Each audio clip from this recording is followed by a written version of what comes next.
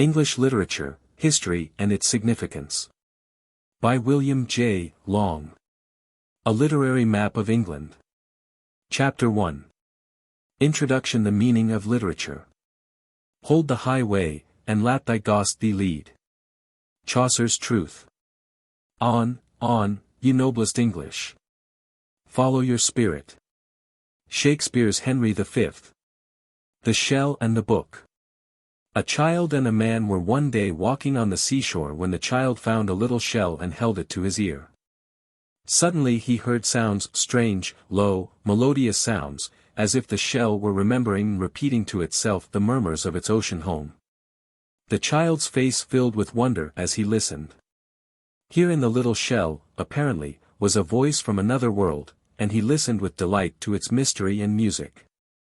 Then came the man, explaining that the child heard nothing strange. That the pearly curves of the shell simply caught a multitude of sounds too faint for human ears, and filled the glimmering hollows with the murmur of innumerable echoes. It was not a new world, but only the unnoticed harmony of the old that had aroused the child's wonder. Some such experience as this awaits us when we begin the study of literature, which has always two aspects, one of simple enjoyment and appreciation, the other of analysis and exact description. Let a little song appeal to the ear, or a noble book to the heart, and for the moment, at least, we discover a new world, a world so different from our own that it seems a place of dreams and magic. To enter and enjoy this new world, to love good books for their own sake, is the chief thing. To analyze and explain them is a less joyous but still an important matter. Behind every book is a man, behind the man is the race. And behind the race are the natural and social environments whose influence is unconsciously reflected. These also we must know, if the book is to speak its whole message. In a word, we have now reached a point where we wish to understand as well as to enjoy literature, and the first step, since exact definition is impossible, is to determine some of its essential qualities. Artistic qualities of literature. The first significant thing is the essentially artistic quality of all literature. All art is the expression of life in forms of truth and beauty. Or rather, it is the reflection of some truth and beauty which are in the world, but which remain unnoticed until brought to our attention by some sensitive human soul. Just as the delicate curves of the shell reflect sounds and harmonies too faint to be otherwise noticed. 100 men may pass a hayfield and see only the sweaty toil and the windrows of dried grass, but here is one who pauses by a Romanian meadow, where girls are making hay and singing as they work.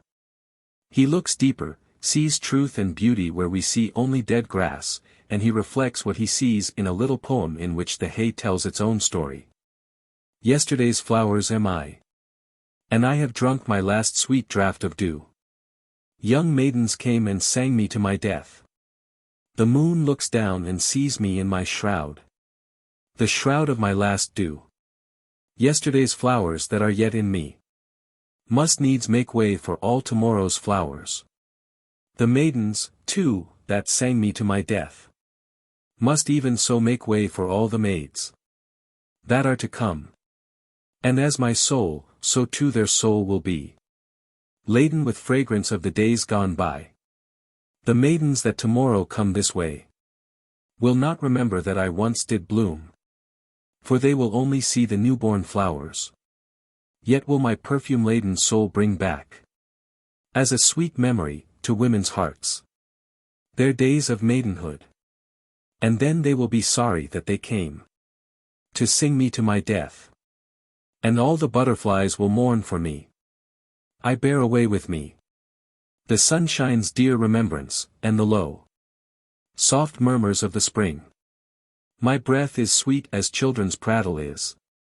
I drank in all the whole earth's fruitfulness, to make of it the fragrance of my soul, that shall outlive my death.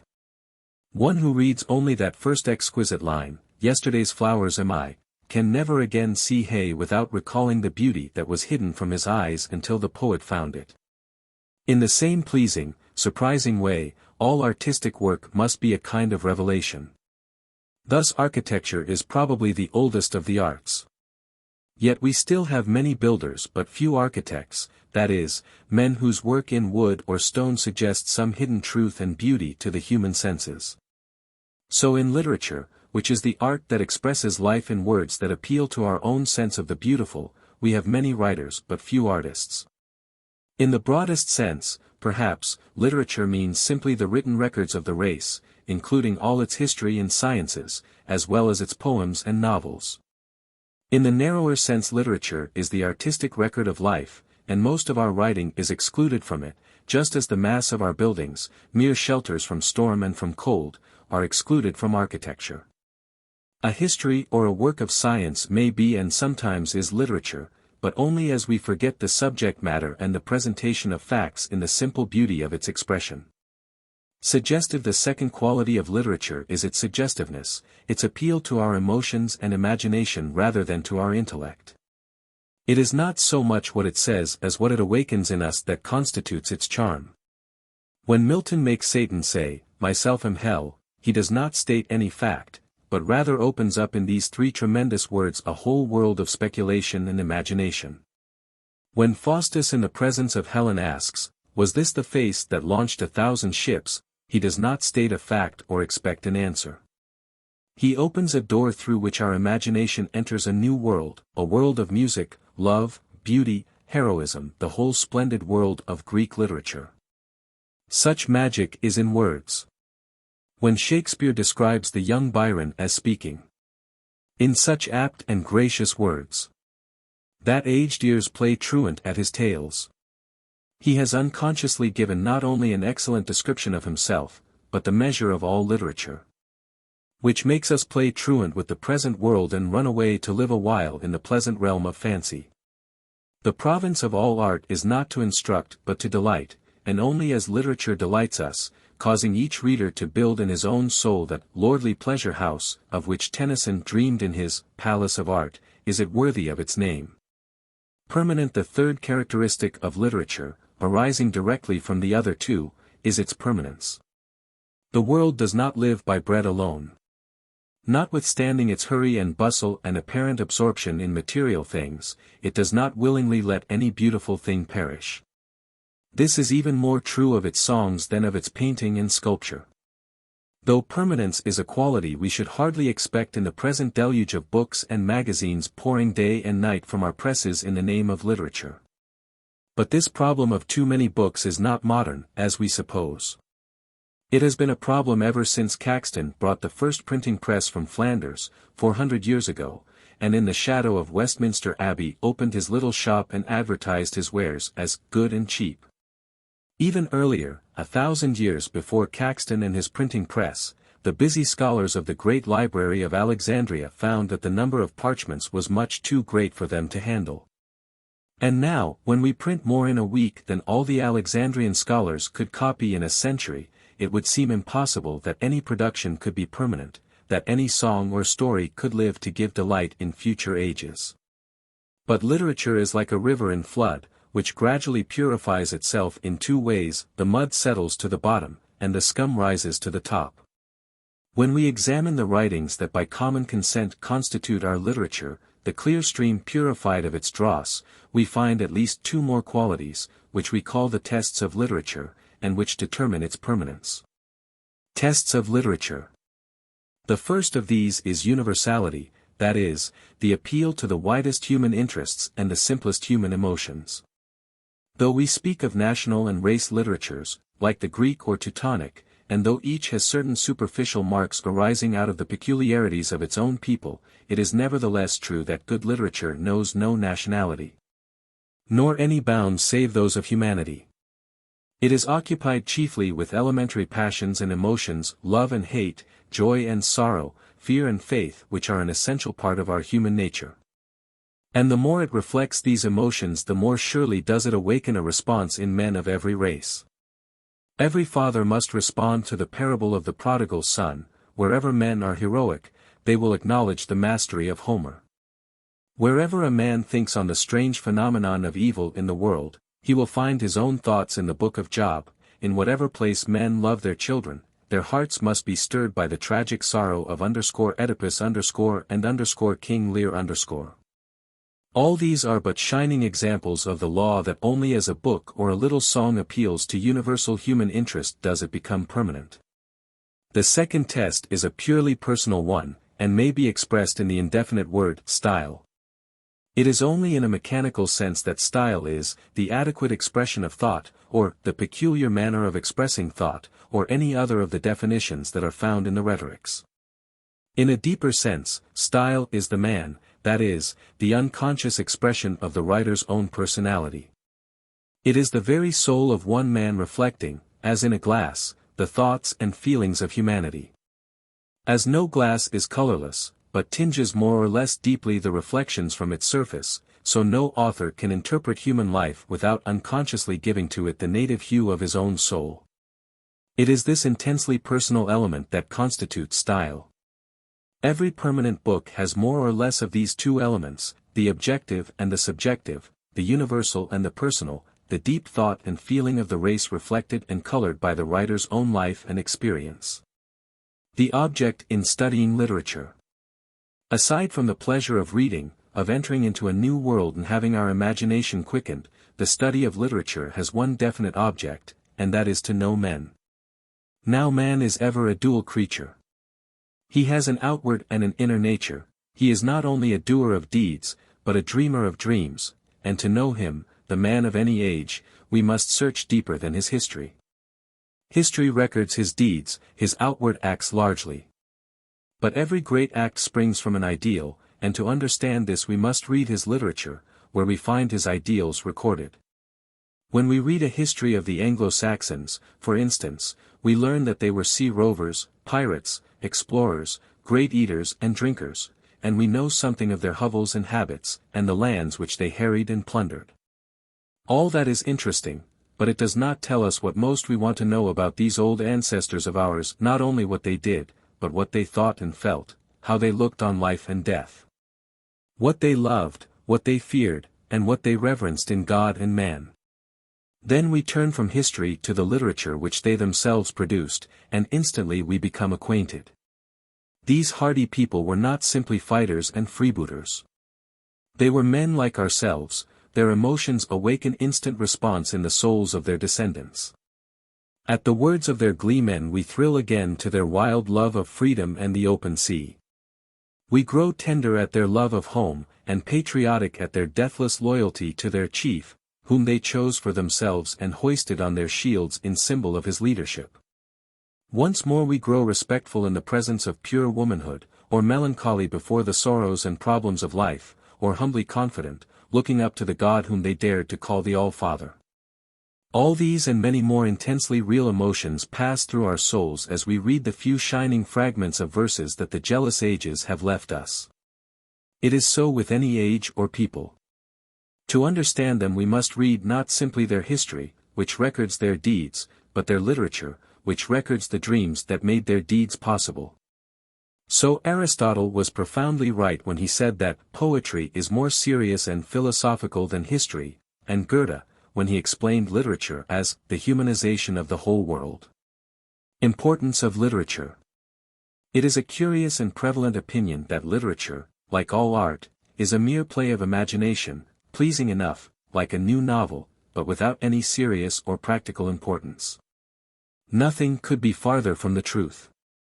Literature preserves the ideals of a people, and ideals love, faith, duty, friendship, freedom, reverence are the part of human life most worthy of preservation. The Greeks were a marvelous people. Yet of all their mighty works we cherish only a few ideals of beauty in perishable stone, and ideals of truth in imperishable prose and poetry. It was simply the ideals of the Greeks and Hebrews and Romans, preserved in their literature, which made them what they were, and which determined their value to future generations. Our democracy, the boast of all English-speaking nations, is a dream. Not the doubtful and sometimes disheartening spectacle presented in our legislative halls, but the lovely and immortal ideal of a free and equal manhood. Preserved as a most precious heritage in every great literature from the Greeks to the Anglo-Saxons. All our arts, our sciences, even our inventions are founded squarely upon ideals, for under every invention is still the dream of Beowulf, that man may overcome the forces of nature. And the foundation of all our sciences and discoveries is the immortal dream that men shall be as gods, knowing good and evil. In a word, our whole civilization, our freedom, our progress, our homes, our religion, rest solidly upon ideals for their foundation. Nothing but an ideal ever endures upon earth. It is therefore impossible to overestimate the practical importance of literature, which preserves these ideals from fathers to sons, while men, cities, governments, civilizations, vanish from the face of the earth. It is only when we remember this that we appreciate the action of the devout Mussulman, who picks up and carefully preserves every scrap of paper on which words are written, because the scrap may perchance contain the name of Allah. And the ideal is too enormously important to be neglected or lost. Summary of the subject. We are now ready, if not to define, at least to understand a little more clearly the object of our present study. Literature is the expression of life in words of truth and beauty.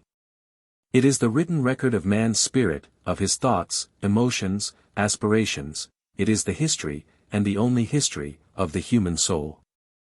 It is characterized by its artistic, its suggestive, its permanent qualities. Its two tests are its universal interest and its personal style. Its object, aside from the delight it gives us, is to know man, that is, the soul of man rather than his actions. And since it preserves to the race the ideals upon which all our civilization is founded, it is one of the most important and delightful subjects that can occupy the human mind. Bibliography. Note: each chapter in this book includes a special bibliography of historical and literary works, selections for reading, chronology, etc., and a general bibliography of texts, helps, and reference books will be found at the end. The following books, which are among the best of their kind, are intended to help the student to a better appreciation of literature and to a better knowledge of literary criticism. General works. Woodbury's Appreciation of Literature, Baker and Taylor Company. Gates's Studies in Appreciation, Macmillan. Bates's Talks on the Study of Literature, Houghton, Mifflin. Worsfold's On the Exercise of Judgment in Literature, Dent. Harrison's The Choice of Books, Macmillan. Ruskin's Sesame and Lilies, Part 1, Matthew Arnold's Essays in Criticism. Essays. Emerson's Books, In Society and Solitude. Dowden's The Interpretation of Literature, in Transcripts and Studies, Kegan Paul and Company, and the Teaching of English Literature, in New Studies in Literature, Houghton, Mifflin. The Study of Literature, Essays by Morley, Nichols, and L. Stephen, edited by A. F. Blaisdell, Willard Small. Criticism.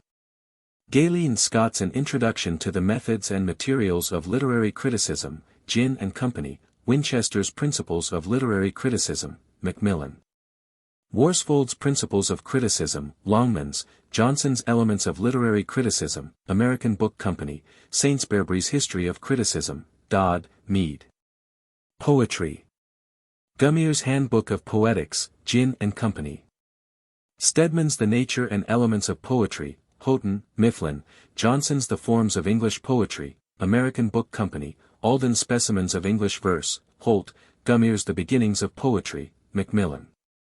Saintsbury's History of English Prosody, Macmillan. The Drama.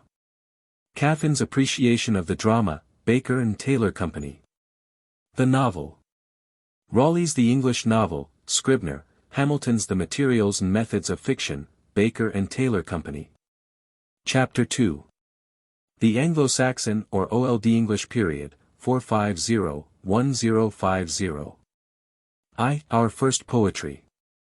Beowulf. Here is the story of Beowulf, the earliest and the greatest epic, or heroic poem, in our literature. It begins with a prologue, which is not an essential part of the story, but which we review gladly for the sake of the splendid poetical conception that produced Scyld, king of the Spear Danes. At a time when the Spear Danes were without a king, a ship came sailing into their harbor. It was filled with treasures and weapons of war, and in the midst of these warlike things was a baby sleeping. No man sailed the ship. It came of itself, bringing the child, whose name was Scyld. Now Scyld grew and became a mighty warrior, and led the Spear Danes for many years, and was their king. When his son Beowulf had become strong and wise enough to rule, then VIII, Fate, who speaks but once to any man, came and stood at hand, and it was time for Scyld to go. This is how they buried him. Then Scyld departed, at word of VIII spoken. The hero to go to the home of the gods. Sadly they bore him to brink of the ocean. Comrades, still heeding his word of command. There rode in the harbor the prince's ship, ready. With prow curving proudly and shining sails set. Shipward they bore him, their hero beloved. The mighty they laid at the foot of the mast.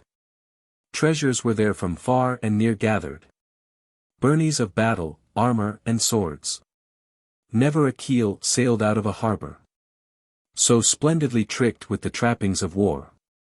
They heaped on his bosom a hoard of bright jewels.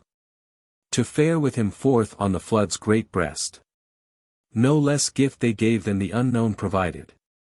When alone, as a child, he came in from the mere. High o'er his head waved a bright golden standard. Now let the waves bear their wealth to the home. Sad-souled they gave back its gift to the ocean. Mournful their mood as he sailed out to sea.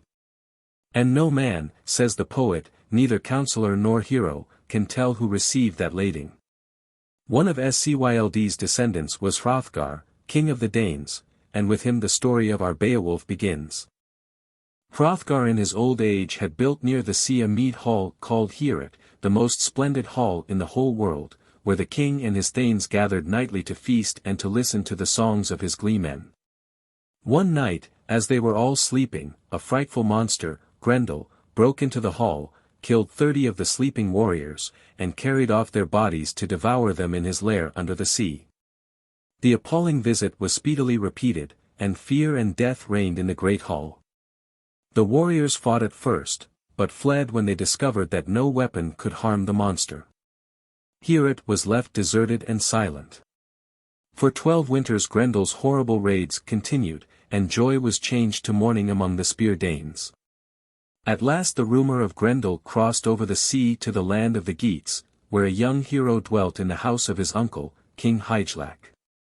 Beowulf was his name, a man of immense strength and courage, and a mighty swimmer who had developed his powers fighting the knickers, whales, walruses and seals, in the icebound northern ocean. When he heard the story, Beowulf was stirred to go and fight the monster and free the Danes, who were his father's friends. With 14 companions he crosses the sea. There is an excellent bit of ocean poetry here, ll. 210 to 224, and we get a vivid idea of the hospitality of a brave people by following the poet's description of Beowulf's meeting with King Hrothgar and Queen Wealhtheow, and of the joy and feasting and storytelling in VIII. The picture of Wealhtheow passing the mead cup to the warriors with her own hand is a noble one, and plainly indicates the reverence paid by these strong men to their wives and mothers. Night comes on. The fear of Grendel is again upon the Danes, and all withdraw after the king has warned Beowulf of the frightful danger of sleeping in the hall. But Beowulf lies down with his warriors, saying proudly that, since weapons will not avail against the monster, he will grapple with him bare-handed and trust to a warrior's strength. Forth from the fens, from the misty moorlands, Grendel came gliding, God's wrath he bore. Came under clouds, until he saw clearly, glittering with gold plates, the mead hall of men. Down fell the door, though fastened with fire bands. Open it sprang at the stroke of his paw. Swollen with rage burst in the balebringer. Flamed in his eyes a fierce light, likest fire. At the sight of men again sleeping in the hall, Grendel laughs in his heart, thinking of his feast. He seizes the nearest sleeper, crushes his bone case with a bite, tears him limb from limb, and swallows him. Then he creeps to the couch of Beowulf and stretches out a claw, only to find it clutched in a grip of steel. A sudden terror strikes the monster's heart. He roars, struggles, tries to jerk his arm free, but Beowulf leaps to his feet and grapples his enemy bare-handed. To and fro they surge. Tables are overturned. Golden benches ripped from their fastenings, the whole building quakes, and only its iron bands keep it from falling to pieces. Beowulf's companions are on their feet now, hacking vainly at the monster with swords and battle-axes, adding their shouts to the crashing of furniture and the howling war song of Grendel. Outside in the town the Danes stand shivering at the uproar. Slowly the monster struggles to the door, dragging Beowulf, whose fingers crack with the strain, but who never relaxes his first grip. Suddenly a wide wound opens in the monster's side.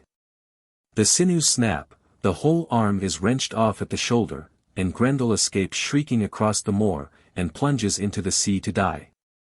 Beowulf first exults in his night's work. Then he hangs the huge arm with its terrible claws from a crossbeam over the king's seat, as one would hang up a bear's skin after a hunt. At daylight came the Danes. And all day long, in the intervals of singing, storytelling, speech-making, and gift-giving, they return to wonder at the mighty grip of Grendel and to rejoice in Beowulf's victory. When night falls a great feast is spread in Heorot, and the Danes sleep once more in the great hall. At midnight comes another monster, a horrible, half-human creature, mother of Grendel, raging to avenge her offspring. She thunders at the door. The Danes leap up and grasp their weapons, but the monster enters, seizes Aschir, who is friend and advisor of the king, and rushes away with him over the fens. The old scenes of sorrow are reviewed in the morning. But Beowulf says simply, "Sorrow not, wise man. It is better for each that his friend he avenge than that he mourn much. Each of us shall the end await. Of worldly life, let him who may gain honor ere death. That is for a warrior. When he is dead, afterwards best. Arise, kingdom's guardian. Let us quickly go to view the track of Grendel's kinsman. I promise it thee, he will not escape. Nor in earth's bosom, nor in mountain wood, nor in ocean's depths, go where he will." Then he girds himself for the new fight and follows the track of the second enemy across the fens. Here is Hrothgar's description of the place where live the monsters, spirits of elsewhere, as he calls them. They inhabit the dim land that gives shelter to the wolf, the windy headlands, perilous fen paths, where, under mountain mist, the stream flows down and floods the ground. Not far hence, but a mile, the mere stands, over which hang death-chill groves. A wood fast-rooted overshades the flood. There every night a ghastly miracle is seen, fire in the water. No man knows, not the most wise, the bottom of that mere. The firm-horned heath-stalker, the hart, when pressed, wearied by hounds, and hunted from afar, will rather die of thirst upon its bank than bend his head to it. It is unholy. Dark to the clouds its yeasty waves mount up, when wind stirs hateful tempest, till the air grows dreary, and the heavens pour down tears. Beowulf plunges into the horrible place, while his companions wait for him on the shore. For a long time he sinks through the flood, then, as he reaches bottom, Grendel's mother rushes out upon him and drags him into a cave, where sea monsters swarm at him from behind and gnash his armor with their tusks. The edge of his sword is turned with the mighty blow he deals the mere with, but it harms not the monster. Casting the weapon aside, he grips her and tries to hurl her down, while her claws and teeth clash upon his corslet but cannot penetrate the steel rings. She throws her bulk upon him, crushes him down, draws a short sword and plunges it at him. But again his splendid byrnie saves him. He is wearied now, and oppressed. Suddenly, as his eye sweeps the cave, he catches sight of a magic sword, made by the giants long ago, too heavy for warriors to wield. Struggling up he seizes the weapon, whirls it and brings down a crashing blow upon the monster's neck. It smashes through the ring bones, the merewif falls, and the fight is won. The cave is full of treasures. But Beowulf heeds them not, for near him lies Grendel, dead from the wound received the previous night. Again Beowulf swings the great sword and strikes off his enemy's head. And lo, as the venomous blood touches the sword blade, the steel melts like ice before the fire, and only the hilt is left in Beowulf's hand. Taking the hilt and the head, the hero enters the ocean and mounts up to the shore. Only his own faithful band were waiting there, for the Danes, seeing the ocean bubble with fresh blood, thought it was all over with the hero and had gone home. And there they were, mourning in Heorot, when Beowulf returned with the monstrous head of Grendel carried on a spear shaft by 4 of his stoutest followers. In the last part of the poem there is another great fight. Beowulf is now an old man. He has reigned for 50 years, beloved by all his people. He has overcome every enemy but one, a fire dragon keeping watch over an enormous treasure hidden among the mountains. One day a wanderer stumbles upon the enchanted cave and, entering, takes a jeweled cup while the fire drake sleeps heavily. That same night the dragon, in a frightful rage, belching forth fire and smoke, rushes down upon the nearest villages, leaving a trail of death and terror behind him. Again Beowulf goes forth to champion his people. As he approaches the dragon's cave, he has a presentiment that death lurks within. Sat on the headland there the warrior king. Farewell, he said to hearth companions true. The gold friend of the Geats, his mind was sad. Death ready, restless. And Wird was drawing nigh. Who now must meet and touch the aged man. To seek the treasure that his soul had saved. And separate his body from his life. There is a flash of illumination, like that which comes to a dying man, in which his mind runs back over his long life and sees something of profound meaning in the elemental sorrow moving side by side with magnificent courage. Then follows the fight with the fire drake, in which Beowulf, wrapped in fire and smoke, is helped by the heroism of Wiglaf, one of his companions.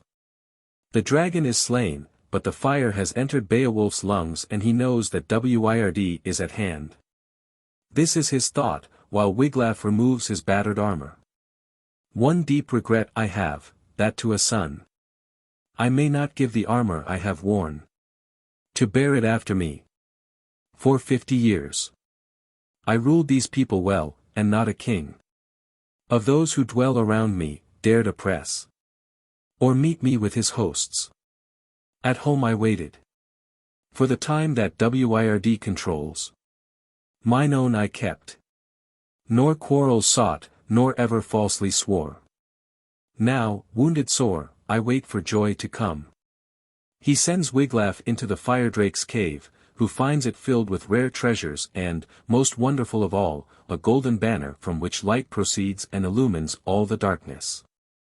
But Wiglaf cares little for the treasures, his mind is full of his dying chief. He fills his hands with costly ornaments and hurries to throw them at his hero's feet. The old man looks with sorrow at the gold, thanks the Lord of all that by death he has gained more riches for his people, and tells his faithful thane how his body shall be burned on the whale ness or headland. My life is well paid for this hoard. And now, care for the people's needs. I may no more be with them. Bid the warriors raise a barrow. After the burning, on the ness by the sea. On Ronsness, which shall rise high and be for a remembrance to my people. Seafarers, who from afar over the mists of waters drive foamy keels may call it Beowulf's mount. Hereafter. Then the hero from his neck put off a golden collar, to his thane. To the young warrior, gave it with his helm, armlet and corslet. Bade him use them well. Thou art the last Wagemunding of our race. For fate has swept my kinsmen all away. Earls in their strength are to their maker gone. And I must follow them. Beowulf was still living when Wiglaf sent a messenger hurriedly to his people. When they came they found him dead, and the huge dragon dead on the sand beside him. Then the Goths' people reared a mighty pile, with shields and armor hung, as he had asked.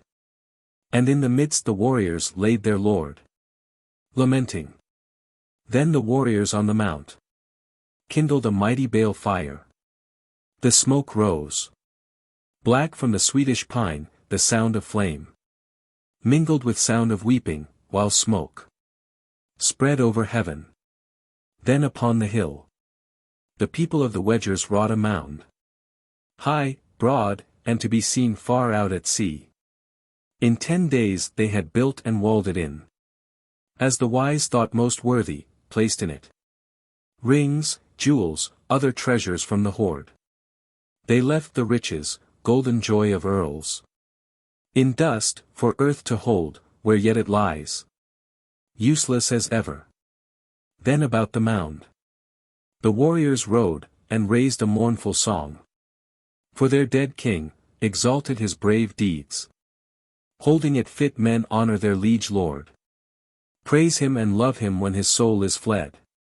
Thus the Geats, people, sharers of his hearth, mourned their chief's fall, praised him, of kings, of men, the mildest and the kindest, and to all his people gentlest, yearning for their praise. One is tempted to linger over the details of the magnificent ending, the unselfish heroism of Beowulf, the great prototype of King Alfred. The generous grief of his people, ignoring gold and jewels in the thought of the greater treasure they had lost. The memorial mound on the low cliff, which would cause every returning mariner to steer a straight course to harbor in the remembrance of his dead hero, and the pure poetry which marks every noble line. But the epic is great enough and simple enough to speak for itself. Search the literatures of the world, and you will find no other such picture of a brave man's death. History and meaning of Beowulf. Concerning the history of Beowulf a whole library has been written, and scholars still differ too radically for us to express a positive judgment. This much, however, is clear, that there existed, at the time the poem was composed, various northern legends of Beowa, a half-divine hero, and the monster Grendel. The latter has been interpreted in various ways, sometimes as a bear, and again as the malaria of the marshlands. For those interested in symbols, the simplest interpretation of these myths is to regard Beowulf's successive fights with the 3 dragons as the overcoming, first, of the overwhelming danger of the sea, which was beaten back by the dikes. Second, the conquering of the sea itself, when men learned to sail upon it, and third, the conflict with the hostile forces of nature, which are overcome at last by man's indomitable will and perseverance. All this is purely mythical. But there are historical incidents to reckon with. About the year 520 a certain northern chief, called by the chronicler Chocolaicus, who is generally identified with the Hygelac of the epic, led a huge plundering expedition up the Rhine. After a succession of battles he was overcome by the Franks, and now we enter a legendary region once more. Not until a gigantic nephew of Hygelac had performed heroic feats of valor, and had saved the remnants of the host by a marvelous feat of swimming. The majority of scholars now hold that these historical events and personages were celebrated in the epic. But some still assert that the events which gave a foundation for Beowulf occurred wholly on English soil, where the poem itself was undoubtedly written. Poetical form. The rhythm of Beowulf and indeed of all our earliest poetry depended upon accent and alliteration, that is, the beginning of 2 or more words in the same line with the same sound or letter. The lines were made up of 2 short halves, separated by a pause. No rhyme was used, but a musical effect was produced by giving each half-line 2 strongly accented syllables. Each full line, therefore, had 4 accents, 3 of which, i.e., 2 in the first half, and 1 in the second, usually began with the same sound or letter. The musical effect was heightened by the harp with which the gleeman accompanied his singing. The poetical form will be seen clearly in the following selection from the wonderfully realistic description of the fens haunted by Grendel. It will need only 1 or 2 readings aloud to show that many of these strange-looking words are practically the same as those we still use, though many of the vowel sounds were pronounced differently by our ancestors. High Digel London.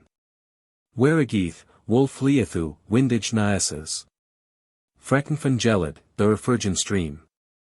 Under Nyasa Genepu Nither Duateth. Flawed under Folden.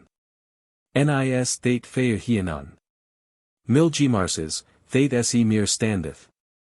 Ofer Thame Hongieth Hrinda Bear was. They, a darksome land.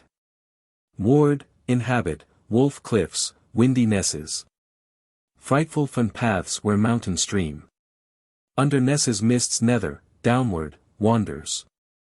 A flood under earth. It is not far hence. By mile measure, that the mere stands.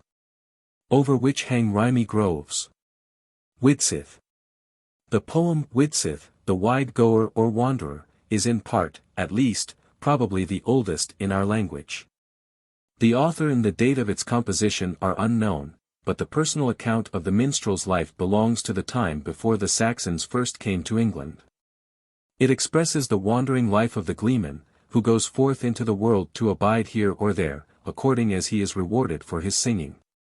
From the numerous references to rings and rewards, and from the praise given to generous givers, it would seem that literature as a paying profession began very early in our history.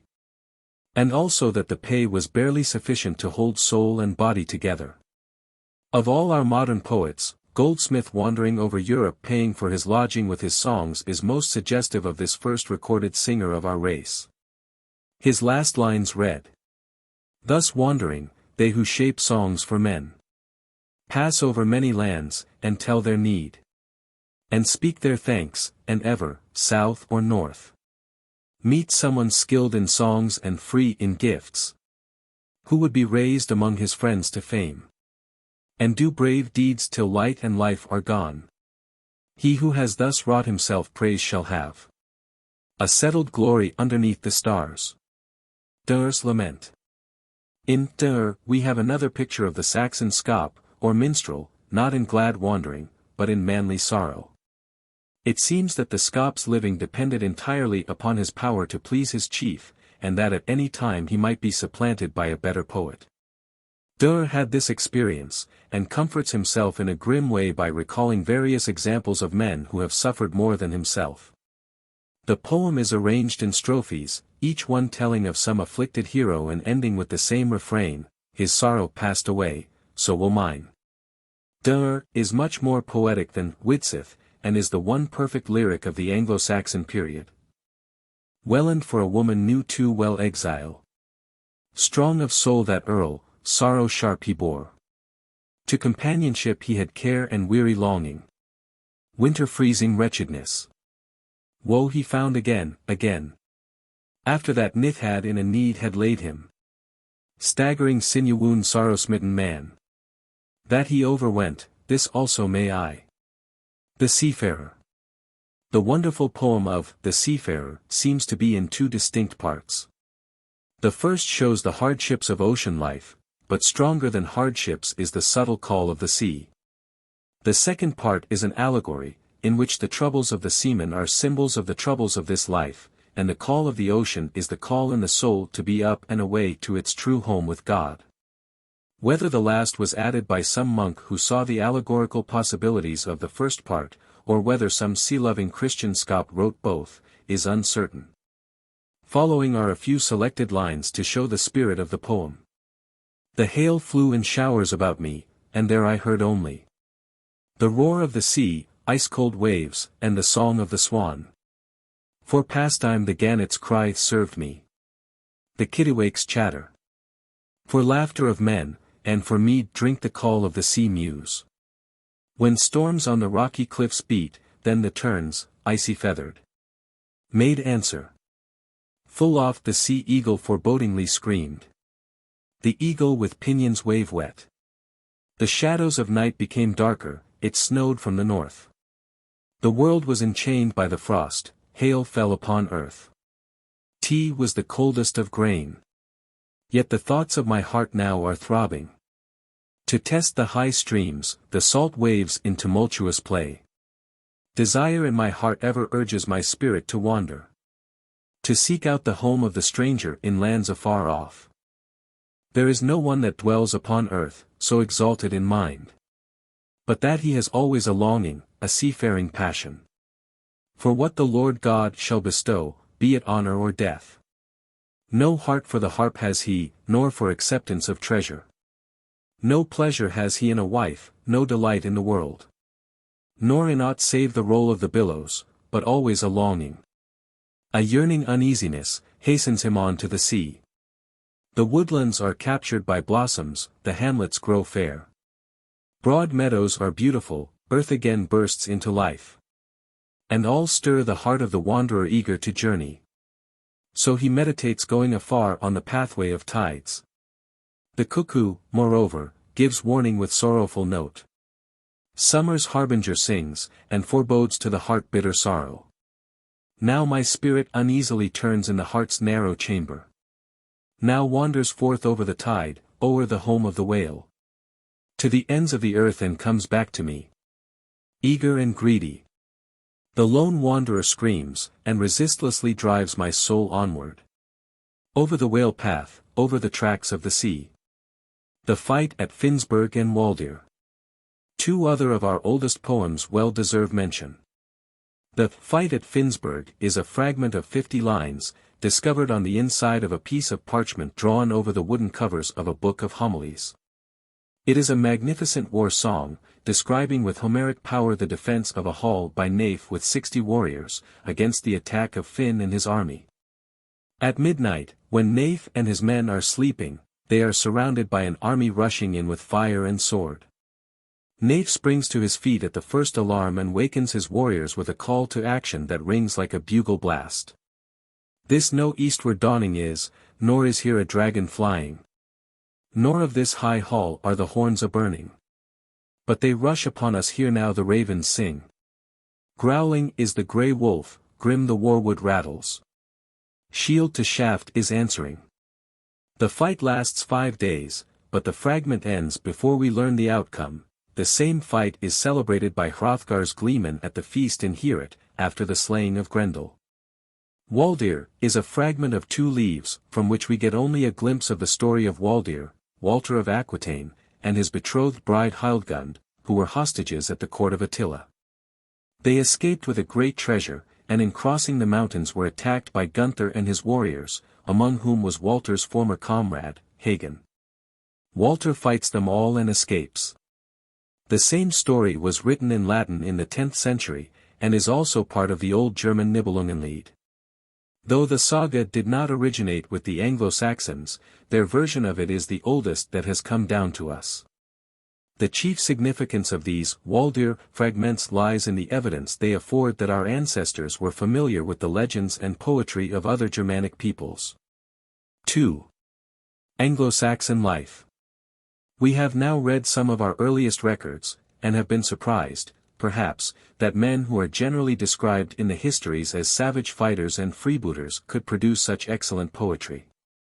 It is the object of the study of all literature to make us better acquainted with men, not simply with their deeds, which is the function of history, but with the dreams and ideals which underlie all their actions. So a reading of this early Anglo-Saxon poetry not only makes us acquainted, but also leads to a profound respect for the men who were our ancestors. Before we study more of their literature, it is well to glance briefly at their life and language. The name Anglo-Saxon denotes 2 of the 3 Germanic tribes, Jutes, Angles, and Saxons, who in the middle of the 5th century left their homes on the shores of the North Sea and the Baltic to conquer and colonize distant Britain. Angeln was the home of one tribe, and the name still clings to the spot whence some of our forefathers sailed on their momentous voyage. The Old Saxon word ungul or ongul means a hook, and the English verb angle is used invariably by Walton and older writers in the sense of fishing. We may still think, therefore, of the first Angles as hook men, possibly because of their fishing, more probably because the shore where they lived, at the foot of the peninsula of Jutland, was bent in the shape of a fishhook. The name Saxon from Seax, sax, a short sword, means the swordman, and from the name we may judge something of the temper of the hardy fighters who preceded the Angles into Britain. The Angles were the most numerous of the conquering tribes, and from them the new home was called Angleland. By gradual changes this became first England and then England. More than 500 years after the landing of these tribes, and while they called themselves Englishmen, we find the Latin writers of the Middle Ages speaking of the inhabitants of Britain as Anglo-Saxons, that is, Saxons of England, to distinguish them from the Saxons of the continent. In the Latin charters of King Alfred the same name appears, but it is never seen or heard in his native speech. There he always speaks of his beloved England and of his brave Englisk people. In the 16th century, when the old name of Englishman clung to the new people resulting from the union of Saxon and Norman, the name Anglo-Saxon was first used in the national sense by the scholar Camden in his History of Britain. And since then it has been in general use among English writers. In recent years the name has gained a wider significance, until it is now used to denote a spirit rather than a nation, the brave, vigorous, enlarging spirit that characterizes the English-speaking races everywhere. And that has already put a broad belt of English law and English liberty around the whole world. The life. If the literature of a people springs directly out of its life, then the stern, barbarous life of our Saxon forefathers would seem, at first glance, to promise little of good literature. Outwardly their life was a constant hardship, a perpetual struggle against savage nature and savage men. Behind them were gloomy forests inhabited by wild beasts and still wilder men, and peopled in their imagination with dragons and evil shapes. In front of them, thundering at the very dikes for entrance, was the treacherous North Sea, with its fogs and storms and ice, but with that indefinable call of the deep that all men hear who live long beneath its influence.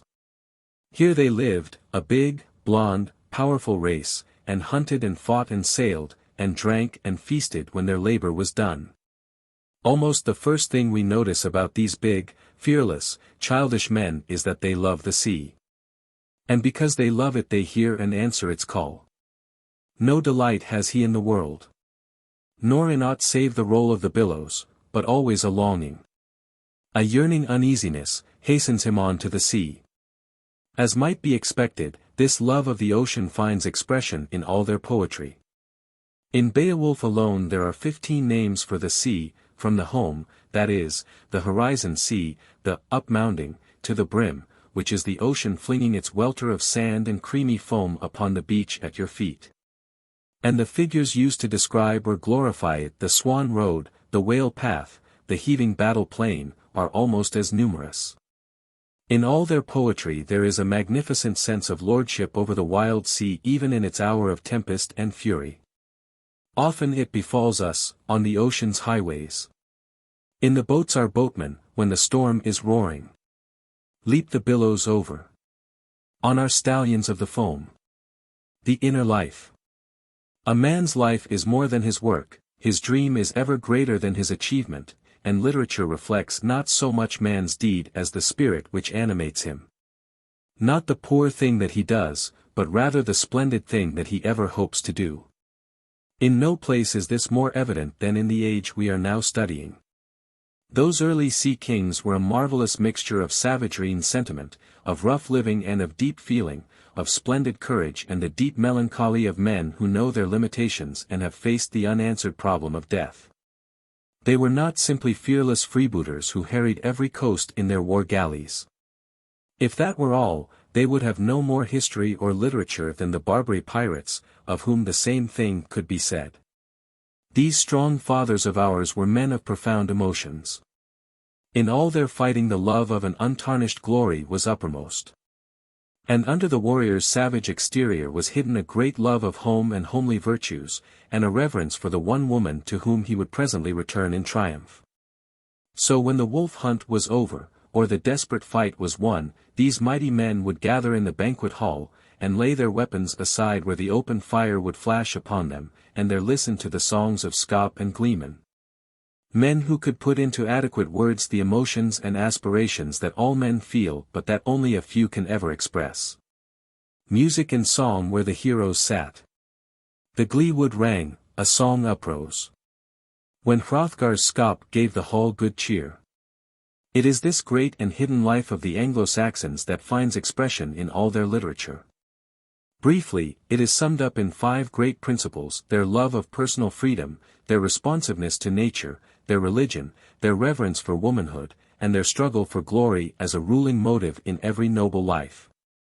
Springs of Anglo-Saxon poetry. In reading Anglo-Saxon poetry it is well to remember these 5 principles, for they are like the little springs at the head of a great river, clear, pure springs of poetry. And out of them the best of our literature has always flowed. Thus when we read, "Blast of the tempest it aids our oars. Rolling of thunder it hurts us not. Rush of the hurricane bending its neck. To speed us whither our wills are bent. We realized that these sea rovers had the spirit of kinship with the mighty life of nature, and kinship with nature invariably expresses itself in poetry. Again, when we read, "Now hath the man o'ercome his troubles. No pleasure does he lack. Nor steeds, nor jewels, nor the joys of mead. Nor any treasure that the earth can give. O royal woman, if he have but thee." We know we are dealing with an essentially noble man, not a savage. We are face to face with that profound reverence for womanhood which inspires the greater part of all good poetry, and we begin to honor as well as understand our ancestors. So in the matter of glory or honor. It was, apparently, not the love of fighting, but rather the love of honor resulting from fighting well, which animated our forefathers in every campaign. He was a man deserving of remembrance, was the highest thing that could be said of a dead warrior, and, he is a man deserving of praise, was the highest tribute to the living. The whole secret of Beowulf's mighty life is summed up in the last line, ever yearning for his people's praise. So every tribe had its skop, or poet, more important than any warrior, who put the deeds of its heroes into the expressive words that constitute literature. And every banquet hall had its gleeman, who sang the skop's poetry in order that the deed and the man might be remembered. Oriental peoples built monuments to perpetuate the memory of their dead. But our ancestors made poems, which should live and stir men's souls long after monuments of brick and stone had crumbled away. It is to this intense love of glory and the desire to be remembered that we are indebted for Anglo-Saxon literature. Our first speech. Our first recorded speech begins with the songs of Widsith and Dur, which the Anglo-Saxons may have brought with them when they first conquered Britain. At first glance these songs in their native dress look strange as a foreign tongue, but when we examine them carefully we find many words that have been familiar since childhood. We have seen this in Beowulf. But in prose the resemblance of this old speech to our own is even more striking. Here, for instance, is a fragment of the simple story of the conquest of Britain by our Anglo-Saxon ancestors. Her hengist and esk his sunnig afuten with Britas, on there sto thee is Jequiten Crekenford, and though Opslagan Fierth is Endawera. And the Britas the Forleton sent London, and mid Michaelm edge Flugan to London Byrick. At this time Hengist and Esk, his son, fought against the Britons at the place which is called Crayford and there slew 4,000 men. And then the Britons forsook Kentland, and with much fear fled to London town. Stonehenge, on Salisbury Plain probably the ruins of a temple of the native Britons. The reader who utters these words aloud a few times will speedily recognize his own tongue. Not simply in the words but also in the whole structure of the sentences. From such records we see that our speech is Teutonic in its origin, and when we examine any Teutonic language we learn that it is only a branch of the great Aryan or Indo-European family of languages. In life and language, therefore, we are related first to the Teutonic races, and through them to all the nations of this Indo-European family, which, starting with enormous vigor from their original home, probably in Central Europe, spread southward and westward, driving out the native tribes and slowly developing the mighty civilizations of India, Persia, Greece, Rome, and the wilder but more vigorous life of the Celts and Teutons. In all these languages Sanskrit, Iranian, Greek, Latin, Celtic, Teutonic we recognize the same root words for father and mother, for God and man, for the common needs and the common relations of life. And since words are windows through which we see the soul of this old people, we find certain ideals of love, home, faith, heroism, liberty, which seem to have been the very life of our forefathers, and which were inherited by them from their old heroic and conquering ancestors. It was on the borders of the North Sea that our fathers halted for unnumbered centuries on their westward journey, and slowly developed the national life and language which we now call Anglo-Saxon. Dual character of our language, it is this old vigorous Anglo-Saxon language which forms the basis of our modern English. If we read a paragraph from any good English book, and then analyze it, as we would a flower, to see what it contains, we find two distinct classes of words. The first class, containing simple words expressing the common things of life, makes up the strong framework of our language. These words are like the stem and bare branches of a mighty oak, and if we look them up in the dictionary we find that almost invariably they come to us from our Anglo-Saxon ancestors. The second and larger class of words is made up of those that give grace, variety, ornament, to our speech. They are like the leaves and blossoms of the same tree, and when we examine their history we find that they come to us from the Celts, Romans, Normans, and other peoples with whom we have been in contact in the long years of our development. The most prominent characteristic of our present language, therefore, is its dual character. Its best qualities, strength, simplicity, directness, come from Anglo-Saxon sources. Its enormous added wealth of expression, its comprehensiveness, its plastic adaptability to new conditions and ideas, are largely the result of additions from other languages. And especially of its gradual absorption of the French language after the Norman conquest. It is this dual character, this combination of native and foreign, of innate and exotic elements, which accounts for the wealth of our English language and literature. To see it in concrete form, we should read in succession Beowulf and Paradise Lost, the two great epics which show the root and the flower of our literary development. 3. Christian writers of the Anglo-Saxon period. The literature of this period falls naturally into two divisions, pagan and Christian. The former represents the poetry which the Anglo-Saxons probably brought with them in the form of oral sagas, the crude material out of which literature was slowly developed on English soil. The latter represents the writings developed under teaching of the monks, after the old pagan religion had vanished, but while it still retained its hold on the life and language of the people. In reading our earliest poetry it is well to remember that all of it was copied by the monks, and seems to have been more or less altered to give it a religious coloring. The coming of Christianity meant not simply a new life and leader for England. It meant also the wealth of a new language. The scop is now replaced by the literary monk. And that monk, though he lives among common people and speaks with the English tongue, has behind him all the culture and literary resources of the Latin language. The effect is seen instantly in our early prose and poetry. Northumbrian literature. In general, two great schools of Christian influence came into England, and speedily put an end to the frightful wars that had waged continually among the various petty kingdoms of the Anglo-Saxons. The first of these, under the leadership of Augustine, came from Rome.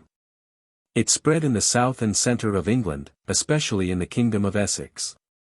It founded schools and partially educated the rough people, but it produced no lasting literature. The other, under the leadership of the saintly Aidan, came from Ireland, which country had been for centuries a centre of religion and education for all Western Europe. The monks of this school laboured chiefly in Northumbria, and to their influence we owe all that is best in Anglo-Saxon literature. It is called the Northumbrian school. Its centre was the monasteries and abbeys, such as Jarrow and Whitby, and its three greatest names are Bede, Cadman, and Kinewulf. Bede, 673 to 735. The Venerable Bede, as he is generally called, our first great scholar and the father of our English learning, wrote almost exclusively in Latin, his last work, the translation of the Gospel of John into Anglo-Saxon, having been unfortunately lost. Much to our regret, therefore, his books and the story of his gentle, heroic life must be excluded from this history of our literature. His works, over 40 in number, covered the whole field of human knowledge in his day, and were so admirably written that they were widely copied as textbooks, or rather manuscripts, in nearly all the monastery schools of Europe. The first history of England, the work most important to us, is the ecclesiastical history of the English people. It is a fascinating history to read even now, with its curious combination of accurate scholarship and immense credulity. In all strictly historical matters Bede is a model. Every known authority on the subject, from Pliny to Gildas, was carefully considered. Every learned pilgrim to Rome was commissioned by Bede to ransack the archives and to make copies of papal decrees and royal letters. And to these were added the testimony of abbots who could speak from personal knowledge of events or repeat the traditions of their several monasteries. Ruins at Whitby. Side by side with this historical exactness are marvelous stories of saints and missionaries. It was an age of credulity, and miracles were in men's minds continually. The men of whom he wrote lived lives more wonderful than any romance, and their courage and gentleness made a tremendous impression on the rough, warlike people to whom they came with open hands and hearts. It is the natural way of all primitive peoples to magnify the works of their heroes, and so deeds of heroism and kindness, which were part of the daily life of the Irish missionaries, were soon transformed into the miracles of the saints. Bede believed these things, as all other men did, and records them with charming simplicity, just as he received them from bishop or abbot. Notwithstanding its errors, we owe to this work nearly all our knowledge of the 8 centuries of our history following the landing of Caesar in Britain. Ctmon, 7th century. Now must we hymn the Master of Heaven. The might of the Maker, the deeds of the Father. The thought of his heart. He, Lord everlasting. Established of old the source of all wonders. Creator all holy, he hung the bright heaven. A roof high upreared, o'er the children of men. The King of mankind then created for mortals. The world and its beauty, the earth spread beneath them. He, Lord everlasting, omnipotent God. If Beowulf and the fragments of our earliest poetry were brought into England, then the hymn given above is the first verse of all native English song that has come down to us. And Cædmon is the first poet to whom we can give a definite name and date. The words were written about 665 AD and are found copied at the end of a manuscript of Bede's ecclesiastical history. Life of Cædmon. What little we know of Cædmon, the Anglo-Saxon Milton, as he is properly called, is taken from Bede's account of the Abbess Hilda and of her monastery at Whitby. Here is a free and condensed translation of Bede's story. There was, in the monastery of the Abbess Hilda, a brother distinguished by the grace of God, for that he could make poems treating of goodness and religion. Whatever was translated to him, for he could not read, of sacred scripture he shortly reproduced in poetic form of great sweetness and beauty. None of all the English poets could equal him, for he learned not the art of song from men, nor sang by the arts of men. Rather did he receive all his poetry as a free gift from God, and for this reason he did never compose poetry of a vain or worldly kind. Until of mature age he lived as a layman and had never learned any poetry. Indeed, so ignorant of singing was he that sometimes, at a feast, where it was the custom that for the pleasure of all each guest should sing in turn, he would rise from the table when he saw the harp coming to him and go home ashamed. Now it happened once that he did this thing at a certain festivity, and went out to the stall to care for the horses, this duty being assigned to him for that night. As he slept at the usual time, one stood by him saying, "Cædmon, sing me something." "I cannot sing," he answered, "and that is why I came hither from the feast." But he who spake unto him said again, "Cædmon, sing to me." And he said, "What shall I sing?" And he said, "Sing the beginning of created things." Thereupon Cædmon began to sing verses that he had never heard before, of this import: "Now should we praise the power and wisdom of the Creator, the works of the Father." This is the sense but not the form of the hymn that he sang while sleeping. When he awakened, Cædmon remembered the words of the hymn and added to them many more. In the morning he went to the steward of the monastery lands and showed him the gift he had received in sleep. The steward brought him to Hilda, who made him repeat to the monks the hymn he had composed, and all agreed that the grace of God was upon Cædmon. To test him they expounded to him a bit of scripture from the Latin and bade him, if he could, to turn it into poetry. He went away humbly and returned in the morning with an excellent poem. Thereupon Hilda received him and his family into the monastery, made him one of the brethren, and commanded that the whole course of Bible history be expounded to him. He in turn, reflecting upon what he had heard, transformed it into most delightful poetry, and by echoing it back to the monks in more melodious sounds made his teachers his listeners. In all this his aim was to turn men from wickedness and to help them to the love and practice of well-doing. Then follows a brief record of Cædmon's life and an exquisite picture of his death amidst the brethren. "And so it came to pass," says the simple record, that as he served God while living in purity of mind and serenity of spirit, so by a peaceful death he left the world and went to look upon his face. Caedmon's works. The greatest work attributed to Caedmon is the so-called paraphrase. It is the story of Genesis, Exodus, and a part of Daniel, told in glowing, poetic language, with a power of insight and imagination which often raises it from paraphrase into the realm of true poetry. Though we have Bede's assurance that Caedmon transformed the whole course of Bible history into most delightful poetry, no work known certainly to have been composed by him has come down to us. In the 17th century this Anglo-Saxon paraphrase was discovered and attributed to Caedmon, and his name is still associated with it, though it is now almost certain that the paraphrase is the work of more than one writer. Aside from the doubtful question of authorship, even a casual reading of the poem brings us into the presence of a poet rude indeed, but with a genius strongly suggestive at times of the matchless Milton. The book opens with a hymn of praise, and then tells of the fall of Satan and his rebel angels from heaven, which is familiar to us in Milton's Paradise Lost. Then follows the creation of the world, and the paraphrase begins to thrill with the old Anglo-Saxon love of nature. Hear first the eternal Father, guard of all. Of heaven and earth, raised up the firmament. The Almighty Lord set firm by his strong power. This roomy land, grass greened not yet the plain. Ocean far spread hid the wan ways in gloom. Then was the Spirit gloriously bright. Of heaven's keeper borne over the deep. Swiftly. The life-giver, the angels' Lord. Over the ample ground bade come forth light. Quickly the high king's bidding was obeyed. Over the waste there shone light's holy ray. Then parted he, Lord of triumphant might. Shadow from shining, darkness from the light. Light, by the word of God, was first named day. After recounting the story of Paradise, the fall, and the deluge, the paraphrase is continued in the Exodus, of which the poet makes a noble epic, rushing on with the sweep of a Saxon army to battle. A single selection is given here to show how the poet adapted the story to his hearers. Then they saw. Forth and forward faring, Pharaoh's war array. Gliding on, a grove of spears, glittering the hosts. Fluttered there the banners, there the folk the march trod. Onward surged the war, strode the spears along. Blickered the broad shields, blew aloud the trumpets. Wheeling round in gyres, yelled the fowls of war.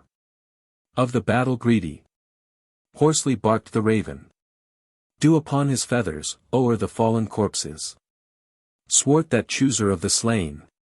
Sang aloud the wolves. At eve their horrid song, hoping for the carrion. Besides the paraphrase we have a few fragments of the same general character which are attributed to the school of Caedmon. The longest of these is Judith, in which the story of an apocryphal book of the Old Testament is done into vigorous poetry. Holofernes is represented as a savage and cruel Viking, reveling in his mead hall. And when the heroic Judith cuts off his head with his own sword and throws it down before the warriors of her people, rousing them to battle and victory, we reach perhaps the most dramatic and brilliant point of Anglo-Saxon literature. Cynewulf, 8th century.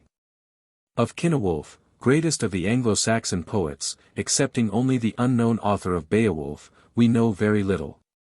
Indeed, it was not till 1840, more than 1,000 years after his death, that even his name became known.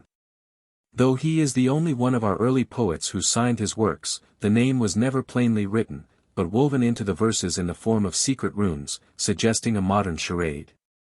But more difficult of interpretation until one has found the key to the poet's signature. Works of Cynewulf. The only signed poems of Cynewulf are the Christ, Juliana, the Fates of the Apostles, and Elene. Unsigned poems attributed to him or his school are Andreas, the Phoenix, the Dream of the Rood, the Descent into Hell, Guthlac, the Wanderer, and some of the riddles. The last are simply literary conundrums in which some well-known object, like the bow or drinking horn, is described in poetic language, and the hearer must guess the name.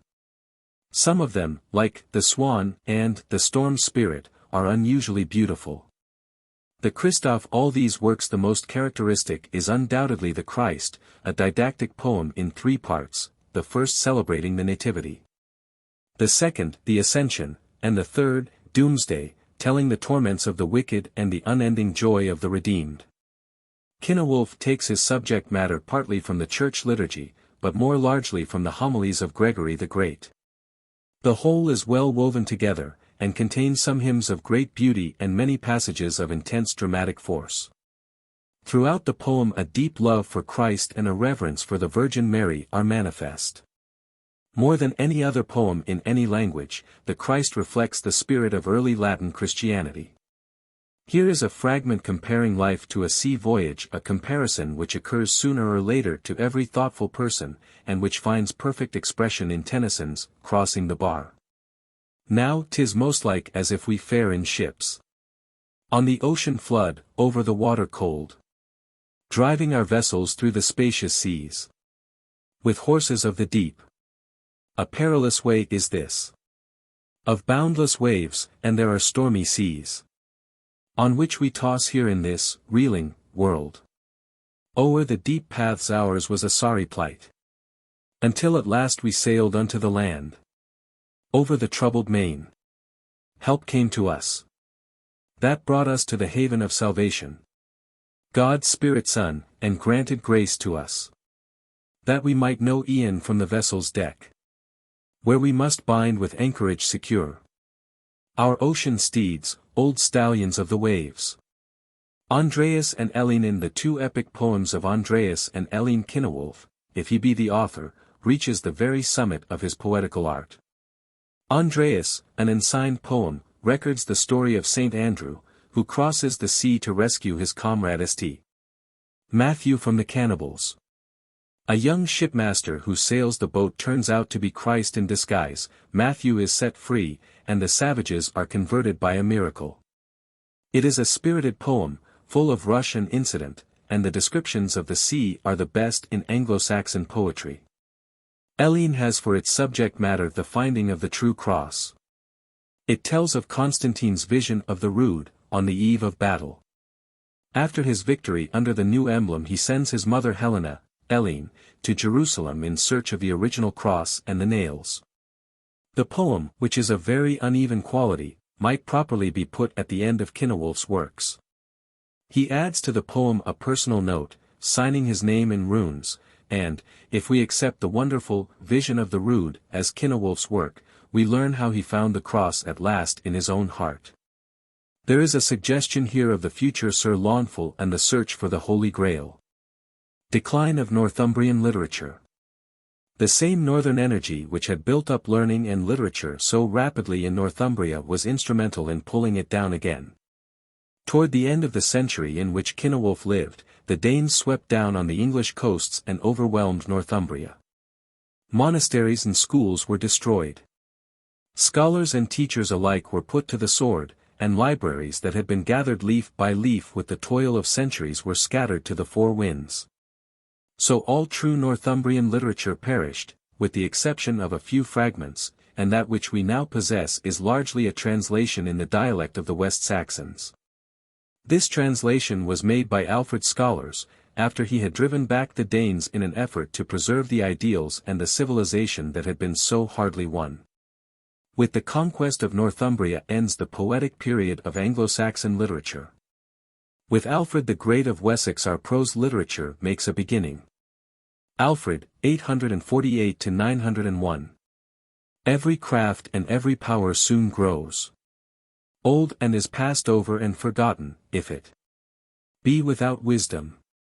This is now to be said, that whilst I live I wish to live nobly, and after life to leave to the men who come after me a memory of good works. So wrote the great Alfred, looking back over his heroic life. That he lived nobly none can doubt who reads the history of the greatest of Anglo-Saxon kings. And his good works include, among others, the education of half a country, the salvage of a noble native literature, and the creation of the first English prose. Life and Times of Alfred. For the history of Alfred's times, and details of the terrific struggle with the Northmen, the reader must be referred to the histories The struggle ended with the Treaty of Wedmore, in 878, with the establishment of Alfred not only as King of Wessex, but as overlord of the whole northern country. Then the hero laid down his sword, and set himself as a little child to learn to read and write Latin, so that he might lead his people in peace as he had led them in war. It is then that Alfred began to be the heroic figure in literature that he had formerly been in the wars against the Northmen. With the same patience and heroism that had marked the long struggle for freedom, Alfred set himself to the task of educating his people. First he gave them laws, beginning with the 10 Commandments and ending with the Golden Rule, and then established courts where laws could be faithfully administered. Save from the Danes by land, he created a navy, almost the first of the English fleets, to drive them from the coast. Then, with peace and justice established within his borders, he sent to Europe for scholars and teachers, and set them over schools that he established. Hitherto all education had been in Latin. Now he set himself the task, first, of teaching every free-born Englishman to read and write his own language, and second, of translating into English the best books for their instruction.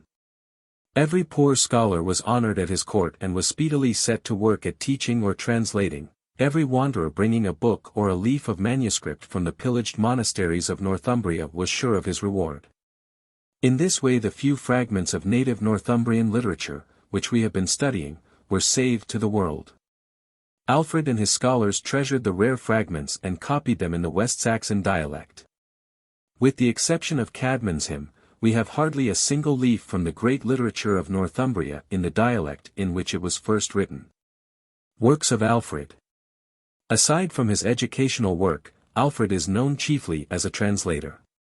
After fighting his country's battles, and at a time when most men were content with military honor, he began to learn Latin, that he might translate the works that would be most helpful to his people.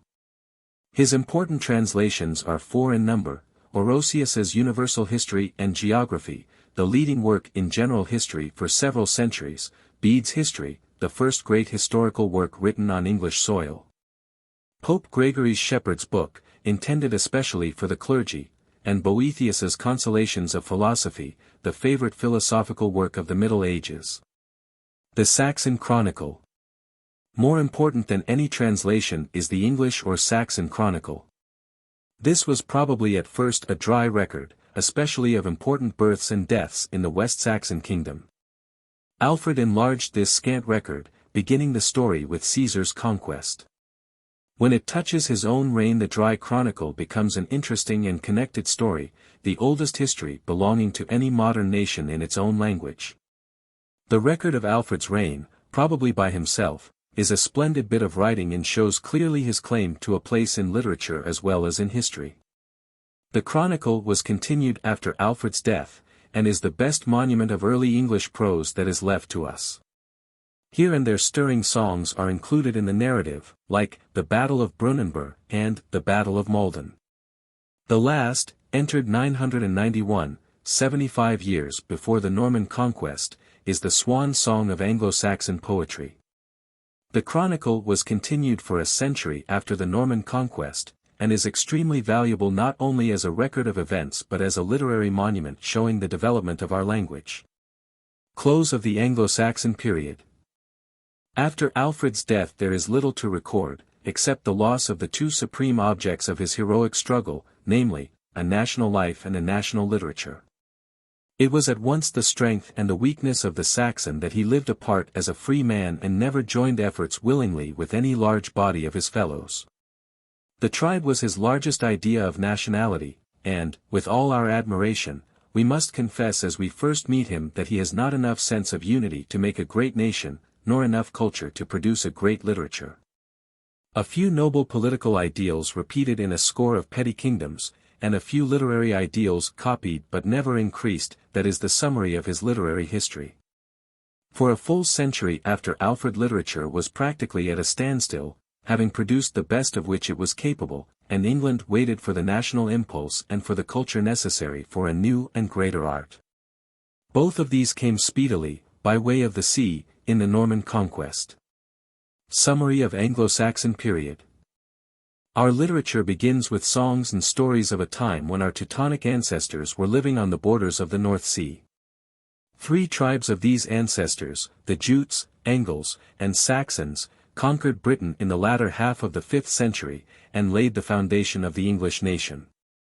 The first landing was probably by a tribe of Jutes, under chiefs called by the chronicle Hengist and Horsa. The date is doubtful, but the year 449 is accepted by most historians. These old ancestors were hardy warriors and sea rovers, yet were capable of profound and noble emotions. Their poetry reflects this double nature. Its subjects were chiefly the sea and the plunging boats, battles, adventure, brave deeds, the glory of warriors, and the love of home. Accent, alliteration, and an abrupt break in the middle of each line gave their poetry a kind of martial rhythm. In general, the poetry is earnest and somber, and pervaded by fatalism and religious feeling. A careful reading of the few remaining fragments of Anglo-Saxon literature reveals 5 striking characteristics: the love of freedom, responsiveness to nature, especially in her sterner moods, strong religious convictions, and a belief in wird, or fate, reverence for womanhood, and a devotion to glory as the ruling motive in every warrior's life. In our study we have noted, 1. The great epic or heroic poem Beowulf, and a few fragments of our first poetry, such as Widsith, Dur's Lament, and The Seafarer. 2. Characteristics of Anglo-Saxon life, the form of our first speech. 3. The Northumbrian school of writers. Bede, our first historian, belongs to this school, but all his extant works are in Latin. The 2 great poets are Cædmon and Cynewulf. Northumbrian literature flourished between 650 and 850. In the year 867 Northumbria was conquered by the Danes, who destroyed the monasteries and the libraries containing our earliest literature. 4. The beginnings of English prose writing under Alfred, 848 to 901. Our most important prose work of this age is the Anglo-Saxon Chronicle, which was revised and enlarged by Alfred, and which was continued for more than 2 centuries. It is the oldest historical record known to any European nation in its own tongue. Selections for reading. Miscellaneous poetry. The Seafarer, Love Letter, Husband's Message, Battle of Brunanburh, Dur's Lament, Riddles, Exodus, The Christ, Andreas, Dream of the Rood, extracts in Cook and Tinker's translations from Old English poetry, Ginn and Company. Judith, translation by A.S. Cook. Good selections are found also in Brooke's History of Early English Literature, and Morley's English Writers, Volumes 1 and 2. Beowulf. J.R.C. Hall's prose translation, Child's Beowulf, Riverside Literature Series. Morris and Wyatt's The Tale of Beowulf, Bowles' The Deeds of Beowulf, metrical versions by Garnett, J. L. Hall, Lumsden, etc. Prose. A few paragraphs of the Anglo-Saxon Chronicle in Manley's English Prose. Translations in Cook and Tinker's Old English Prose. Bibliography. History. For the facts of the Anglo-Saxon conquest of England consult first a good textbook, Montgomery, pages 31 to -57, or Cheney, pages 36 to 84. For fuller treatment see Green, ch1. Trail, Volume 1, Ramsay's Foundations of England, Turner's History of the Anglo-Saxons, Freeman's Old English History, Allen's Anglo-Saxon England, Cook's Life of Alfred, Asser's Life of King Alfred, edited by W. H. Stevenson, c. Plummer's Life and Times of Alfred the Great, E. Dale's National Life and Character in the Mirror of Early English Literature, Rees's Celtic Britain. Literature. Anglo-Saxon Texts. Library of Anglo-Saxon Poetry, an Albion series of Anglo-Saxon and Middle English poetry, Ginn and Company, Bell's Lettres series of English classics, Sector 1, Heath and Company. J. W. Bright's Anglo-Saxon Reader. Sweet's Anglo-Saxon Primer, an Anglo-Saxon Reader. General Works. Jusra, Ten Brink, Cambridge History, Morley, full titles and publishers in General Bibliography. Special Works. Brooke's History of Early English Literature. Earl's Anglo-Saxon Literature, Lewis's Beginnings of English Literature, Arnold's Celtic Literature, For Relations of Saxon and Celt, Longfellow's Poets and Poetry of Europe, Hall's Old English Idylls. Gailey's Classic Myths, or Gerber's Myths of the Northlands, for Norse Mythology, Brother Azarias's Development of Old English Thought. Beowulf, Prose Translations by Tinker, Hall, Earl, Morris and Wyatt, Metrical Versions by Garnett, J.L. Hall, Lumsden, etc. The Exeter Book, a collection of Anglo-Saxon texts, edited and translated by Gollancz. The Christ of Cynewulf, prose translation by Whitman, the same poem, text and translation, by Gollancz, text by Cook. Cadman's Paraphrase, text and translation, by Thorpe. Garnett's Eileen, Judith, and other Anglo-Saxon poems. Translations of Andreas and the Phoenix, in Gollancz's Exeter Book. Bede's History, in Temple Classics. The same with the Anglo-Saxon Chronicle, 1 volume, in Bond's Antiquarian Library. Suggestive questions. 1. What is the relation of history and literature? Why should both subjects be studied together? Explain the qualities that characterize all great literature.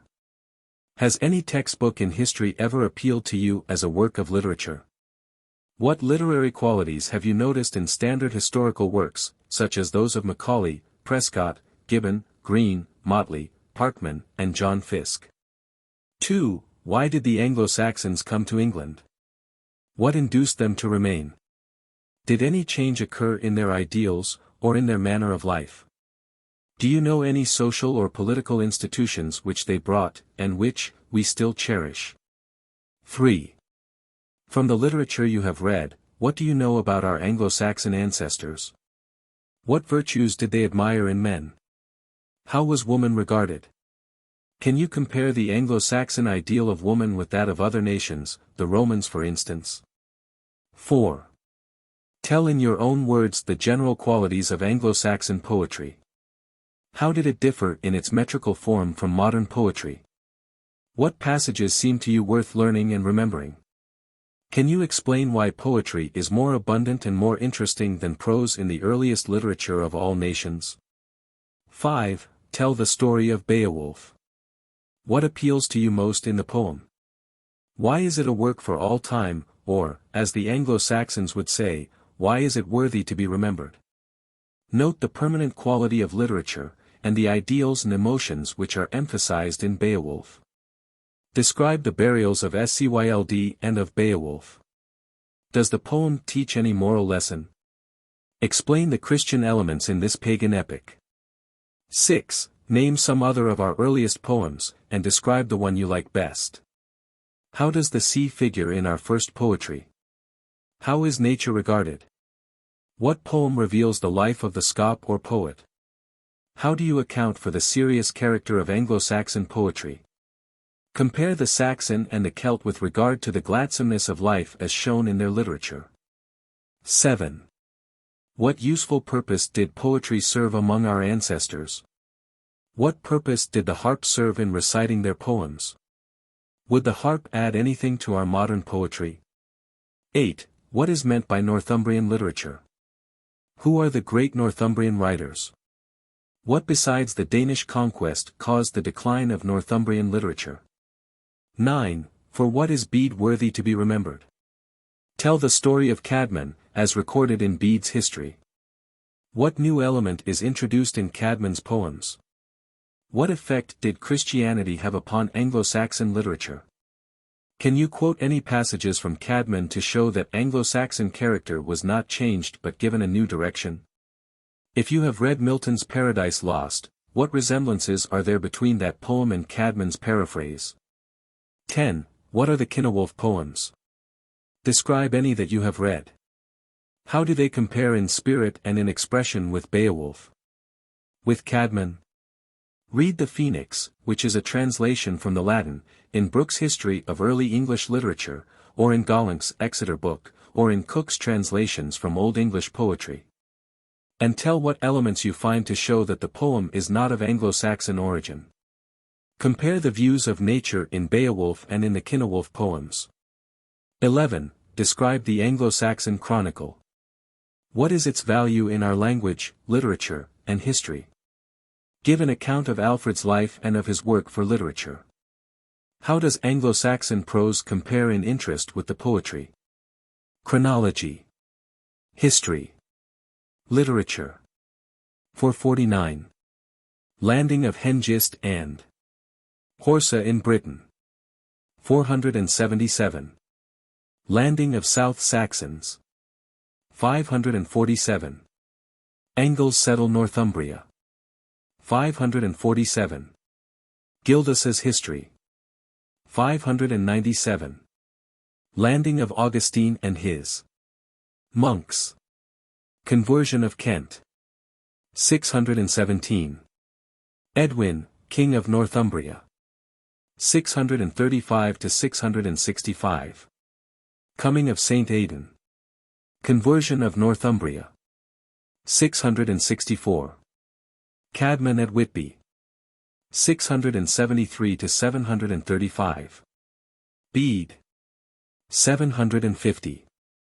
Sir Kinewolf. Poems. 867. Danes conquer Northumbria. 871. Alfred, King of Wessex. 860. Anglo-Saxon Chronicle begun. 878. Defeat of Danes. Peace of Wedmore. 901. Death of Alfred. 991. Last known poem of the Anglo-Saxon period, the Battle of Maldon, otherwise called Bertnotha's death. 1013 to 1042. Danish period. 1016. Nut, King. 1042. Edward the Confessor. Saxon period restored. 1049. Westminster Abbey begun. 1066. Harold, last of Saxon kings. Norman conquest. Chapter 3. The Anglo-Norman period, 1066 to 1350. Historical introduction. The Normans. The name Norman, which is a softened form of Northman, tells its own story. The men who bore the name came originally from Scandinavia, bands of big, blonde, fearless men cruising after plunder and adventure in their Viking ships, and bringing terror wherever they appeared. It was these same children of Woden, who, under the Danes' raven flag, had blotted out Northumbrian civilization in the 9th century. Later the same race of men came plundering along the French coast and conquered the whole northern country. But here the results were altogether different. Instead of blotting out a superior civilization, as the Danes had done, they promptly abandoned their own. Their name of Normandy still clings to the new home. But all else that was Norse disappeared as the conquerors intermarried with the native Franks and accepted French ideals and spoke the French language. So rapidly did they adopt and improve the Roman civilization of the natives that, from a rude tribe of heathen Vikings, they had developed within a single century into the most polished and intellectual people in all Europe. The union of Norse and French, i.e. Roman Gallic, blood had here produced a race having the best qualities of both, the willpower and energy of the one, the eager curiosity and vivid imagination of the other. When these Norman French people appeared in Anglo-Saxon England, they brought with them three noteworthy things: a lively Celtic disposition, a vigorous and progressive Latin civilization, and a Romance language. We are to think of the conquerors, therefore, as they thought and spoke of themselves in the Doomsday Book and all their contemporary literature, not as Normans but as Franci, that is, Frenchmen. The Conquest. At the Battle of Hastings, 1066, the power of Harold, last of the Saxon kings, was broken, and William, Duke of Normandy, became master of England. Of the completion of that stupendous conquest which began at Hastings, and which changed the civilization of a whole nation, this is not the place to speak. We simply point out three great results of the conquest which have a direct bearing on our literature. First, notwithstanding Caesar's legions and Augustine's monks, the Normans were the first to bring the culture and the practical ideals of Roman civilization home to the English people. And this at a critical time, when England had produced her best, and her own literature and civilization had already begun to decay. Second, they forced upon England the national idea, that is, a strong, centralized government to replace the loose authority of a Saxon chief over his tribesmen. And the world's history shows that without a great nationality a great literature is impossible. Third, they brought to England the wealth of a new language and literature, and our English gradually absorbed both. For 3 centuries after Hastings French was the language of the upper classes, of courts and schools and literature. Yet so tenaciously did the common people cling to their own strong speech that in the end English absorbed almost the whole body of French words and became the language of the land. It was the welding of Saxon and French into one speech that produced the wealth of our modern English. Leif Erikson's vessel. Naturally, such momentous changes in a nation were not brought about suddenly. At first Normans and Saxons lived apart in the relation of masters and servants, with more or less contempt on one side and hatred on the other. But in an astonishingly short time these two races were drawn powerfully together, like two men of different dispositions who are often led into a steadfast friendship by the attraction of opposite qualities, each supplying what the other lacks. The Anglo-Saxon Chronicle, which was continued for a century after Hastings, finds much to praise in the conquerors. On the other hand, the Normans, even before the conquest, had no great love for the French nation. After conquering England they began to regard it as home and speedily developed a new sense of nationality. Geoffrey's Popular History, written less than a century after the conquest, made conquerors and conquered alike proud of their country by its stories of heroes who, curiously enough, were neither Norman nor Saxon, but creations of the native Celts.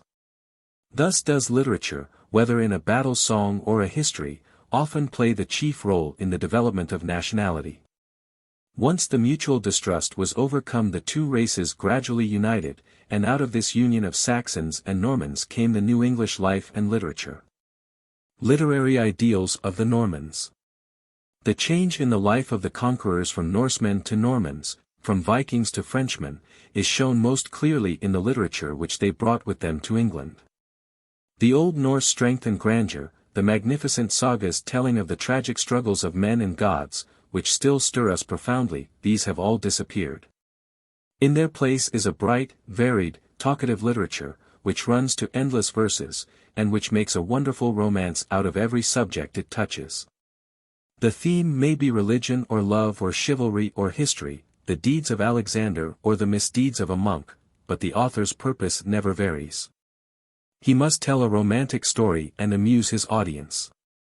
And the more wonders and impossibilities he relates, the more surely is he believed. We are reminded, in reading, of the native Gauls, who would stop every traveler and compel him to tell a story ere he passed on. There was more of the Gaul than of the Norseman in the conquerors, and far more of fancy than of thought or feeling in their literature. If you would see this in concrete form, read the Chanson de Roland, the French national epic, which the Normans first put into literary form, in contrast with Beowulf, which voices the Saxons' thought and feeling before the profound mystery of human life. It is not our purpose to discuss the evident merits or the serious defects of Norman French literature, but only to point out two facts which impress the student, namely, that Anglo-Saxon literature was at one time enormously superior to the French, and that the latter, with its evident inferiority, absolutely replaced the former. The fact is too often ignored, says Professor Schofield, that before 1066 the Anglo-Saxons had a body of native literature distinctly superior to any which the Normans or French could boast at that time. Their prose especially was unparalleled for extent and power in any European vernacular. Why, then, does this superior literature disappear and for nearly 3 centuries French remain supreme, so much so that writers on English soil, even when they do not use the French language, still slavishly copy the French models? To understand this curious phenomenon it is necessary only to remember the relative conditions of the two races who lived side by side in England. On the one hand the Anglo-Saxons were a conquered people, and without liberty a great literature is impossible. The inroads of the Danes and their own tribal wars had already destroyed much of their writings, and in their new condition of servitude they could hardly preserve what remained. The conquering Normans, on the other hand, represented the civilization of France, which country, during the early Middle Ages, was the literary and educational center of all Europe. They came to England at a time when the idea of nationality was dead, when culture had almost vanished, when Englishmen lived apart in narrow isolation. And they brought with them law, culture, the prestige of success, and above all the strong impulse to share in the great world's work and to join in the moving currents of the world's history. Small wonder, then, that the young Anglo-Saxons felt the quickening of this new life and turned naturally to the cultured and progressive Normans as their literary models. 2. Literature of the Norman period. Canterbury Cathedral as it was completed long after the conquest. In the Advocates' Library at Edinburgh there is a beautifully illuminated manuscript, written about 1330. Which gives us an excellent picture of the literature of the Norman period. In examining it we are to remember that literature was in the hands of the clergy and nobles, that the common people could not read, and had only a few songs and ballads for their literary portion. We are to remember also that parchments were scarce and very expensive, and that a single manuscript often contained all the reading matter of a castle or a village. Hence this old manuscript is as suggestive as a modern library. It contains over 40 distinct works, the great bulk of them being romances. There are metrical or verse romances of French and Celtic and English heroes, like Roland, Arthur and Tristram, and Bevis of Hampton. There are stories of Alexander, the Greek romance of Florus and Blanchefleur, and a collection of Oriental tales called The Seven Wise Masters. There are legends of the Virgin and the Saints, a paraphrase of Scripture, a treatise on the 7 deadly sins, some Bible history, a dispute among birds concerning women, a love song or two, a vision of purgatory.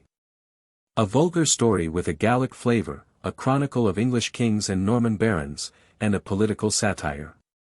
There are a few other works, similarly incongruous, crowded together in this typical manuscript, which now gives mute testimony to the literary taste of the times.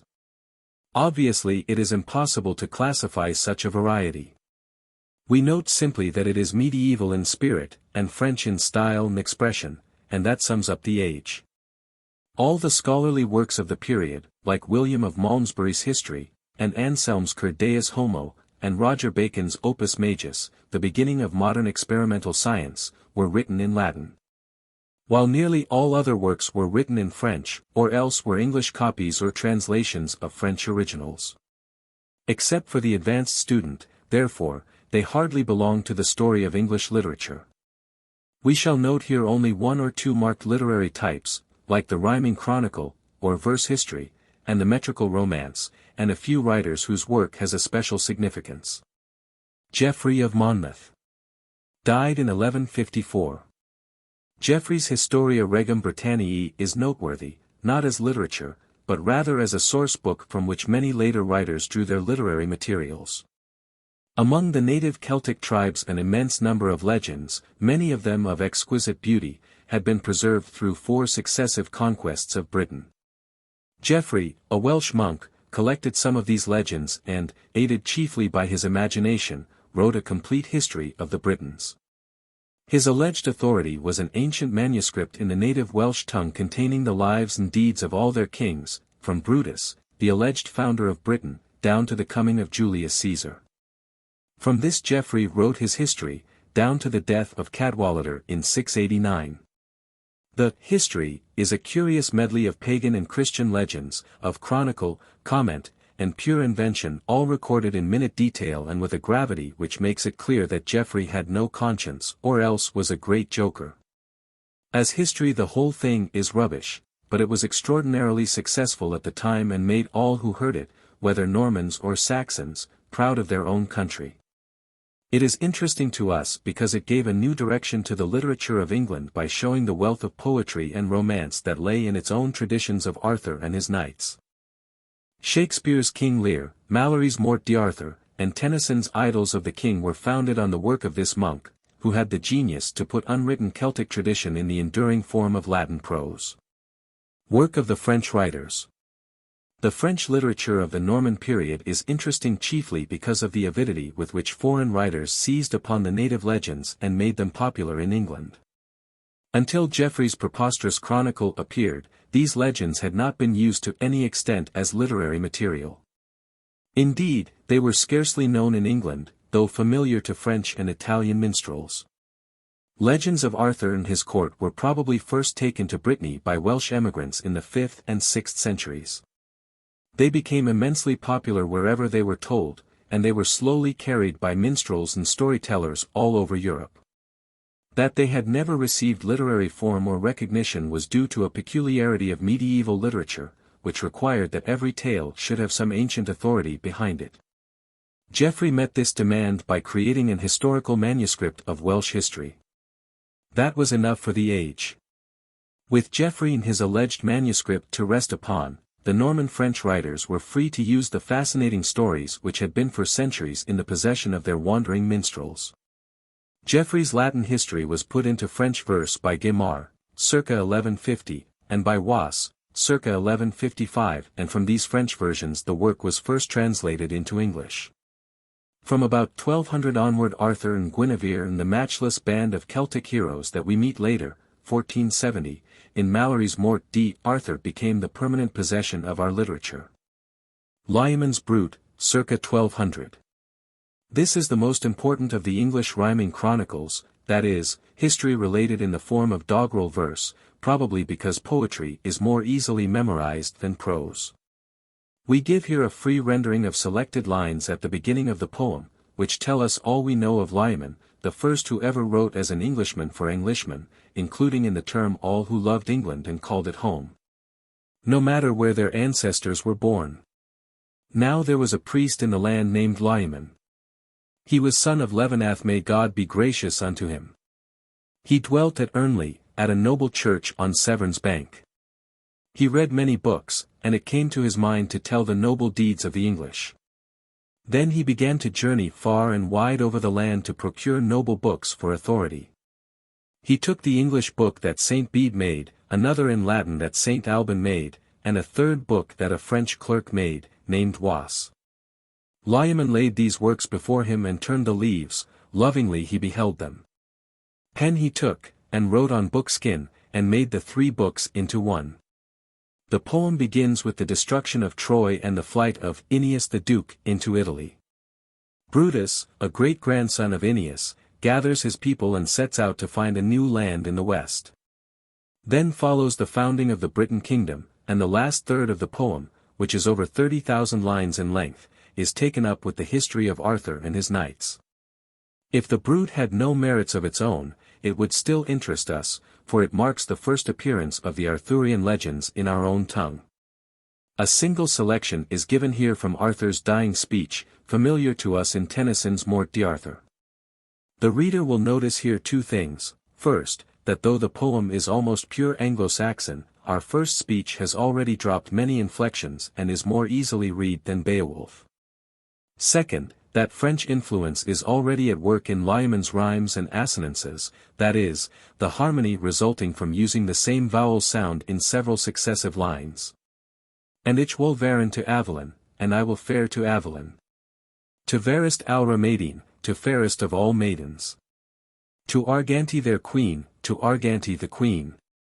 Alvin swithe Sion. An elf very beautiful. And heo seal mine wunden and she shall my wounds.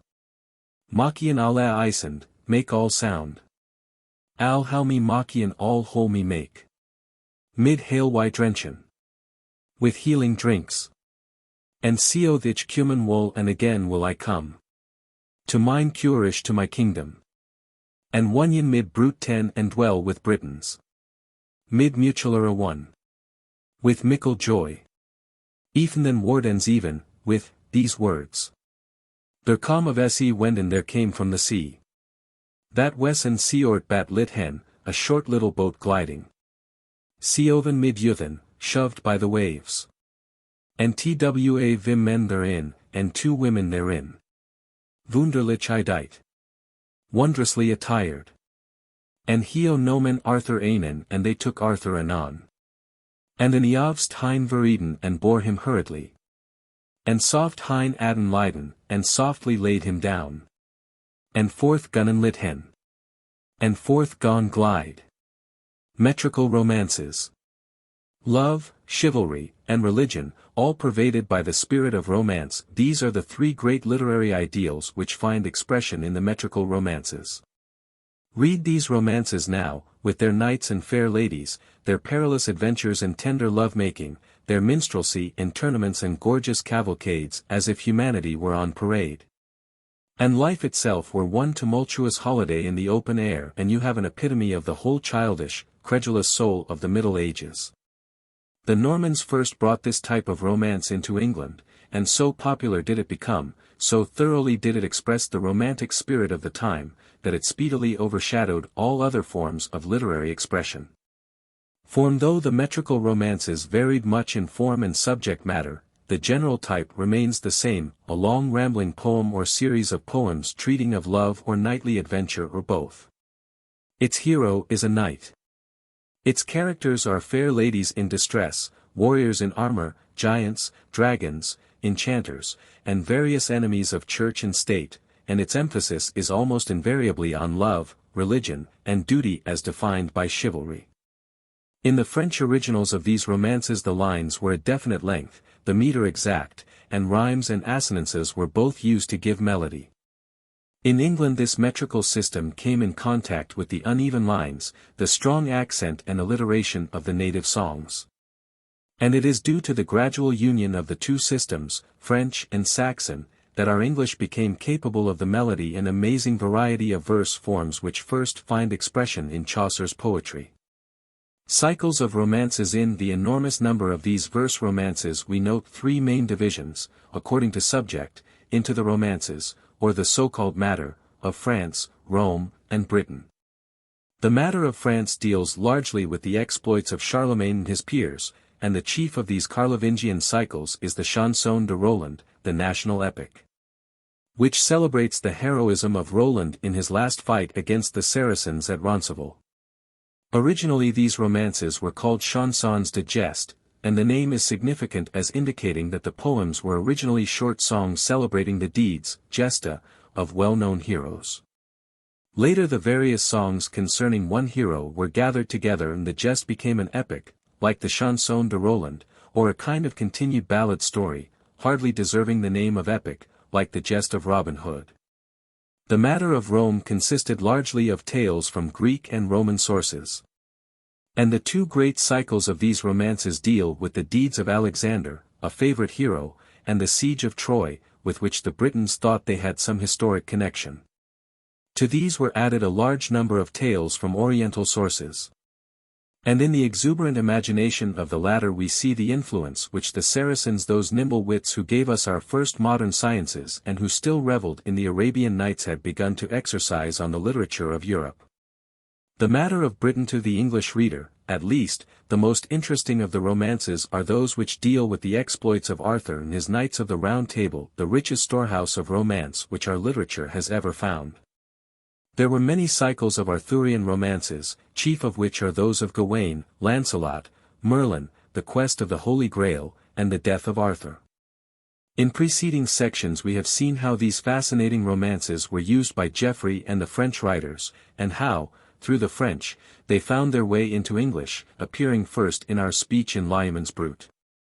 The point to remember is that, while the legends are Celtic in origin, their literary form is due to French poets, who originated the metrical romance. All our early English romances are either copies or translations of the French. And this is true not only of the matter of France and Rome, but of Celtic heroes like Arthur, and English heroes like Guy of Warwick and Robin Hood. Sir Gawain and the Green Knight. The most interesting of all Arthurian romances are those of the Gawain cycle, and of these the story of Sir Gawain and the Green Knight is best worth reading, for many reasons. First, though the material is taken from French sources, the English workmanship is the finest of our early romances. Second, the unknown author of this romance probably wrote also The Pearl, and is the greatest English poet of the Norman period. Third, the poem itself with its dramatic interest, its vivid descriptions, and its moral purity, is one of the most delightful old romances in any language. In form, Sir Gawain is an interesting combination of French and Saxon elements. It is written in an elaborate stanza combining meter and alliteration. At the end of each stanza is a rhymed refrain, called by the French a tail rhyme. We give here a brief outline of the story. But if the reader desires the poem itself, he is advised to begin with a modern version, as the original is in the West Midland dialect and is exceedingly difficult to follow. On New Year's Day, while Arthur and his knights are keeping the Yuletide feast at Camelot, a gigantic knight in green enters the banquet hall on horseback and challenges the bravest knight present to an exchange of blows. That is, he will expose his neck to a blow of his own big battle-axe, if any knight will agree to abide a blow in return. After some natural consternation and a fine speech by Arthur, Gawain accepts the challenge, takes the battle-axe, and with one blow sends the giant's head rolling through the hall. The Green Knight, who is evidently a terrible magician, picks up his head and mounts his horse.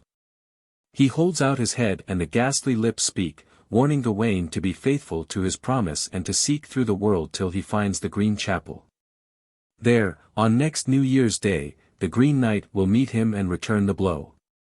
The second canto of the poem describes Gawain's long journey through the wilderness on his steed Gringolet, and his adventures with storm and cold, with wild beasts and monsters, as he seeks in vain for the Green Chapel. On Christmas Eve, in the midst of a vast forest, he offers a prayer to Mary, mildest mother so dear, and is rewarded by sight of a great castle.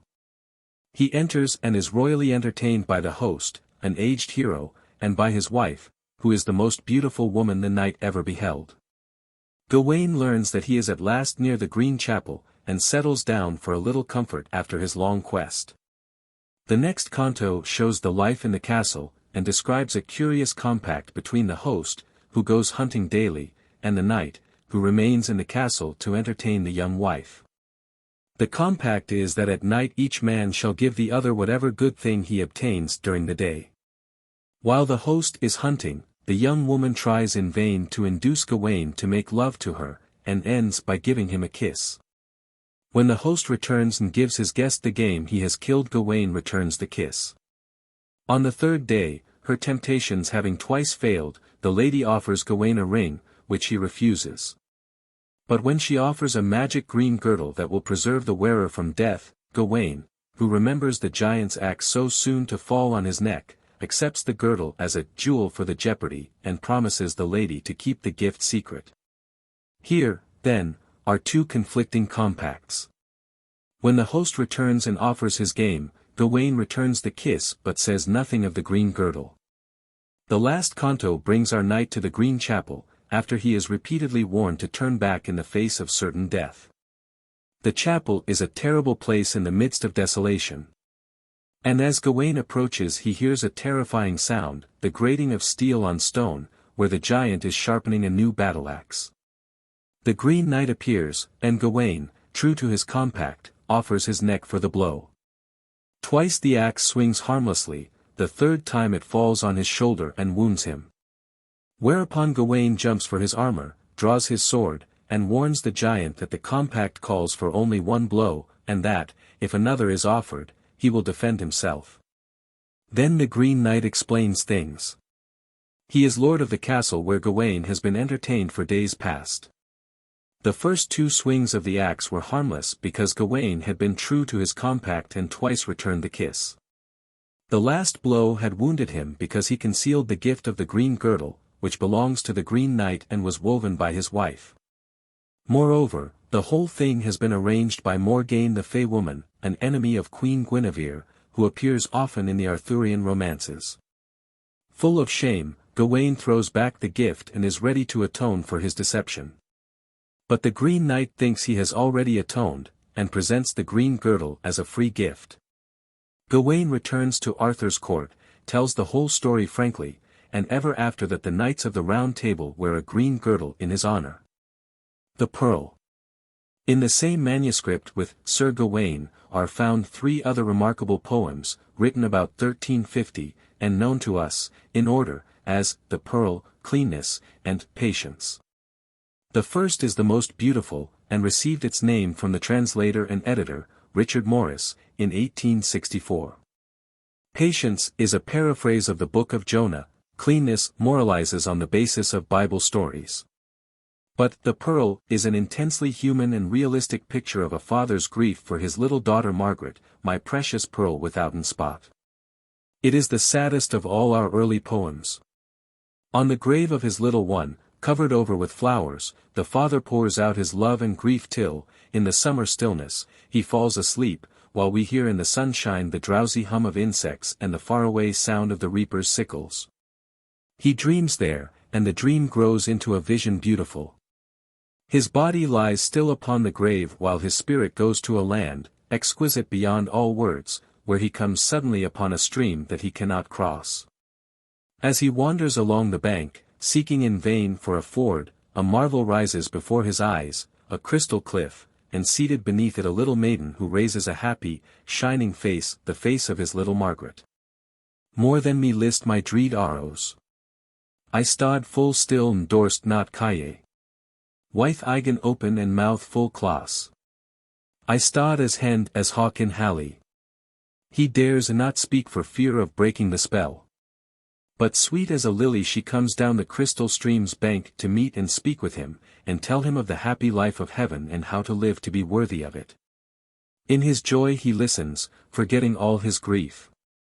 Then the heart of the man cries out for its own, and he struggles to cross the stream to join her. In the struggle the dream vanishes, he wakens to find his eyes wet and his head on the little mound that marks the spot where his heart is buried. From the ideals of these three poems, and from peculiarities of style and meter, it is probable that their author wrote also Sir Gawain and the Green Knight. If so, the unknown author is the one genius of the age whose poetry of itself has power to interest us, and who stands between Cynewulf and Chaucer as a worthy follower of the one and forerunner of the other. Miscellaneous literature of the Norman period. It is well nigh impossible to classify the remaining literature of this period, and very little of it is now read, except by advanced students. Those interested in the development of transition English will find in the Ancren Roll, i.e., Rule of the Anchoresses, circa 1225, the most beautiful bit of Old English prose ever written. It is a book of excellent religious advice and comfort, written for three ladies who wished to live a religious life, without, however, becoming nuns or entering any religious orders. The author was Bishop Poore of Salisbury, according to Morton, who first edited this old classic in 1853. Orm Zormulum, written soon after the Brute, is a paraphrase of the Gospel lessons for the year, somewhat after the manner of Cadman's paraphrase, but without any of Cadman's poetic fire and originality. Cursor Mundi, c. 1320, is a very long poem which makes a kind of metrical romance out of Bible history and shows the whole dealing of God with man from creation to doomsday. It is interesting as showing a parallel to the cycles of miracle plays, which attempt to cover the same vast ground. They were forming in this age, but we will study them later, when we try to understand the rise of the drama in England. Besides these greater works, an enormous number of fables and satires appeared in this age, copied or translated from the French, like the metrical romances. The most famous of these are The Owl and the Nightingale, a long debate between the two birds, one representing the gay side of life, the other the sterner side of law and morals, and Land of Cockaigne, i.e. Luxury Land, a keen satire on monks and monastic religion. Ballads. While most of the literature of the time was a copy of the French and was intended only for the upper classes, here and there were singers who made ballads for the common people. And these, next to the metrical romances, are the most interesting and significant of all the works of the Norman period. On account of its obscure origin and its oral transmission, the ballad is always the most difficult of literary subjects. We make here only three suggestions, which may well be borne in mind, that ballads were produced continually in England from Anglo-Saxon times until the 17th century, that for centuries they were the only really popular literature. And that in the ballads alone one is able to understand the common people. Read, for instance, the ballads of the Merry Greenwood Men, which gradually collected into the Jest of Robin Hood, and you will understand better, perhaps.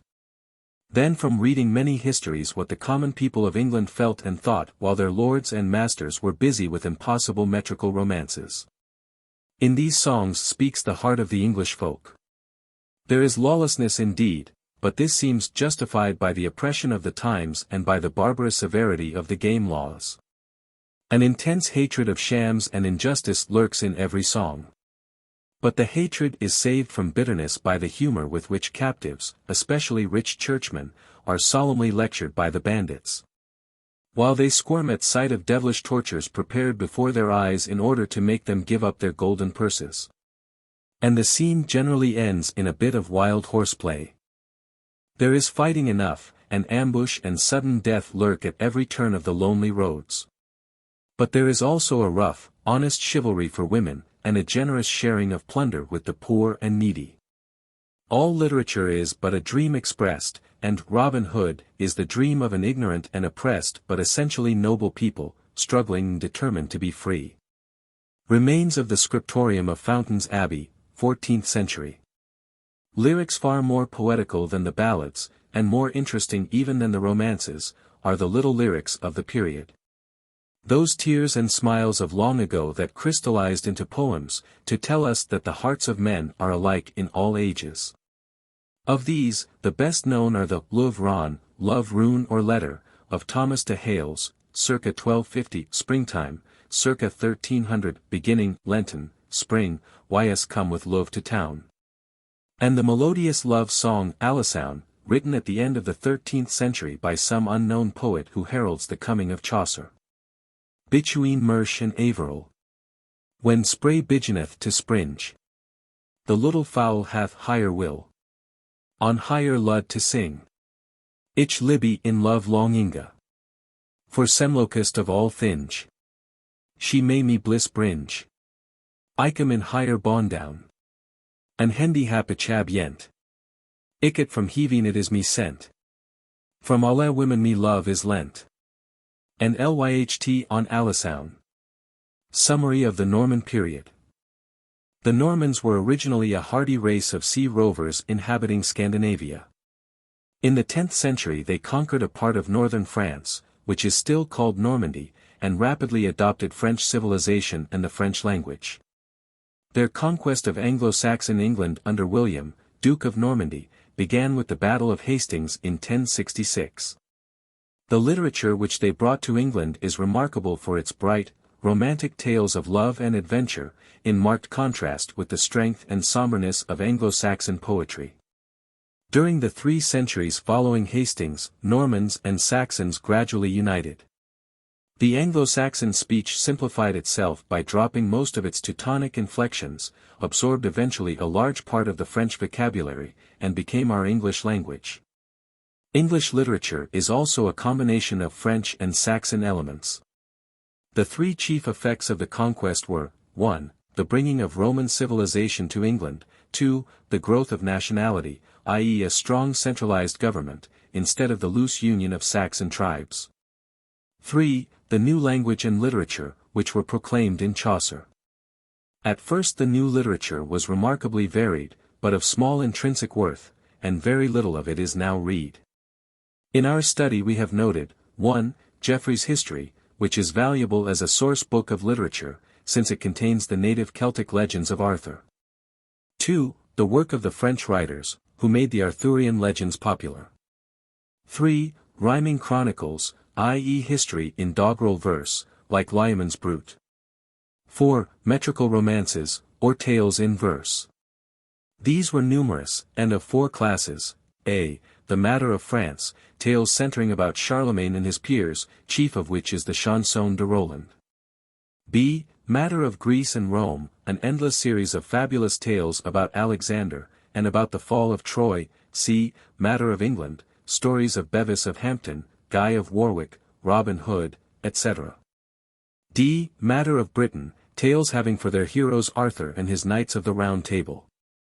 The best of these romances is Sir Gawain and the Green Knight.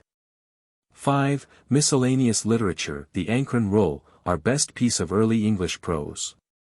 Orm's Ormulum, Cursor Mundi, with its suggestive parallel to the miracle plays, and ballads, like King Horn and the Robin Hood songs, which were the only poetry of the common people. Selections for reading. For advanced students, and as a study of language, a few selections as given in Manley's English Poetry and in Manley's English Prose, or selections from the Ormulum, Brute, Ancren Roll, and King Horn, etc. In Morris and Skeat Specimens of Early English. The ordinary student will get a better idea of the literature of the period by using the following: Sir Gawain, modernized by J. L. Weston, in Arthurian Romances series, Nut. The Nun's Rule, Ancren Roll, modern version by J. Morton, in King's Classics, Aucassin and Nicolete, translated by A. Lang, Crowell and Company. Tristan and Isolde, in Arthurian Romances, Evans's The High History of the Holy Grail, in Temple Classics. The Pearl, various modern versions in prose and verse, one of the best is Jewett's metrical version, Crowell and Company. The Song of Roland, in King's Classics, and in Riverside Literature series. Evans's translation of Geoffrey's History, in Temple Classics, Guest's The Mabinogion, in Everyman's Library, or S. Lanier's Boys Mabinogion, i.e. Welsh Fairy Tales and Romances, Selected Ballads, in Athenaeum Press series, and in Pocket Classics. Gailey and Flaherty's Poetry of the People, Bates's A Ballad Book. Bibliography. History. Textbook, Montgomery, pages 58 to 86, or Cheney, pages 88 to 144. For fuller treatment, Green, ch2, Trail, Gardner, etc. Jewett's Story of the Normans, Stories of the Nation series, Freeman's Short History of the Norman Conquest, Hutton's King and Baronage, Oxford Manuals of English History. Literature. General Works. Jusra, Ten Brink, Mitchell, Vol. I, From Celt to Tudor, The Cambridge History of English Literature. Special Works. Schofield's English Literature from the Norman Conquest to Chaucer, Lewis's Beginnings of English Literature, Kerr's Epic and Romance. Saintsbury's The Flourishing of Romance and the Rise of Allegory, Newell's King Arthur and the Round Table, Maynadier, The Arthur of the English Poets, Rees's Studies in the Arthurian Legends. Ballads. Child's English and Scottish Popular Ballads. Gummier's Old English Ballads, 1 volume, Hazlitt's Early Popular Poetry of England, Gailey and Flaherty's Poetry of the People, Percy's Relics of Ancient English Poetry, in Everyman's Library. Texts, translations, etc. Morris and Skeat Specimens of Early English, Morris's Sir Gawain and the Green Knight, in Early English Text Series, Madden's Lyman's Brute, Text and Translation, a standard work, but rare, The Pearl, Text and Translation, by Gollancz. The same poem, prose version, by Osgood, metrical versions by Jewett, were Mitchell and Mead, Geoffrey's History, translation, in Giles's 6 Old English Chronicles, Bond's Antiquarian Library, Morley's Early English Prose Romances.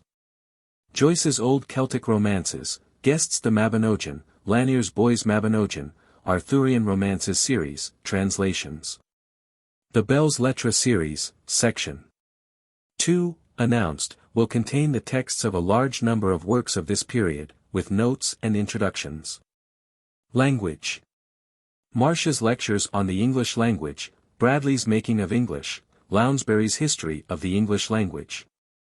Emerson's Brief History of the English Language, Greenough and Kittredge's Words and Their Ways in English Speech, Welsh's Development of English Literature and Language. Suggestive questions. 1. What did the Northmen originally have in common with the Anglo-Saxons and the Danes? What brought about the remarkable change from Northmen to Normans? Tell briefly the story of the Norman conquest. How did the conquest affect the life and literature of England? 2. What types of literature were produced after the conquest? How do they compare with Anglo-Saxon literature? What works of this period are considered worthy of a permanent place in our literature? 3. What is meant by the rhyming chronicles? What part did they play in developing the idea of nationality? What led historians of this period to write in verse? Describe Geoffrey's history. What was its most valuable element from the viewpoint of literature?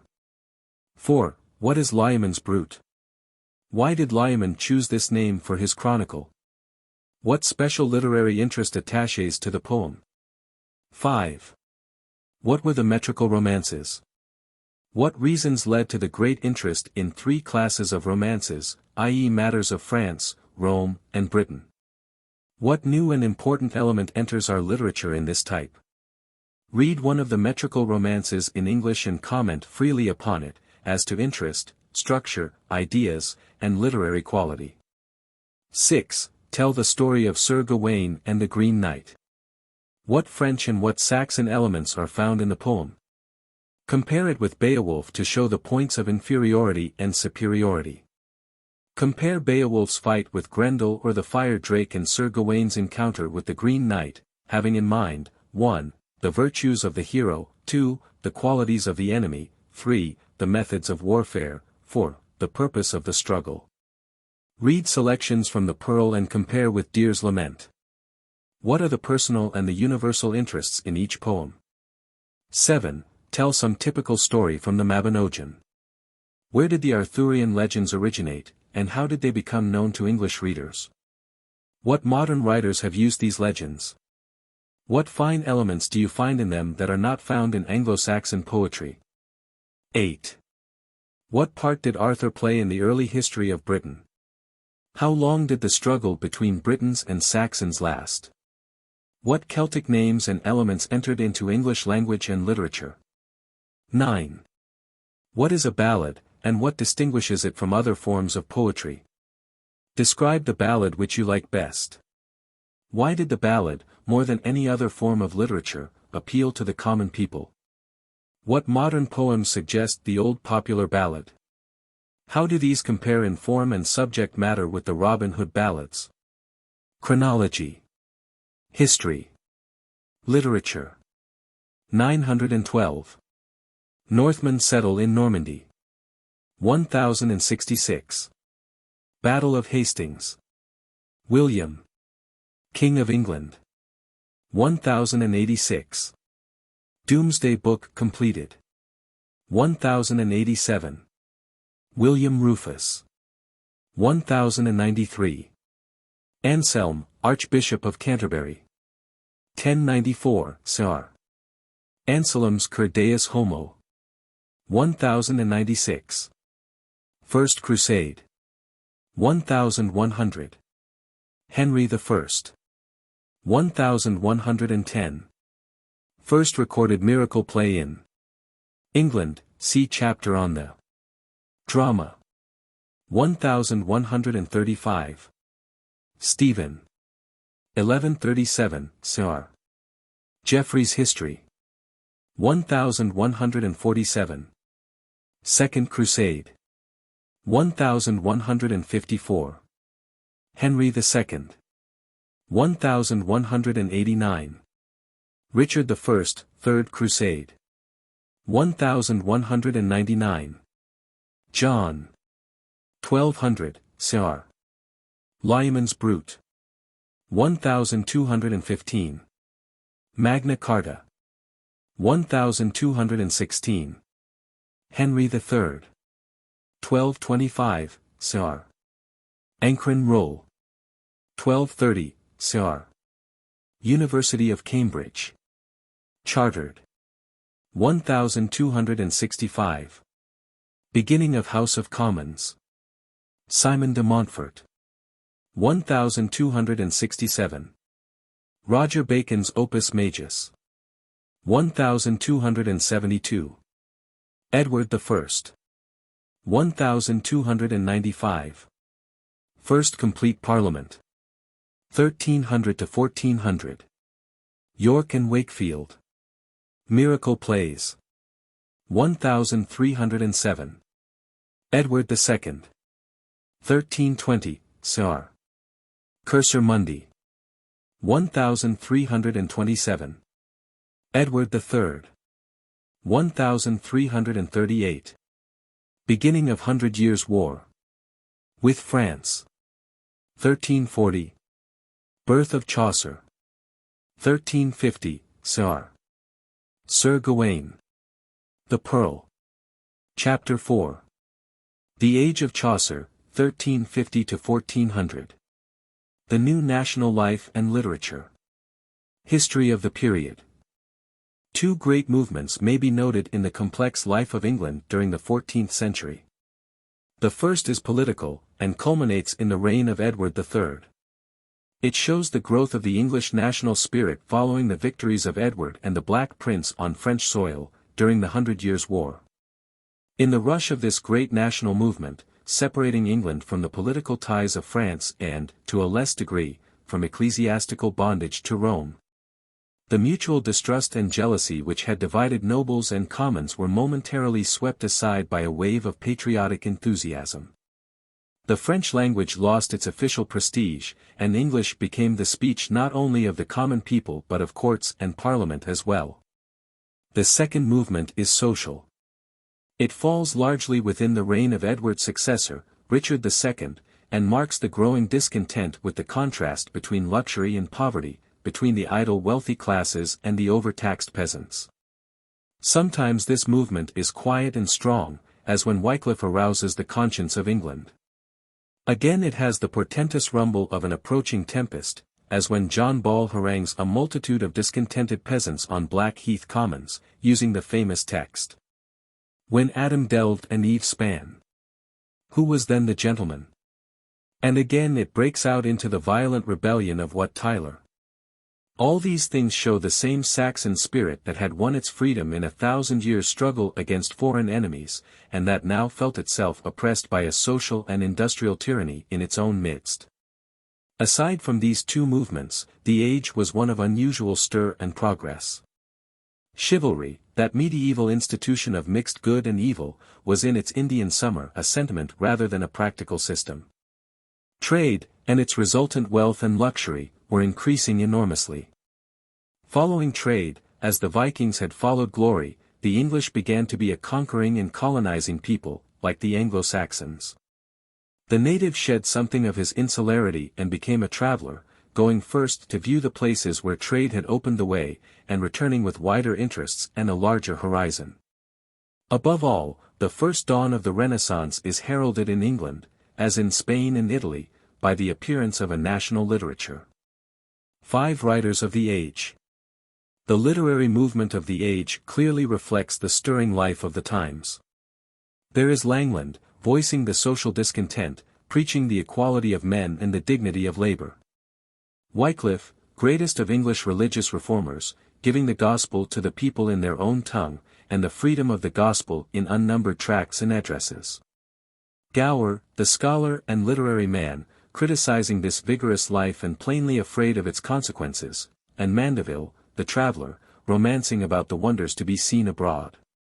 Above all there is Chaucer, scholar, traveler, businessman, courtier, sharing in all the stirring life of his times, and reflecting it in literature as no other but Shakespeare has ever done. Outside of England the greatest literary influence of the age was that of Dante, Petrarch, and Boccaccio, whose works, then at the summit of their influence in Italy, profoundly affected the literature of all Europe. Chaucer, 1340. -1400. What man arto, quod he? Thou lokest as thou woldest find in hair. For ever upon the ground I see thee stare. Approach near, and look up merrily.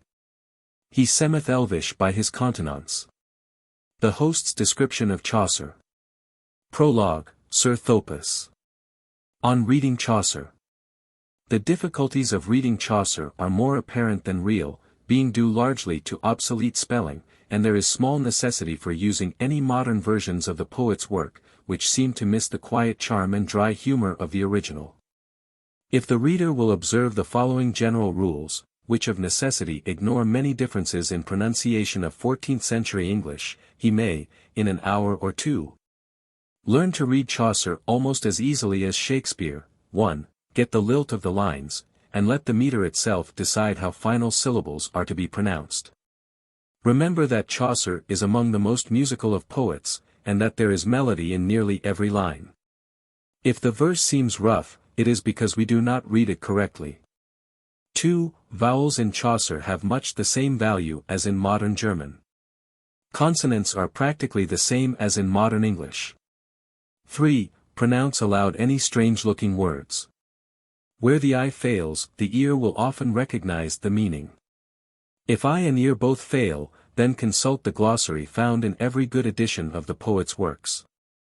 4. Final E is usually sounded, like a in Virginia, except where the following word begins with a vowel or with H. In the latter case the final syllable of one word and the first of the word following are run together, as in reading Virgil. At the end of a line the E, if lightly pronounced, adds melody to the verse. In dealing with Chaucer's masterpiece, the reader is urged to read widely at first, for the simple pleasure of the stories, and to remember that poetry and romance are more interesting and important than Middle English. When we like and appreciate Chaucer, his poetry, his humor, his good stories, his kind heart, it will be time enough to study his language. Life of Chaucer. For our convenience the life of Chaucer is divided into 3 periods. The first, of 30 years, includes his youth and early manhood, in which time he was influenced almost exclusively by French literary models. The second period, of 15 years, covers Chaucer's active life as diplomat and man of affairs. And in this the Italian influence seems stronger than the French. The third, of 15 years, generally known as the English period, is the time of Chaucer's richest development. He lives at home, observes life closely but kindly, and while the French influence is still strong, as shown in the Canterbury Tales, he seems to grow more independent of foreign models and is dominated chiefly by the vigorous life of his own English people. First period Chaucer's boyhood was spent in London, on Thames Street near the river, where the world's commerce was continually coming and going. There he saw daily the shipmen of the Canterbury Tales just home in his good ship Magdalene, with the fascination of unknown lands in his clothes and conversation. Of his education we know nothing, except that he was a great reader. His father was a wine merchant, purveyor to the royal household, and from this accidental relation between trade and royalty may have arisen the fact that at 17 years Chaucer was made page to the Princess Elizabeth. This was the beginning of his connection with the brilliant court, which in the next 40 years, under 3 kings, he was to know so intimately. At 19 he went with the king on one of the many expeditions of the 100 Years' War, and here he saw chivalry and all the pageantry of medieval war at the height of their outward splendor. Taken prisoner at the unsuccessful siege of Rheims, he is said to have been ransomed by money out of the royal purse. Returning to England, he became after a few years squire of the royal household, the personal attendant and confidant of the king. It was during this first period that he married a maid of honor to the queen. This was probably Philippa Rowett, sister to the wife of John of Gaunt, the famous Duke of Lancaster. From numerous whimsical references in his early poems, it has been thought that this marriage into a noble family was not a happy one, but this is purely a matter of supposition or of doubtful inference. Second period in 1370 Chaucer was sent abroad on the first of those diplomatic missions that were to occupy the greater part of the next 15 years. 2 years later he made his first official visit to Italy, to arrange a commercial treaty with Genoa, and from this time is noticeable a rapid development in his literary powers and the prominence of Italian literary influences. During the intervals between his different missions he filled various offices at home, chief of which was Comptroller of Customs at the Port of London. An enormous amount of personal labor was involved. But Chaucer seems to have found time to follow his spirit into the new fields of Italian literature. For one thy labor dune al is. And hast why mad thy reconninges? Instead of rest and new things. Thou gost home to thy house anon. And also dom as any stun. Thou sittest at another boke. Till fully das wed is thy loke. And livest thus as an hermite. Third period in 1386 Chaucer was elected Member of Parliament from Kent, and the distinctly English period of his life and work begins. Though exceedingly busy in public affairs and as receiver of customs, his heart was still with his books, from which only nature could win him. And as for me, though that my wit be light, on books for to read I me delight. And to hem ye've I faith and full credence. And in myn hurt have hem in reverence. So hurtly, that there is game noon. That fro my bokes mocketh me to goon. But hit be seldom, on the holy day. Save, certainly, one that the month of May is comin', and that I hear the foals singe.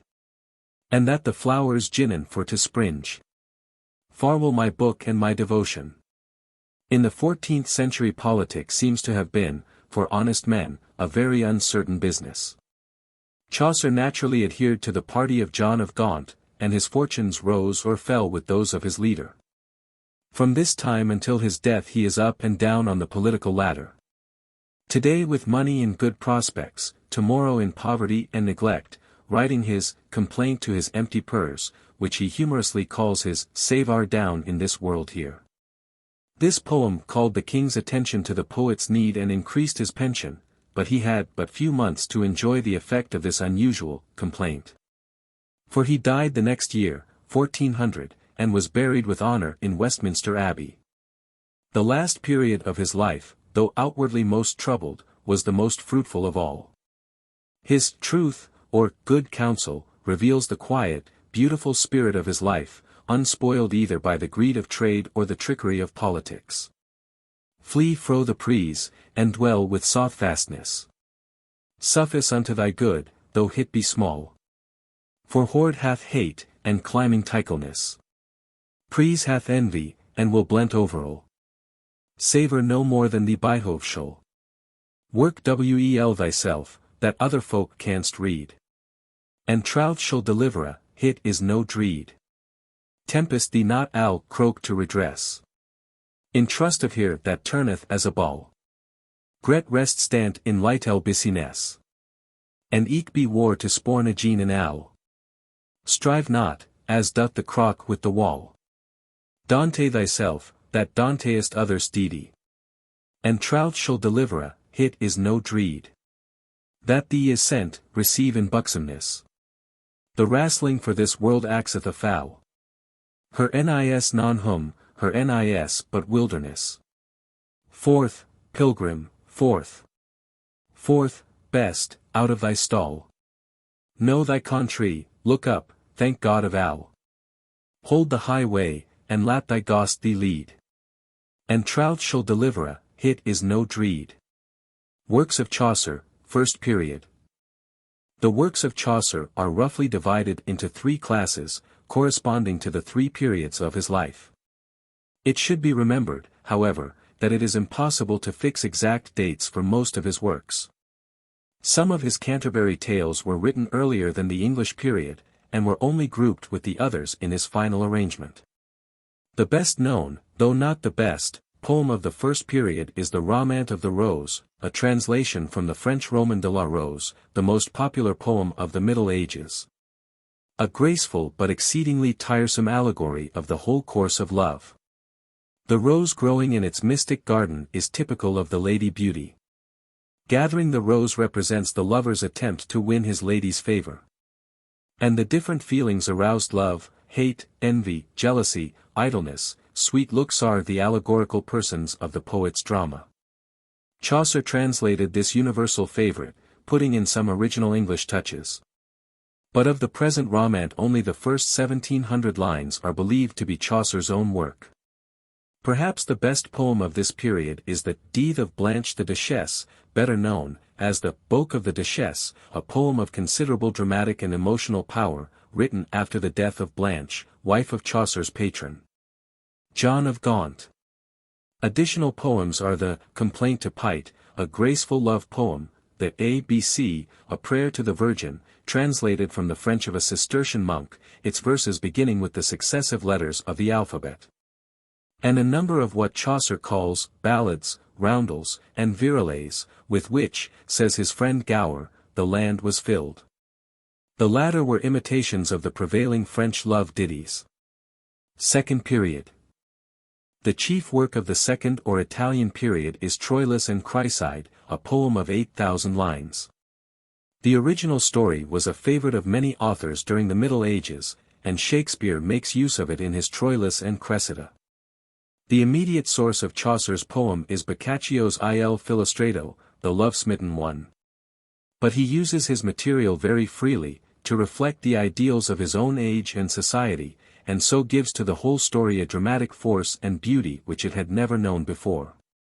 The House of Fame is one of Chaucer's unfinished poems, having the rare combination of lofty thought and simple, homely language, showing the influence of the great Italian master.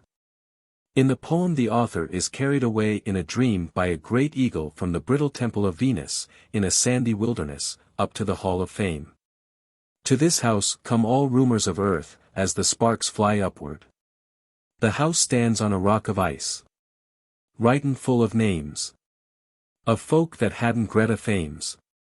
Many of these have disappeared as the ice melted, but the older names are clear as when first written. For many of his ideas Chaucer is indebted to Dante, Ovid, and Virgil, but the unusual conception and the splendid workmanship are all his own. The third great poem of the period is the legend of good VIII. As he is resting in the fields among the daisies, he falls asleep and a gay procession draws near.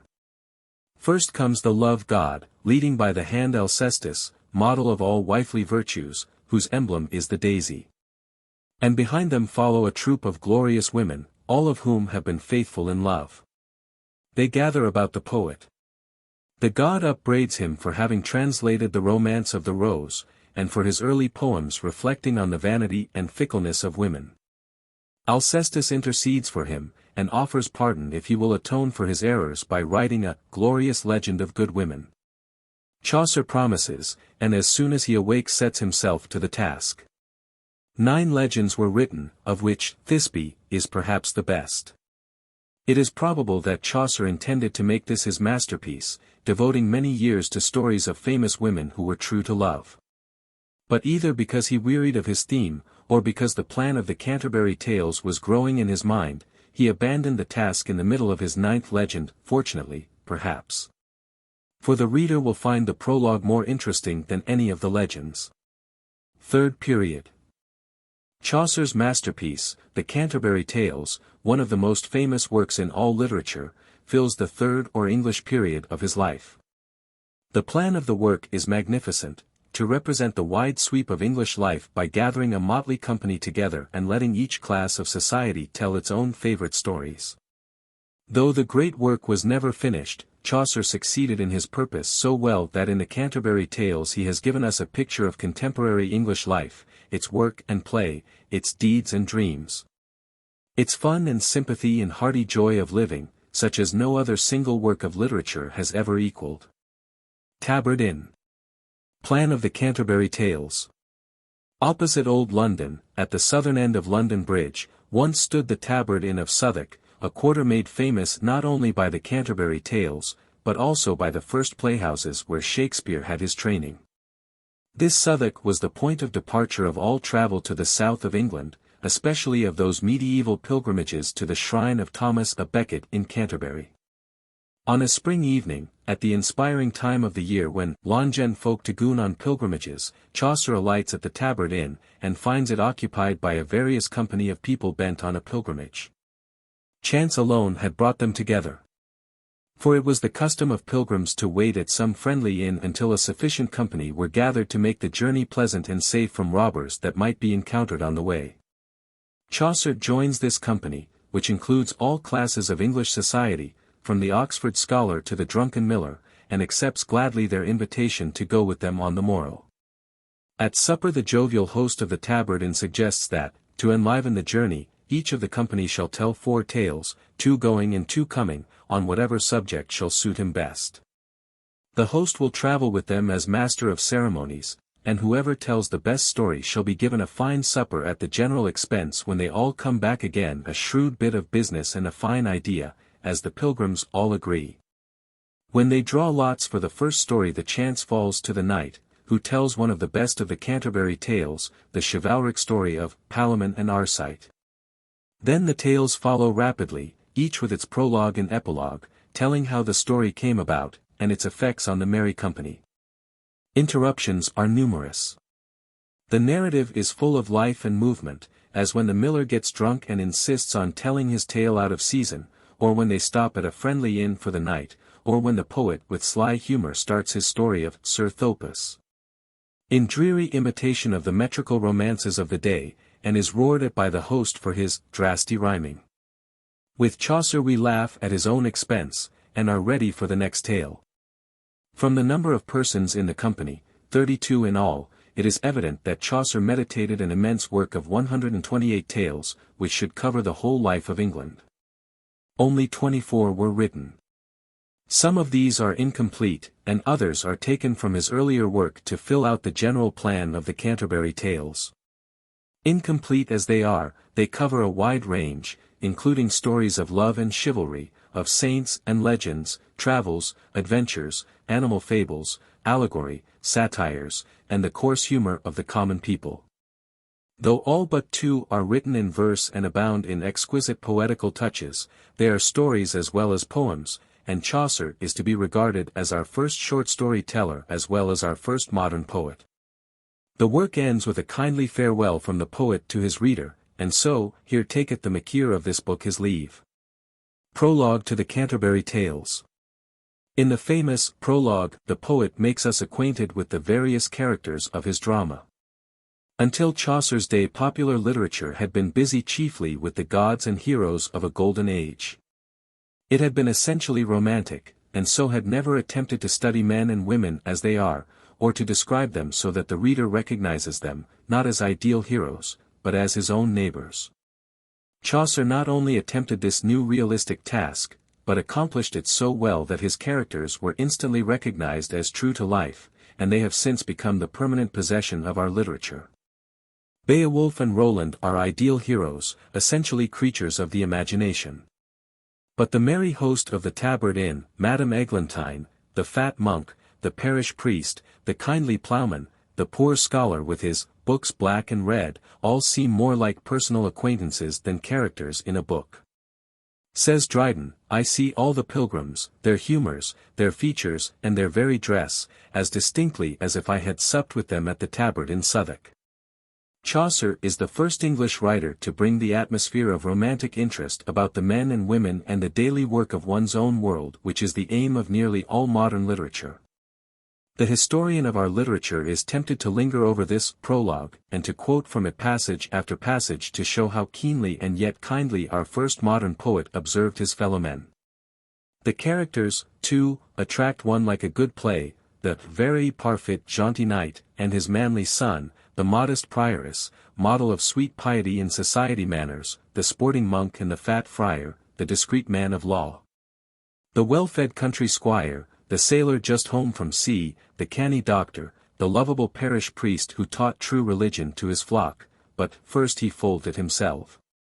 The coarse but good-hearted Wif of Bath, the thieving miller leading the pilgrims to the music of his bagpipe, all these and many others from every walk of English life, and all described with a quiet, kindly humor which seeks instinctively the best in human nature, and which has an ample garment of charity to cover even its faults and failings.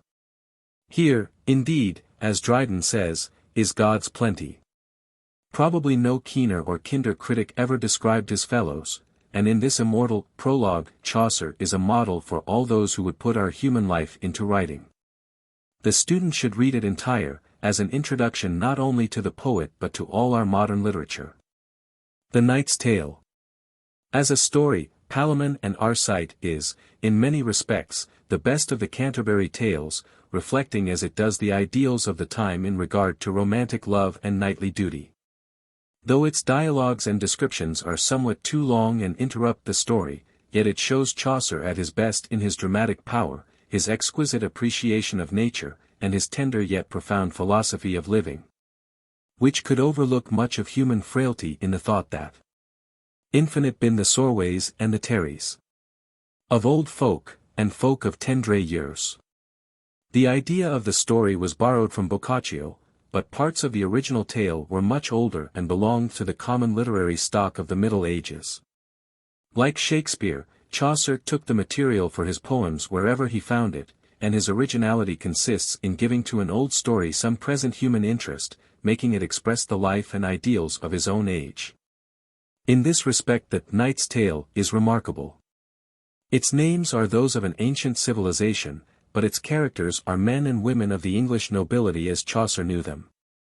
In consequence the story has many anachronisms, such as the medieval tournament before the Temple of Mars, but the reader scarcely notices these things, being absorbed in the dramatic interest of the narrative. Briefly, The Knight's Tale is the story of two young men, fast friends, who are found wounded on the battlefield and taken prisoners to Athens. There from their dungeon window they behold the fair maid Emily. Both fall desperately in love with her, and their friendship turns to strenuous rivalry. One is pardoned, the other escapes. And then knights, empires, nature, the whole universe follows their desperate efforts to win one small maiden, who prays meanwhile to be delivered from both her bothersome suitors. As the best of the Canterbury Tales are now easily accessible, we omit here all quotations. The story must be read entire, with the Prioress' Tale of Hugh of Lincoln, the Clerk's Tale of Patient Griselda, and the Nun's Priest's merry tale of Chanticleer and the Fox. If the reader would appreciate the variety and charm of our first modern poet and storyteller. Form of Chaucer's poetry. There are three principal meters to be found in Chaucer's verse. In the Canterbury Tales he uses lines of 10 syllables and 5 accents each, and the lines run in couplets. His eyen twinkled in his heat aright, as doon the stairs in the frosty night. The same musical measure, arranged in 7-line stanzas, but with a different rhyme, called the rhyme royal, is found in its most perfect form in Troilus. O blissful light, of which the beams clear adorneth all the thrid heaving fair. O son's leaf, O Jove's daughter dear, pleasance of love, O goodly debonair.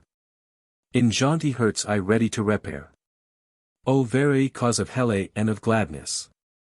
Why be thy might and thy goodness. In heaving and hele, in earth and salt sea. Is felt thy might, if that I will discern. As man, brid, best, fish, herb and green tree. Thee feel in times with vapour etern. God loveth, and to love will not wern. And in this world no lives creature withouten love, is worth, or may endure. The third meter is the 8-syllable line with 4 accents, the lines rhyming in couplets, as in the Boke of the Duchesse. Thereto she could so wel play. One that here least, that I dar say ye. That she was like to torche bright. That every man may take of light. Enough, and hit hath nevertheless. Besides these principal meters, Chaucer in his short poems used many other poetical forms modeled after the French, who in the 14th century were cunning workers in every form of verse. Chief among these are the difficult but exquisite rondel, Now Welcome Summer with Thy Son Soft, which closes the Parliament of Fowls, and the ballad, Flee fro the Prise, which has been already quoted. In the Monk's Tale, there is a melodious measure which may have furnished the model for Spenser's famous stanza. Chaucer's poetry is extremely musical and must be judged by the ear rather than by the eye. To the modern reader the lines appear broken and uneven. But if one reads them over a few times, he soon catches the perfect swing of the measure, and finds that he is in the hands of a master whose ear is delicately sensitive to the smallest accent. There is a lilt in all his lines which is marvelous when we consider that he is the first to show us the poetic possibilities of the language. His claim upon our gratitude is twofold: first, for discovering the music that is in our English speech. And second, for his influence in fixing the Midland dialect as the literary language of England. Chaucer's contemporaries. William Langland, 1332. Life. Very little is known of Langland. He was born probably near Malvern, in Worcestershire, the son of a poor freeman, and in his early life lived in the fields as a shepherd. Later he went to London with his wife and children, getting a hungry living as clerk in the church. His real life meanwhile was that of a seer, a prophet after Isaiah's own heart, if we may judge by the prophecy which soon found a voice in Piers Plowman. In 1399, after the success of his great work, he was possibly writing another poem called Richard the Reedless, a protest against Richard II. But we are not certain of the authorship of this poem, which was left unfinished by the assassination of the king. After 1399 Langland disappears utterly, and the date of his death is unknown. Piers Plowman. The voice of him that crieth in the wilderness, prepare ye the way of the Lord, might well be written at the beginning of this remarkable poem. Truth, sincerity, a direct and practical appeal to conscience, and a vision of right triumphant over wrong, these are the elements of all prophecy. And it was undoubtedly these elements in Piers Plowman that produced such an impression on the people of England. For centuries literature had been busy in pleasing the upper classes chiefly. But here at last was a great poem which appealed directly to the common people, and its success was enormous. The whole poem is traditionally attributed to Langland, but it is now known to be the work of several different writers. It first appeared in 1362 as a poem of 1800 lines, and this may have been Langland's work. In the next 30 years, during the desperate social conditions which led to Tyler's rebellion, it was repeatedly revised and enlarged by different hands till it reached its final form of about 15,000 lines. The poem as we read it now is in two distinct parts, the first containing the vision of Piers, the second a series of visions called The Search for Dowell, Dobet, Dobest, Do Well, Better, Best. The entire poem is in strongly accented, alliterative lines, something like Beowulf, and its immense popularity shows that the common people still cherish this easily memorized form of Saxon poetry. Its tremendous appeal to justice and common honesty, its clarion call to every man, whether king, priest, noble, or laborer, to do his Christian duty, takes from it any trace of prejudice or bigotry with which such works usually abound. Its loyalty to the Church, while denouncing abuses that had crept into it in that period, was one of the great influences which led to the Reformation in England. Its two great principles, the equality of men before God and the dignity of honest labor, roused a whole nation of freemen. Altogether it is one of the world's great works, partly because of its national influence, partly because it is the very best picture we possess of the social life of the 14th century. Briefly, Piers Plowman is an allegory of life. In the first vision, that of the field full of folk, the poet lies down on the Malvern Hills on a May morning, and a vision comes to him in sleep. On the plain beneath him gather a multitude of folk, a vast crowd expressing the varied life of the world.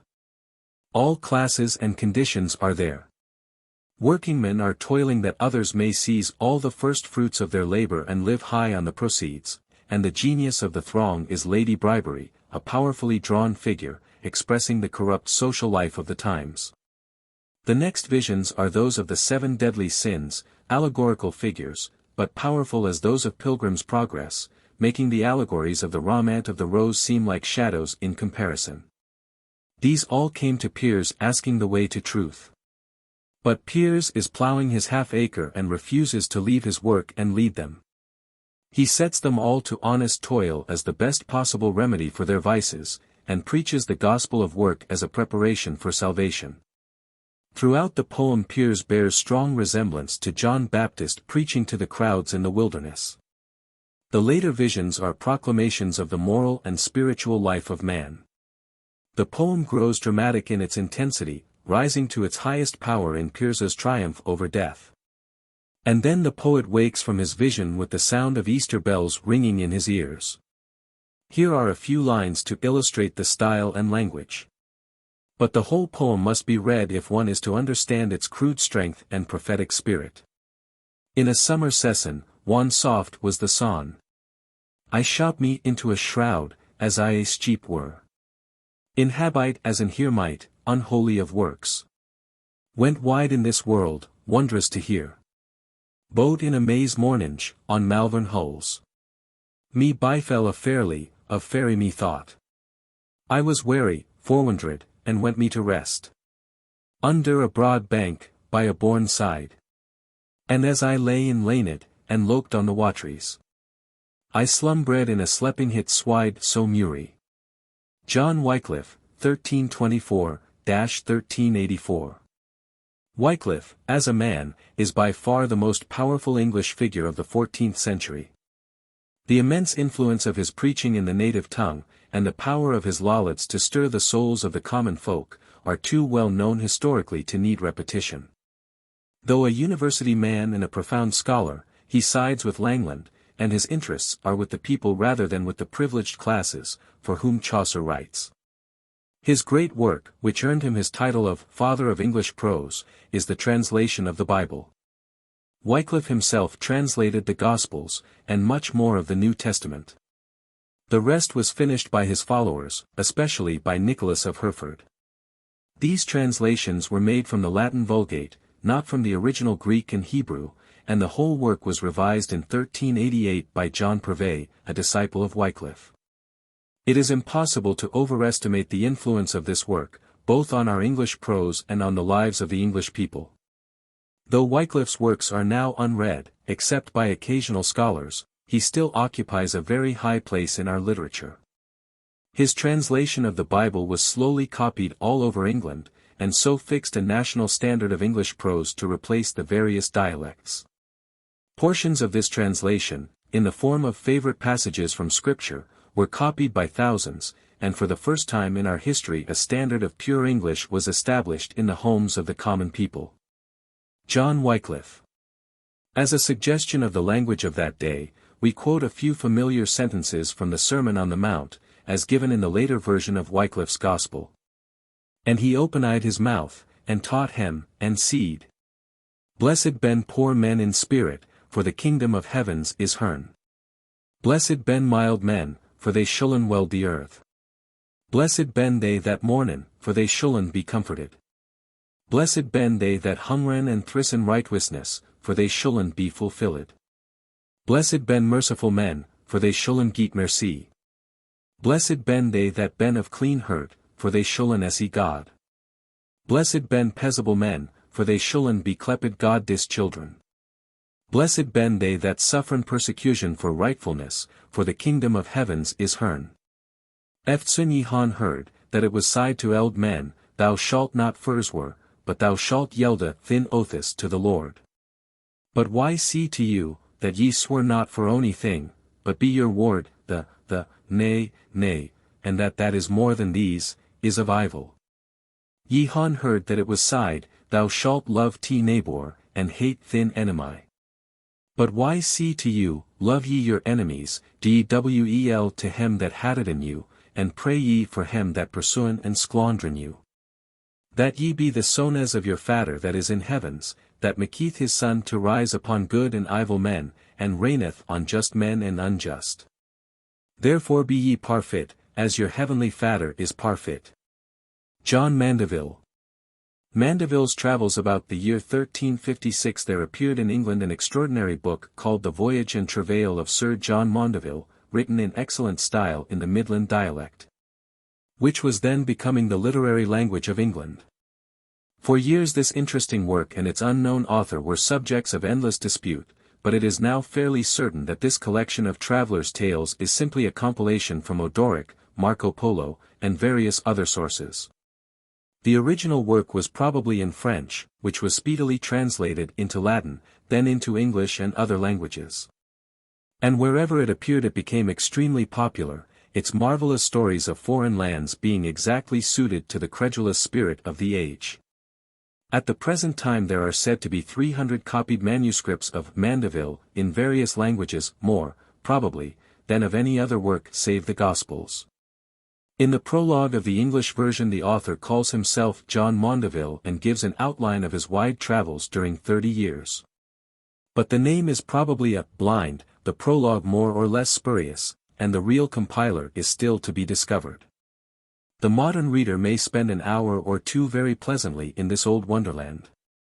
On its literary side the book is remarkable, though a translation, as being the first prose work in modern English having a distinctly literary style and flavor. Otherwise it is a most interesting commentary on the general culture and credulity of the 14th century. Summary of the Age of Chaucer. The 14th century is remarkable historically for the decline of feudalism, organized by the Normans, for the growth of the English national spirit during the wars with France, for the prominence of the House of Commons, and for the growing power of the laboring classes, who had heretofore been in a condition hardly above that of slavery. The age produced 5 writers of note, one of whom, Geoffrey Chaucer, is one of the greatest of English writers. His poetry is remarkable for its variety, its story interest, and its wonderful melody. Chaucer's work and Wycliffe's translation of the Bible developed the Midland dialect into the national language of England. In our study we have noted, 1. Chaucer, his life and work. His early or French period, in which he translated the Romance of the Rose, and wrote many minor poems, his middle or Italian period, of which the chief poems are Troilus and Cressida, and The Legend of Good Women. His late or English period, in which he worked at his masterpiece, the famous Canterbury Tales. 2. Langland, the poet and prophet of social reforms. His chief work is Piers Plowman. 3. Wycliffe, the religious reformer, who first translated the Gospels into English, and by his translation fixed a common standard of English speech. 4. Mandeville, the alleged traveler, who represents the new English interest in distant lands following the development of foreign trade. He is famous for Mandeville's Travels, a book which romances about the wonders to be seen abroad. The fifth writer of the age is Gower, who wrote in 3 languages, French, Latin, and English. His chief English work is the Confessio Amantes, a long poem containing 112 tales. Of these only the Knight Florent and 2 or 3 others are interesting to a modern reader. Selections for reading. Chaucer's Prologue, The Knight's Tale, Nun's Priest's Tale, Prioress' Tale, Clerk's Tale. These are found, more or less complete, in Standard English Classics, King's Classics, Riverside Literature Series, etc. Skeat's School edition of the Prologue, Knight's Tale, etc. is especially good, and includes a study of 14th-century English. Miscellaneous Poems of Chaucer in Manley's English Poetry or Ward's English Poets. Piers Plowman, in King's Classics. Mandeville's Travels, modernized, in English Classics, and in Castle's National Library. For the advanced student, and as a study of language, compare selections from Wycliffe, Chaucer's prose work, Mandeville, etc. In Manley's English Prose, or Morris and Skeat's Specimens of Early English, or Craik's English Prose Selections. Selections from Wycliffe's Bible in English Classics Series. Bibliography. History. Textbook, Montgomery, pages 115 to 149, or Cheney, pp. 186 to 263, for fuller treatment, Green, ch. 5, Trail, Gardner. Special Works. Hutton's King and Baronage, Oxford Manuals, Chaucer's Wayfaring Life in the 14th Century, Colton's Chaucer and His England, Polly's Pictures from Old England.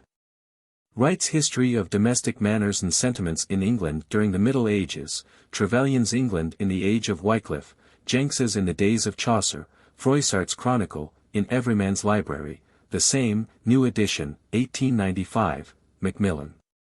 Lanier's Boys Froissart, i.e. Froissart's Chronicle of Historical Events, 1325 to 1400, Newbolt Stories from Froissart, Bulfinch's Age of Chivalry may be read in connection with this and the preceding periods. Literature. General Works. Chaucer. Ten Brink, Mitchell, Minto's Characteristics of English Poets, Courthope's History of English Poetry.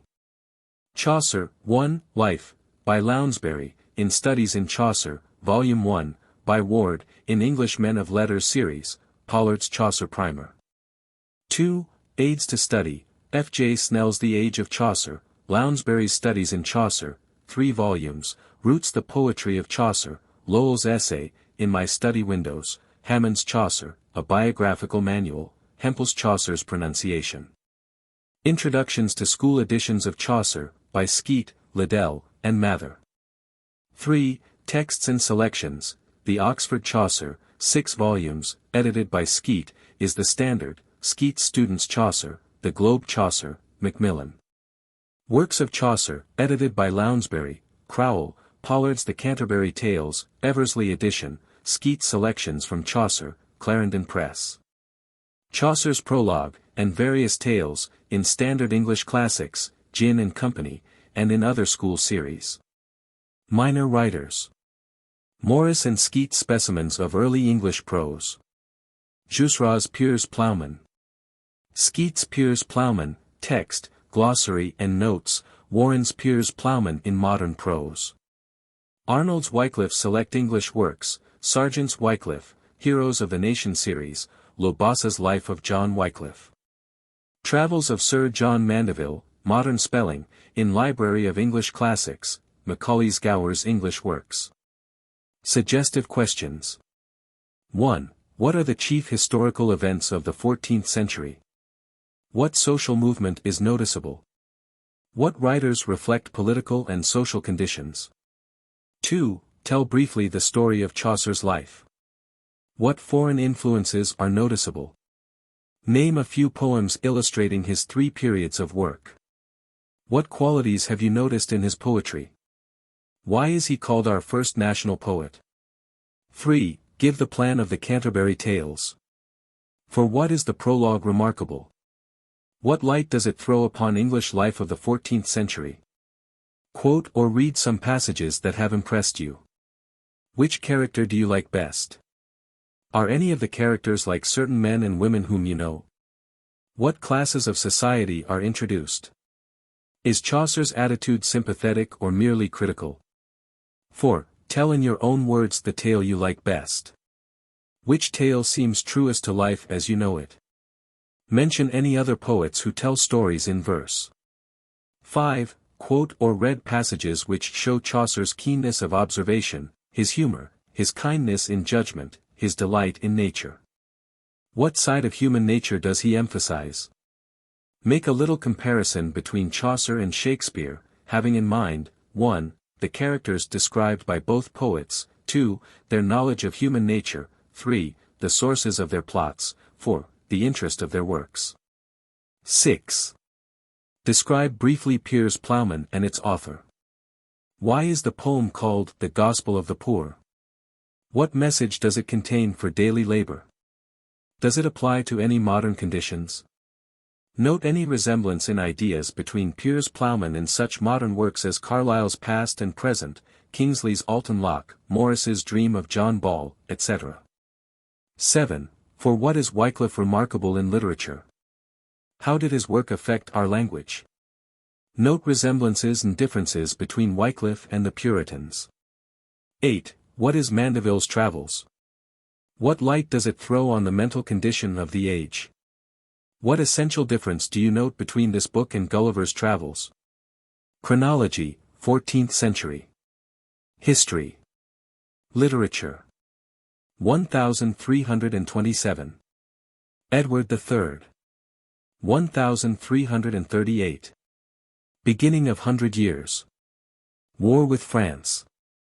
1340. Birth of Chaucer. 1347. Capture of Calais. 1348 to 1349. Black Death. 1356. Mandeville's Travels. 1359, Chaucer in French War. 1360 to 1370. Chaucer's Early or French Period. 1373. Winchester College, 1st. Great Public School. 1370 to 1385. Chaucer's Middle or Italian Period. 1377. Richard II. Wycliffe and the Lollards begin Reformation. 1362 to 1395. Piers Plowman. In England. 1381. Peasant Rebellion. Wat Tyler. 1385 to 1400. Canterbury Tales. 1382. First complete Bible in English. 1399. Deposition of Richard II. 1400. Death of Chaucer. Henry IV chosen by Parliament. Dante's Divina Commedia.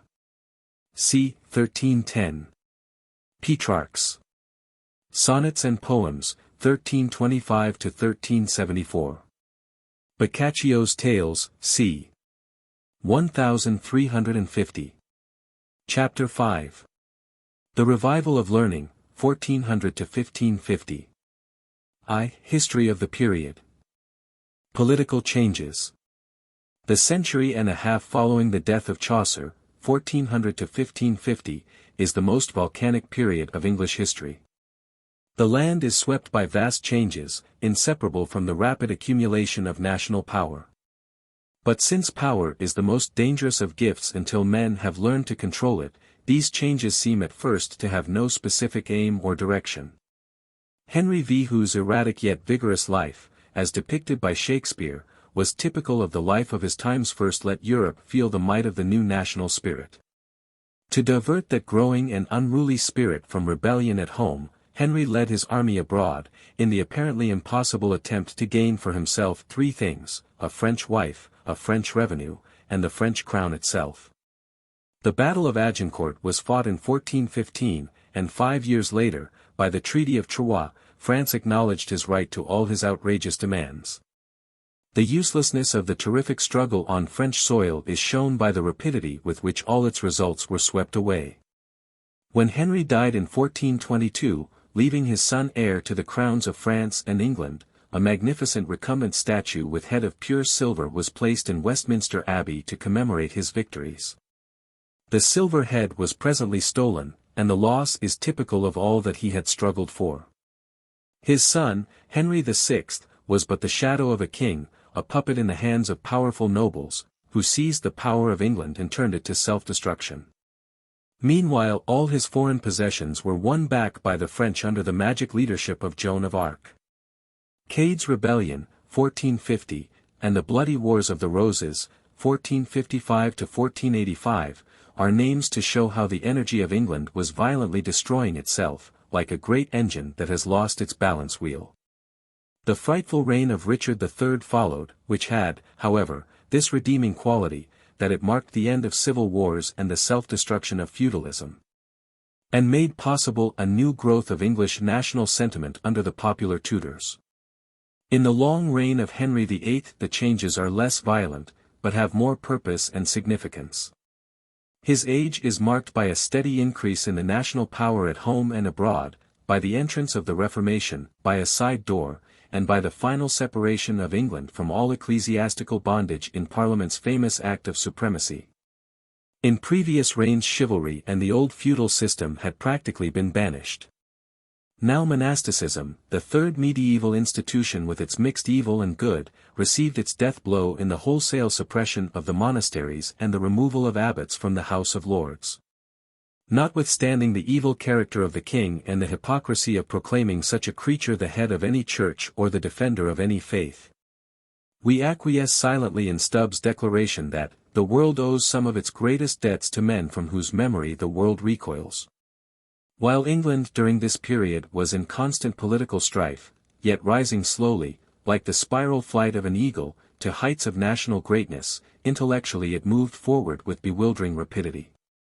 Printing was brought to England by Caxton, circa 1476, and for the first time in history it was possible for a book or an idea to reach the whole nation. Schools and universities were established in place of the old monasteries. Greek ideas and Greek culture came to England in the Renaissance, and man's spiritual freedom was proclaimed in the Reformation. The great names of the period are numerous and significant, but literature is strangely silent.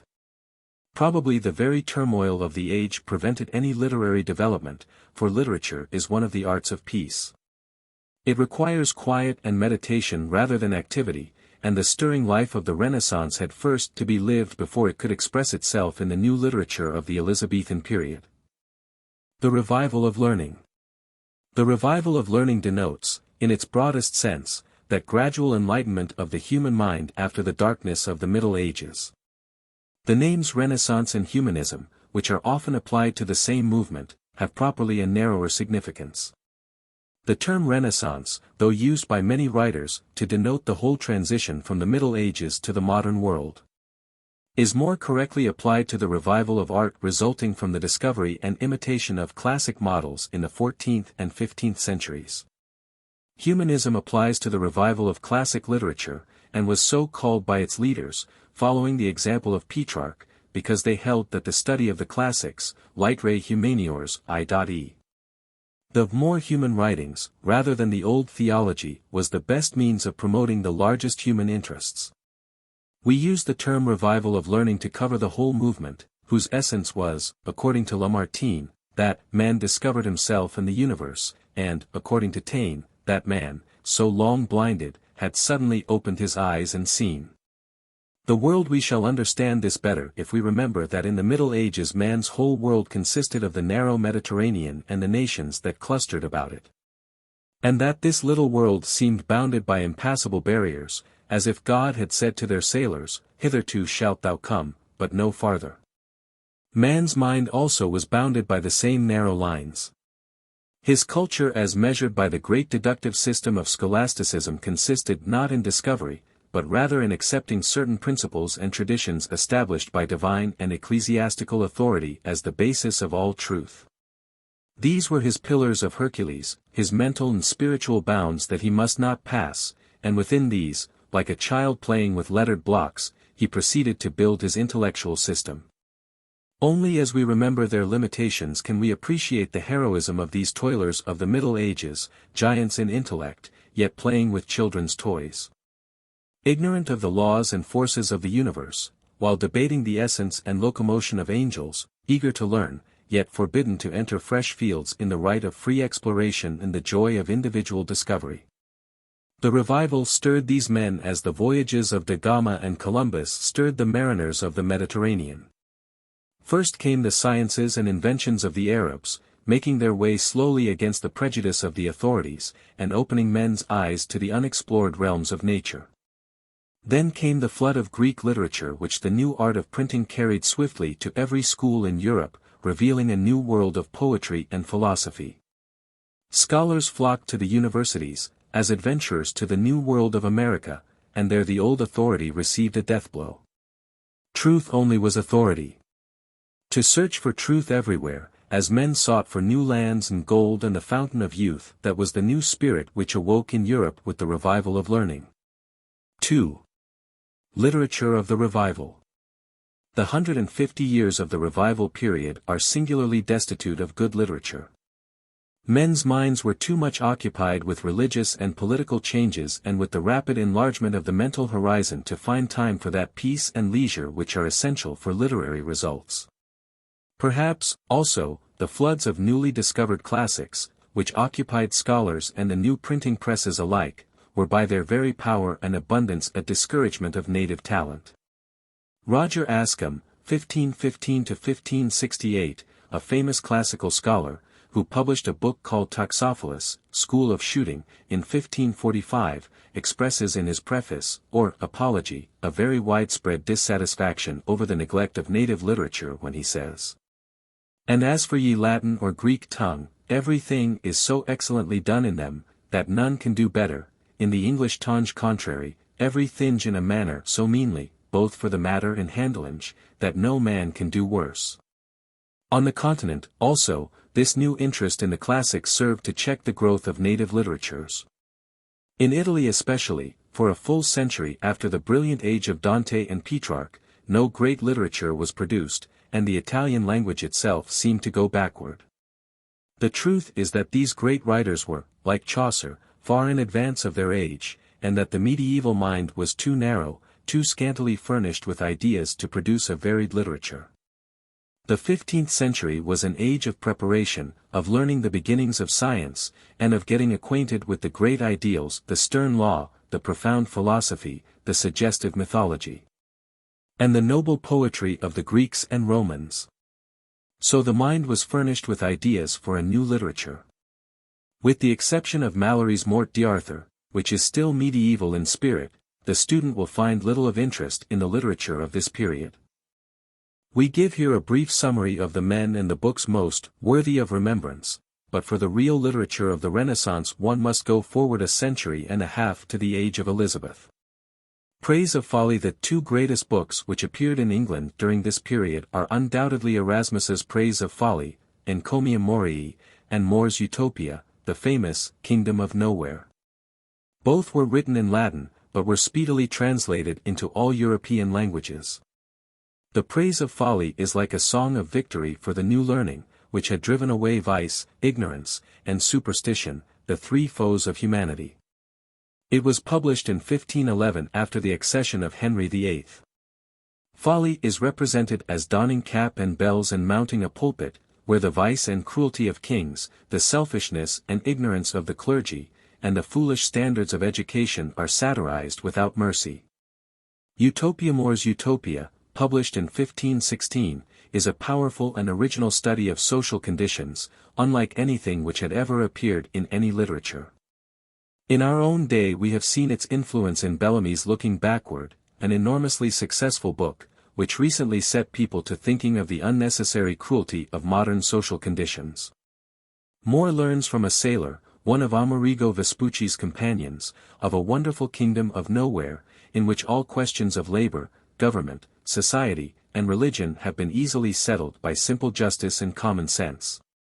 In this utopia we find for the first time, as the foundations of civilized society, the three great words, liberty, fraternity, equality, which retained their inspiration through all the violence of the French Revolution and which are still the unrealized ideal of every free government. As he hears of this wonderful country, More wonders why, after 15 centuries of Christianity, his own land is so little civilized, and as we read the book today we ask ourselves the same question. The splendid dream is still far from being realized, yet it seems as if any nation could become utopia in a single generation, so simple and just are the requirements. Tyndale's New Testament, greater than either of these books, in its influence upon the common people, is Tyndale's translation of the New Testament, 1525, which fixed a standard of good English, and at the same time brought that standard not only to scholars but to the homes of the common people. Tyndale made his translation from the original Greek, and later translated parts of the Old Testament from the Hebrew. Much of Tyndale's work was included in Cranmer's Bible, known also as the Great Bible, in 1539, and was read in every parish church in England. It was the foundation for the Authorized Version, which appeared nearly a century later and became the standard for the whole English-speaking race. Wyatt and Surrey. In 1557 appeared probably the first printed collection of miscellaneous English poems, known as Tottel's Miscellany. It contained the work of the so-called courtly makers, or poets, which had hitherto circulated in manuscript form for the benefit of the court. About half of these poems were the work of Sir Thomas Wyatt, 1503-1542, and of Henry Howard, Earl of Surrey, 1517-1547. Both together wrote amorous sonnets modeled after the Italians, introducing a new verse form which, although very difficult, has been a favorite ever since with our English poets. Surrey is noted, not for any especial worth or originality of his own poems, but rather for his translation of 2 books of Virgil, in strange metre. The strange metre was the blank verse, which had never before appeared in English. The chief literary work of these 2 men, therefore, is to introduce the sonnet and the blank verse, one the most dainty, the other the most flexible and characteristic form of English poetry, which in the hands of Shakespeare and Milton were used to make the world's masterpieces. Malory's Morte d'Arthur. The greatest English work of this period, measured by its effect on subsequent literature, is undoubtedly the Morte d'Arthur, a collection of the Arthurian romances told in simple and vivid prose. Of Sir Thomas Malory, the author, Caxton in his introduction says that he was a knight, and completed his work in 1470, 15 years before Caxton printed it. The record adds that he was the servant of Jesu both by day and night. Beyond that we know little except what may be inferred from the splendid work itself. Malory groups the legends about the central idea of the search for the Holy Grail. Though many of the stories, like Tristram and Isolde, are purely pagan, Malory treats them all in such a way as to preserve the whole spirit of medieval Christianity as it has been preserved in no other work. It was to Malory rather than to Lyman or to the early French writers that Shakespeare and his contemporaries turned for their material.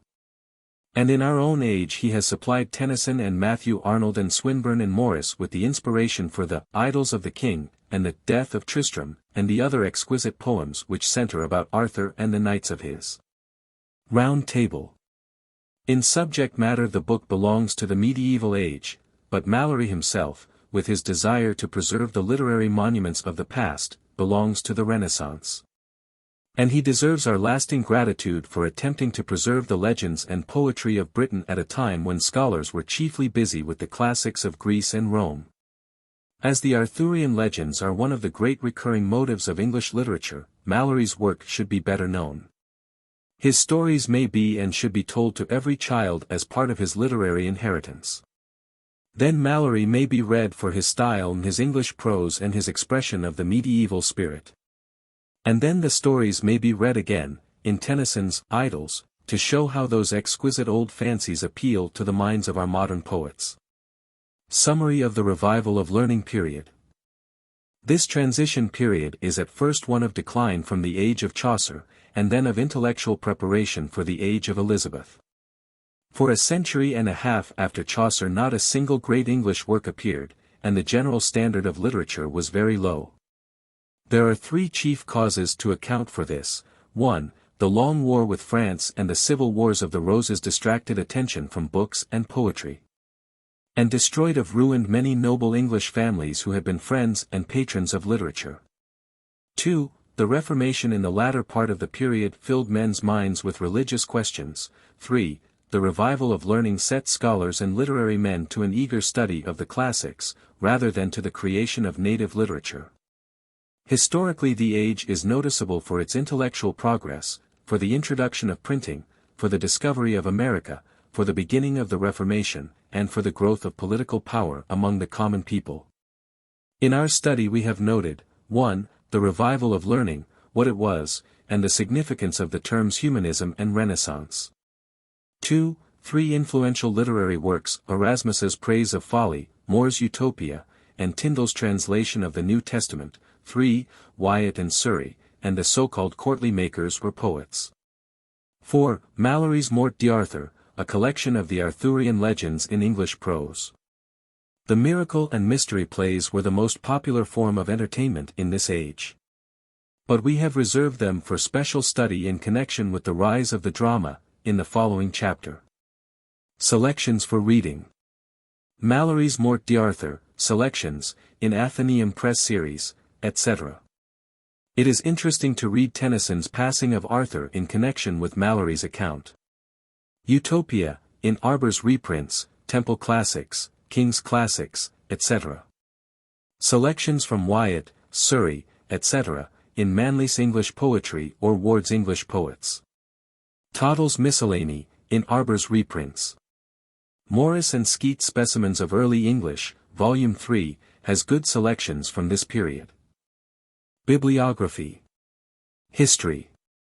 Textbook, Montgomery, pages 150 to 208, or Cheney, pages 264 to 328. Green, ch. 6, Trail. Gardiner, Froude, etc. Special works. Denton's England in the 15th century, Flowers the Century of Sir Thomas More, The Household of Sir Thomas More, in King's Classics, Green's Town Life in the 15th Century. Field's Introduction to the Study of the Renaissance, Einstein's The Italian Renaissance in England, Seebohm's The Oxford Reformers, Erasmus, More, etc. Literature. General works. Jusra, Ten Brink, Minto's Characteristics of English Poets. Special works. Saintsbury's Elizabethan Literature, Malory's Morte d'Arthur, edited by Sommer, the same by Gollancz, Temple Classics, Lanier's The Boy's King Arthur, More's Utopia, in Temple Classics, King's Classics, etc.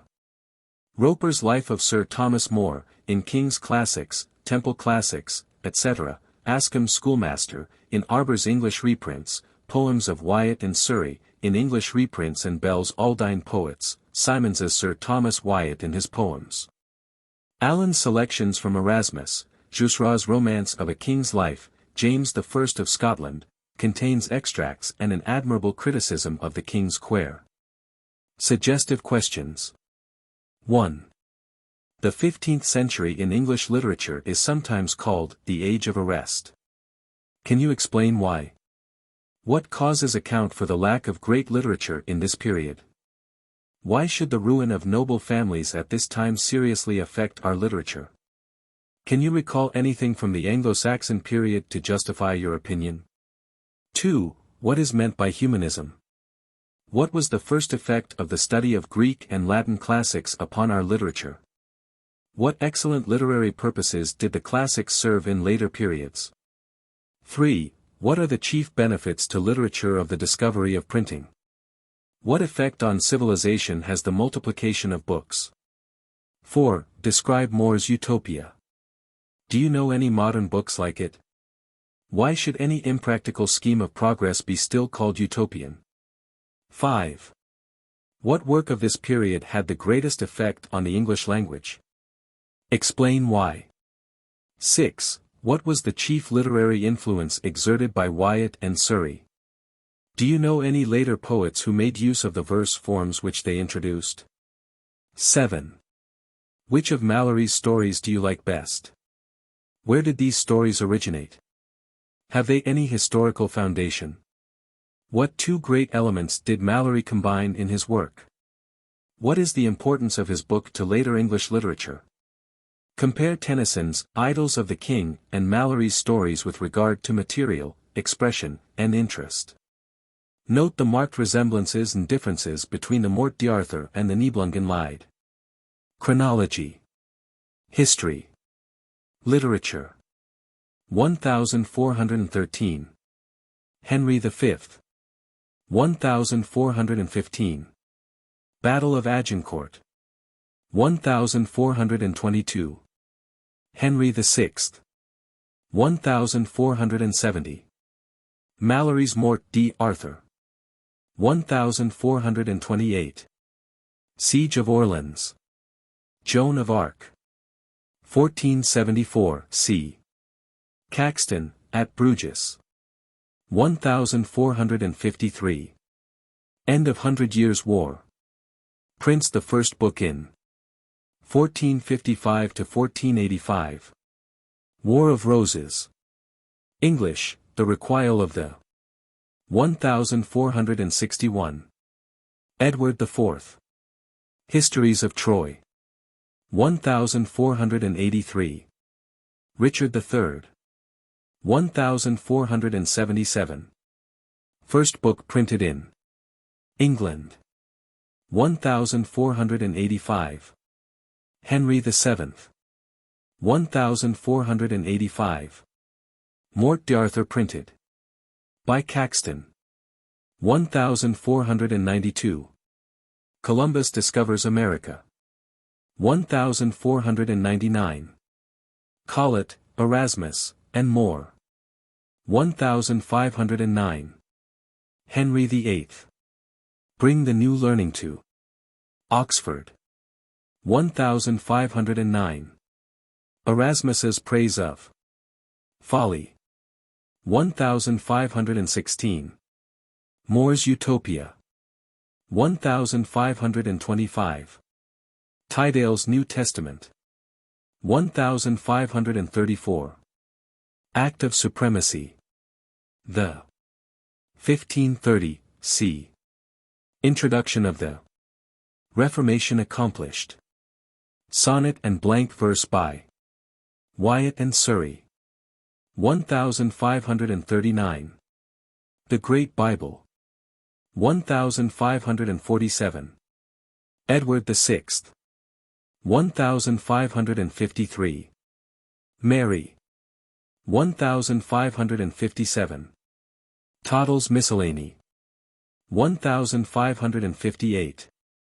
Elizabeth. Chapter 6.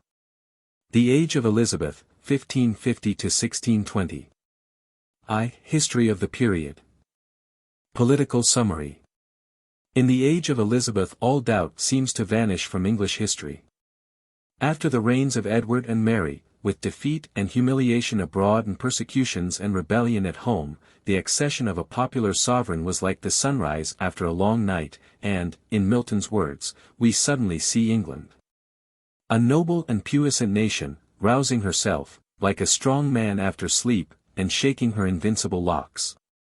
With the Queen's character, a strange mingling of frivolity and strength which reminds one of that iron image with feet of clay, we have nothing whatever to do. It is the national life that concerns the literary student, since even a beginner must notice that any great development of the national life is invariably associated with a development of the national literature. It is enough for our purpose, therefore, to point out two facts, that Elizabeth, with all her vanity and inconsistency, steadily loved England and England's greatness. And that she inspired all her people with the unbounded patriotism which exults in Shakespeare, and with the personal devotion which finds a voice in the Fairy Queen.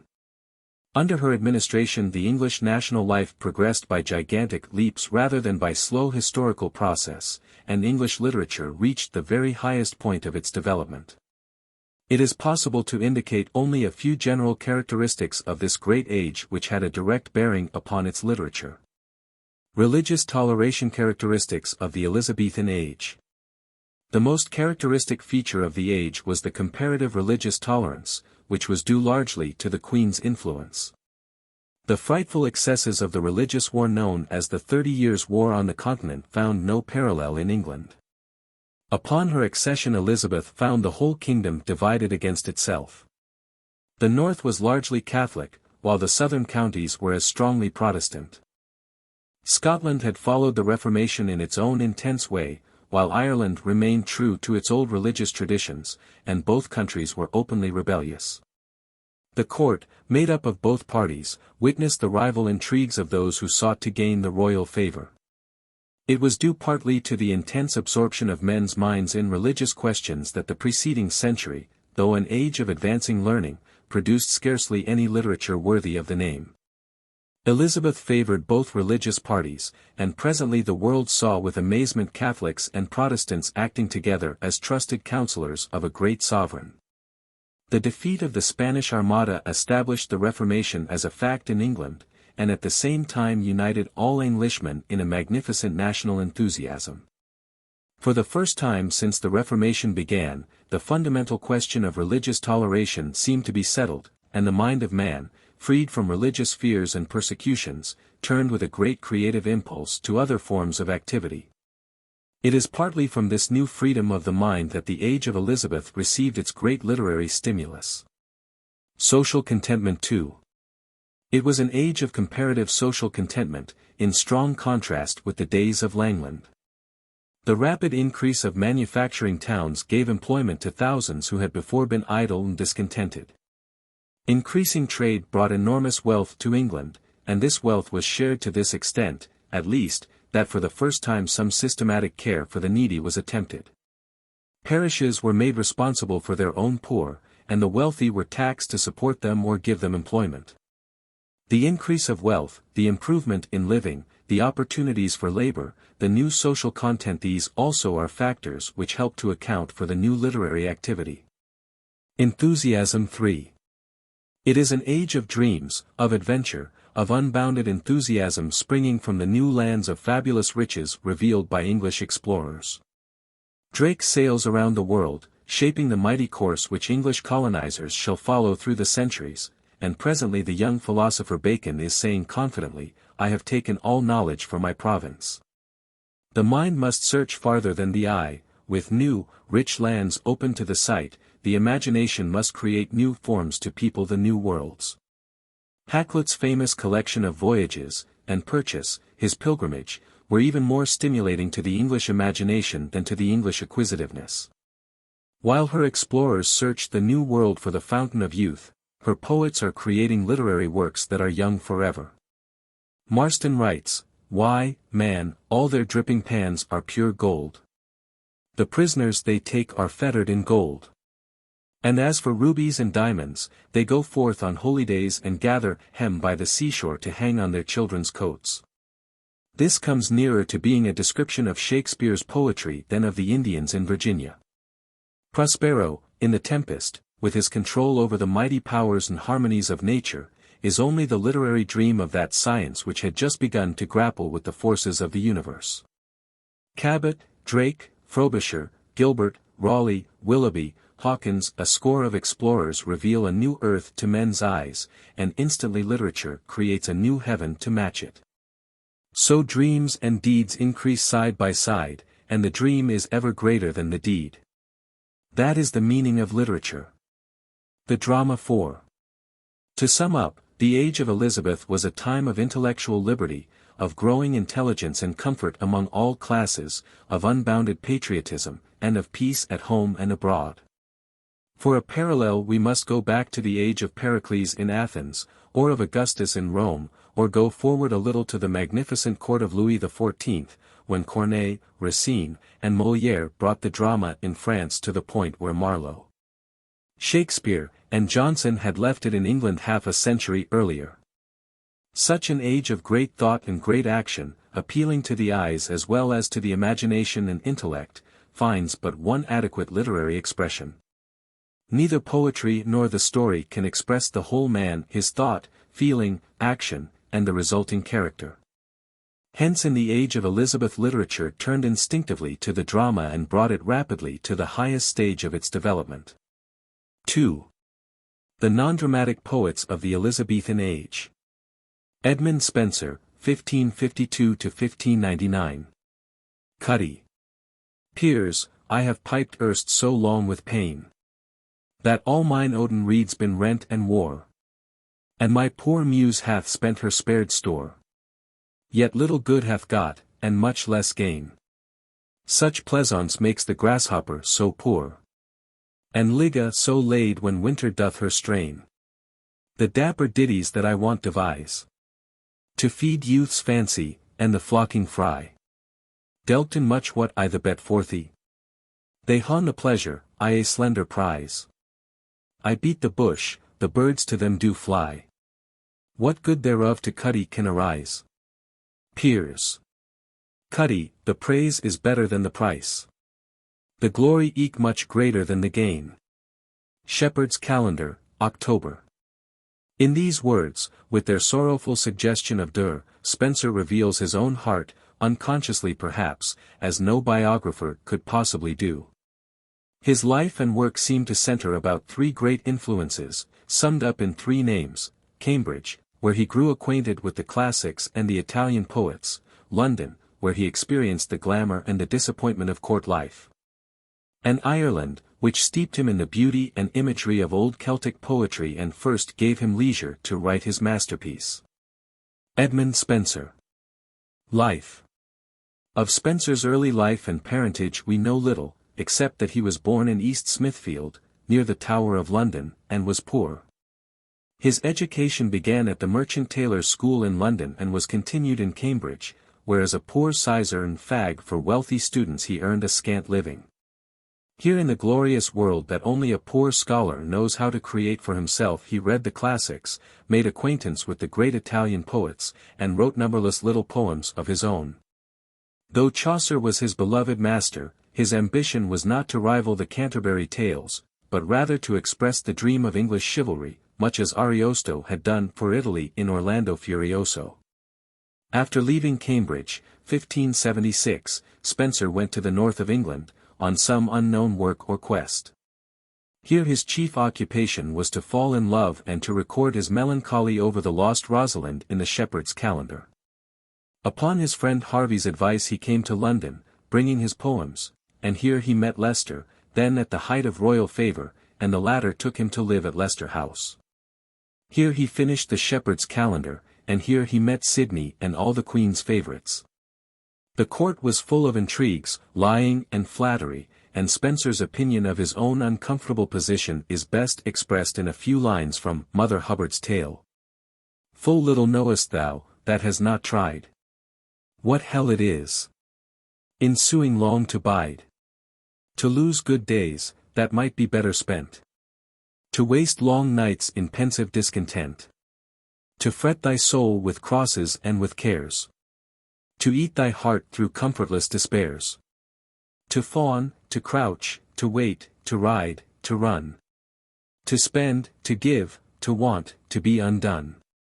In 1580, through Leicester's influence, Spenser, who was utterly weary of his dependent position, was made secretary to Lord Grey, the Queen's deputy in Ireland, and the third period of his life began. He accompanied his chief through one campaign of savage brutality in putting down an Irish rebellion, and was given an immense estate with the castle of Kilcolman, in Munster, which had been confiscated from Earl Desmond, one of the Irish leaders. His life here, where according to the terms of his grant he must reside as an English settler, he regarded as lonely exile. My luckless lot. That banished had myself, like white for lore. Into that waste, where I was quite forgot. It is interesting to note here a gentle poet's view of the unhappy island. After nearly 16 years' residence he wrote his view of the state of Ireland, 1596, his only prose work, in which he submits a plan for pacifying the oppressed and rebellious people. This was to bring a huge force of cavalry and infantry into the country, give the Irish a brief time to submit, and after that to hunt them down like wild beasts. He calculated that cold, famine, and sickness would help the work of the sword, and that after the rebels had been well hounded for 2 winters the following summer would find the country peaceful. This plan, from the poet of harmony and beauty, was somewhat milder than the usual treatment of a brave people whose offense was that they loved liberty and religion. Strange as it may seem, the view was considered most statesmanlike, and was excellently well received in England. In Kilcolman, surrounded by great natural beauty, Spenser finished the first 3 books of the Faerie Queene. In 1589 Raleigh visited him, heard the poem with enthusiasm, hurried the poet off to London, and presented him to Elizabeth. The first 3 books met with instant success when published and were acclaimed as the greatest work in the English language. A yearly pension of £50 was conferred by Elizabeth, but rarely paid, and the poet turned back to exile, that is, to Ireland again. Soon after his return, Spenser fell in love with his beautiful Elizabeth, an Irish girl. Wrote his amoretti, or sonnets, in her honor, and afterwards represented her, in the Faerie Queene, as the beautiful woman dancing among the Graces. In 1594 he married Elizabeth, celebrating his wedding with his Epithalamion, one of the most beautiful wedding hymns in any language. Spenser's next visit to London was in 1595, when he published Astrophel, an elegy on the death of his friend Sidney, and 3 more books of the Faerie Queene. On this visit he lived again at Leicester House, now occupied by the new favourite Essex, where he probably met Shakespeare and the other literary lights of the Elizabethan age. Soon after his return to Ireland, Spenser was appointed Sheriff of Cork, a queer office for a poet, which probably brought about his undoing. The same year Tyrone's rebellion broke out in Munster. Kilcolman, the ancient house of Desmond, was one of the first places attacked by the rebels, and Spenser barely escaped with his wife and 2 children. It is supposed that some unfinished parts of the Faerie Queene were burned in the castle. From the shock of this frightful experience Spenser never recovered. He returned to England heartbroken, and in the following year, 1599, he died in an inn at Westminster. According to Ben Jonson he died for want of bread. But whether that is a poetic way of saying that he had lost his property or that he actually died of destitution, will probably never be known. He was buried beside his master Chaucer in Westminster Abbey, the poets of that age thronging to his funeral and, according to Camden, casting their elegies and the pens that had written them into his tomb. Spenser's works. The Faerie Queene is the great work upon which the poet's fame chiefly rests. The original plan of the poem included 24 books, each of which was to recount the adventure and triumph of a knight who represented a moral virtue. Spenser's purpose, as indicated in a letter to Raleigh which introduces the poem, is as follows. To portrait in Arthur, before he was king, the image of a brave knight, perfected in the 12 private moral virtues, as Aristotle hath devised. Which is the purpose of these first 12 books, which if I find to be well accepted, I may be perhaps encouraged to frame the other part of politic virtues in his person, after that he came to be king. Each of the virtues appears as a knight, fighting his opposing vice, and the poem tells the story of the conflicts. It is therefore purely allegorical, not only in its personified virtues but also in its representation of life as a struggle between good and evil. In its strong moral element the poem differs radically from Orlando Furioso, upon which it was modeled. Spenser completed only 6 books, celebrating holiness, temperance, chastity, friendship, justice, and courtesy. We have also a fragment of the 7th, treating of constancy, but the rest of this book was not written, or else was lost in the fire at Kilcolman. The first 3 books are by far the best.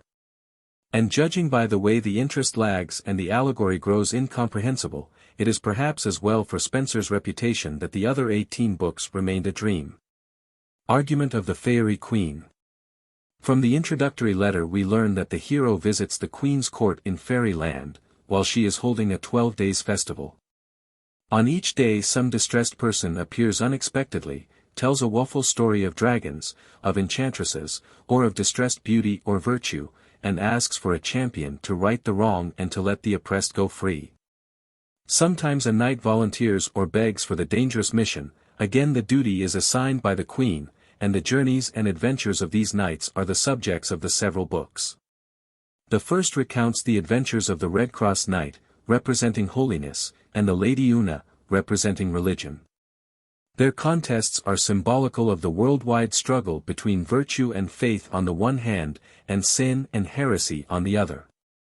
The second book tells the story of Sir Guyon, or temperance, the third, of Britomartis, representing chastity. The fourth, fifth, and sixth, of Campbell and Trimond, friendship, Artegall, justice, and Sir Calidore, courtesy. Spenser's plan was a very elastic one, and he filled up the measure of his narrative with everything that caught his fancy, historical events and personages under allegorical masks, beautiful ladies, chivalrous knights, giants, monsters, dragons, sirens, enchanters, and adventures enough to stock a library of fiction. If you read Homer or Virgil, you know his subject in the first strong line. If you read Cadman's paraphrase or Milton's epic, the introduction gives you the theme. But Spenser's great poem, with the exception of a single line in the prologue, "Fierce wars and faithful loves shall moralize my song," gives hardly a hint of what is coming. As to the meaning of the allegorical figures, one is generally in doubt. In the first 3 books the shadowy Faerie Queen sometimes represents the glory of God and sometimes Elizabeth, who was naturally flattered by the parallel. Britomartis is also Elizabeth. The Red Cross Knight is Sidney, the model Englishman. Arthur, who always appears to rescue the oppressed, is Leicester, which is another outrageous flattery. Una is sometimes religion and sometimes the Protestant Church, while Duessa represents Mary Queen of Scots or general Catholicism. In the last 3 books Elizabeth appears again as Mercilla, Henry IV of France as Bourbon. The War in the Netherlands as the story of Lady Belgie, Raleigh as Timaeus, the Earls of Northumberland and Westmoreland, lovers of Mary or Duessa, as Blandamore and Paridel. And so on through the wide range of contemporary characters and events, till the allegory becomes as difficult to follow as the second part of Goethe's Faust. Poetical form. For the Faerie Queen Spenser invented a new verse form, which has been called since his day the Spenserian stanza. Because of its rare beauty it has been much used by nearly all our poets in their best work. The new stanza was an improved form of Ariosto's ottava rima, i.e. 8-line stanza, and bears a close resemblance to one of Chaucer's most musical verse forms in the Monk's Tale. Spenser's stanza is in 9 lines, 8 of 5 feet each and the last of 6 feet, rhyming abuk. A few selections from the first book, which is best worth reading, are reproduced here to show the style and melody of the verse. A gentle knight was pricking on the plain, yclad in mighty arms and silver shield, wherein old dints of deep wounds did remain, the cruel marks of many a bloody fielde. Yet arms till that time did he never wield. His angry steed did chide his foaming bit, as much disdaining to the curb to yield. Full illy knight he seemed, and fair did sit, as one for knightly jousts and fierce encounters fit. And on his breast a bloody cross he bore, the dear remembrance of his dying lord, for whose sweet sake that glorious badge he wore. And dead, as living ever, him adaired. Upon his shield the like was also scored, for sovereign hope, which in his help he had. Right faithful true he was in deed and word, but of his cheer did see me too solemn sad. Yet nothing did he dread, but ever was Idred. This sleepy bit, from the dwelling of Morpheus, invites us to linger. And, more to lull him in his slumber soft, a trickling stream from high rock tumbling down, an ever-drizzling rain upon the loft, mixed with a murmuring wind, much like the sown of swarming bees, did cast him in a swoon. No other noise, nor people's troublous cries, as still are wont to annoy the walled town, might there be heard, but careless quiet lies, wrapped in eternal silence far from enemies. The description of Una shows the poet's sense of ideal beauty. One day, nigh weary of the irksome way, from her unhasty beast she did alight, and on the grass her dainty limbs did lay, in secret shadow, far from all men's sight. From her fair head her fillet she undight, and laid her stole aside, her angel's face, as the great eye of heaven, shined bright, and made a sunshine in the shady place. Did never mortal eye behold such heavenly grace? It fortuned, out of the thickest wood, a ramping lion rushed suddenly, hunting full greedy after salvage blood. Soon as the royal virgin he did spy, with gaping mouth at her ran greedily, to have at once devoured her tender corse. But to the prey when as he drew more New York, his bloody rage assuaged with remorse, and, with the sight amazed, forgat his furious force. Instead thereof he kissed her weary feet, and licked her lily hands with fawning tongue, as he her wronged innocence did weet. Oh, how can Bowtie master the most strong, and simple truth subdue avenging wrong? Minor Poems. Next to his masterpiece, The Shepherd's Calendar, 1579, is the best known of Spenser's poems, though, as his first work, it is below many others in melody. It consists of 12 pastoral poems, or eclogues, one for each month of the year. The themes are generally rural life, nature, love in the fields, and the speakers are shepherds and shepherdesses. To increase the rustic effect Spenser uses strange forms of speech and obsolete words, to such an extent that Johnson complained his works are not English or any other language. Some are melancholy poems on his lost Rosalind. Some are satires on the clergy. One, The Briar and the Oak, is an allegory, one flatters Elizabeth, and others are pure fables touched with the Puritan spirit. They are written in various styles and meters, and show plainly that Spenser was practicing and preparing himself for greater work. Other noteworthy poems are Mother Hubbard's Tale, a satire on society; Astrophel, an elegy on the death of Sidney; Amoretti, or sonnets, to his Elizabeth; the marriage hymn, Epithalamion; and 4 hymns, on love, beauty, heavenly love, and heavenly beauty. There are numerous other poems and collections of poems, but these show the scope of his work and are best worth reading. Importance of the Shepherd's Calendar. The publication of this work, in 1579, by an unknown writer who signed himself modestly Immerito, marks an important epoch in our literature. We shall appreciate this better if we remember the long years during which England had been without a great poet. Chaucer and Spenser are often studied together as poets of the Renaissance period, and the idea prevails that they were almost contemporary. In fact, nearly 2 centuries passed after Chaucer's death, years of enormous political and intellectual development. And not only did Chaucer have no successor, but our language had changed so rapidly that Englishmen had lost the ability to read his lines correctly. This first published work of Spenser is noteworthy in at least 4 respects. First, it marks the appearance of the first national poet in 2 centuries. Second, it shows again the variety and melody of English verse, which had been largely a tradition since Chaucer. Third, it was our first pastoral, the beginning of a long series of English pastoral compositions modeled on Spenser, and as such exerted a strong influence on subsequent literature. And fourth, it marks the real beginning of the outburst of great Elizabethan poetry. Characteristics of Spenser's poetry.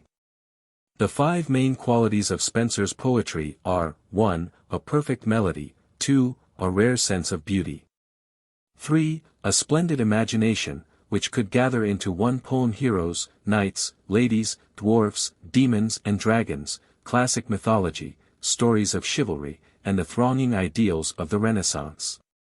All passing in gorgeous procession across an ever-changing and ever-beautiful landscape.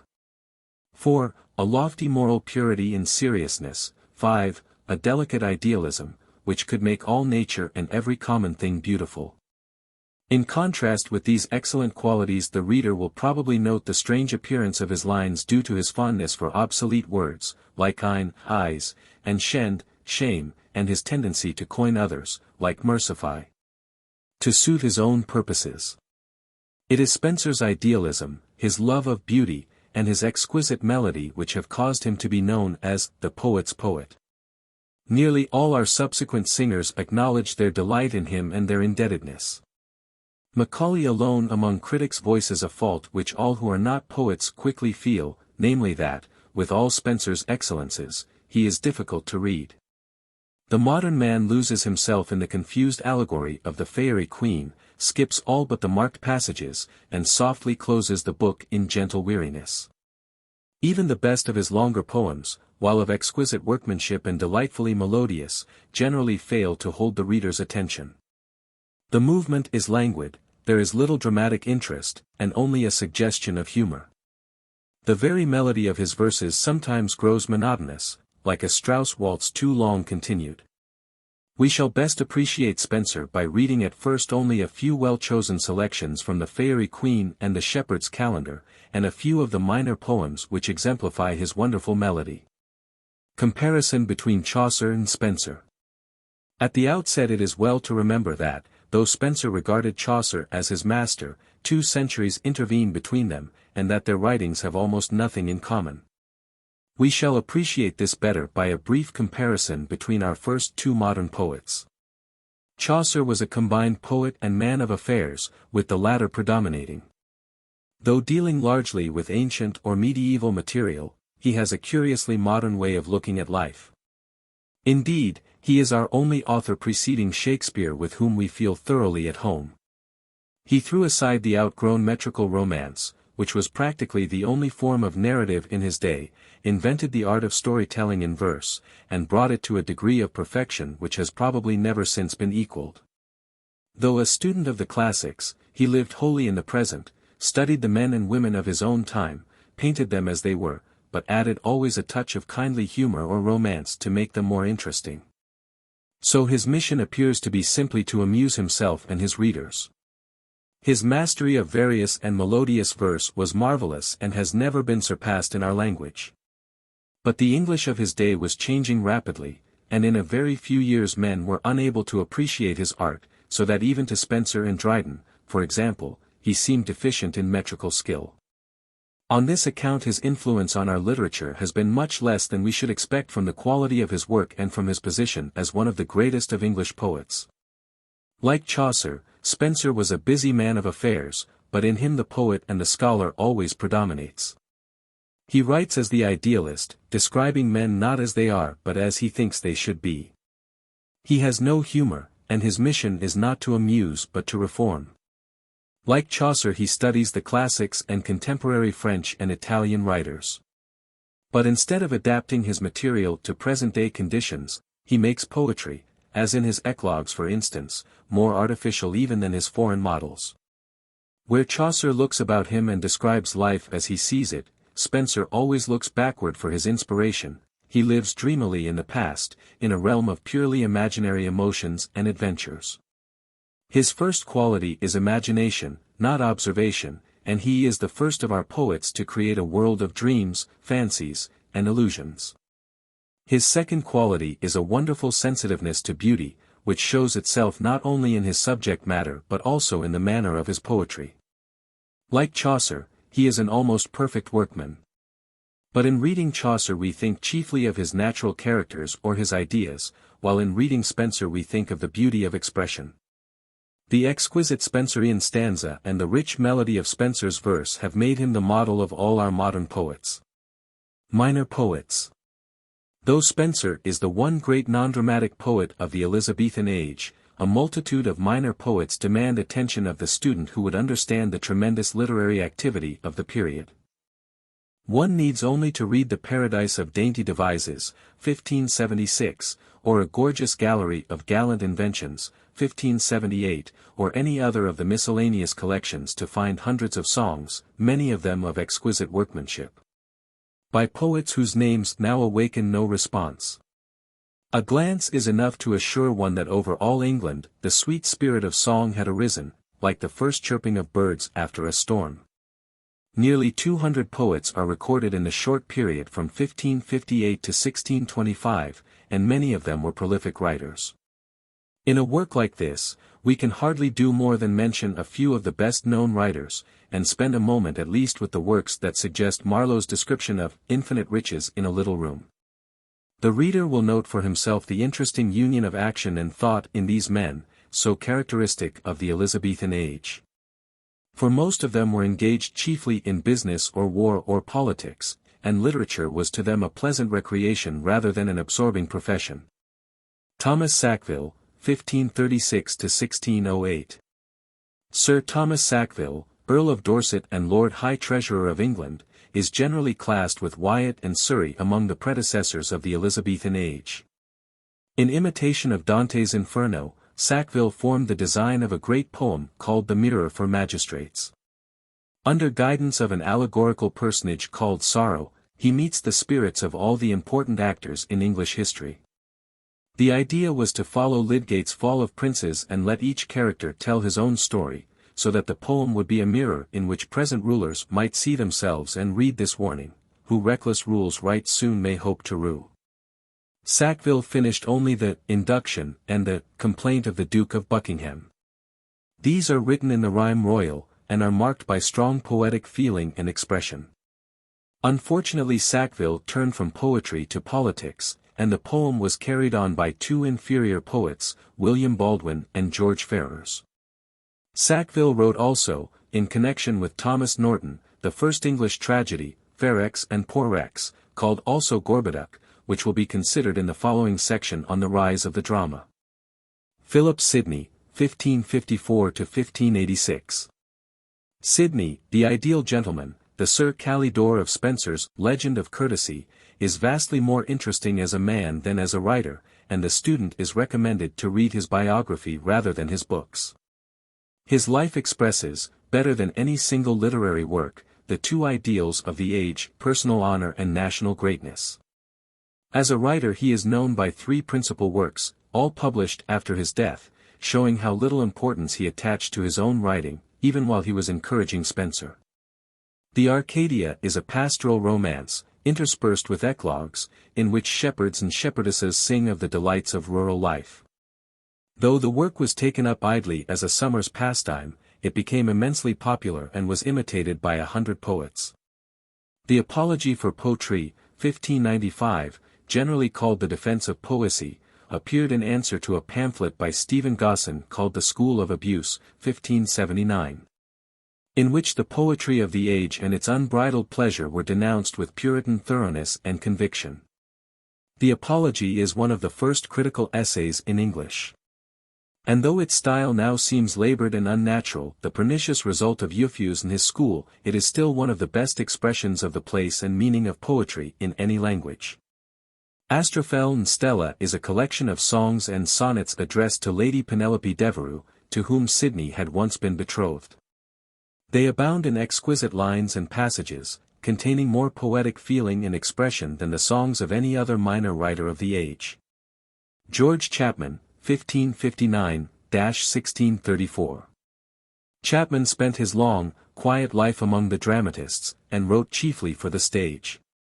His plays, which were for the most part merely poems in dialogue, fell far below the high dramatic standard of his time and are now almost unread. His most famous work is the metrical translation of the Iliad, 1611, and of the Odyssey, 1614. Chapman's Homer, though lacking the simplicity and dignity of the original, has a force and rapidity of movement which makes it superior in many respects to Pope's more familiar translation.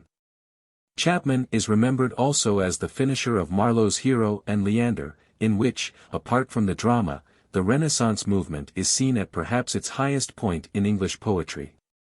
Out of scores of long poems of the period, Hero and Leander and the Fairy Queen are the only two which are even slightly known to modern readers.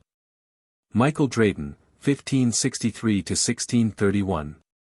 Drayton is the most voluminous and, to antiquarians at least, the most interesting of the minor poets. He is the liman of the Elizabethan age, and vastly more scholarly than his predecessor. His chief work is Polyolbion, an enormous poem of many thousand couplets, describing the towns, mountains, and rivers of Britain, with the interesting legends connected with each. It is an extremely valuable work and represents a lifetime of study and research. Two other long works are the Baron's Wars and the Heroic Epistle of England, and besides these were many minor poems.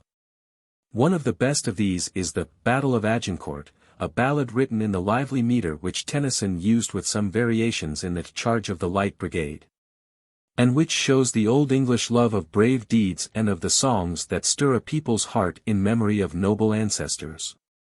3. The first English dramatists. The origin of the drama.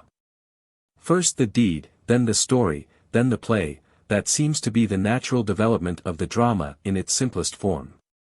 The great deeds of a people are treasured in its literature, and later generations represent in play or pantomime certain parts of the story which appeal most powerfully to the imagination. Among primitive races the deeds of their gods and heroes are often represented at the yearly festivals. And among children, whose instincts are not yet blunted by artificial habits, one sees the story that was heard at bedtime repeated next day in vigorous action, when our boys turn scouts and our girls princesses. Precisely as our first dramatists turned to the old legends and heroes of Britain for their first stage productions. To act a part seems as natural to humanity as to tell a story. And originally the drama is but an old story retold to the eye, a story put into action by living performers, who for the moment, make believe or imagine themselves to be the old heroes. To illustrate the matter simply, there was a great life lived by him who was called the Christ. Inevitably the life found its way into literature, and we have the Gospels. Around the life and literature sprang up a great religion. Its worship was at first simple, the common prayer, the evening meal together, the remembered words of the Master, and the closing hymn. Gradually a ritual was established, which grew more elaborate and impressive as the centuries went by. Scenes from the Master's life began to be represented in the churches, especially at Christmas time, when the story of Christ's birth was made more effective, to the eyes of a people who could not read. By a babe in a manger surrounded by magi and shepherds, with a choir of angels chanting the Gloria in excelsis. Other impressive scenes from the Gospel followed, then the Old Testament was called upon, until a complete cycle of plays from the creation to the final judgment was established, and we have the mysteries and miracle plays of the Middle Ages. Out of these came directly the drama of the Elizabethan age. Periods in the development of the drama. 1. The religious period. In Europe, as in Greece, the drama had a distinctly religious origin. The first characters were drawn from the New Testament, and the object of the first plays was to make the church service more impressive, or to emphasize moral lessons by showing the reward of the good and the punishment of the evildoer.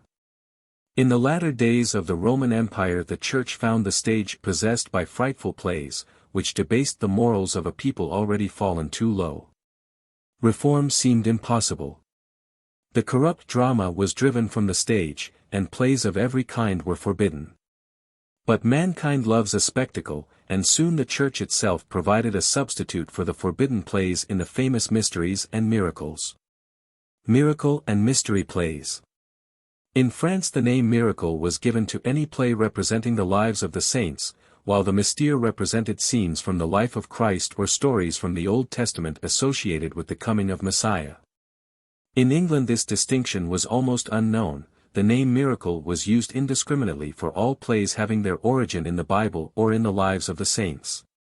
And the name mystery, to distinguish a certain class of plays, was not used until long after the religious drama had passed away.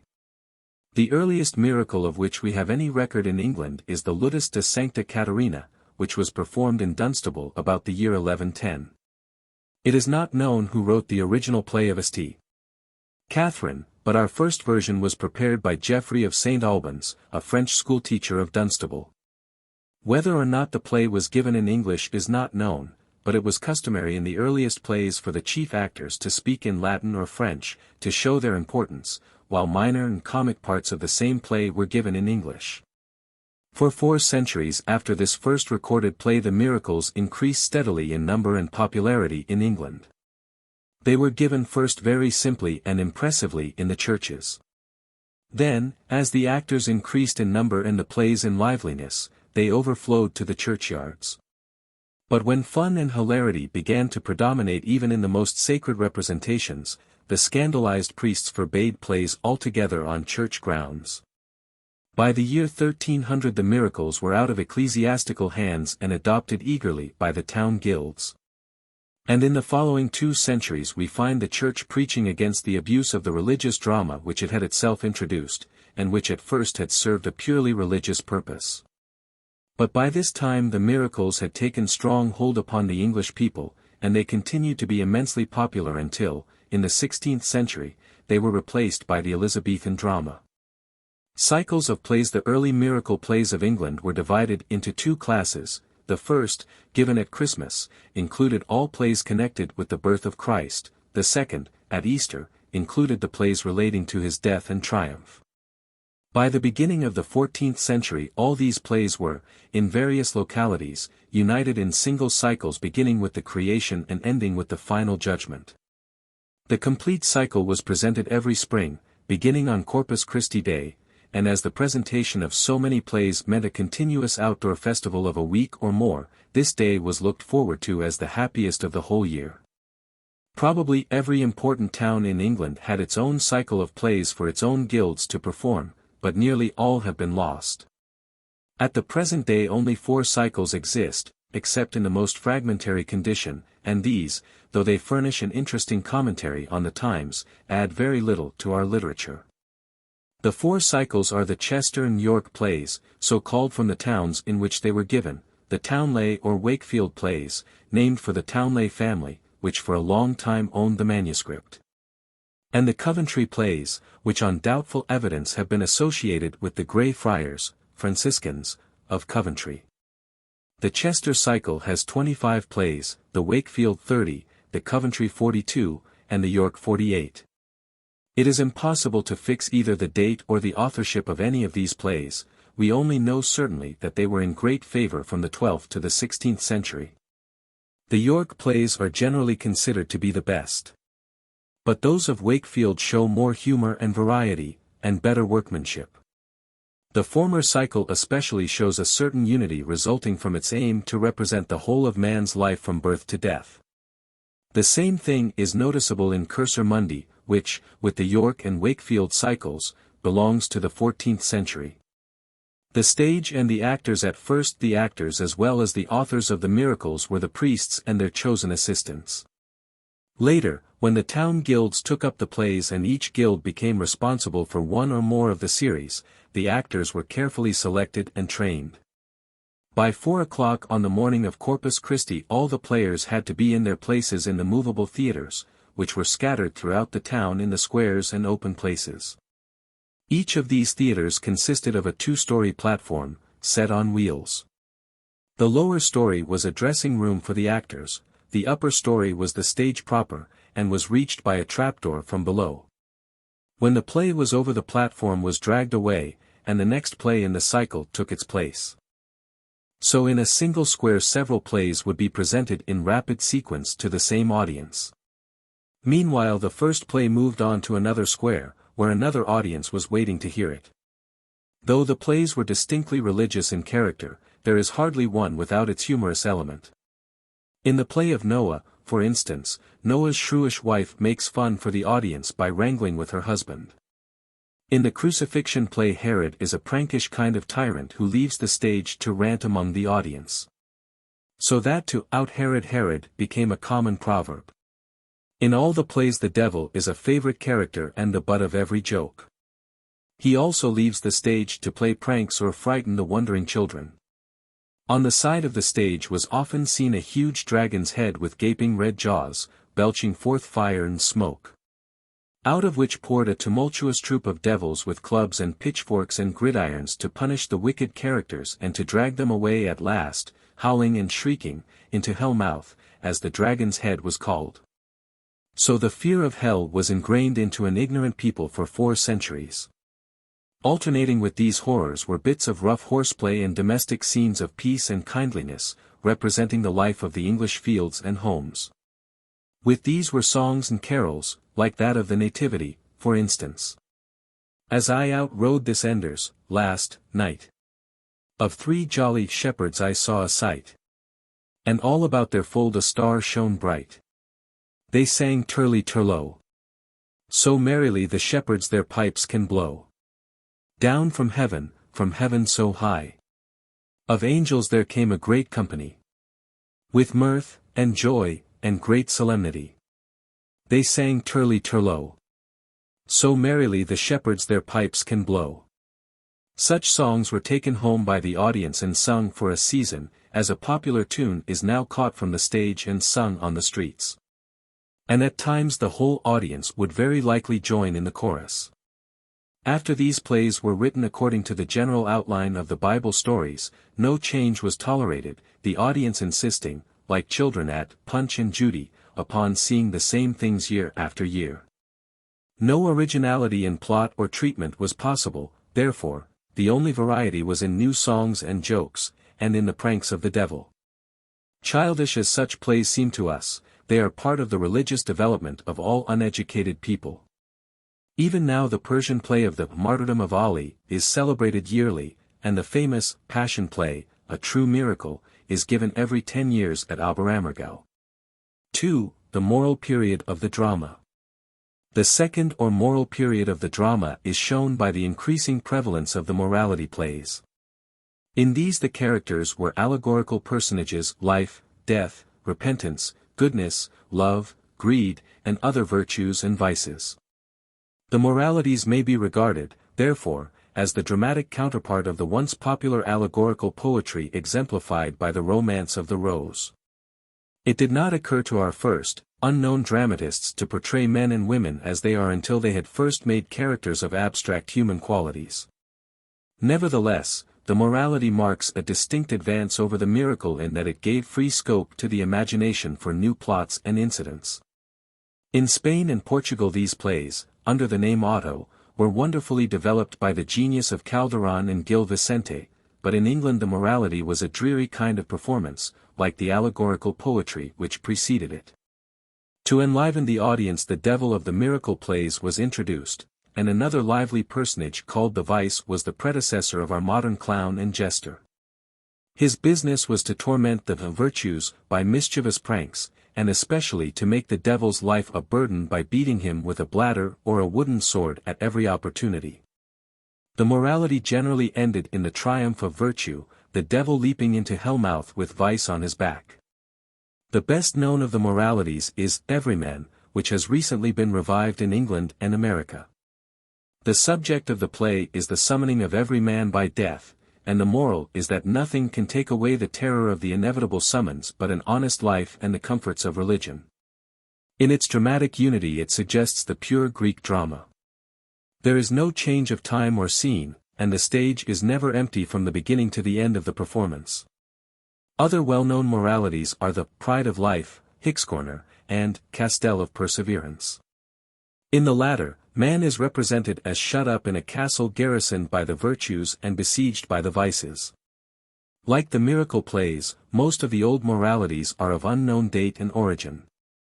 Of the known authors of moralities, 2 of the best are John Skelton, who wrote Magnificence, and probably also The Necromancer, and Sir David Lindsay, 1490–1555, the poet of the Scotch Reformation, whose religious business it was to make rulers uncomfortable by telling them unpleasant truths in the form of poetry. With these men a new element enters into the moralities.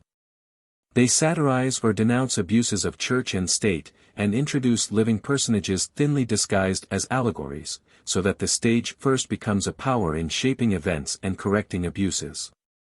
The Interludes. It is impossible to draw any accurate line of distinction between the moralities and interludes. In general we may think of the latter as dramatic scenes, sometimes given by themselves, usually with music and singing, at banquets and entertainments where a little fun was wanted. And again slipped into a miracle play to enliven the audience after a solemn scene. Thus on the margin of a page of one of the old Chester plays we read, "The Boy and Pig when the kings are gone." Certainly this was no part of the original scene between Herod and the three kings. So also the quarrel between Noah and his wife is probably a late addition to an old play. The interludes originated, undoubtedly, in a sense of humor. And to John Heywood, 1497-1580, a favorite retainer and jester at the court of Mary, is due the credit for raising the interlude to the distinct dramatic form known as comedy. Heywood's interludes were written between 1520 and 1540. His most famous is The Four Ps, a contest of wit between a pardoner, a palmer, a peddler and apothecary. The characters here strongly suggest those of Chaucer. Another interesting interlude is called The Play of the Weather. In this Jupiter and the gods assemble to listen to complaints about the weather and to reform abuses. Naturally everybody wants his own kind of weather. The climax is reached by a boy who announces that a boy's pleasure consists in two things, catching birds and throwing snowballs, and begs for the weather to be such that he can always do both. Jupiter decides that he will do just as he pleases about the weather, and everybody goes home satisfied. All these early plays were written, for the most part, in a mingling of prose and wretched doggerel, and add nothing to our literature. Their great work was to train actors, to keep alive the dramatic spirit, and to prepare the way for the true drama. 3. The artistic period of the drama. The artistic is the final stage in the development of the English drama. It differs radically from the other two in that its chief purpose is not to point a moral but to represent human life as it is. The artistic drama may have purpose, no less than the miracle play, but the motive is always subordinate to the chief end of representing life itself. The first comedy, the first true play in English, with a regular plot, divided into acts and scenes, is probably the comedy, Ralph Roister Doister. It was written by Nicholas Udall, Master of Eton, and later of Westminster School, and was first acted by his schoolboys some time before 1556. The story is that of a conceited fop in love with a widow, who is already engaged to another man. The play is an adaptation of the Miles Gloriosus, a classic comedy by Plautus, and the English characters are more or less artificial. But as furnishing a model of a clear plot and natural dialogue, the influence of this first comedy, with its mixture of classic and English elements, can hardly be overestimated. The next play, Gammer Gurton's Needle, Sar. 1562, is a domestic comedy, a true bit of English realism, representing the life of the peasant class. Gammer Gurton is patching the leather breeches of her man Hodge, when Gib, the cat, gets into the milk pan. While Gammer chases the cat, the family needle is lost, a veritable calamity in those days. The whole household is turned upside down, and the neighbors are dragged into the affair. Various comical situations are brought about by Dickon, a thieving vagabond, who tells Gammer that her neighbor, Dame Chat, has taken her needle. And who then hurries to tell Dame Chat that she is accused by Gammer of stealing a favorite rooster. Naturally there is a terrible row when the two irate old women meet and misunderstand each other. Dickon also drags Dr. Rat, the curate, into the quarrel by telling him that, if he will but creep into Dame Chat's cottage by a hidden way, he will find her using the stolen needle. Then Dickon secretly warns Dame Chat that Gammer Gurton's man Hodge is coming to steal her chickens, and the old woman hides in the dark passage and cudgels the curate soundly with the door bar. All the parties are finally brought before the justice, when Hodge suddenly and painfully finds the lost needle, which is all the while stuck in his leather breeches, and the scene ends uproariously for both audience and actors. This first Holy English comedy is full of fun and coarse humor, and is wonderfully true to the life it represents. It was long attributed to John Still, afterwards Bishop of Bath, but the authorship is now definitely assigned to William Stevenson. Our earliest edition of the play was printed in 1575, but a similar play called Dichon of Bedlam was licensed in 1552, 12 years before Shakespeare's birth. To show the spirit and the metrical form of the play, we give a fragment of the boy's description of the dullard Hodge trying to light a fire on the hearth from the cat's eyes. And another fragment of the old drinking song at the beginning of the second act. At last in a dark corner 2 sparks he thought he sees. Which were, indeed, not L's but GYBR cat's 2 eyes. Puff, quoth Hodge, thinking Thurby to have fire without doubt. With that GYB shut her 2 eyes, and so the fire was out. And by them opened, even as they were before. With that the sparks appeared, even as they had done of yore. And, even as Hodge blew the fire, as he did think. GYB, as she felt the blast, straightway began to wink. Tyll Hodge fell of swearing, as came best to his turn. The fear was sure bewitched, and therefore wold not burn. At last GYB up the stairs, among the old posts and pins. And Hodge he hied him after till broke were both his shins. Cursing and swearing oaths, were never of his making. That GYB wold fire the house if that she were not taken. First Assange. Back and side, go bear, go bear. Booth foot and hand, go cold. But, belly, God send thee good ale enough. Whether it be new or old. I cannot eat but little meat. My stomach is not good. But sure I think that I can drink. With him that wears a hood. Thuff I go bear, take ye no care. I am not hinje cold. I stuff my skyn so full within. Of ioli good ale and old. Back and side, go bear, etc. The first tragedy, our first tragedy, Gorboduc, was written by Thomas Sackville and Thomas Norton, and was acted in 1562, only 2 years before the birth of Shakespeare. It is remarkable not only as our first tragedy, but as the first play to be written in blank verse, the latter being most significant, since it started the drama into the style of verse best suited to the genius of English playwrights. The story of Gorboduc is taken from the early annals of Britain and recalls the story used by Shakespeare in King Lear. Gorboduc, king of Britain, divides his kingdom between his sons Ferrex and Porrex. The sons quarrel, and Porrex, the younger, slays his brother, who is the queen's favorite. Vidina, the queen, slays Porrex in revenge, the people rebel and slay Vidina and Gorboduc. Then the nobles kill the rebels, and in turn fall to fighting each other. The line of Brutus being extinct with the death of Gorboduc, the country falls into anarchy, with rebels, nobles, and a Scottish invader all fighting for the right of succession. The curtain falls upon a scene of bloodshed and utter confusion. The artistic finish of this first tragedy is marred by the author's evident purpose to persuade Elizabeth to marry. It aims to show the danger to which England is exposed by the uncertainty of succession. Otherwise the plan of the play follows the classical rule of Seneca. There is very little action on the stage, bloodshed and battle are announced by a messenger. And the chorus, of 4 old men of Britain, sums up the situation with a few moral observations at the end of each of the first 4 acts. Classical influence upon the drama. The revival of Latin literature had a decided influence upon the English drama as it developed from the miracle plays. In the 15th century English teachers, in order to increase the interest in Latin, began to let their boys act the plays which they had read as literature, precisely as our colleges now present Greek or German plays at the yearly festivals.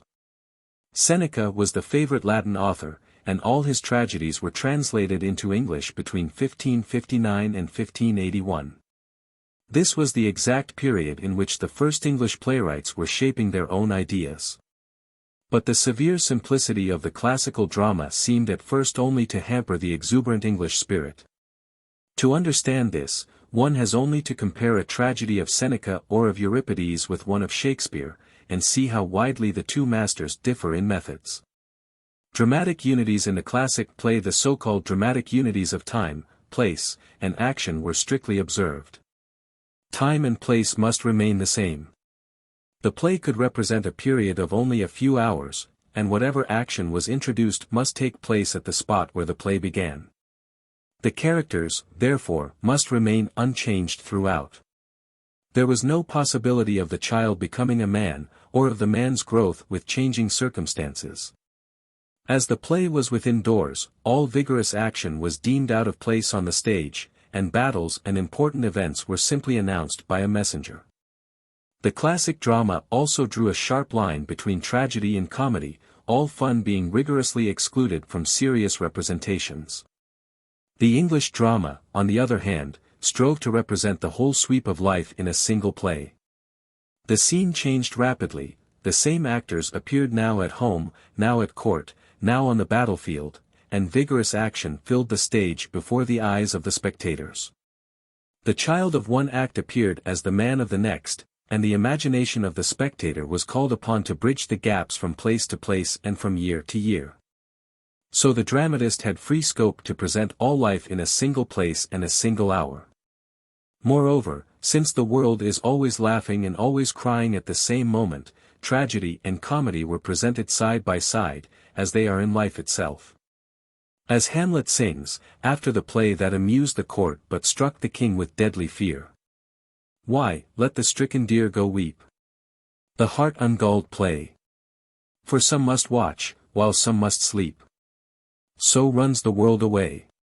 Two schools of drama naturally, with these two ideals struggling to master the English drama, two schools of writers arose. The University Two Schools wits, as men of learning were called, generally of drama upheld the classical ideal, and ridiculed the crudeness of the New English plays. Sackville and Norton were of this class, and Gorboduc was classic in its construction. In the Defense of Poesy, Sidney upholds the classics and ridicules the too ambitious scope of the English drama. Against these were the popular playwrights, Lilly, Peele, Greene, Marlowe, and many others, who recognized the English love of action and disregarded the dramatic unities in their endeavor to present life as it is. In the end the native drama prevailed, aided by the popular taste which had been trained by 4 centuries of miracles. Our first plays, especially of the romantic type, were extremely crude and often led to ridiculously extravagant scenes. And here is where the classic drama exercised an immense influence for good, by insisting upon beauty of form and definiteness of structure at a time when the tendency was to satisfy a taste for stage spectacles without regard to either. The theatre in the year 1574, a royal permit to Lord Leicester's actors allowed them to give plays anywhere throughout our realm of England, and this must be regarded as the beginning of the regular drama. 2 years later the first playhouse, known as the Theatre, was built for these actors by James Burbage in Finsbury Fields, just north of London. It was in this theatre that Shakespeare probably found employment when he first came to the city. The success of this venture was immediate, and the next 30 years saw a score of theatrical companies, at least 7 regular theatres, and a dozen or more inn yards permanently fitted for the giving of plays. All established in the city and its immediate suburbs. The growth seems all the more remarkable when we remember that the London of those days would now be considered a small city, having, in 1600, only about 100,000 inhabitants. A Dutch traveller, Johannes de Witt, who visited London in 1596, has given us the only contemporary drawing we possess of the interior of one of these theatres. They were built of stone and wood, round or octagonal in shape, and without a roof, being simply an enclosed courtyard. At one side was the stage, and before it on the bare ground, or pit, stood that large part of the audience who could afford to pay only an admission fee. The players and these groundlings were exposed to the weather.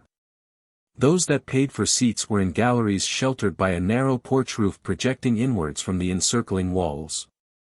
While the young nobles and gallants, who came to be seen and who could afford the extra fee, took seats on the stage itself, and smoked and chaffed the actors and threw nuts at the groundlings. The whole idea of these first theatres, according to de Witt, was like that of the Roman amphitheatre.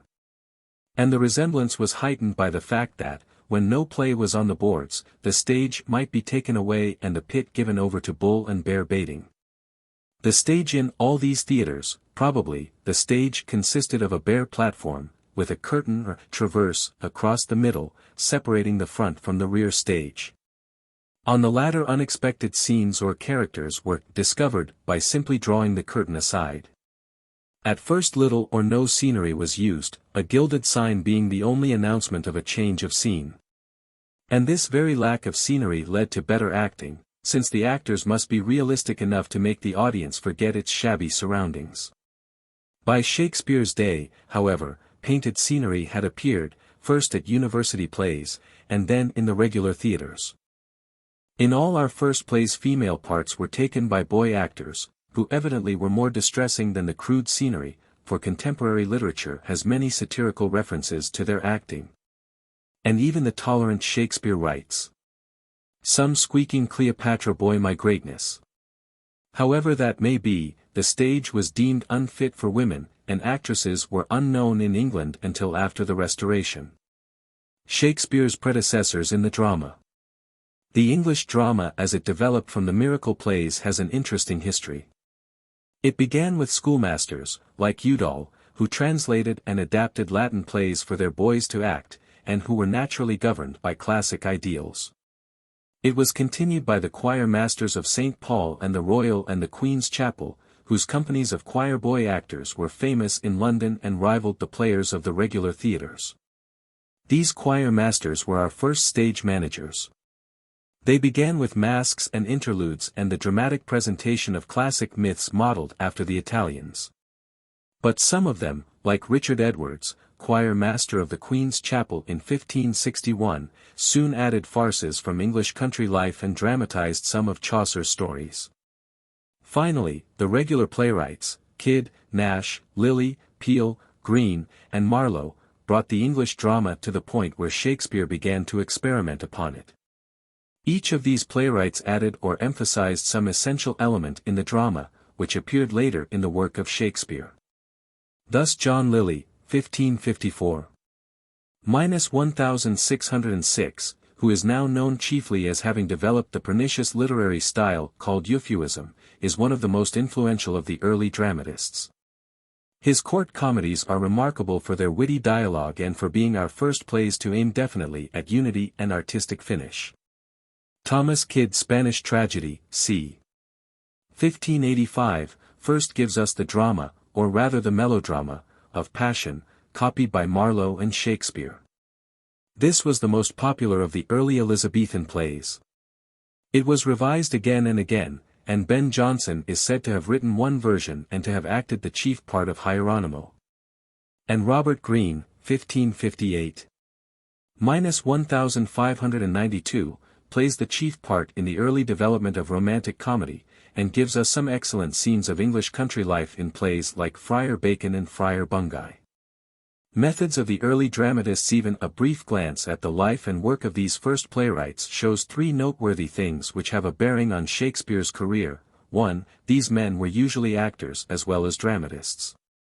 They knew the stage and the audience, and in writing their plays they remembered not only the actor's part but also the audience's love for stories and brave spectacles. Will it act well, and will it please our audience, were the questions of chief concern to our early dramatists. 2. Their training began as actors, then they revised old plays, and finally became independent writers.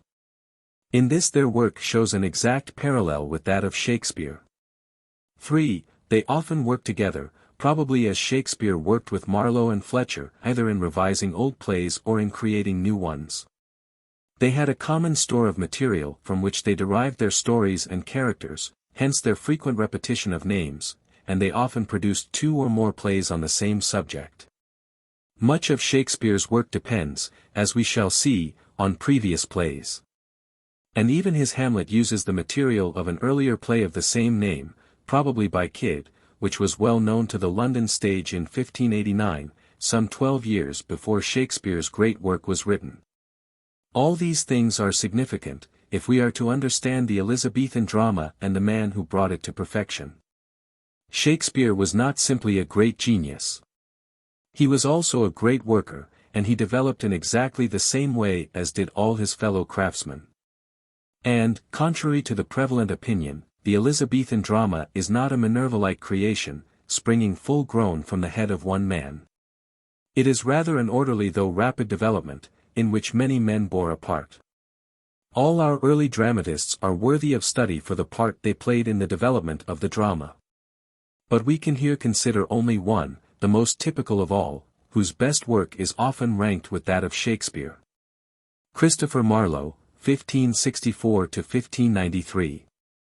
Marlowe is one of the most suggestive figures of the English Renaissance, and the greatest of Shakespeare's predecessors. The glory of the Elizabethan drama dates from his Tamburlaine, 1587, wherein the whole restless temper of the age finds expression. Nature, that framed us of four elements, warring within our breasts for regiment, doth teach us all to have aspiring minds. Our souls whose faculties can comprehend the wondrous architecture of the world, and measure every wandering planet's course, still climbing after knowledge infinite, and always moving as the restless spheres, will us to wear ourselves and never rest. Tamburlaine, pt. 1, 2, 7. Life. Marlowe was born in Canterbury, only a few months before Shakespeare. He was the son of a poor shoemaker, but through the kindness of a patron was educated at the town grammar school and then at Cambridge. When he came to London, circa 1584, his soul was surging with the ideals of the Renaissance, which later found expression in Faustus, the scholar longing for unlimited knowledge and for power to grasp the universe. Unfortunately, Marlowe had also the unbridled passions which marked the early, or pagan Renaissance, as Taine calls it, and the conceit of a young man just entering the realms of knowledge. He became an actor and lived in a low tavern atmosphere of excess and wretchedness. In 1587, when but 23 years old, he produced Tamburlaine, which brought him instant recognition. Thereafter, notwithstanding his wretched life, he holds steadily to a high literary purpose. Though all his plays abound in violence, no doubt reflecting many of the violent scenes in which he lived, he develops his mighty line and depicts great scenes in magnificent bursts of poetry, such as the stage had never heard before. In 5 years, while Shakespeare was serving his apprenticeship, Marlowe produced all his great work. Then he was stabbed in a drunken brawl and died wretchedly, as he had lived.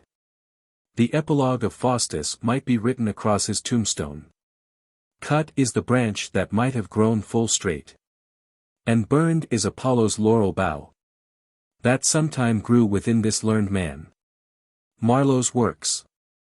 In addition to the poem Hero and Leander, to which we have referred, Marlowe is famous for 4 dramas, now known as the Marlowesque or one-man type of tragedy, each revolving about one central personality who is consumed by the lust of power.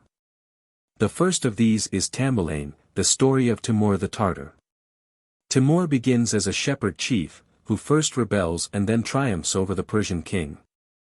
Intoxicated by his success, Timur rushes like a tempest over the whole East. Seated on his chariot drawn by captive kings, with a caged emperor before him, he boasts of his power which overrides all things. Then, afflicted with disease, he raves against the gods and would overthrow them as he has overthrown earthly rulers. Tamburlaine is an epic rather than a drama, but one can understand its instant success with a people only half civilized, fond of military glory, and the instant adoption of its mighty line as the instrument of all dramatic expression. Faustus, the second play, is one of the best of Marlowe's works. The story is that of a scholar who longs for infinite knowledge, and who turns from theology, philosophy, medicine, and law, the 4 sciences of the time, to the study of magic, much as a child might turn from jewels to tinsel and colored paper.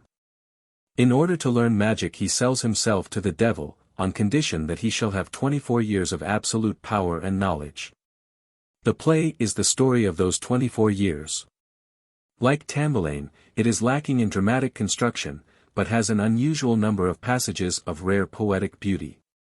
Milton's Satan suggests strongly that the author of Paradise Lost had access to Faustus and used it, as he may also have used Tamburlaine, for the magnificent panorama displayed by Satan in Paradise Regained.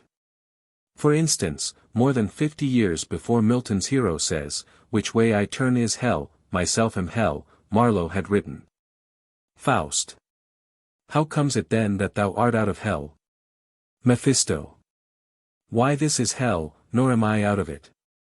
Hell hath no limits, nor is circumscribed. In oneself place, for where we are is hell. And where hell is there must we ever be. Marlowe's third play is The Jew of Malta, a study of the lust for wealth, which centers about Barabbas, a terrible old money-lender, strongly suggestive of Shylock in The Merchant of Venice. The first part of the play is well constructed, showing a decided advance, but the last part is an accumulation of melodramatic horrors. Barabbas is checked in his murderous career by falling into a boiling cauldron which he had prepared for another, and dies blaspheming, his only regret being that he has not done more evil in his life. Marlowe's last play is Edward II, a tragic study of a king's weakness and misery. In point of style and dramatic construction, it is by far the best of Marlowe's plays, and is a worthy predecessor of Shakespeare's historical drama. Marlowe and Shakespeare. Marlowe is the only dramatist of the time who is ever compared with Shakespeare. When we remember that he died at 29, probably before Shakespeare had produced a single great play, we must wonder what he might have done had he outlived his wretched youth and become a man. Here and there his work is remarkable for its splendid imagination, for the stateliness of its verse, and for its rare bits of poetic beauty. But in dramatic instinct, in wide knowledge of human life, in humor, in delineation of woman's character, in the delicate fancy which presents an Ariel as perfectly as a Macbeth, in a word, in all that makes a dramatic genius, Shakespeare stands alone. Marlowe simply prepared the way for the master who was to follow. Variety of the early drama. The 30 years between our first regular English plays and Shakespeare's first comedy witnessed a development of the drama which astonishes us both by its rapidity and variety. We shall better appreciate Shakespeare's work if we glance for a moment at the plays that preceded him, and note how he covers the whole field and writes almost every form and variety of the drama known to his age. Types of drama first in importance, or at least in popular interest, are the new chronicle plays, founded upon historical events and characters. They show the strong national spirit of the Elizabethan age, and their popularity was due largely to the fact that audiences came to the theaters partly to gratify their awakened national spirit and to get their first knowledge of national history. Some of the moralities, like Bell's King Johann, 1538, are crude chronicle plays, and the early Robin Hood plays and the first tragedy, Gorboduc, show the same awakened popular interest in English history. During the reign of Elizabeth the popular chronicle plays increased till we have the record of over 220, half of which are still extant, dealing with almost every important character, real or legendary, in English history. Of Shakespeare's 37 dramas, 10 are true chronicle plays of English kings, 3 are from the legendary annals of Britain, and 3 more are from the history of other nations. Other types of the early drama are less clearly defined, but we may sum them up under a few general heads. 1. The domestic drama began with crude home scenes introduced into the miracles and developed in a score of different ways.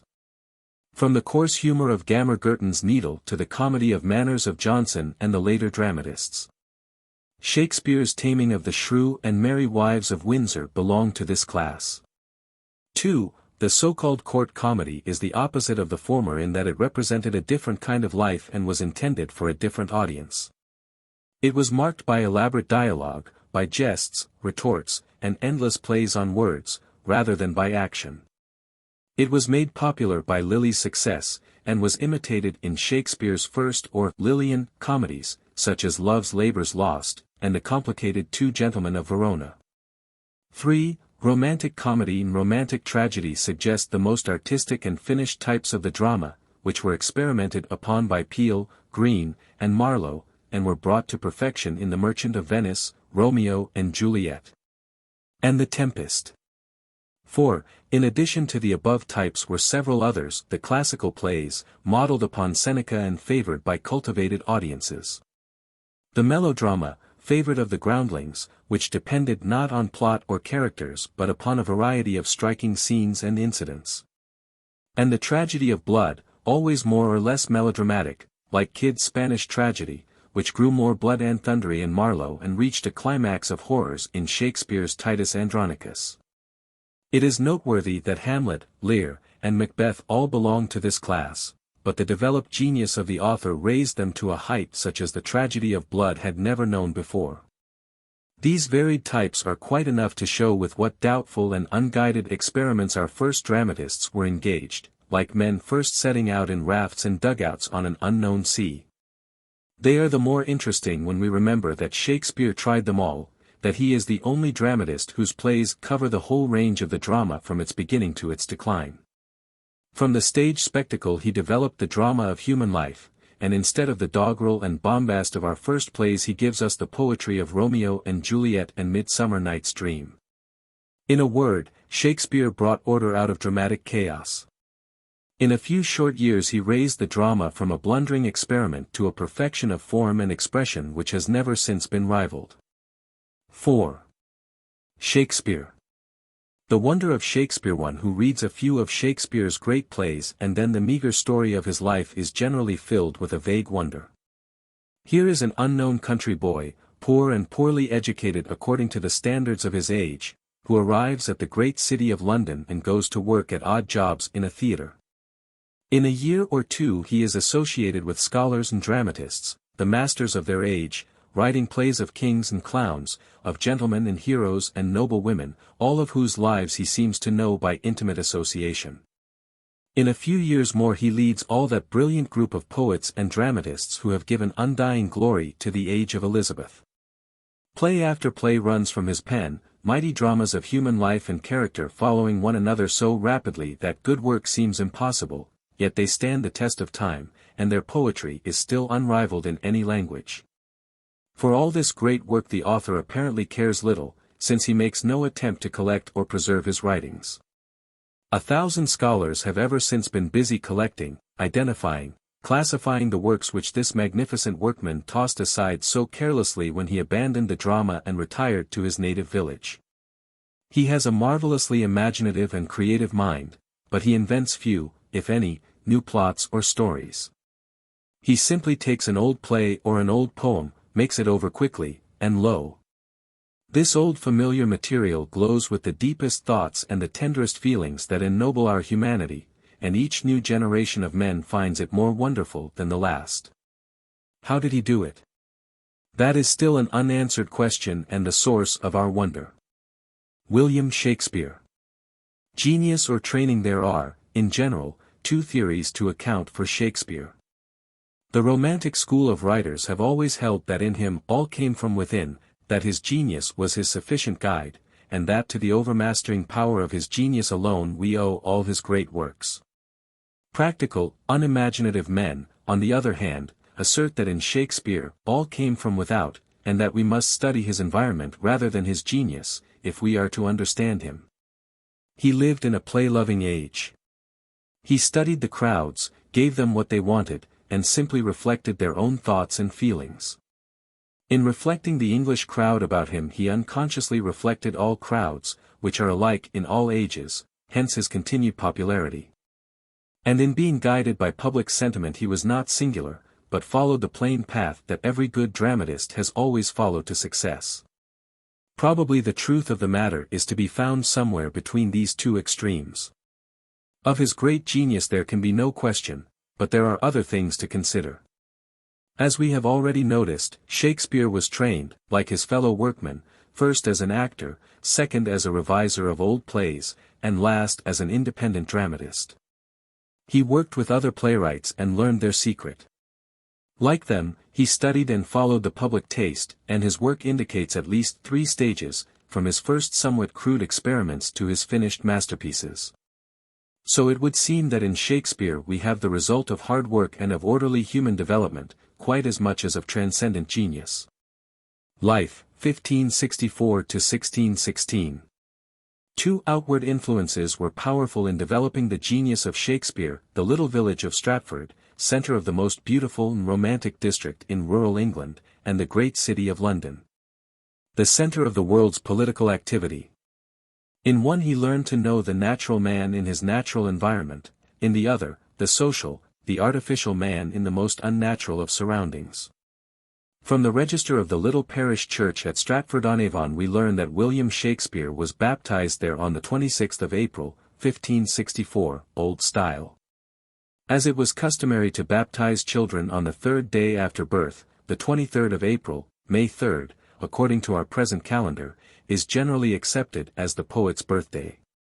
His father, John Shakespeare, was a farmer's son from the neighboring village of Snitterfield, who came to Stratford about 1551, and began to prosper as a trader in corn, meat, leather, and other agricultural products. His mother, Mary Arden, was the daughter of a prosperous farmer, descended from an old Warwickshire family of mixed Anglo-Saxon and Norman blood. In 1559 this married couple sold a piece of land, and the document is signed, the Mark Plus of John Shaxper. The Mark Plus of Mary Shaxper. And from this it has been generally inferred that, like the vast majority of their countrymen, neither of the poet's parents could read or write. This was probably true of his mother. But the evidence from Stratford documents now indicates that his father could write, and that he also audited the town accounts. Though in attesting documents he sometimes made a mark, leaving his name to be filled in by the one who drew up the document.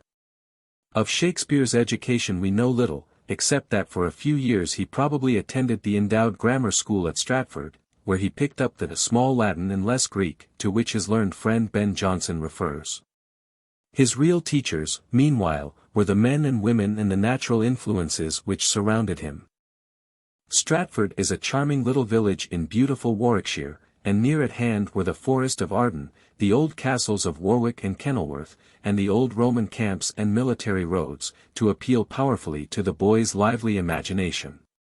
Every phase of the natural beauty of this exquisite region is reflected in Shakespeare's poetry, just as his characters reflect the nobility in the littleness, the gossip, vices, emotions, prejudices, and traditions of the people about him. I saw a smith stand with his hammer, thus. The whilst his iron did on the anvil cool. With open mouth swallowing a tailor's news. Who, with his shears and measure in his hand, standing on slippers, which his nimble haste had falsely thrust upon contrary feet, told of a many thousand warlike French that were embatailed and ranked in Kent. Such passages suggest not only genius but also a keen, sympathetic observer, whose eyes see every significant detail. So with the nurse in Romeo and Juliet, whose endless gossip and vulgarity cannot quite hide a kind heart. She is simply the reflection of some forgotten nurse with whom Shakespeare had talked by the wayside. Not only the gossip but also the dreams, the unconscious poetry that sleeps in the heart of the common people, appeal tremendously to Shakespeare's imagination and are reflected in his greatest plays. Othello tries to tell a curt soldier's story of his love. But the account is like a bit of Mandeville's famous travels, teeming with the fancies that filled men's heads when the great round world was first brought to their attention by daring explorers. Here is a bit of folklore, touched by Shakespeare's exquisite fancy, which shows what one boy listened to before the fire at Halloween. She comes.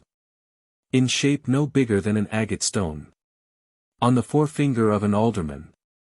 Drawn with a team of little atomies. Athwart men's noses as they lie asleep. Her wagon spokes made of long spinners' legs. The cover of the wings of grasshoppers. The traces of the smallest spider's web. The collars of the moonshine's watery beams. Her whip of cricket's bone, the lash of film. Her wagoner a small grey-coated gnat. Her chariot is an empty hazelnut. Made by the joiner squirrel, or old grub. Time out, oh, mind the fairies' coachmakers. And in this state she gallops night by night. Through lovers' brains, and then they dream of love. O'er lawyers' fingers, who straight dream on fees. O'er ladies' lips, who straight on kisses dream. So with Shakespeare's education at the hands of nature, which came from keeping his heart as well as his eyes wide open to the beauty of the world. He speaks of a horse, and we know the fine points of a thoroughbred. He mentions the Duke's hounds, and we hear them clamoring on a fox trail, their voices matched like bells in the frosty air. He stops for an instant in the sweep of a tragedy to note a flower, a star, a moonlit bank, a hilltop touched by the sunrise, and instantly we know what our own hearts felt but could not quite express when we saw the same thing. Because he notes and remembers every significant thing in the changing panorama of earth and sky, no other writer has ever approached him in the perfect natural setting of his characters. When Shakespeare was about 14 years old, his father lost his little property and fell into debt, and the boy probably left school to help support the family of younger children. What occupation he followed for the next 8 years is a matter of conjecture. From evidence found in his plays, it is alleged with some show of authority that he was a country schoolmaster and a lawyer's clerk, the character of Holofernes, in Love's Labour's Lost, being the warrant for one, and Shakespeare's knowledge of law terms for the other. But if we take such evidence, then Shakespeare must have been a botanist, because of his knowledge of wild flowers, a sailor, because he knows the ropes, a courtier, because of his extraordinary facility in quips and compliments and courtly language, a clown, because none other is so dull and foolish, a king, because Richard and Henry are true to life, a woman, because he has sounded the depths of a woman's feelings, and surely a Roman, because in Coriolanus and Julius Caesar he has shown us the Roman spirit better than have the Roman writers themselves. He was everything, in his imagination, and it is impossible from a study of his scenes and characters to form a definite opinion as to his early occupation. Anne Hathaway Cottage. In 1582 Shakespeare was married to Anne Hathaway, the daughter of a peasant family of Shottery, who was 8 years older than her boy husband. From numerous sarcastic references to marriage made by the characters in his plays, and from the fact that he soon left his wife and family and went to London, it is generally alleged that the marriage was a hasty and unhappy one. But here again the evidence is entirely untrustworthy. In many miracles as well as in later plays it was customary to depict the seamy side of domestic life for the amusement of the crowd. And Shakespeare may have followed the public taste in this as he did in other things. The references to love and home and quiet joys in Shakespeare's plays are enough, if we take such evidence, to establish firmly the opposite supposition, that his love was a very happy one. And the fact that, after his enormous success in London, he retired to Stratford to live quietly with his wife and daughters, tends to the same conclusion. About the year 1587 Shakespeare left his family and went to London and joined himself to Burbage's company of players. A persistent tradition says that he had incurred the anger of Sir Thomas Lucy, first by poaching deer in that nobleman's park, and then, when haled before a magistrate, by writing a scurrilous ballad about Sir Thomas, which so aroused the old gentleman's ire that Shakespeare was obliged to flee the country. An old record says that the poet was much given to all unluckiness in stealing venison and rabbits, the unluckiness probably consisting in getting caught himself, and not in any lack of luck in catching the rabbits. The ridicule heaped upon the Lucy family in Henry IV and the Merry Wives of Windsor gives some weight to this tradition. Nicholas Rowe, who published the first life of Shakespeare, is the authority for this story. But there is some reason to doubt whether, at the time when Shakespeare is said to have poached in the deer park of Sir Thomas Lucy at Charlescote, there were any deer or park at the place referred to. The subject is worthy of some scant attention, if only to show how worthless is the attempt to construct out of rumor the story of a great life which, fortunately perhaps, had no contemporary biographer. Of his life in London from 1587 to 1611, the period of his greatest literary activity, we know nothing definitely. We can judge only from his plays, and from these it is evident that he entered into the stirring life of England's capital with the same perfect sympathy and understanding that marked him among the plain people of his native Warwickshire.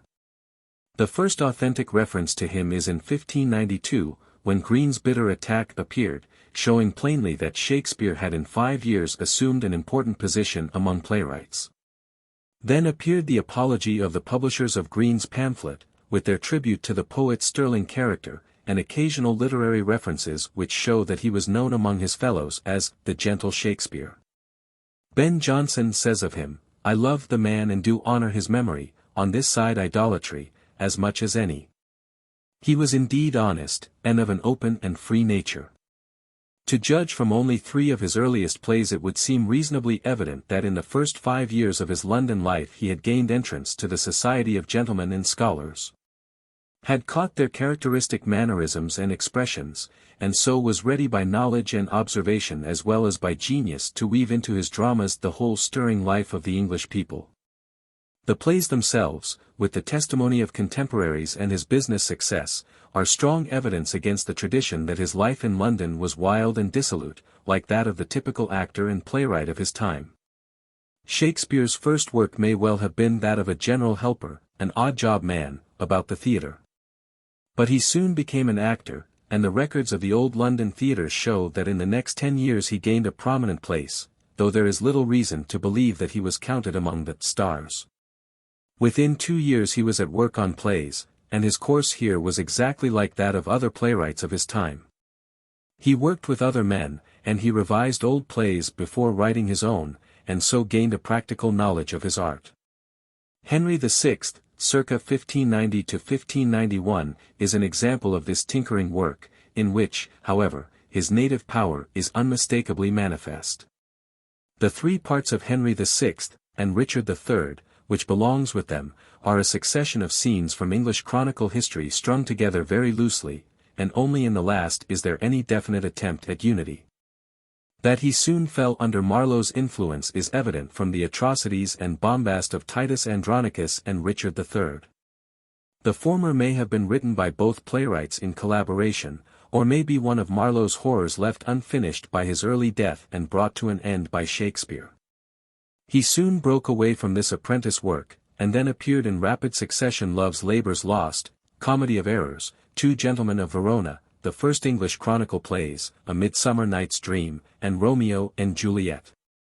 This order is more or less conjectural, but the wide variety of these plays, as well as their unevenness and frequent crudities, marks the first or experimental stage of Shakespeare's work. It is as if the author were trying his power, or more likely trying the temper of his audience. For it must be remembered that to please his audience was probably the ruling motive of Shakespeare, as of the other early dramatists, during the most vigorous and prolific period of his career. Birthplace of Shakespeare. Shakespeare's poems, rather than his dramatic work, marked the beginning of his success. Venus and Adonis became immensely popular in London, and its dedication to the Earl of Southampton brought, according to tradition, a substantial money gift, which may have laid the foundation for Shakespeare's business success. He appears to have shrewdly invested his money, and soon became part owner of the Globe and Blackfriars theatres, in which his plays were presented by his own companies. His success and popularity grew amazingly. Within a decade of his unnoticed arrival in London he was one of the most famous actors and literary men in England. Following his experimental work there came a succession of wonderful plays: Merchant of Venice, As You Like It, Twelfth Night, Julius Caesar, Hamlet, Macbeth, Othello, King Lear, Antony and Cleopatra. The great tragedies of this period are associated with a period of gloom and sorrow in the poet's life, but of its cause we have no knowledge. It may have been this unknown sorrow which turned his thoughts back to Stratford and caused, apparently, a dissatisfaction with his work and profession, but the latter is generally attributed to other causes.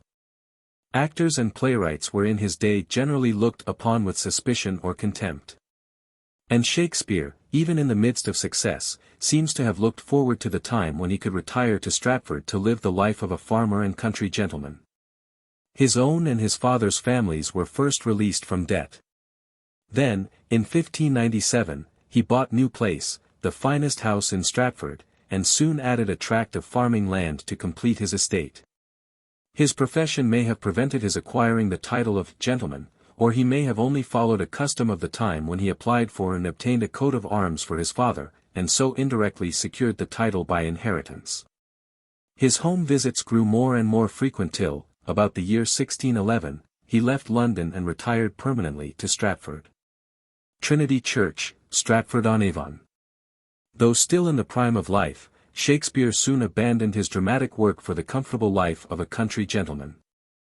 Of his later plays, Coriolanus, Cymbeline, Winter's Tale, and Pericles show a decided falling off from his previous work, and indicate another period of experimentation.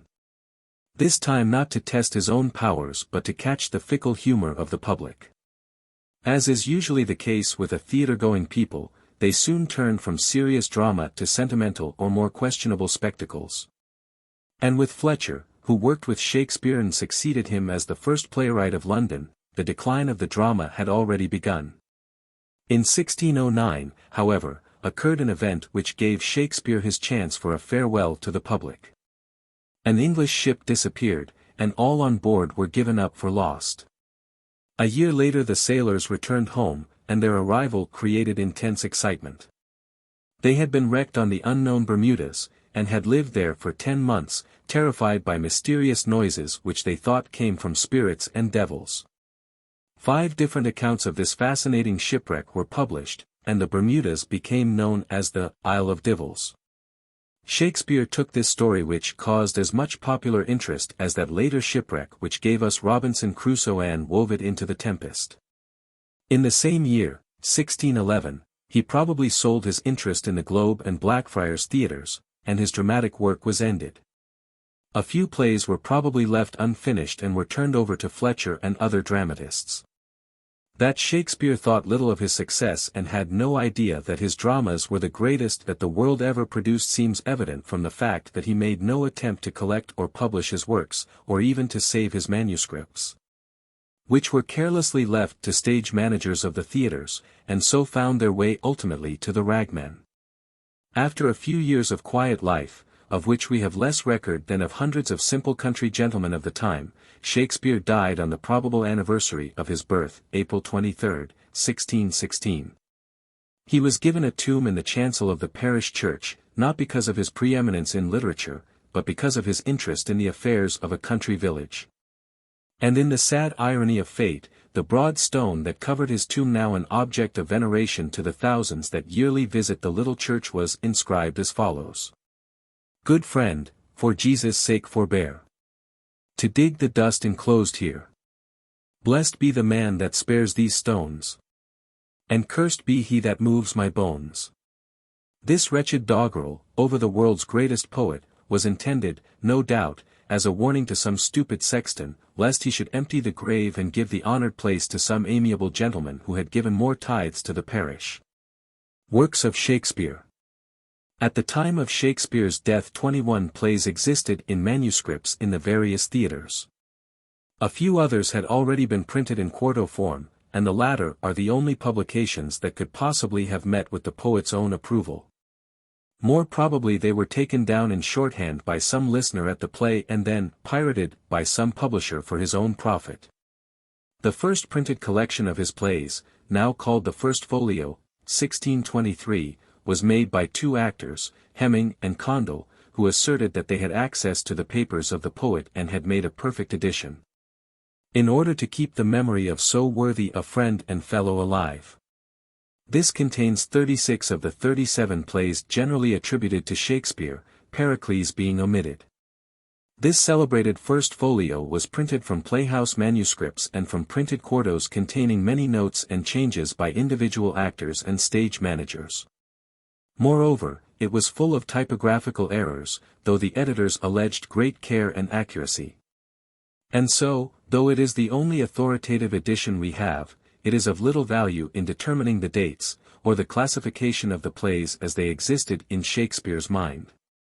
For periods notwithstanding this uncertainty, a careful reading of the plays and poems leaves us with an impression of 4 different periods of work, probably corresponding with the growth and experience of the poet's life. These are: 1. A period of early experimentation.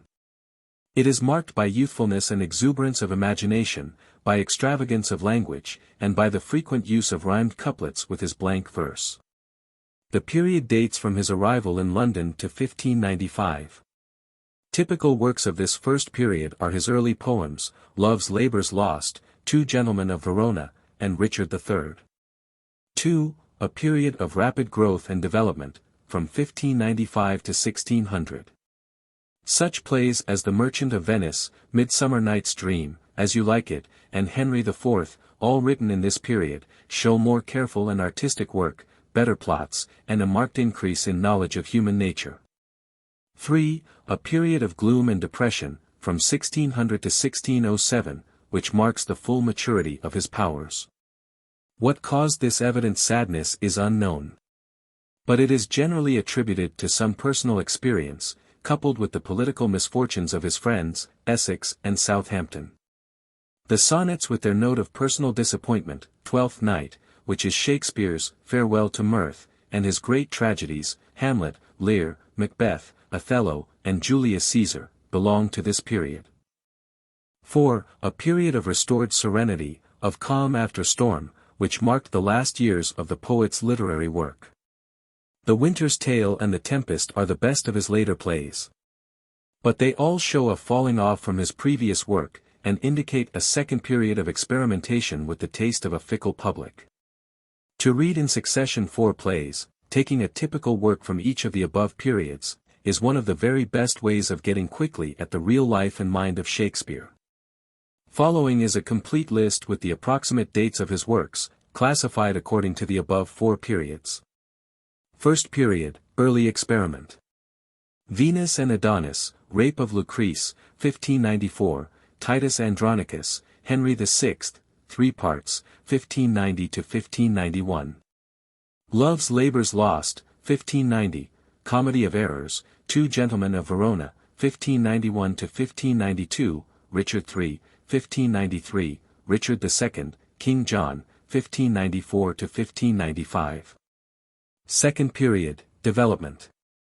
Romeo and Juliet, Midsummer Night's Dream, 1595. Merchant of Venice, Henry IV, First Part, 1596, Henry IV, Second Part, Merry Wives of Windsor, 1597, Much Ado About Nothing, 1598, As You Like It, Henry V, 1599. Third period, Maturity and Gloom. Sonnets, 1600 Twelfth Night, 1600. Taming of the Shrew, Julius Caesar, Hamlet, Troilus and Cressida, 1601 to 1602, All's Well That Ends Well, Measure for Measure, 1603, Othello, 1604, King Lear, 1605, Macbeth, 1606, Antony and Cleopatra, Timon of Athens, 1607. Fourth period, Late Experiment. Coriolanus, Pericles, 1608, Cymbeline, 1609, Winter's Tale, 1610 to 1611, The Tempest, 1611, Henry VIII, unfinished. Classification according to source. In history, legend, and story, Shakespeare found the material for nearly all his dramas, and so they are often divided into 3 classes, called historical plays, like Richard III and Henry V. Legendary or partly historical plays, like Macbeth, King Lear, and Julius Caesar. And fictional plays, like Romeo and Juliet and The Merchant of Venice. Shakespeare invented few, if any, of the plots or stories upon which his dramas are founded, but borrowed them freely, after the custom of his age, wherever he found them. For his legendary and historical material he depended, largely on Holinshed's Chronicles of England, Scotland, and Ireland, and on North's translation of Plutarch's famous Lives. A full half of his plays are fictional, and in these he used the most popular romances of the day, seeming to depend most on the Italian storytellers. Only 2 or 3 of his plots, as in Love's Labour's Lost and Merry Wives of Windsor, are said to be original, and even these are doubtful. Occasionally Shakespeare made over an older play, as in Henry VI, Comedy of Errors, and Hamlet. And in one instance at least he seized upon an incident of shipwreck in which London was greatly interested, and made out of it the original and fascinating play of The Tempest. In much the same spirit which leads our modern playwrights when they dramatize a popular novel or a war story to catch the public fancy. Classification according to dramatic type. Shakespeare's dramas are usually divided into 3 classes, called tragedies, comedies, and historical plays. Strictly speaking, the drama has but 2 divisions, tragedy and comedy, in which are included the many subordinate forms of tragicomedy, melodrama, lyric drama, opera, farce, etc. A tragedy is a drama in which the principal characters are involved in desperate circumstances or led by overwhelming passions. It is invariably serious and dignified. The movement is always stately, but grows more and more rapid as it approaches the climax, and the end is always calamitous, resulting in death or dire misfortune to the principals. As Chaucer's monk says, before he begins to bewail in manner of tragedy. Tragedy is to sayn a certain story. Of him that stood in great prosperity, and his wife fallen out of high degree, into misery, and in death wretchedly. A comedy, on the other hand, is a drama in which the characters are placed in more or less humorous situations. The movement is light and often mirthful, and the play ends in general goodwill and happiness. The historical drama aims to present some historical age or character, and may be either a comedy or a tragedy. The following list includes the best of Shakespeare's plays in each of the three classes. But the order indicates merely the author's personal opinion of the relative merits of the plays in each class. Thus Merchant of Venice would be the first of the comedies for the beginner to read, and Julius Caesar is an excellent introduction to the historical plays and the tragedies. Comedies: Merchant of Venice, Midsummer Night's Dream, As You Like It, Winter's Tale, The Tempest, Twelfth Night. Tragedies: Romeo and Juliet, Macbeth, Hamlet, King Lear, Othello. Historical plays: Julius Caesar, Richard III, Henry IV, Henry V, Coriolanus, Antony and Cleopatra. Doubtful plays: It is reasonably certain that some of the plays generally attributed to Shakespeare are partly the work of other dramatists. The first of these doubtful plays, often called the pre-Shakespearean group, are Titus Andronicus and the first part of Henry VI. Shakespeare probably worked with Marlowe in the two last parts of Henry VI and in Richard III. The three plays, Taming of the Shrew, Timon, and Pericles are only partly Shakespeare's work, but the other authors are unknown. Henry VIII is the work of Fletcher and Shakespeare, opinion being divided as to whether Shakespeare helped Fletcher, or whether it was an unfinished work of Shakespeare which was put into Fletcher's hands for completion. Two Noble Kinsmen is a play not ordinarily found in editions of Shakespeare, but it is often placed among his doubtful works. The greater part of the play is undoubtedly by Fletcher.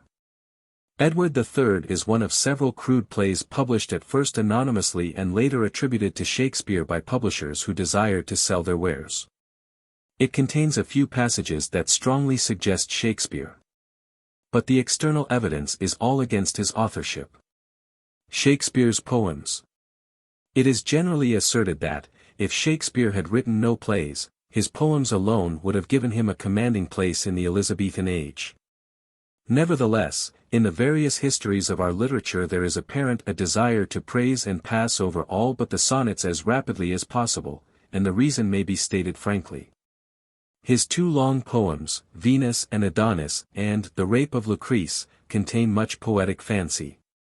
But it must be said of both that the subjects are unpleasant, and that they are dragged out to unnecessary length in order to show the play of youthful imagination. They were extremely popular in Shakespeare's day, but in comparison with his great dramatic works these poems are now of minor importance. Shakespeare's sonnets, 154 in number, are the only direct expression of the poet's own feelings that we possess, for his plays are the most impersonal in all literature. They were published together in 1609. But if they had any unity in Shakespeare's mind, their plan and purpose are hard to discover. By some critics they are regarded as mere literary exercises. By others as the expression of some personal grief during the third period of the poet's literary career. Still others, taking a hint from the sonnet beginning, Two loves I have, of comfort and despair, divide them all into two classes, addressed to a man who was Shakespeare's friend, and to a woman who disdained his love. The reader may well avoid such classifications and read a few sonnets, like the 29th, for instance, and let them speak their own message. A few are trivial and artificial enough, suggesting the elaborate exercises of a piano player. But the majority are remarkable for their subtle thought and exquisite expression. Here and there is one, like that beginning. When to the sessions of sweet silent thought I summon up remembrance of things past, which will haunt the reader long afterwards, like the remembrance of an old German melody. Shakespeare's place and influence. Shakespeare holds, by general acclamation, the foremost place in the world's literature, and his overwhelming greatness renders it difficult to criticize or even to praise him. Two poets only, Homer and Dante, have been named with him, but each of these wrote within narrow limits, while Shakespeare's genius included all the world of nature and of men. In a word, he is the universal poet. To study nature in his works is like exploring a new and beautiful country. To study man in his works is like going into a great city, viewing the motley crowd as one views a great masquerade in which past and present mingle freely and familiarly, as if the dead were all living again. And the marvelous thing, in this masquerade of all sorts and conditions of men, is that Shakespeare lifts the mask from every face, lets us see the man as he is in his own soul, and shows us in each one some germ of good. Some soul of goodness even in things evil. For Shakespeare strikes no uncertain note, and raises no doubts to add to the burden of your own. Good always overcomes evil in the long run, and love, faith, work, and duty are the four elements that in all ages make the world right. To criticize or praise the genius that creates these men and women is to criticize or praise humanity itself. Of his influence in literature it is equally difficult to speak. Goethe expresses the common literary judgment when he says, "I do not remember that any book or person or event in my life ever made so great an impression upon me as the plays of Shakespeare." His influence upon our own language and thought is beyond calculation. Shakespeare and the King James Bible are the two great conservators of the English speech. And one who habitually reads them finds himself possessed of a style and vocabulary that are beyond criticism.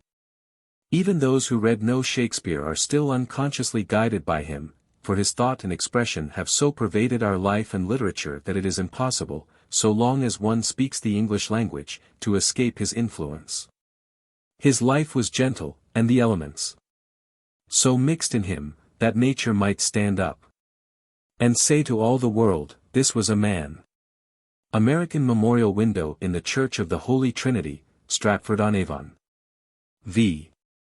Shakespeare's contemporaries and successors in the drama. Decline of the drama. It was inevitable that the drama should decline after Shakespeare, for the simple reason that there was no other great enough to fill his place. Aside from this, other causes were at work, and the chief of these was at the very source of the Elizabethan dramas. It must be remembered that our first playwrights wrote to please their audiences. That the drama rose in England because of the desire of a patriotic people to see something of the stirring life of the times reflected on the stage. For there were no papers or magazines in those days, and people came to the theaters not only to be amused but to be informed. Like children, they wanted to see a story acted, and like men, they wanted to know what it meant. Shakespeare fulfilled their desire.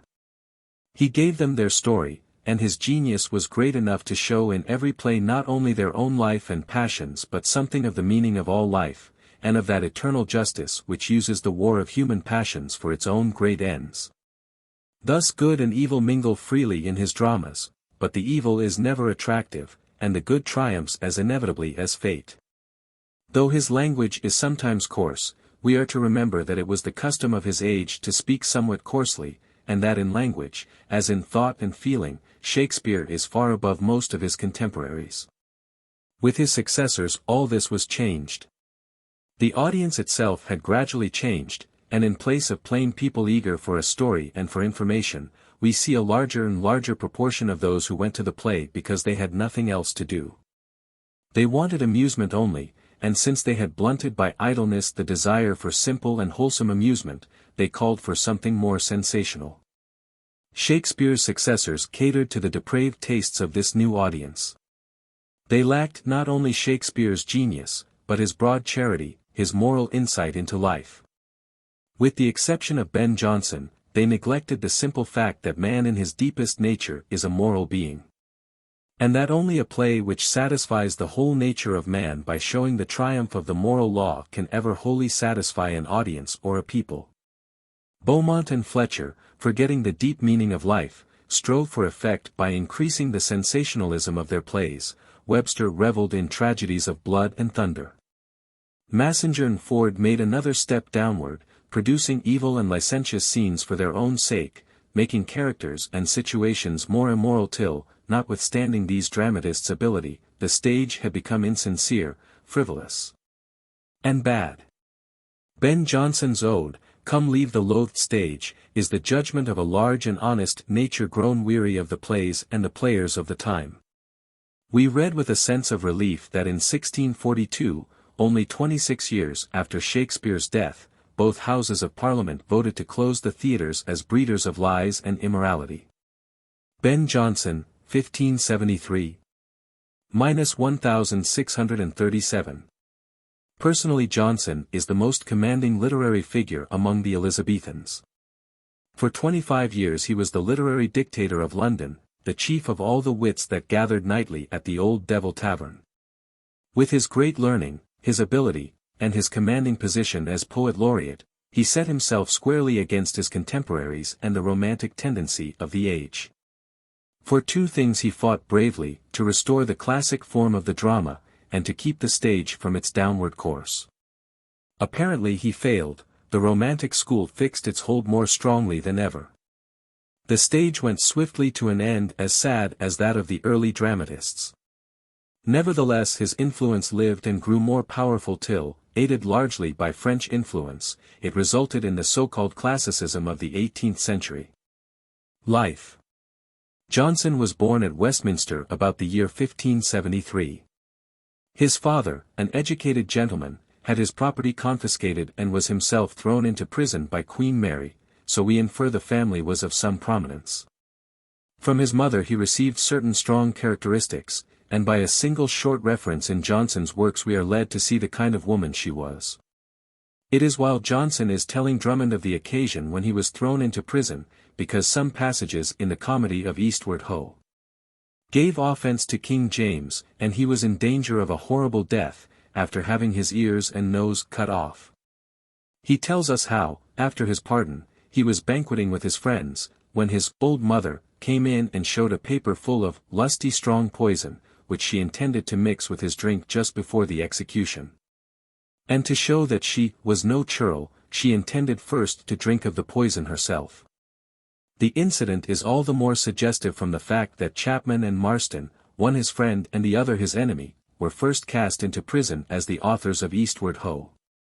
And rough Ben Jonson at once declared that he too had had a small hand in the writing and went to join them in prison. Jonson's father came out of prison, having given up his estate, and became a minister. He died just before the son's birth, and 2 years later the mother married a bricklayer of London. The boy was sent to a private school, and later made his own way to Westminster School, where the submaster, Camden, struck by the boy's ability, taught and largely supported him. For a short time he may have studied at the university in Cambridge. But his stepfather soon set him to learning the bricklayer's trade. He ran away from this, and went with the English army to fight Spaniards in the Low Countries. His best-known exploit there was to fight a duel between the lines with one of the enemy's soldiers, while both armies looked on. Jonson killed his man, and took his arms, and made his way back to his own lines in a way to delight the old Norman troubadours. He soon returned to England, and married precipitately when only 19 or 20 years old. 5 years later we find him employed, like Shakespeare, as actor and reviser of old plays in the theatre. Thereafter his life is a varied and stormy one. He killed an actor in a duel, and only escaped hanging by pleading benefit of clergy. But he lost all his poor goods and was branded for life on his left thumb. In his first great play, Every Man in His Humour, 1598, Shakespeare acted one of the parts, and that may have been the beginning of their long friendship. Other plays followed rapidly. Upon the accession of James, Jonson's masques won him royal favour, and he was made poet laureate. He now became undoubted leader of the literary men of his time, though his rough honesty and his hatred of the literary tendencies of the age made him quarrel with nearly all of them. In 1616, soon after Shakespeare's retirement, he stopped writing for the stage and gave himself up to study in serious work. In 1618 he travelled on foot to Scotland, where he visited Drummond, from whom we have the scant records of his varied life. His impressions of this journey, called Foot Pilgrimage, were lost in a fire before publication. Thereafter he produced less, and his work declined in vigor. But spite of growing poverty and infirmity we notice in his later work, especially in the unfinished Sad Shepherd, a certain mellowness and tender human sympathy which were lacking in his earlier productions. He died poverty-stricken in 1637.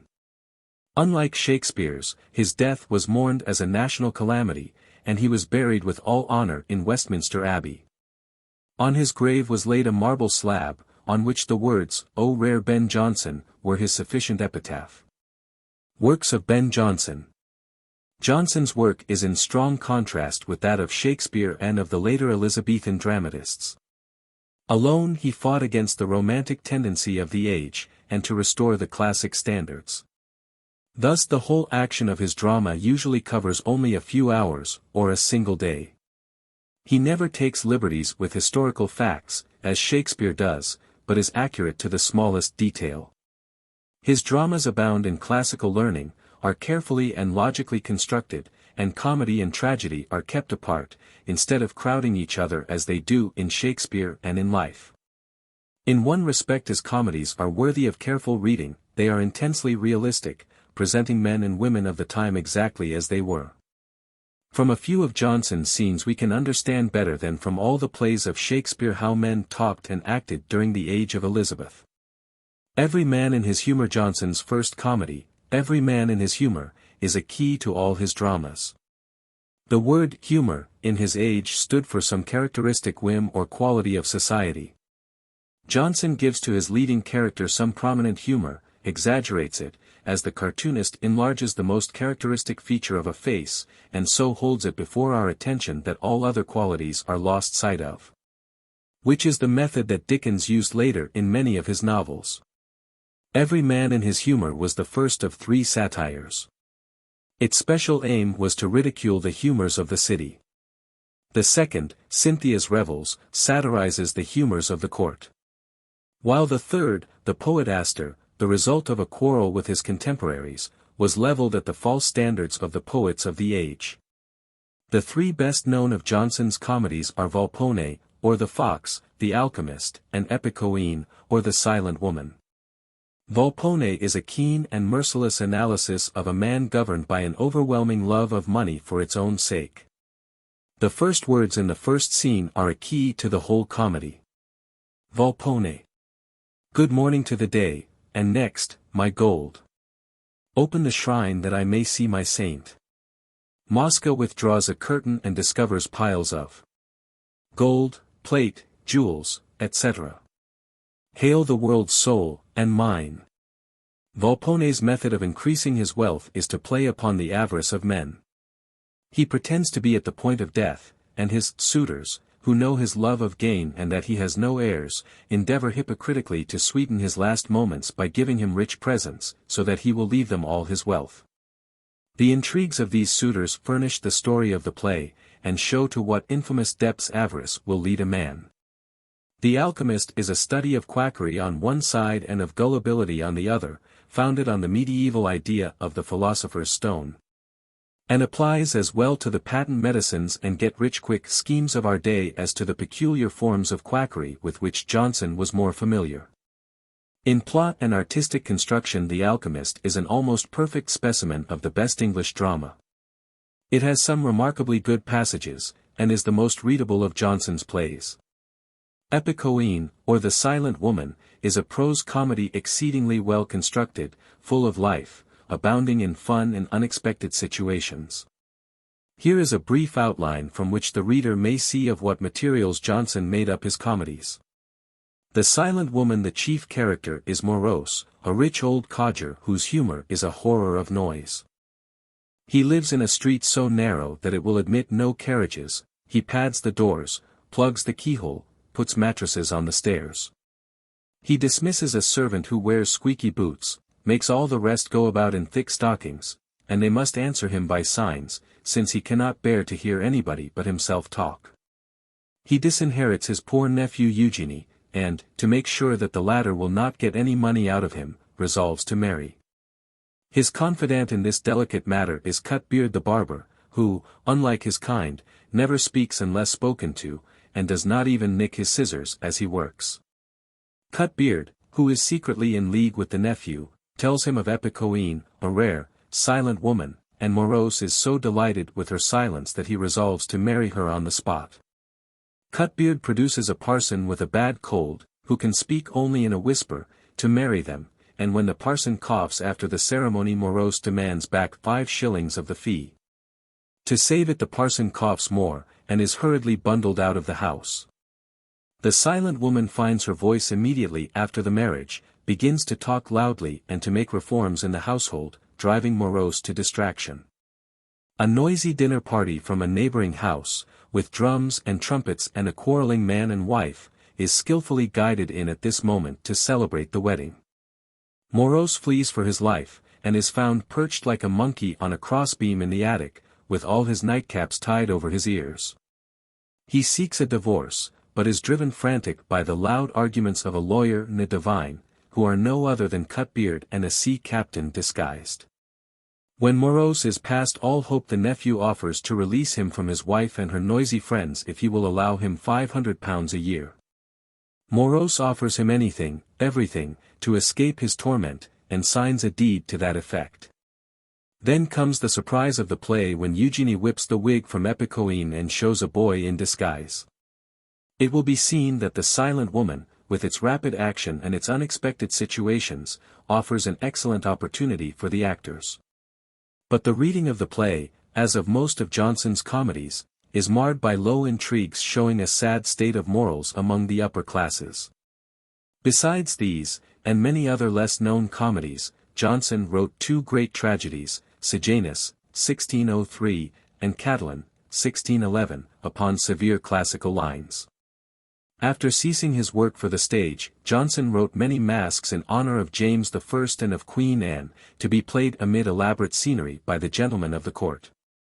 The best of these are, the Satyr, the Penates, Mask of Blackness, Mask of Beauty, Hue and Cry after Cupid, and the Mask of Queens. In all his plays Jonson showed a strong lyric gift, and some of his little poems and songs, like, The Triumph of Charis, Drink to Me Only with Thine Eyes, and To the Memory of My Beloved Mother, are now better known than his great dramatic works. A single volume of prose, called Timber, or Discoveries Made Upon Men and Matter, is an interesting collection of short essays which are more like Bacon's than any other work of the age. Beaumont and Fletcher. The work of these 2 men is so closely interwoven that, though Fletcher outlived Beaumont by 9 years and the latter had no hand in some 40 of the plays that bear their joint names, we still class them together. And only scholars attempt to separate their works so as to give each writer his due share. Unlike most of the Elizabethan dramatists, they both came from noble and cultured families and were university trained. Their work, in strong contrast with Jonson's, is intensely romantic, and in it all, however coarse or brutal the scene, there is still, as Emerson pointed out, the subtle recognition of gentility. Beaumont, 1584–1616, was the brother of Sir John Beaumont of Leicestershire. From Oxford he came to London to study law, but soon gave it up to write for the stage. Fletcher, 1579–1625, was the son of the Bishop of London, and shows in all his work the influence of his high social position and of his Cambridge education. The 2 dramatists met at the Mermaid Tavern under Ben Jonson's leadership and soon became inseparable friends, living and working together. Tradition has it that Beaumont supplied the judgment and the solid work of the play, while Fletcher furnished the high-colored sentiment and the lyric poetry, without which an Elizabethan play would have been incomplete. Of their joint plays, the 2 best known are Philaster, whose old theme, like that of Cymbeline and Griselda, is the jealousy of a lover and the faithfulness of a girl, and the Maid's Tragedy. Concerning Fletcher's work the most interesting literary question is how much did he write of Shakespeare's Henry VIII, and how much did Shakespeare help him in The Two Noble Kinsmen? John Webster. Of Webster's personal history we know nothing except that he was well known as a dramatist under James I. His extraordinary powers of expression rank him with Shakespeare. But his talent seems to have been largely devoted to the Blood and Thunder play begun by Marlowe. His 2 best-known plays are The White Devil, Pub. 1612, and The Duchess of Malfi, Pub. 1623. The latter, spite of its horrors, ranks him as one of the greatest masters of English tragedy. It must be remembered that he sought in this play to reproduce the Italian life of the 16th century, and for this no imaginary horrors are needed. The history of any Italian court or city in this period furnishes more vice and violence and dishonor than even the gloomy imagination of Webster could conceive. All the so-called blood tragedies of the Elizabethan period, from Thomas Kyd's Spanish tragedy down, however much they may condemn the brutal taste of the English audiences, are still only so many searchlights thrown upon a history of horrible darkness. Thomas Middleton, 1570-1627. Middleton is best known by two great plays, The Changeling and Women Beware Women. In poetry and diction they are almost worthy at times to rank with Shakespeare's plays. Otherwise, in their sensationalism and unnaturalness they do violence to the moral sense and are repulsive to the modern reader. Two earlier plays, A Trick to Catch the Old One, his best comedy, and A Fair Quarrel, his earliest tragedy, are less mature in thought and expression, but more readable, because they seem to express Middleton's own idea of the drama rather than that of the corrupt court and playwrights of his later age. Thomas Heywood, 1580-1650. Heywood's life, of which we know little in detail, covers the whole period of the Elizabethan drama. To the glory of that drama he contributed, according to his own statement, the greater part, at least, of nearly 220 plays. It was an enormous amount of work. But he seems to have been animated by the modern literary spirit of following the best market and striking while the financial iron is hot. Naturally good work was impossible, even to genius, under such circumstances, and few of his plays are now known. The two best, if the reader would obtain his own idea of Heywood's undoubted ability, are A Woman Killed with Kindness, a pathetic story of domestic life, and The Fair Maid of the West, a melodrama with plenty of fighting of the popular kind. Thomas Dekker, 1570-. Dekker is in pleasing contrast with most of the dramatists of the time. All we know of him must be inferred from his works, which show a happy and sunny nature, pleasant and good to meet. The reader will find the best expression of Dekker's personality and erratic genius in The Shoemaker's Holiday, a humorous study of plain working people, and Old Fortunatus, a fairy drama of the wishing hat and no end of money. Whether intended for children or not, it had the effect of charming the elders far more than the young people, and the play became immensely popular. Massinger, Ford, Shirley. These three men mark the end of the Elizabethan drama. Their work, done largely while the struggle was on between the actors and the corrupt court, on one side, and the Puritans on the other, shows a deliberate turning away not only from Puritan standards but from the high ideals of their own art to pander to the corrupt taste of the upper classes. Philip Massinger, 1584-1640, was a dramatic poet of great natural ability, but his plots and situations are usually so strained and artificial that the modern reader finds no interest in them. In his best comedy, A New Way to Pay Old Debts, he achieved great popularity and gave us one figure, Sir Giles Overreach, which is one of the typical characters of the English stage. His best plays are The Great Duke of Florence, The Virgin Martyr, and The Maid of Honor. John Ford, 1586-1642. And James Shirley, 1596-1666, have left us little of permanent literary value, and their works are read only by those who wish to understand the whole rise and fall of the drama. An occasional scene in Ford's plays is as strong as anything that the Elizabethan age produced, but as a whole the plays are unnatural and tiresome. Probably his best play is The Broken Heart, 1633. Shirley was given to imitation of his predecessors, and his very imitation is characteristic of an age which had lost its inspiration. A single play, Hyde Park, with its frivolous, realistic dialogue, is sometimes read for its reflection of the fashionable gossipy talk of the day. Long before Shirley's death the actors said, "Farewell. Othello's occupation's gone." Parliament voted to close the theatres, thereby saving the drama from a more inglorious death by dissipation. 6. The Prose Writers. Francis Bacon, 1561–1626. In Bacon we see one of those complex and contradictory natures which are the despair of the biographer. If the writer be an admirer of Bacon, he finds too much that he must excuse or pass over in silence. And if he takes his stand on the law to condemn the avarice and dishonesty of his subject, he finds enough moral courage and nobility to make him question the justice of his own judgment. On the one hand is rugged Ben Jonson's tribute to his power and ability, and on the other Hallam's summary that he was a man who, being entrusted with the highest gifts of heaven, habitually abused them for the poorest purposes of earth, hired them out for guineas, places, and titles in the service of injustice, covetousness, and oppression.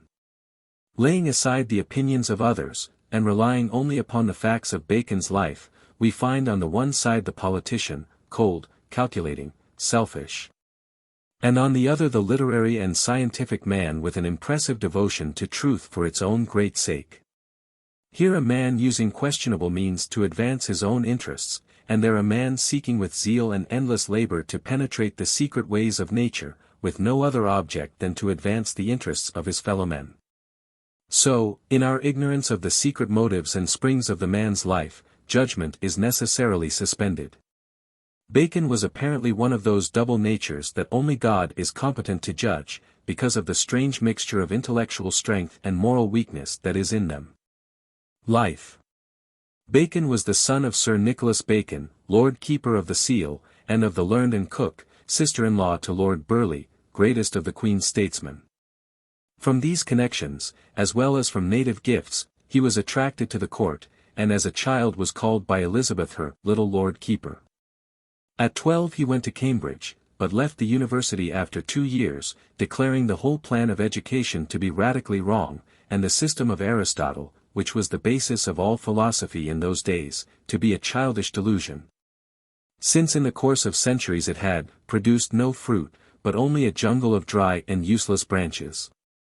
Strange, even for a sophomore of 14, thus to condemn the whole system of the universities, but such was the boy, and the system. Next year, in order to continue his education, he accompanied the English ambassador to France, where he is said to have busied himself chiefly with the practical studies of statistics and diplomacy. 2 years later he was recalled to London by the death of his father. Without money, and naturally with expensive tastes, he applied to his uncle Burleigh for a lucrative position. It was in this application that he used the expression, so characteristic of the Elizabethan age, that he had taken all knowledge for his province. Burleigh, who misjudged him as a dreamer and self-seeker, not only refused to help him at the court but successfully opposed his advancement by Elizabeth. Bacon then took up the study of law, and was admitted to the bar in 1582. That he had not lost his philosophy in the mazes of the law is shown by his tract, written about this time, on the greatest birth of time, which was a plea for his inductive system of philosophy, reasoning from many facts to one law, rather than from an assumed law to particular facts, which was the deductive method that had been in use for centuries. In his famous plea for progress Bacon demanded 3 things: the free investigation of nature, the discovery of facts instead of theories, and the verification of results by experiment rather than by argument. In our day these are the A, B, C of science, but in Bacon's time they seemed revolutionary. As a lawyer he became immediately successful. His knowledge and power of pleading became widely known, and it was almost at the beginning of his career that Johnson wrote, "The fear of every one that heard him speak was that he should make an end." The publication of his essays added greatly to his fame, but Bacon was not content. His head was buzzing with huge schemes: the pacification of unhappy Ireland, the simplification of English law, the reform of the Church, the study of nature, the establishment of a new philosophy. Meanwhile, sad to say, he played the game of politics for his personal advantage. He devoted himself to Essex, the young and dangerous favourite of the Queen, won his friendship, and then used him skillfully to better his own position. When the Earl was tried for treason it was partly, at least, through Bacon's efforts that he was convicted and beheaded. And though Bacon claims to have been actuated by a high sense of justice, we are not convinced that he understood either justice or friendship in appearing as Queen's counsel against the man who had befriended him. His cold-bloodedness and lack of moral sensitiveness appear even in his essays on love and friendship. Indeed, we can understand his life only upon the theory that his intellectuality left him cold and dead to the higher sentiments of our humanity. During Elizabeth's reign Bacon had sought repeatedly for high office, but had been blocked by Burleigh and perhaps also by the Queen's own shrewdness in judging men. With the advent of James I, 1603, Bacon devoted himself to the new ruler and rose rapidly in favor. He was knighted, and soon afterwards attained another object of his ambition in marrying a rich wife. The appearance of his great work, The Advancement of Learning, in 1605, was largely the result of the mental stimulus produced by his change in fortune. In 1613 he was made Attorney General, and speedily made enemies by using the office to increase his personal ends. He justified himself in his course by his devotion to the king's cause, and by the belief that the higher his position and the more ample his means the more he could do for science. It was in this year that Bacon wrote his series of state papers, which show a marvelous grasp of the political tendencies of his age. Had his advice been followed, it would have certainly averted the struggle between king and parliament that followed speedily. In 1617 he was appointed to his father's office, Lord Keeper of the Seal, and the next year to the high office of Lord Chancellor. With this office he received the title of Baron Verulam, and later of Viscount St. Alban, which he affixed with some vanity to his literary work. 2 years later appeared his greatest work, the Novum Organum, called after Aristotle's famous Organon. Bacon did not long enjoy his political honors. The storm which had been long gathering against James's government broke suddenly upon Bacon's head. When Parliament assembled in 1621 it vented its distrust of James and his favourite Villiers by striking unexpectedly at their chief adviser. Bacon was sternly accused of accepting bribes, and the evidence was so great that he confessed that there was much political corruption abroad in the land, that he was personally guilty of some of it. And he threw himself upon the mercy of his judges. Parliament at that time was in no mood for mercy.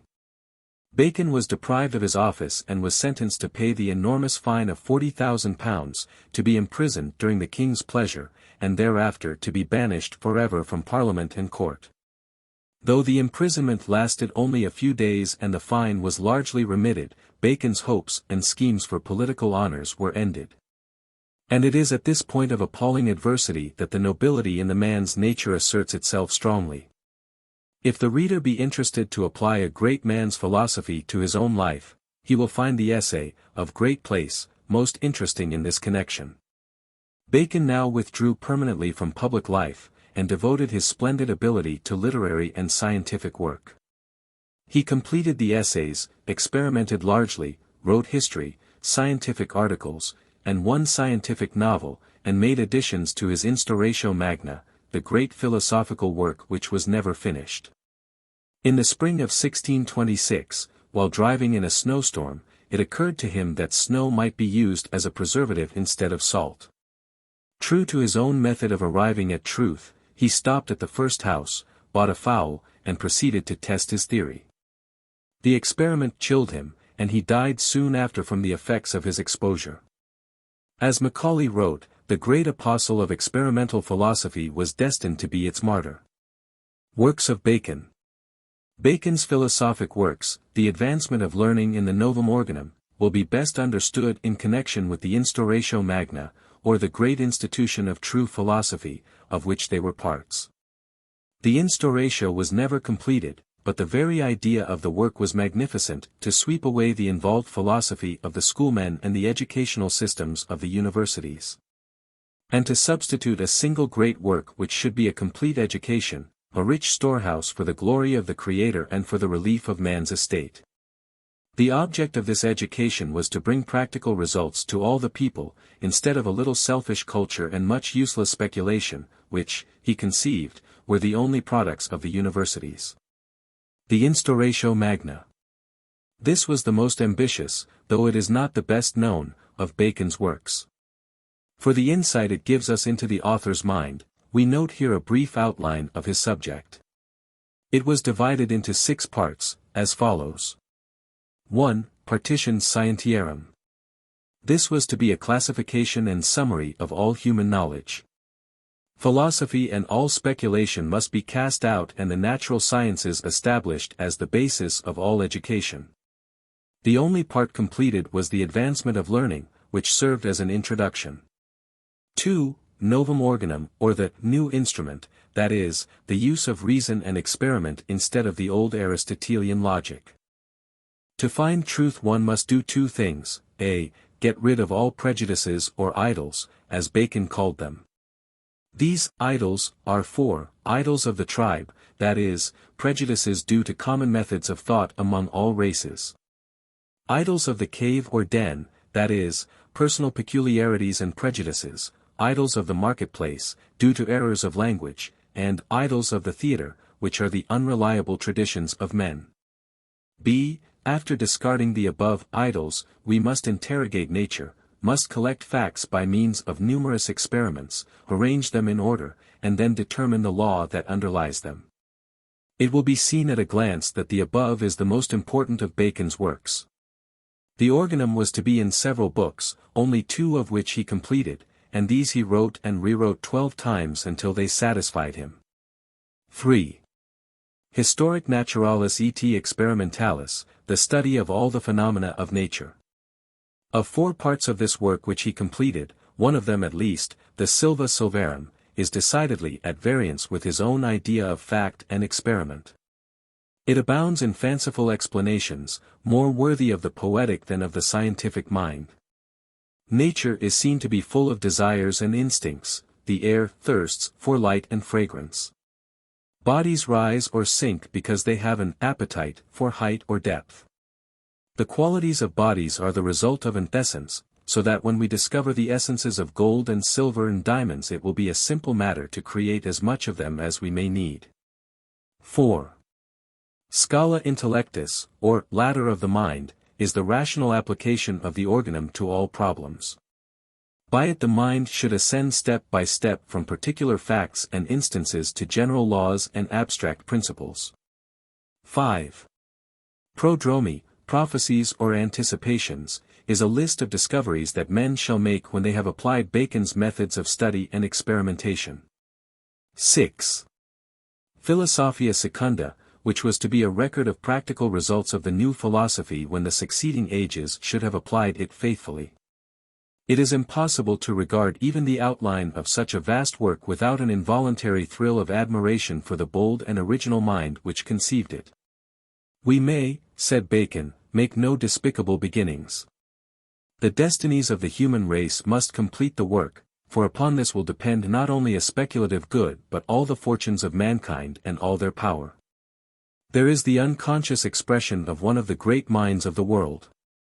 Bacon was like one of the architects of the Middle Ages, who drew his plans for a mighty cathedral, perfect in every detail from the deep foundation stone to the cross on the highest spire, and who gave over his plans to the builders, knowing that in his own lifetime, only one tiny chapel would be completed.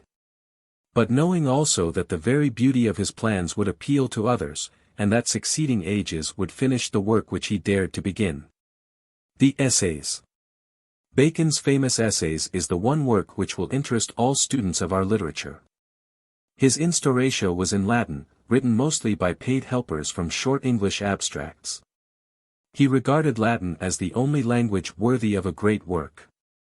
But the world neglected his Latin to seize upon his English, marvelous English, terse, pithy, packed with thought, in an age that used endless circumlocutions. The first 10 essays, published in 1597, were brief notebook jottings of Bacon's observations. Their success astonished the author, but not till 15 years later were they republished and enlarged. Their charm grew upon Bacon himself, and during his retirement he gave more thought to the wonderful language which he had at first despised as much as Aristotle's philosophy. In 1612 appeared a second edition containing 38 essays, and in 1625, the year before his death, he republished the essays in their present form, polishing and enlarging the original 10 to 58. Covering a wide variety of subjects suggested by the life of men around him. Concerning the best of these essays there are as many opinions as there are readers, and what one gets out of them depends largely upon his own thought and intelligence. In this respect they are like that nature to which Bacon directed men's thoughts. The whole volume may be read through in an evening. But after one has read them a dozen times he still finds as many places to pause and reflect as at the first reading. If one must choose out of such a storehouse, we would suggest Studies, Goodness, Riches, Atheism, Unity in Religion, Adversity, Friendship, and Great Place as an introduction to Bacon's worldly wise philosophy. Miscellaneous works. Other works of Bacon are interesting as a revelation of the Elizabethan mind, rather than because of any literary value. The New Atlantis is a kind of scientific novel describing another utopia as seen by Bacon. The inhabitants of Atlantis have banished philosophy and applied Bacon's method of investigating nature, using the results to better their own condition. They have a wonderful civilization, in which many of our later discoveries, academies of the sciences, observatories, balloons, submarines, the modification of species, and several others were foreshadowed with a strange mixture of cold reason and poetic intuition. De Sapientia Veterum is a fanciful attempt to show the deep meaning underlying ancient myths, a meaning which would have astonished the myth-makers themselves. The history of Henry VII is a calm, dispassionate, and remarkably accurate history, which makes us regret that Bacon did not do more historical work. Besides these are metrical versions of certain psalms which are valuable, in view of the controversy anent Shakespeare's plays. For showing Bacon's utter inability to write poetry and a large number of letters and state papers showing the range and power of his intellect. Bacon's place and work. Although Bacon was for the greater part of his life a busy man of affairs, one cannot read his work without becoming conscious of two things: a perennial freshness, which the world insists upon in all literature that is to endure, and an intellectual power which marks him as one of the great minds of the world.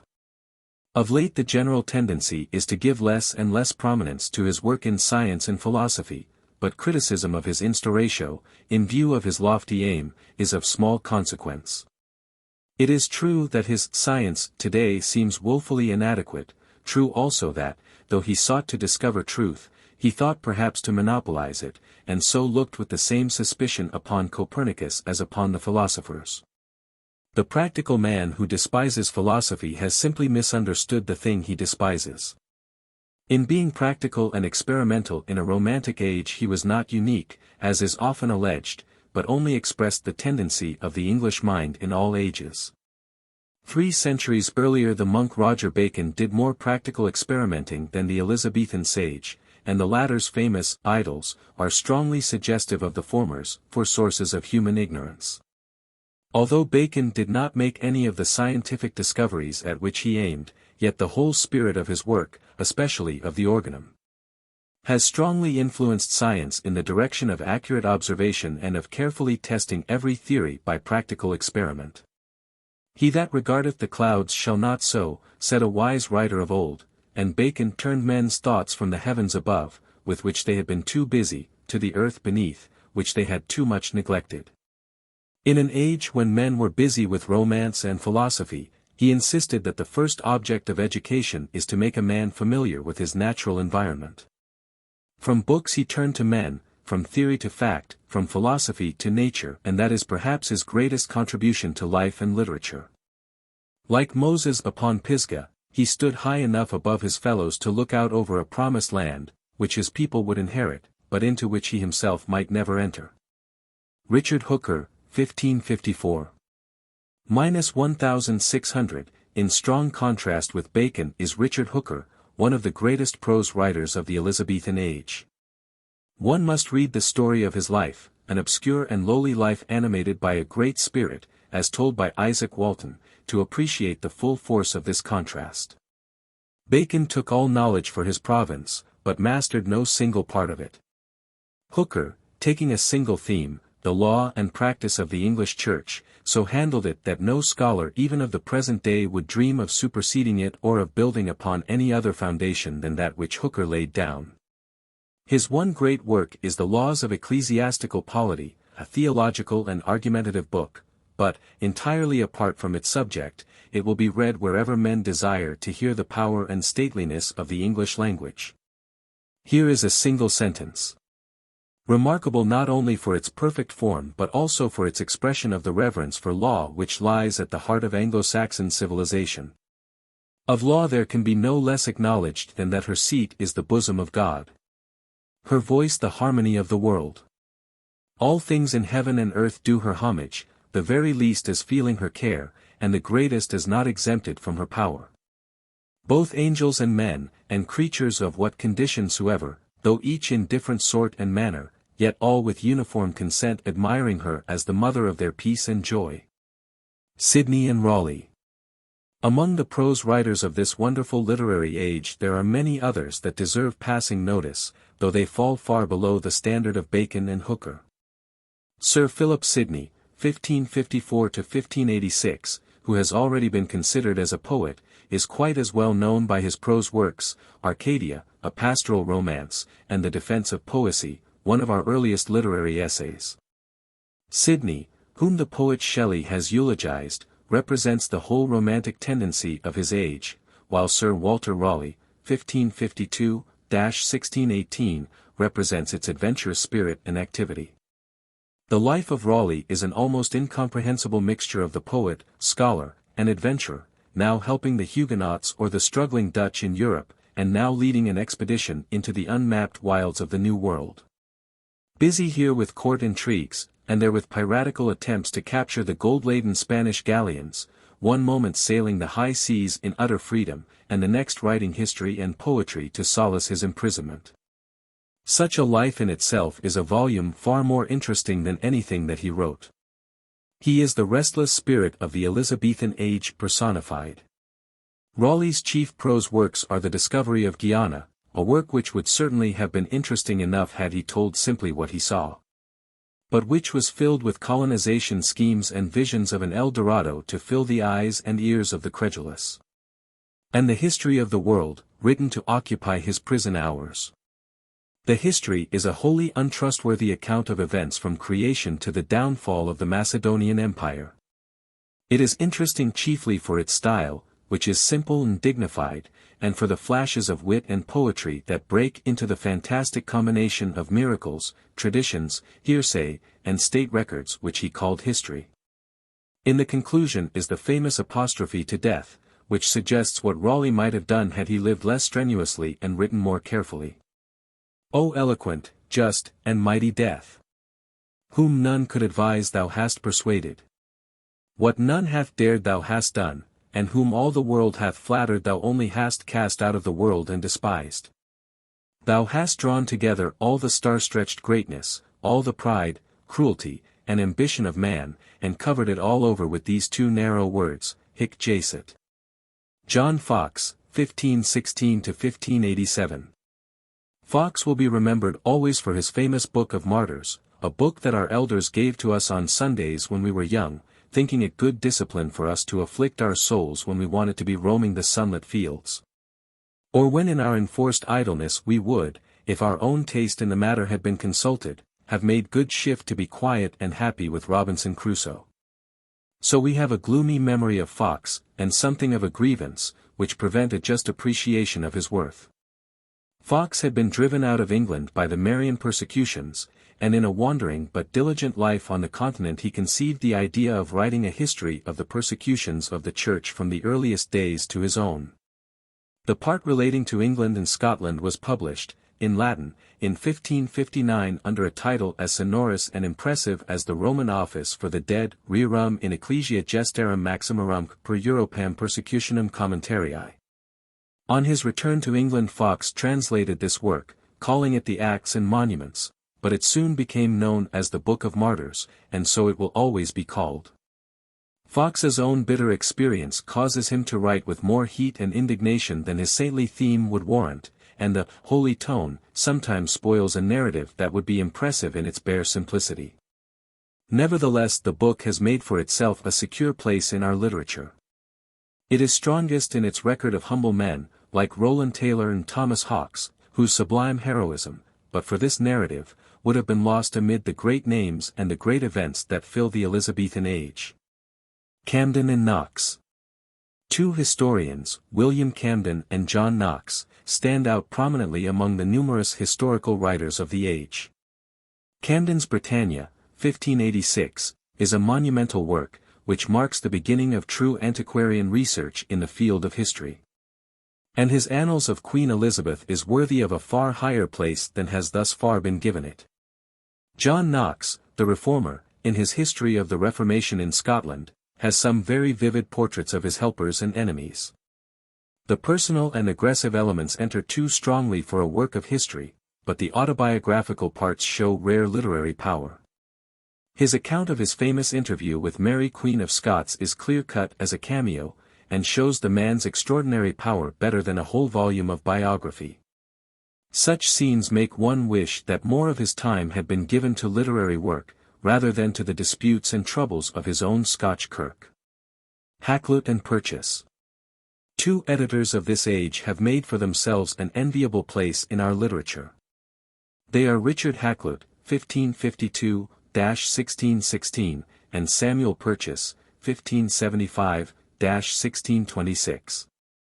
Hakluyt was a clergyman who in the midst of his little parish set himself to achieve two great patriotic ends: to promote the wealth and commerce of his country, and to preserve the memory of all his countrymen who added to the glory of the realm by their travels and explorations. To further the first object he concerned himself deeply with the commercial interests of the East India Company, with Raleigh's colonizing plans in Virginia, and with a translation of De Soto's travels in America. To further the second he made himself familiar with books of voyages in all foreign languages and with the brief reports of explorations of his own countrymen. His principal navigations, voyages, and discoveries of the English nation, in 3 volumes, appeared first in 1589, and a second edition followed in 1598 to 1600. The first volume tells of voyages to the north, the second to India and the East. The third, which is as large as the other two, to the New World. With the exception of the very first voyage, that of King Arthur to Iceland in 517, which is founded on a myth, all the voyages are authentic accounts of the explorers themselves, and are immensely interesting reading even at the present day. No other book of travels has so well expressed the spirit and energy of the English race, or better deserves a place in our literature. Samuel Purchas, who was also a clergyman, continued the work of Hakluyt, using many of the latter's unpublished manuscripts and condensing the records of numerous other voyages. His first famous book, Purchas, His Pilgrimage, appeared in 1613, and was followed by Hakluytus Posthumus, or Purchas His Pilgrims, in 1625. The very name inclines one to open the book with pleasure, and when one follows his inclination, which is, after all, one of the best guides in literature, he is rarely disappointed. Though it falls far below the standard of Hakluyt, both in accuracy and literary finish, there is still plenty to make one glad that the book was written and that he can now comfortably follow Purchas on his pilgrimage. Thomas North. Among the translators of the Elizabethan age, Sir Thomas North, 1535-1601, is most deserving of notice because of his version of Plutarch's Lives, 1579, from which Shakespeare took the characters and many of the incidents for 3 great Roman plays. Thus in North we read: Caesar also had Cassius in great jealousy and suspected him much, whereupon he said on a time to his friends, What will Cassius do, think ye? I like not his pale looks. Another time when Caesar's friends warned him of Antonius and Dolabella, he answered them again, I never reckon of them, but these pale-visaged and carrion lean people, I fear them most, meaning Brutus and Cassius. Shakespeare merely touches such a scene with the magic of his genius, and his Caesar speaks. Let me have men about me that are fat, sleek-headed men, and such as sleep o' nights. Yond Cassius has a lean and hungry look. He thinks too much, such men are dangerous. A careful reading of North's Plutarch and then of the famous Roman plays shows to how great an extent Shakespeare was dependent upon his obscure contemporary. North's translation, to which we owe so many heroic models in our literature, was probably made not from Plutarch but from Amiot's excellent French translation.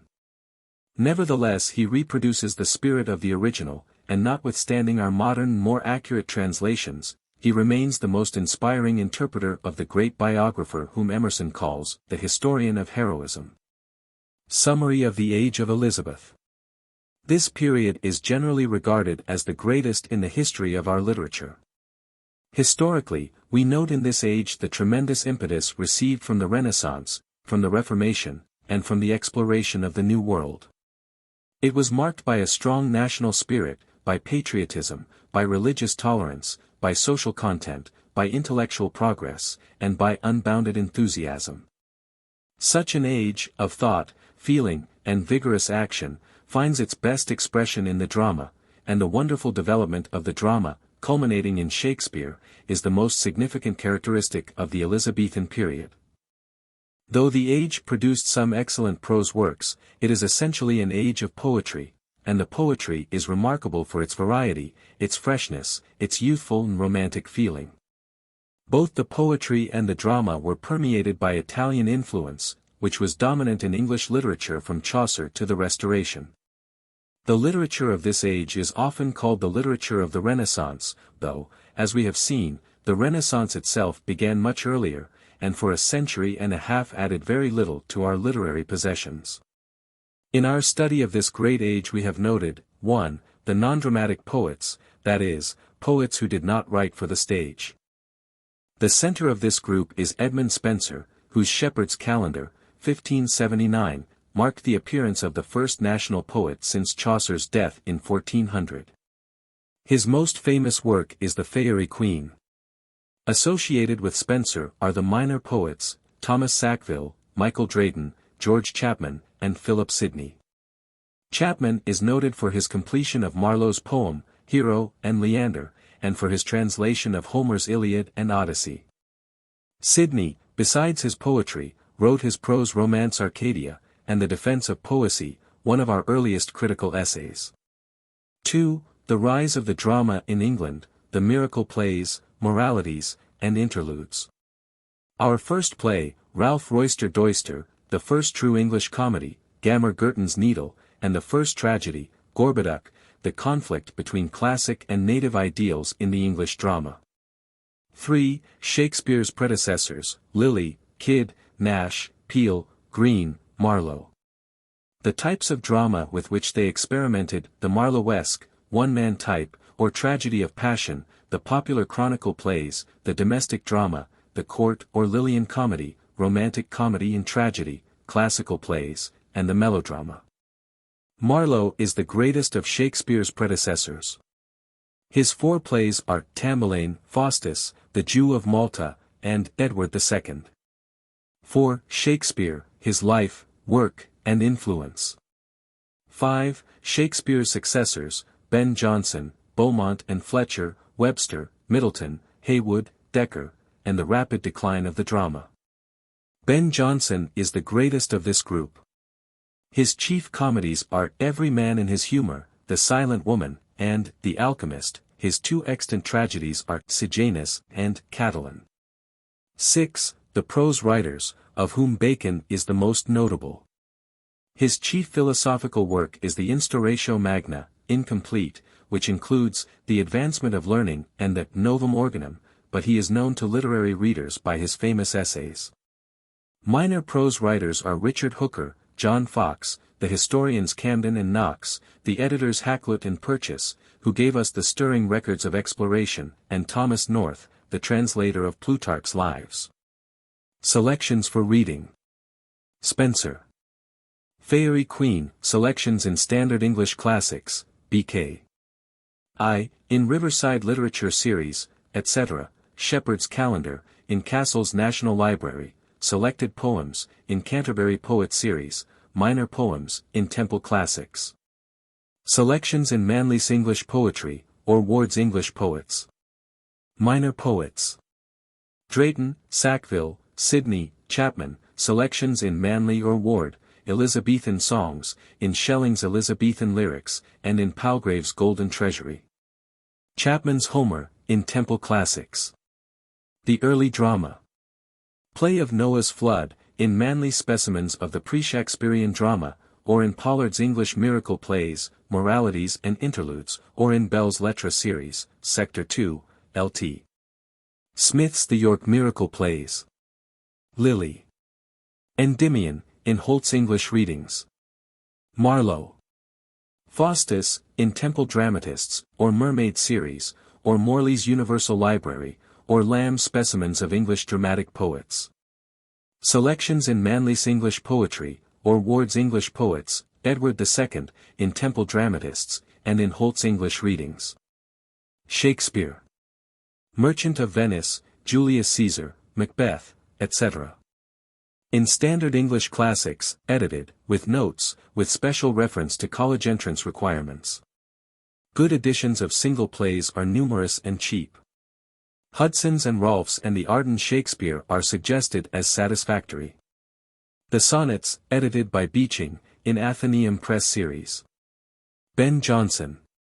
The Alchemist, in Canterbury Poet Series, or Morley's Universal Library, selections in Manley's English Poetry, or Ward's English Poets, or Canterbury Poet Series. Selections from Jonson's Masques, in Evans's English Masques, Timber, edited by Schelling, in Athenaeum Press Series. Bacon. Essays, School Edition, Ginn and Company. Northup's edition, in Riverside Literature Series, various other inexpensive editions, in the Pitt Press, Golden Treasury Series, etc. Advancement of Learning, B.K. I, edited by Cook, Ginn and Company. Compare selections from Bacon, Hooker, Lilly, and Sidney, in Manley's English Prose. Bibliography. History. Textbook, Montgomery, pages 208 to 238, Cheney, pages 330 to 410, Green, ch. 7, Trail, Macaulay, Froude. Special Works. Creighton's The Age of Elizabeth, Hall's Society in the Elizabethan Age, Winter's Shakespeare's England, Goadby's The England of Shakespeare, Lee's Stratford-on-Avon, Harrison's Elizabethan England. Literature. Saintsbury's History of Elizabethan Literature, Whipple's Literature of the Age of Elizabeth, S. Lee's Great Englishman of the 16th Century, Schilling's Elizabethan Lyrics, in Athenaeum Press Series, Vernon Lee's Euphorion. Spencer. Texts, Cambridge, Globe, and Aldine Editions, Noel's Selected Poems of Spencer, in Canterbury Poets, Minor Poems, in Temple Classics, Arbor's Spencer Anthology, Church's Life of Spencer, in English Men of Letters Series. Lowell's Essay, in Among My Books, or in Literary Essays, Volume 4, Hazlitt's Chaucer and Spencer, in Lectures on the English Poets, Dowden's Essay, in Transcripts and Studies. The Drama. Texts, Manley Specimens of the Pre-Shakespearean Drama, 2 volumes. In Athenaeum Press Series, Pollard's English Miracle Plays, Moralities and Interludes, The Temple Dramatists, Morley's Universal Library, Arbor's English Reprints, Mermaid Series, etc., Thayer's The Best Elizabethan Plays. Gailey's Plays of Our Forefathers, Miracles, Moralities, etc. Bates's The English Religious Drama, Schelling's The English Chronicle Play, Lowell's Old English Dramatists, Boas's Shakespeare and His Predecessors. Simons's Shakespeare's Predecessors in the English Drama, Schelling's Elizabethan Drama, Lamb's Specimens of English Dramatic Poets, Introduction to Hudson's Shakespeare, His Life, Art, and Characters, Ward's History of English Dramatic Literature. Decker's The Gull's Hornbook, in King's Classics. Marlowe. Works, edited by Bullen, Chief Plays in Temple Dramatists, Mermaid Series of English Dramatists, Morley's Universal Library, etc., Lowell's Old English Dramatists. Simons's Introduction, in Mermaid Series, Dowden's Essay, in Transcripts and Studies. Shakespeare. Good texts are numerous. Furness's Variorum edition is at present most useful for advanced work. Hudson's Revised Edition, each play in a single volume, with notes and introductions, will, when complete, be one of the very best for students' use. Raleigh's Shakespeare, in English Men of Letters Series, Lee's Life of Shakespeare. Hudson's Shakespeare, His Life, Art, and Characters, Halliwell Phillips's Outlines of the Life of Shakespeare, Flea's Chronicle History of the Life and Work of Shakespeare, Dowden's Shakespeare, a critical study of his mind and art. Shakespeare Primer, same author, Baker's The Development of Shakespeare as a Dramatist, Lounsbury's Shakespeare as a Dramatic Artist, The Text of Shakespeare, same author, Wendell's William Shakespeare, Bradley's Shakespearean Tragedy. Hazlitt's Shakespeare and Milton, in Lectures on the English Poets, Emerson's essay, Shakespeare or the Poet, Lowell's essay, in Among My Books, Lamb's Tales from Shakespeare, Mrs. Jameson's Shakespeare's Female Characters, called also Characteristics of Women, Rolfe's Shakespeare the Boy, Brandis's William Shakespeare, Moulton's Shakespeare as a Dramatic Artist, Mabie's William Shakespeare, Poet, Dramatist and Man. The Shakespeare Apocrypha, edited by C. F. T. Brooke, Shakespeare's Holinshed, edited by Stone, Shakespeare Lexicon, by Schmidt, Concordance, by Bartlett, Grammar, by Abbott, or by Franz. Ben Jonson. Texts in Mermaid Series, Temple Dramatists, Morley's Universal Library, etc., Masks and Entertainments of Ben Jonson, edited by Morley, in Carisbrooke Library, Timber, edited by Schelling, in Athenaeum Press Series. Beaumont, Fletcher, etc. Plays in Mermaid Series, Temple Dramatists, etc., Schelling's Elizabethan Drama, Lowell's Old English Dramatists, Lamb's Specimens of English Dramatic Poets, Flee's Biographical Chronicle of the English Drama. Swinburne's Essays in Prose and Poetry, and in Essays and Studies. Bacon. Texts, Essays in Everyman's Library, etc., Advancement of Learning in Clarendon Press Series, Library of English Classics, etc. Church's Life of Bacon, in English Men of Letters Series, Nichols Bacon's Life and Philosophy, Francis Bacon, translated from the German of K. Fisher, excellent, but rare, Macaulay's Essay on Bacon. Minor Prose Writers. Sidney's Arcadia, edited by Summers, Defense of Poesy, edited by Cook, in Athenaeum Press Series, Arbor's Reprints, etc., selections from Sidney's prose and poetry in the Elizabethan Library, Simons's Life of Sidney, in English Men of Letters. Bourne's Life of Sidney, in Heroes of the Nations, Lamb's Essay on Sidney's Sonnets, in Essays of Elia. Raleigh's Works, published by the Oxford Press, selections by Grosart, in Elizabethan Library. Raleigh's Last Fight of the Revenge, in Arbor's Reprints, Life of Raleigh, by Edwards and by Goss. Richard Hooker's Works, edited by Keble, Oxford Press, Laws of Ecclesiastical Polity, in Everyman's Library, and in Morley's Universal Library. Life, in Walton's Lives, in Morley's Universal Library, Dowden's Essay, in Puritan and Anglican. Lilly's Euphues, in Arbor's Reprints, Endymion, edited by Baker, Campaspe, in Manley's Pre-Shakespearean Drama. North's Plutarch's Lives, edited by Wyndham, in Tudor Library, School Edition, by Ginn and Company. Hakluyt's Voyages, in Everyman's Library, Jones's Introduction to Hakluyt's Diverse Voyages, Payne's Voyages of Elizabethan Seamen. Froude's Essay, in Short Studies on Great Subjects. Suggestive questions. 1. What historical conditions help to account for the great literature of the Elizabethan age? What are the general characteristics of Elizabethan literature? What type of literature prevailed, and why? What work seems to you to express most perfectly the Elizabethan spirit? 2. Tell briefly the story of Spenser's life. What is the story or argument of the Faerie Queen? What is meant by the Spenserian stanza? Read and comment upon Spenser's Epithalamion. Why does the Shepherd's Calendar mark a literary epoch? What are the main qualities of Spenser's poetry? Can you quote or refer to any passages which illustrate these qualities? Why is he called the poet's poet? 3. For what is Sackville noted? What is the most significant thing about his Gorboduc? Name other minor poets and tell what they wrote. 4. Give an outline of the origin and rise of the drama in England. What is meant by miracle and mystery plays? What purposes did they serve among the common people? How did they help the drama? What is meant by cycles of miracle plays? How did the moralities differ from the miracles? What was the chief purpose of the interludes? What type of drama did they develop? Read a typical play, like Noah's Flood or Everyman, and write a brief analysis of it. 5. What were our first plays in the modern sense? What influence did the classics exert on the English drama? What is meant by the dramatic unities? In what important respect did the English differ from the classic drama? 6. Name some of Shakespeare's predecessors in the drama. What types of drama did they develop? Name some plays of each type. Are any of these plays still presented on the stage? 7. What are Marlowe's chief plays? What is the central motive in each? Why are they called one-man plays?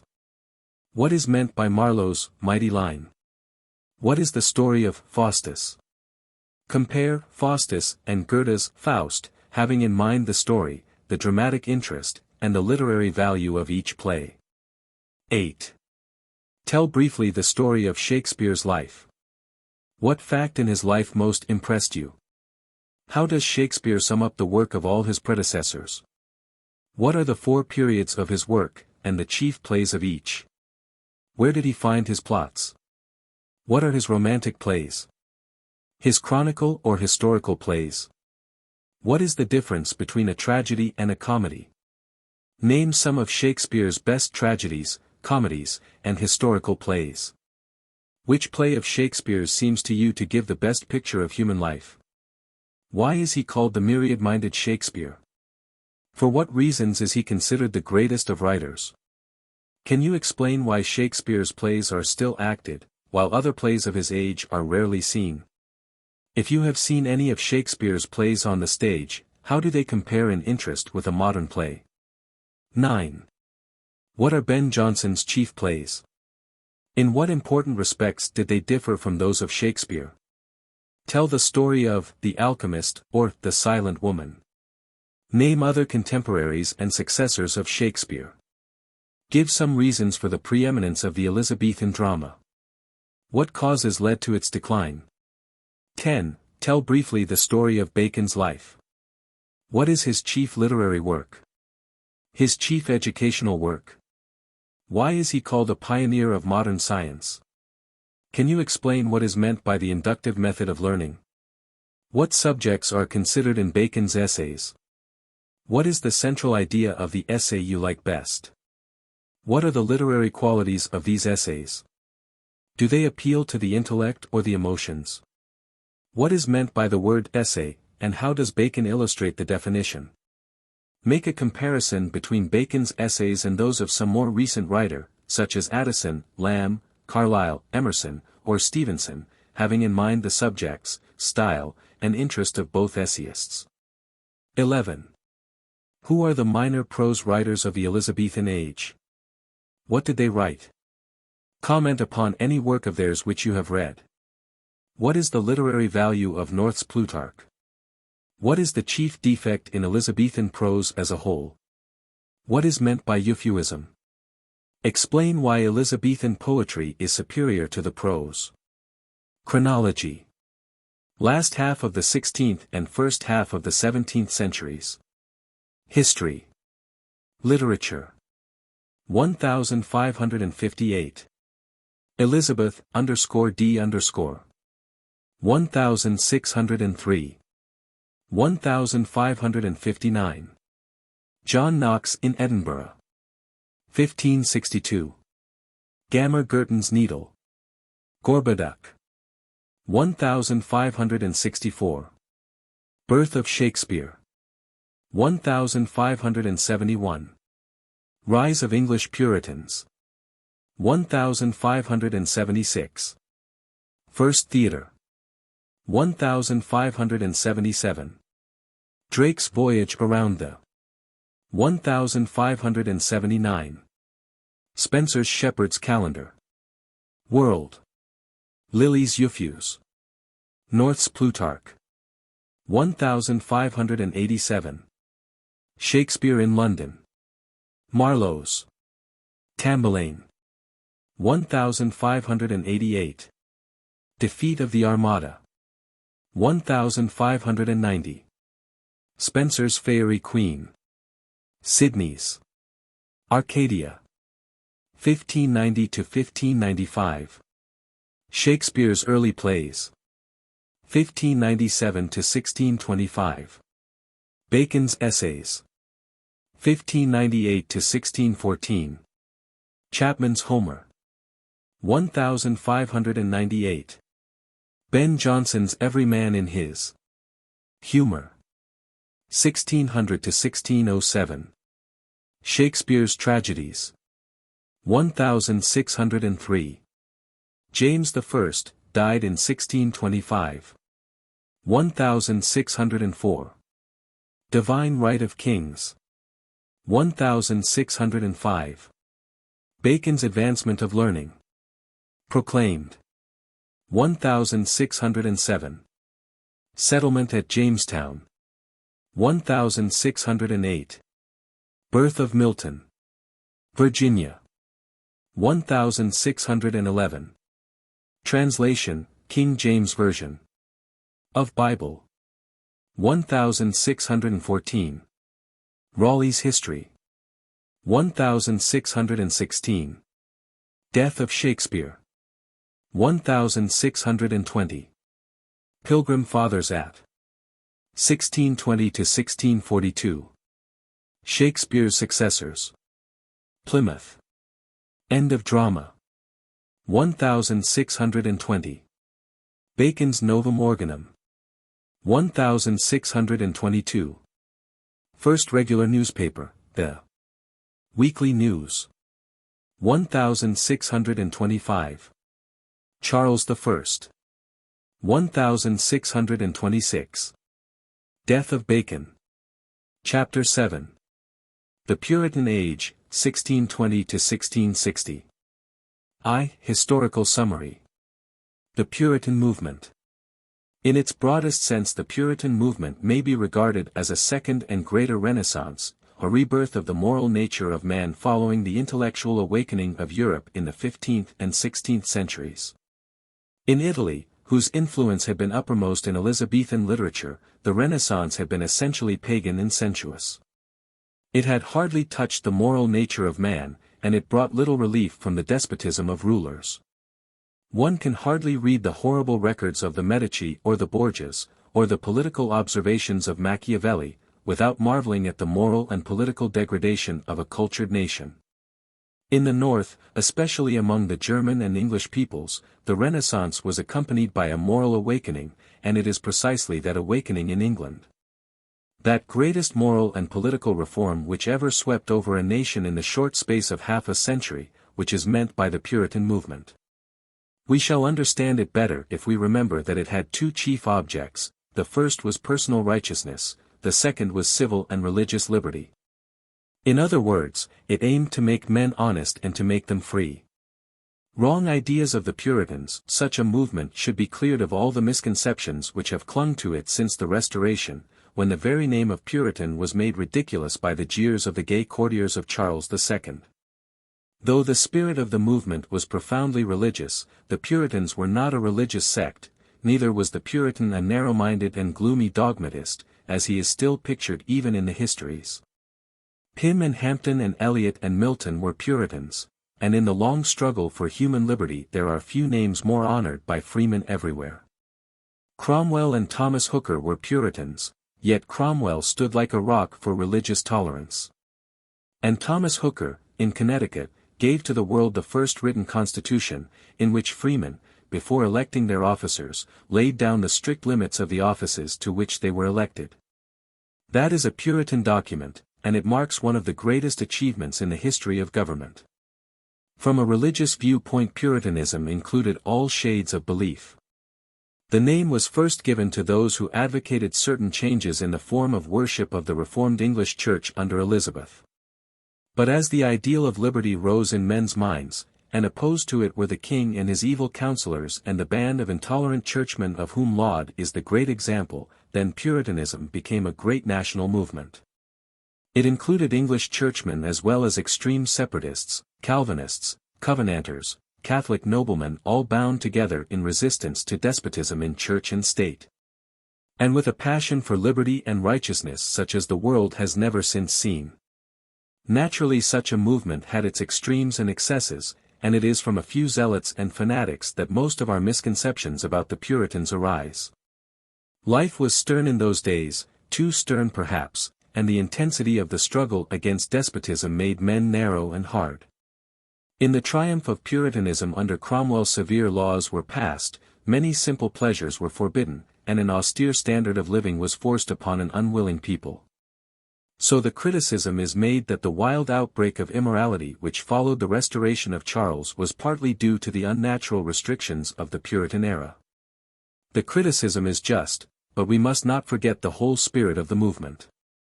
That the Puritan prohibited maypole dancing and horse racing is of small consequence beside the fact that he fought for liberty and justice, that he overthrew despotism and made a man's life and property safe from the tyranny of rulers. A great river is not judged by the foam on its surface, and certain austere laws and doctrines which we have ridiculed are but froth on the surface of the mighty Puritan current that has flowed steadily, like a river of life, through English and American history since the age of Elizabeth. Changing ideals. The political upheaval of the period is summed up in the terrible struggle between the king and Parliament, which resulted in the death of Charles at the block and the establishment of the Commonwealth under Cromwell. For centuries the English people had been wonderfully loyal to their sovereigns, but deeper than their loyalty to kings was the old Saxon love for personal liberty. At times, as in the days of Alfred and Elizabeth, the two ideals went hand in hand. But more often they were in open strife, and a final struggle for supremacy was inevitable. The crisis came when James I, who had received the right of royalty from an Act of Parliament, began, by the assumption of divine right, to ignore the Parliament which had created him. Of the civil war which followed in the reign of Charles I, and of the triumph of English freedom, it is unnecessary to write here. The blasphemy of a man's divine right to rule his fellowmen was ended. Modern England began with the charge of Cromwell's brigade of Puritans at Naseby. Religious ideals. Religiously the age was one of even greater ferment than that which marked the beginning of the Reformation. A great ideal, the ideal of a national church, was pounding to pieces, like a ship in the breakers, and in the confusion of such an hour the action of the various sects was like that of frantic passengers, each striving to save his possessions from the wreck. The Catholic Church, as its name implies, has always held true to the ideal of a united church, a church which, like the great Roman government of the early centuries, can bring the splendor and authority of Rome to bear upon the humblest village church to the farthest ends of the earth. For a time that mighty ideal dazzled the German and English reformers, but the possibility of a united Protestant church perished with Elizabeth. Then, instead of the worldwide church which was the ideal of Catholicism, came the ideal of a purely national Protestantism. This was the ideal of Laud and the reactionary bishops, no less than of the scholarly Richard Hooker, of the rugged Scotch Covenanters, and of the Puritans of Massachusetts Bay. It is intensely interesting to note that Charles called Irish rebels and Scotch Highlanders to his aid by promising to restore their national religions. And that the English Puritans, turning to Scotland for help, entered into the solemn covenant of 1643, establishing a national Presbyterianism, whose object was to bring the churches of God in the three kingdoms to uniformity in religion and government, to preserve the rights of Parliament and the liberties of the kingdom, that we and our posterity may as brethren live in faith and love, and the Lord may delight to live in the midst of us. In this famous covenant we see the national, the ecclesiastical, and the personal dream of Puritanism, side by side, in all their grandeur and simplicity. Years passed, years of bitter struggle and heartache, before the impossibility of uniting the various Protestant sects was generally recognized. The ideal of a national church died hard, and to its death is due all the religious unrest of the period. Only as we remember the national ideal, and the struggle which it caused, can we understand the amazing life and work of Bunyan, or appreciate the heroic spirit of the American colonists who left home for a wilderness in order to give the new ideal of a free church in a free state its practical demonstration. Literary characteristics. In literature also the Puritan age was one of confusion, due to the breaking up of old ideals. Medieval standards of chivalry, the impossible loves and romances of which Spenser furnished the types, perished no less surely than the ideal of a national church. And in the absence of any fixed standard of literary criticism there was nothing to prevent the exaggeration of the metaphysical poets, who are the literary parallels to religious sects like the Anabaptists. Poetry took new and startling forms in Donne and Herbert, and prose became as somber as Burton's Anatomy of Melancholy. The spiritual gloom which sooner or later fastens upon all the writers of this age, and which is unjustly attributed to Puritan influence, is due to the breaking up of accepted standards in government and religion. No people, from the Greeks to those of our own day, have suffered the loss of old ideals without causing its writers to cry, Ichabod! The glory has departed. That is the unconscious tendency of literary men in all times, who look backward for their golden age.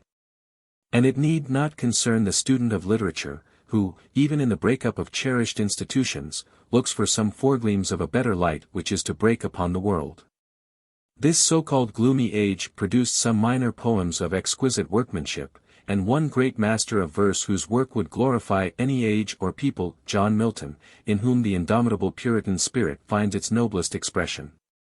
Puritan and Elizabethan literature. There are three main characteristics in which Puritan literature differs from that of the preceding age. 1. Elizabethan literature, with all its diversity, had a marked unity in spirit, resulting from the patriotism of all classes and their devotion to a queen who, with all her faults, sought first the nation's welfare.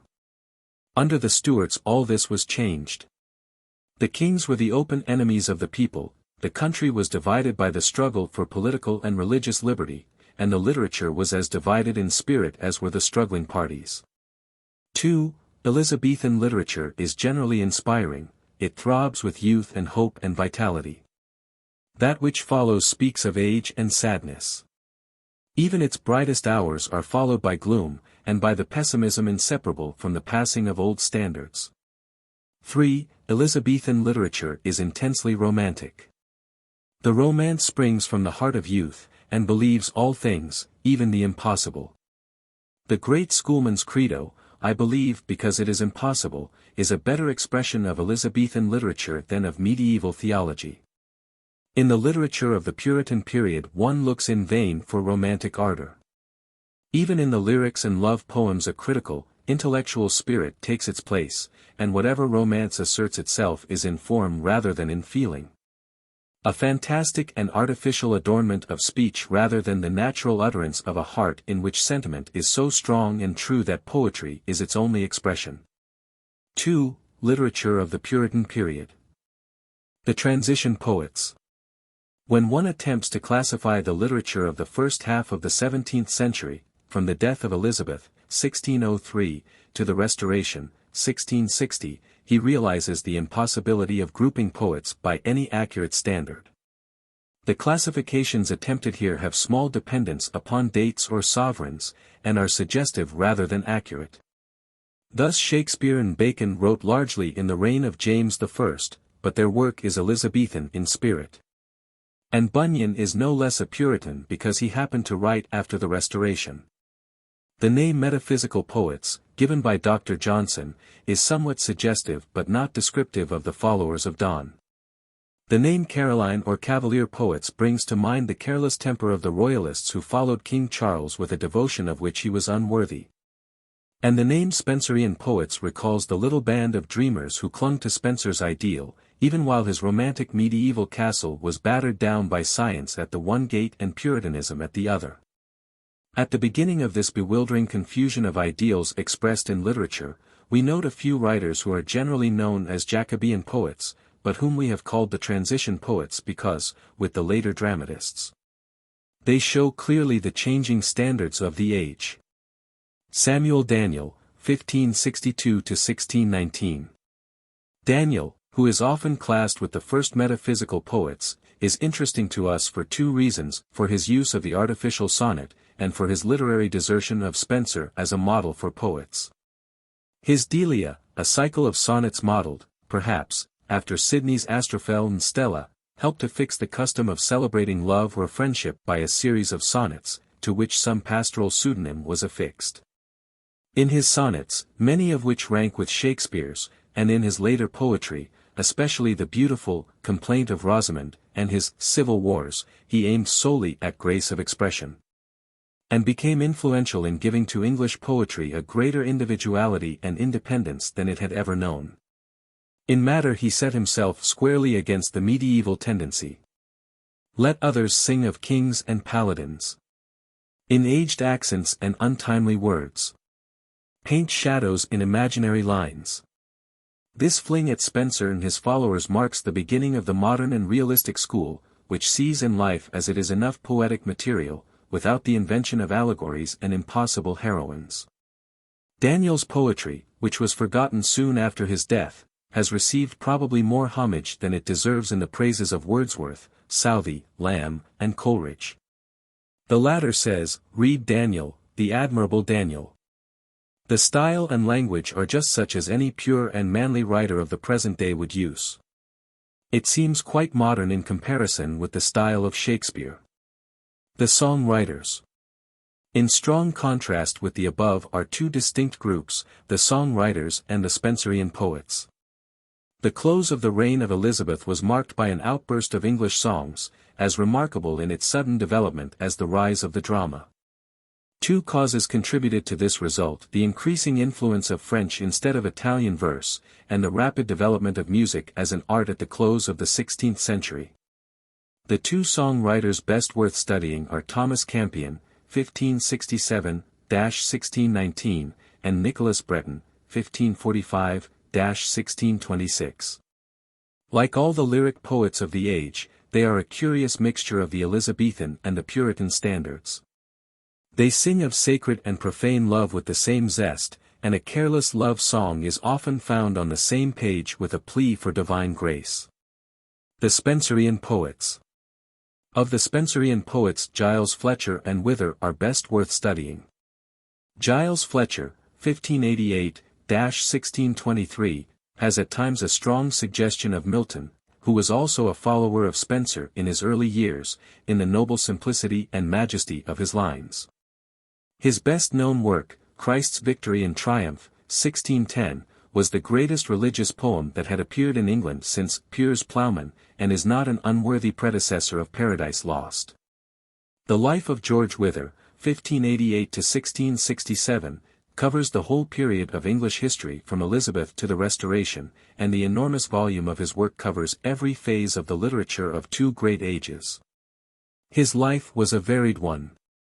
Now as a royalist leader against the Covenanters, and again announcing his Puritan convictions, and suffering in prison for his faith. At his best Wither is a lyric poet of great originality, rising at times to positive genius. But the bulk of his poetry is intolerably dull. Students of this period find him interesting as an epitome of the whole age in which he lived. But the average reader is more inclined to note with interest that he published in 1623 Hymns and Songs of the Church, the first hymn book that ever appeared in the English language. The Metaphysical Poets.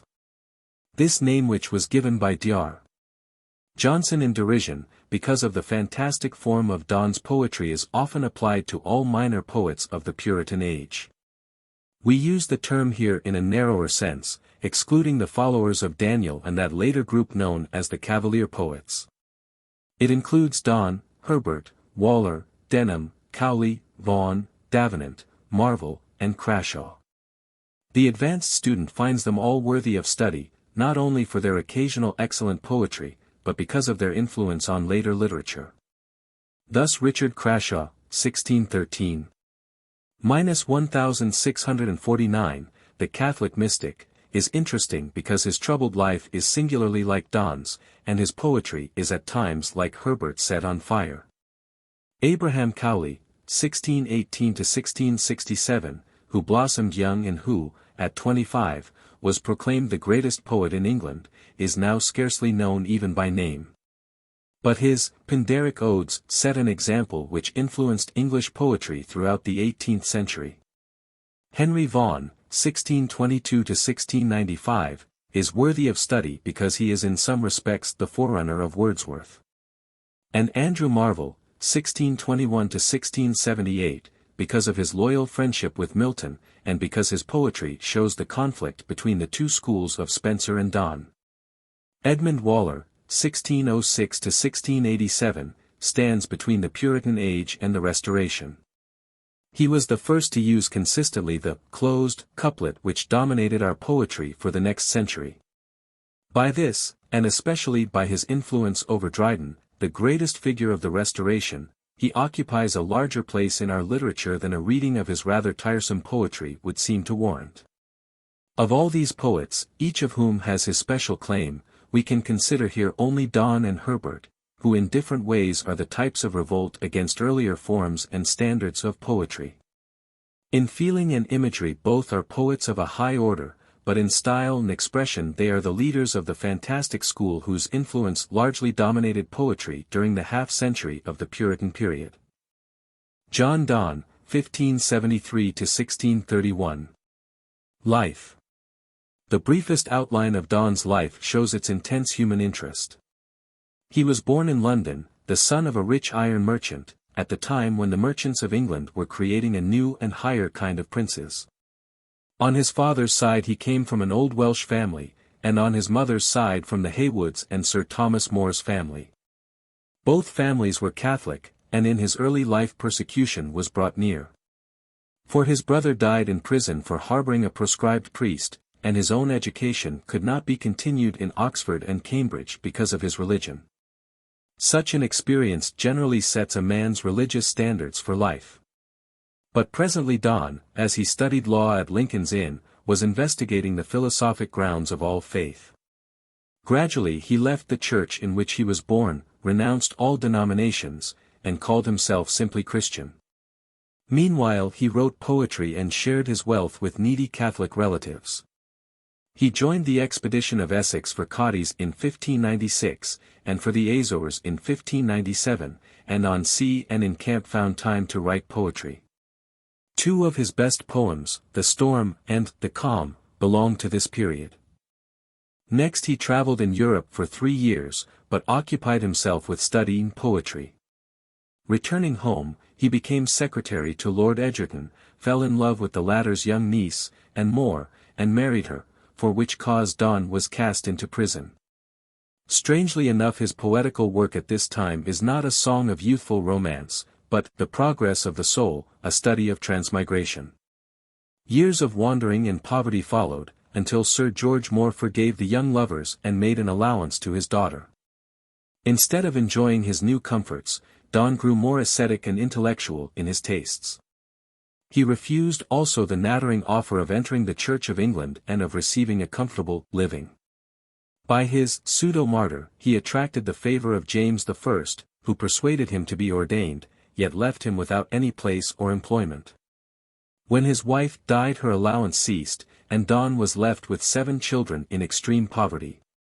Then he became a preacher, rose rapidly by sheer intellectual force and genius, and in 4 years was the greatest of English preachers and Dean of St. Paul's Cathedral in London. There he carried some to heaven in holy raptures and led others to amend their lives, and as he leans over the pulpit with intense earnestness is likened by Isaac Walton to an angel leaning from a cloud.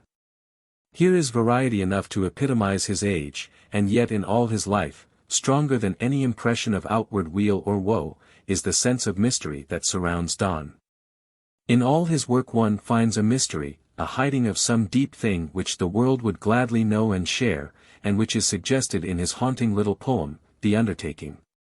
I have done one braver thing than all the worthies did, and yet a braver thence doth spring, which is, to keep that hid. Donne's poetry. Donne's poetry is so uneven, at times so startling and fantastic, that few critics would care to recommend it to others. Only a few will read his works, and they must be left to their own browsing, to find what pleases them, like deer which, in the midst of plenty, take a bite here and there and wander on, tasting 20 varieties of food in an hour's feeding. One who reads much will probably bewail Donne's lack of any consistent style or literary standard. For instance, Chaucer and Milton are as different as two poets could well be. Yet the work of each is marked by a distinct and consistent style, and it is the style as much as the matter which makes the Tales or the Paradise Lost a work for all time. Donne threw style and all literary standards to the winds. And precisely for this reason he is forgotten, though his great intellect and his genius had marked him as one of those who should do things worthy to be remembered. While the tendency of literature is to exalt style at the expense of thought, the world has many men and women who exalt feeling and thought above expression, and to these Donne is good reading. Browning is of the same school, and compels attention. While Donne played havoc with Elizabethan style, he nevertheless influenced our literature in the way of boldness and originality. And the present tendency is to give him a larger place, nearer to the few great poets, than he has occupied since Ben Jonson declared that he was the first poet of the world in some things, but likely to perish for not being understood. For to much of his poetry we must apply his own satiric verses on another's crudities. Infinite work, which doth so far extend, that none can study it to any end. George Herbert, 1593–1633. O day most calm, most bright, sang George Herbert, and we may safely take that single line as expressive of the whole spirit of his writings. Professor Palmer, whose scholarly edition of this poet's works is a model for critics and editors, calls Herbert the first in English poetry who spoke face to face with God. That may be true. But it is interesting to note that not a poet of the first half of the 17th century, not even the gayest of the Cavaliers, but has written some noble verse of prayer or aspiration, which expresses the underlying Puritan spirit of his age. Herbert is the greatest, the most consistent of them all. In all the others the Puritan struggles against the Cavalier, or the Cavalier breaks loose from the restraining Puritan, but in Herbert the struggle is past and peace has come. That his life was not all calm, that the Puritan in him had struggled desperately before it subdued the pride and idleness of the Cavalier, is evident to one who reads between his lines. I struck the board and cried, no more. I will abroad. What? Shall I ever sigh and pine? My lines and life are free, free as the road, loose as the wind. There speaks the Cavalier of the University and the Court.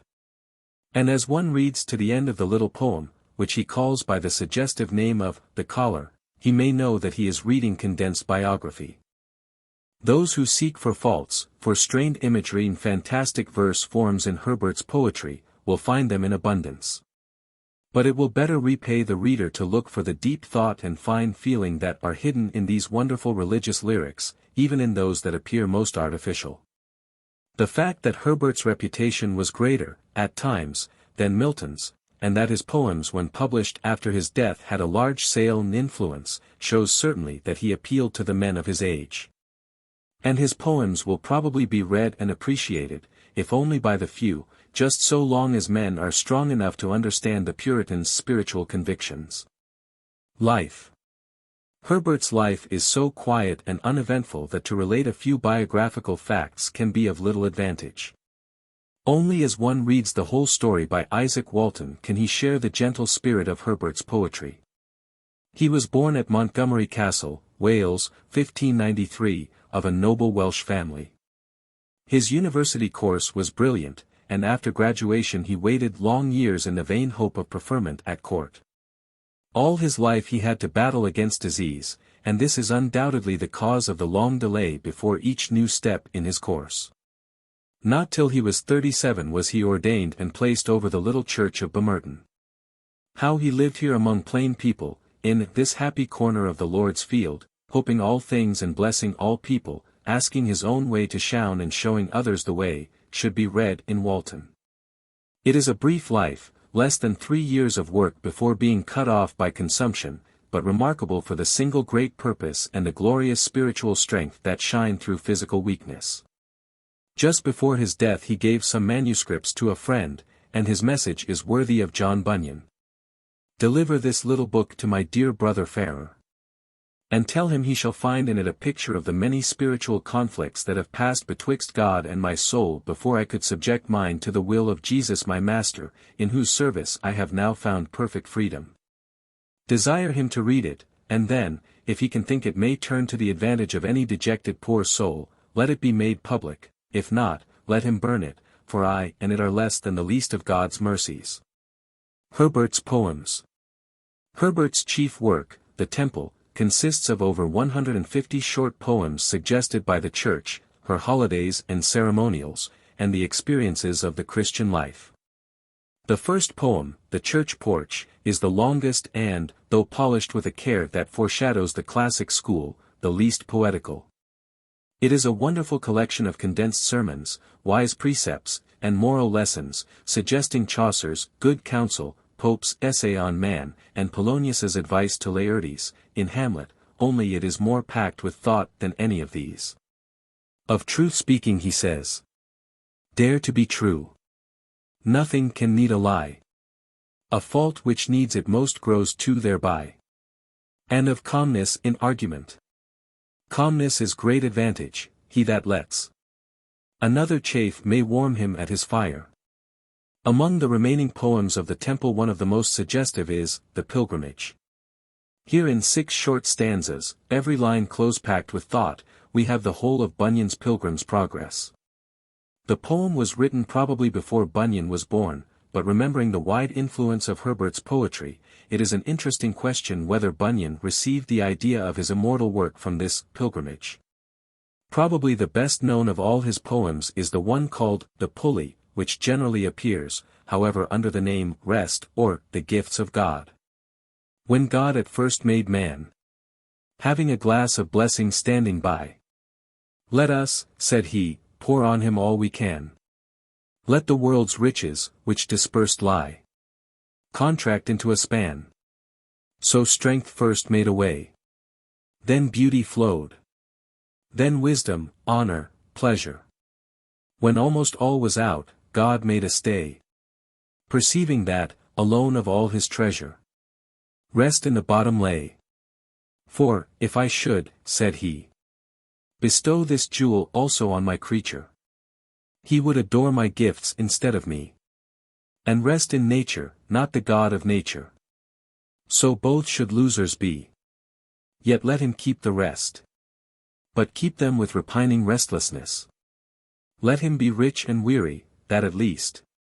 If goodness lead him not, yet weariness may toss him to my breast. Among the poems which may be read as curiosities of versification, and which arouse the wrath of the critics against the whole metaphysical school, are those like Easter Wings, and The Altar, which suggest in the printed form of the poem the thing of which the poet sings. More ingenious is the poem in which rhyme is made by cutting off the first letter of a preceding word, as in the 5 stanzas of Paradise. I bless thee, Lord, because I grow among thy trees, which in a row to thee both fruit and order owe. And more ingenious still are odd conceits like the poem Heaven, in which Echo, by repeating the last syllable of each line, gives an answer to the poet's questions. The Cavalier Poets. In the literature of any age there are generally found 2 distinct tendencies. The first expresses the dominant spirit of the times, the second, a secret or an open rebellion. So in this age, side by side with the serious and rational Puritan, lives the gallant and trivial Cavalier. The Puritan finds expression in the best poetry of the period, from Donne to Milton, and in the prose of Baxter and Bunyan. The Cavalier in a small group of poets Herrick, Lovelace, Suckling, and Carew who write songs generally in lighter vein, gay, trivial, often licentious, but who cannot altogether escape the tremendous seriousness of Puritanism. Thomas Carew, 1598-1639. Carew may be called the inventor of Cavalier love poetry, and to him, more than to any other, is due the peculiar combination of the sensual and the religious which marked most of the minor poets of the 17th century. His poetry is the Spenserian pastoral stripped of its refinement of feeling and made direct, coarse, vigorous. His poems, published in 1640, are generally, like his life, trivial or sensual. But here and there is found one, like the following, which indicates that with the metaphysical and Cavalier poets a new and stimulating force had entered English literature. Ask me no more where Jove bestows. When June is past, the fading rose For in your beauty's orient deep, these flowers, as in their causes, sleep. Ask me no more where those stars light, that downwards fall in dead of night. For in your eyes they sit, and there, fixed become as in their sphere. Ask me no more if east or west, the phoenix builds her spicy nest. For unto you at last she flies, and in your fragrant bosom dies. Robert Herrick, 1591–1674. Herrick is the true cavalier, gay, devil-may-care in disposition, but by some freak of fate a clergyman of Dean Prior, in South Devon, a county made famous by him and Blackmore. Here, in a country parish, he lived discontentedly, longing for the joys of London and the Mermaid Tavern, his bachelor establishment consisting of an old housekeeper, a cat, a dog, a goose, a tame lamb, one hen. For which he thanked God in poetry because she laid an egg every day and a pet pig that drank beer with Herrick out of a tankard. With admirable good nature, Herrick made the best of these uncongenial surroundings. He watched with sympathy the country life about him and caught its spirit in many lyrics, a few of which, like Corinna's Maying, Gather ye rosebuds while ye may, and To Daffodils, are among the best known in our language.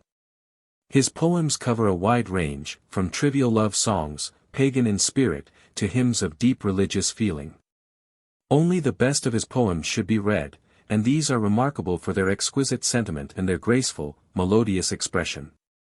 The rest, since they reflect something of the coarseness of his audience, may be passed over in silence. Late in life Herrick published his one book, Hesperides and Noble Numbers, 1648. The latter half contains his religious poems, and one has only to read there the remarkable Litany, to see how the religious terror that finds expression in Bunyan's Grace Abounding could master even the most careless of cavalier singers. Suckling and Lovelace.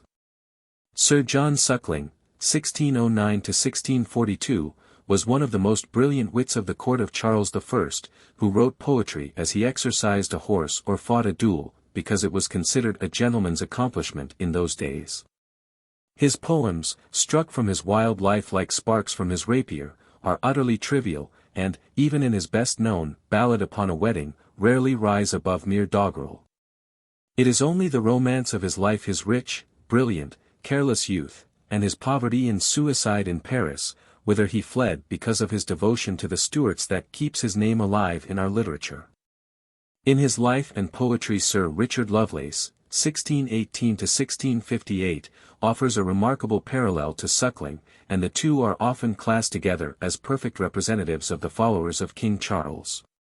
Lovelace's Lucasta, a volume of love lyrics, is generally on a higher plane than Suckling's work, and a few of the poems like To Lucasta, and To Althea, from Prison, deserve the secure place they have won.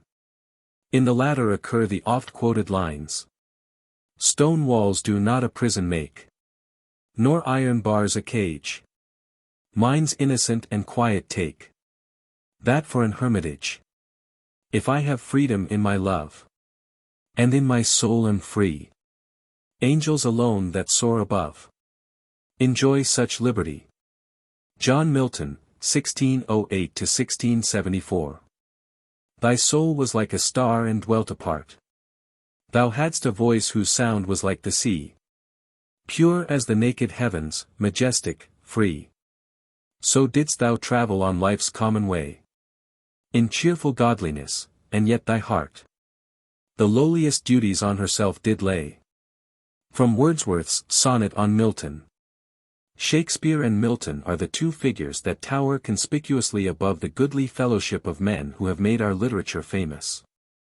Each is representative of the age that produced him, and together they form a suggestive commentary upon the two forces that rule our humanity, the force of impulse and the force of a fixed purpose. Shakespeare is the poet of impulse, of the loves, hates, fears, jealousies, and ambitions that swayed the men of his age. Milton is the poet of steadfast will and purpose, who moves like a god amid the fears and hopes and changing impulses of the world, regarding them as trivial and momentary things that can never swerve a great soul from its course. It is well to have some such comparison in mind while studying the literature of the Elizabethan and the Puritan age. While Shakespeare and Ben Jonson and their unequalled company of wits make merry at the Mermaid Tavern, there is already growing up on the same London street a poet who shall bring a new force into literature. Who shall add to the Renaissance culture and love of beauty the tremendous moral earnestness of the Puritan. Such a poet must begin, as the Puritan always began, with his own soul, to discipline and enlighten it, before expressing its beauty in literature. He that would hope to write well hereafter in laudable things, says Milton, ought himself to be a true poem, that is, a composition and pattern of the best and most honorable things. Here is a new proposition in art which suggests the lofty ideal of Fra Angelico, that before one can write literature, which is the expression of the ideal, he must first develop in himself the ideal man. Because Milton is human he must know the best in humanity, therefore he studies, giving his days to music, art, and literature, his nights to profound research and meditation. But because he knows that man is more than mortal he also prays, depending, as he tells us, on devout prayer to that eternal Spirit who can enrich with all utterance and knowledge.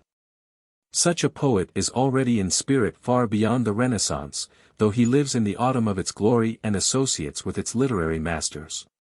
There is a spirit in man, says the old Hebrew poet, and the inspiration of the Almighty giveth him understanding. Here, in a word, is the secret of Milton's life and writing. Hence his long silences, years passing without a word. And when he speaks it is like the voice of a prophet who begins with the sublime announcement, "The Spirit of the Lord is upon me." Hence his style, producing an impression of sublimity, which has been marked for wonder by every historian of our literature. His style was unconsciously sublime because he lived and thought consciously in a sublime atmosphere. Life of Milton. Milton is like an ideal in the soul, like a lofty mountain on the horizon. We never attain the ideal, we never climb the mountain, but life would be inexpressibly poorer were either to be taken away. From childhood Milton's parents set him apart for the attainment of noble ends, and so left nothing to chance in the matter of training. His father, John Milton, is said to have turned Puritan while a student at Oxford and to have been disinherited by his family, whereupon he settled in London and prospered greatly as a scrivener, that is, a kind of notary. In character the elder Milton was a rare combination of scholar and business man, a radical Puritan in politics and religion, yet a musician, whose hymn tunes are still sung, and a lover of art and literature. The poet's mother was a woman of refinement and social grace, with a deep interest in religion and in local charities. So the boy grew up in a home which combined the culture of the Renaissance with the piety and moral strength of early Puritanism. He begins, therefore, as the heir of one great age and the prophet of another. John Milton. Apparently the elder Milton shared Bacon's dislike for the educational methods of the time and so took charge of his son's training, encouraging his natural tastes, teaching him music, and seeking out a tutor who helped the boy to what he sought most eagerly, not the grammar and mechanism of Greek and Latin but rather the stories, the ideals, the poetry that hide in their incomparable literatures. At 12 years we find the boy already a scholar in spirit, unable to rest till after midnight because of the joy with which his study was rewarded. From boyhood two great principles seem to govern Milton's career: one, the love of beauty, of music, art, literature, and indeed of every form of human culture; the other, a steadfast devotion to duty as the highest object in human life. A brief course at the famous St. Paul's School in London was the prelude to Milton's entrance to Christ's College, Cambridge. Here again he followed his natural bent and, like Bacon, found himself often in opposition to the authorities. Aside from some Latin poems, the most noteworthy song of this period of Milton's life is his splendid ode, On the Morning of Christ's Nativity, which was begun on Christmas Day, 1629. Milton, while deep in the classics, had yet a greater love for his native literature. Spenser was for years his master. In his verse we find every evidence of his loving study of Shakespeare, and his last great poems show clearly how he had been influenced by Fletcher's Christ's Victory and Triumph. But it is significant that this first ode rises higher than anything of the kind produced in the famous age of Elizabeth. While at Cambridge it was the desire of his parents that Milton should take orders in the Church of England. But the intense love of mental liberty which stamped the Puritan was too strong within him, and he refused to consider the oath of servitude, as he called it, which would mark his ordination. Throughout his life Milton, though profoundly religious, held aloof from the strife of sections. In belief, he belonged to the extreme Puritans, called separatists, independents, Congregationalists, of which our Pilgrim Fathers are the great examples. But he refused to be bound by any creed or church discipline. As ever in my great taskmaster's eye.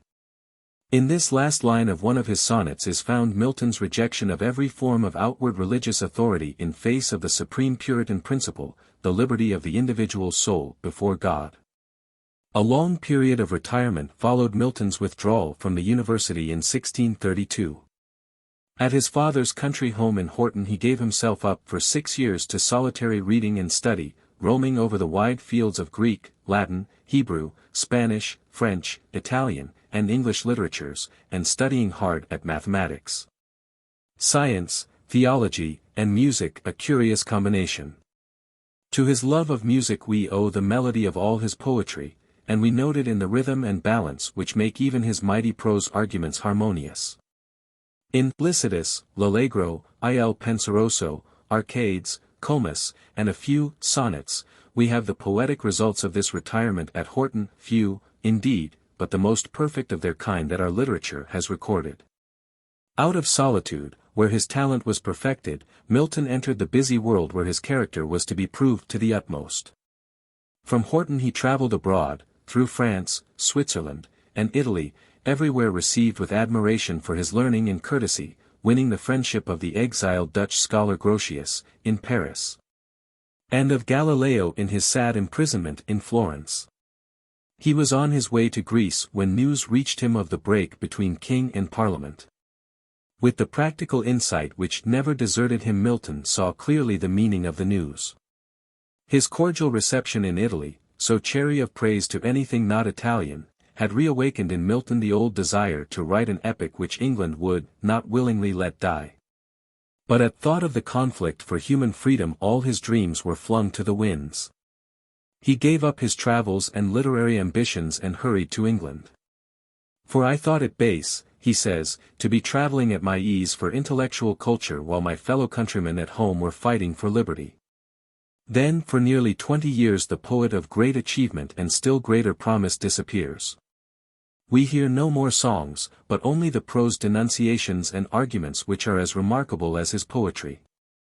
In all our literature there is nothing more worthy of the Puritan spirit than this laying aside of personal ambitions in order to join in the struggle for human liberty. In his best-known sonnet, On His Blindness, which reflects his grief, not at darkness, but at his abandoned dreams, we catch the sublime spirit of this renunciation. Milton's opportunity to serve came in the crisis of 1649. The king had been sent to the scaffold, paying the penalty of his own treachery, and England sat shivering at its own deed, like a child or a Russian peasant who in sudden passion resists unbearable brutality and then is afraid of the consequences. 2 weeks of anxiety, of terror and silence followed, then appeared Milton's tenure of kings and magistrates. To England it was like the coming of a strong man, not only to protect the child, but to justify his blow for liberty. Kings no less than people are subject to the eternal principle of law. The divine right of a people to defend and protect themselves, that was the mighty argument which calmed a people's dread and proclaimed that a new man and a new principle had arisen in England. Milton was called to be secretary for foreign tongues in the new government. And for the next few years, until the end of the Commonwealth, there were 2 leaders in England, Cromwell the man of action, Milton the man of thought. It is doubtful to which of the 2 humanity owes most for its emancipation from the tyranny of kings and prelates. 2 things of personal interest deserve mention in this period of Milton's life, his marriage and his blindness. In 1643 he married Mary Powell, a shallow, pleasure-loving girl, the daughter of a royalist, and that was the beginning of sorrows. After a month, tiring of the austere life of a Puritan household, she abandoned her husband, who, with the same radical reasoning with which he dealt with affairs of state, promptly repudiated the marriage. His doctrine and discipline of divorce and his tetrachordon are the arguments to justify his position. But they aroused a storm of protest in England, and they suggest to a modern reader that Milton was perhaps as much to blame as his wife, and that he had scant understanding of a woman's nature. When his wife, fearing for her position, appeared before him in tears, all his ponderous arguments were swept aside by a generous impulse, and though the marriage was never a happy one, Milton never again mentioned his wife's desertion. The scene in Paradise Lost, where Eve comes weeping to Adam, seeking peace and pardon, is probably a reflection of a scene in Milton's own household. His wife died in 1653, and a few years later he married another, whom we remember for the sonnet, "Methought I saw my late espoused saint," in which she is celebrated. She died after 15 months, and in 1663 he married a third wife, who helped the blind old man to manage his poor household. From boyhood the strain on the poet's eyes had grown more and more severe. But even when his sight was threatened he held steadily to his purpose of using his pen in the service of his country. During the king's imprisonment a book appeared called Icon Basilique, Royal Image, giving a rosy picture of the king's piety, and condemning the Puritans. The book speedily became famous and was the source of all royalist arguments against the Commonwealth. In 1649 appeared Milton's Iconoclasts, Image Breaker, which demolished the flimsy arguments of the Icon Basilique as a charge of Cromwell's Ironsides had overwhelmed the king's followers. After the execution of the king appeared another famous attack upon the Puritans, Defensio Regia pro Carlo I, instigated by Charles II, who was then living in exile. It was written in Latin by Salmasius, a Dutch professor at Leiden, and was hailed by the royalists as an invincible argument. By order of the Council of State Milton prepared a reply.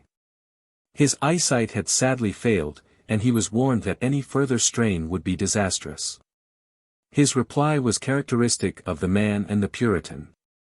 As he had once sacrificed his poetry, so he was now ready, he said, to sacrifice his eyes also on the altar of English liberty. His magnificent Defensio pro Populo Anglicano is one of the most masterly controversial works in literature. The power of the press was already strongly felt in England, and the new Commonwealth owed its standing partly to Milton's prose, and partly to Cromwell's policy. The Defensio was the last work that Milton saw. Blindness fell upon him ere it was finished, and from 1652 until his death he labored in total darkness. The last part of Milton's life is a picture of solitary grandeur unequaled in literary history. With the Restoration all his labors and sacrifices for humanity were apparently wasted.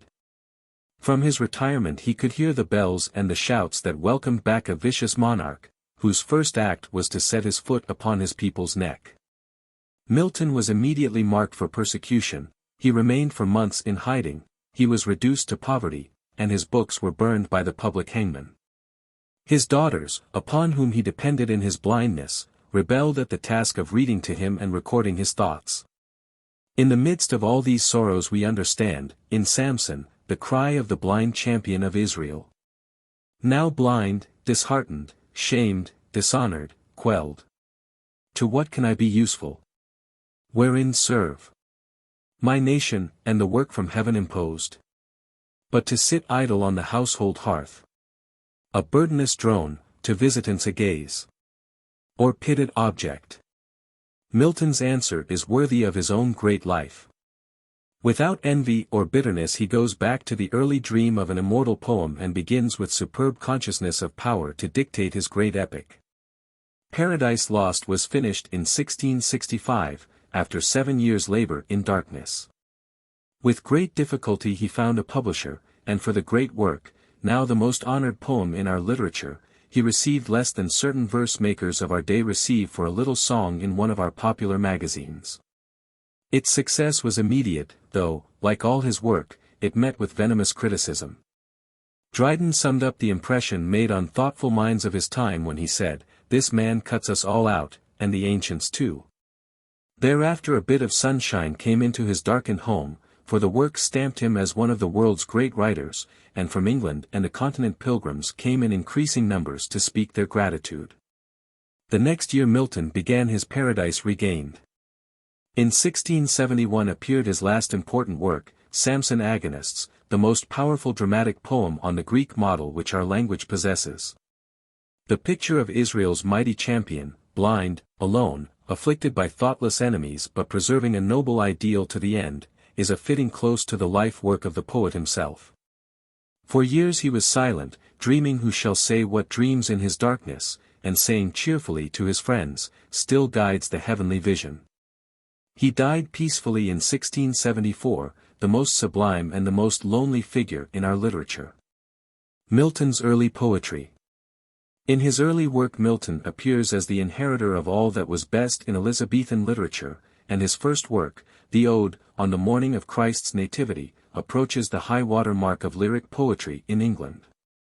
In the next 6 years, from 1631 to 1637, he wrote but little, scarcely more than 2,000 lines, but these are among the most exquisite and the most perfectly finished in our language.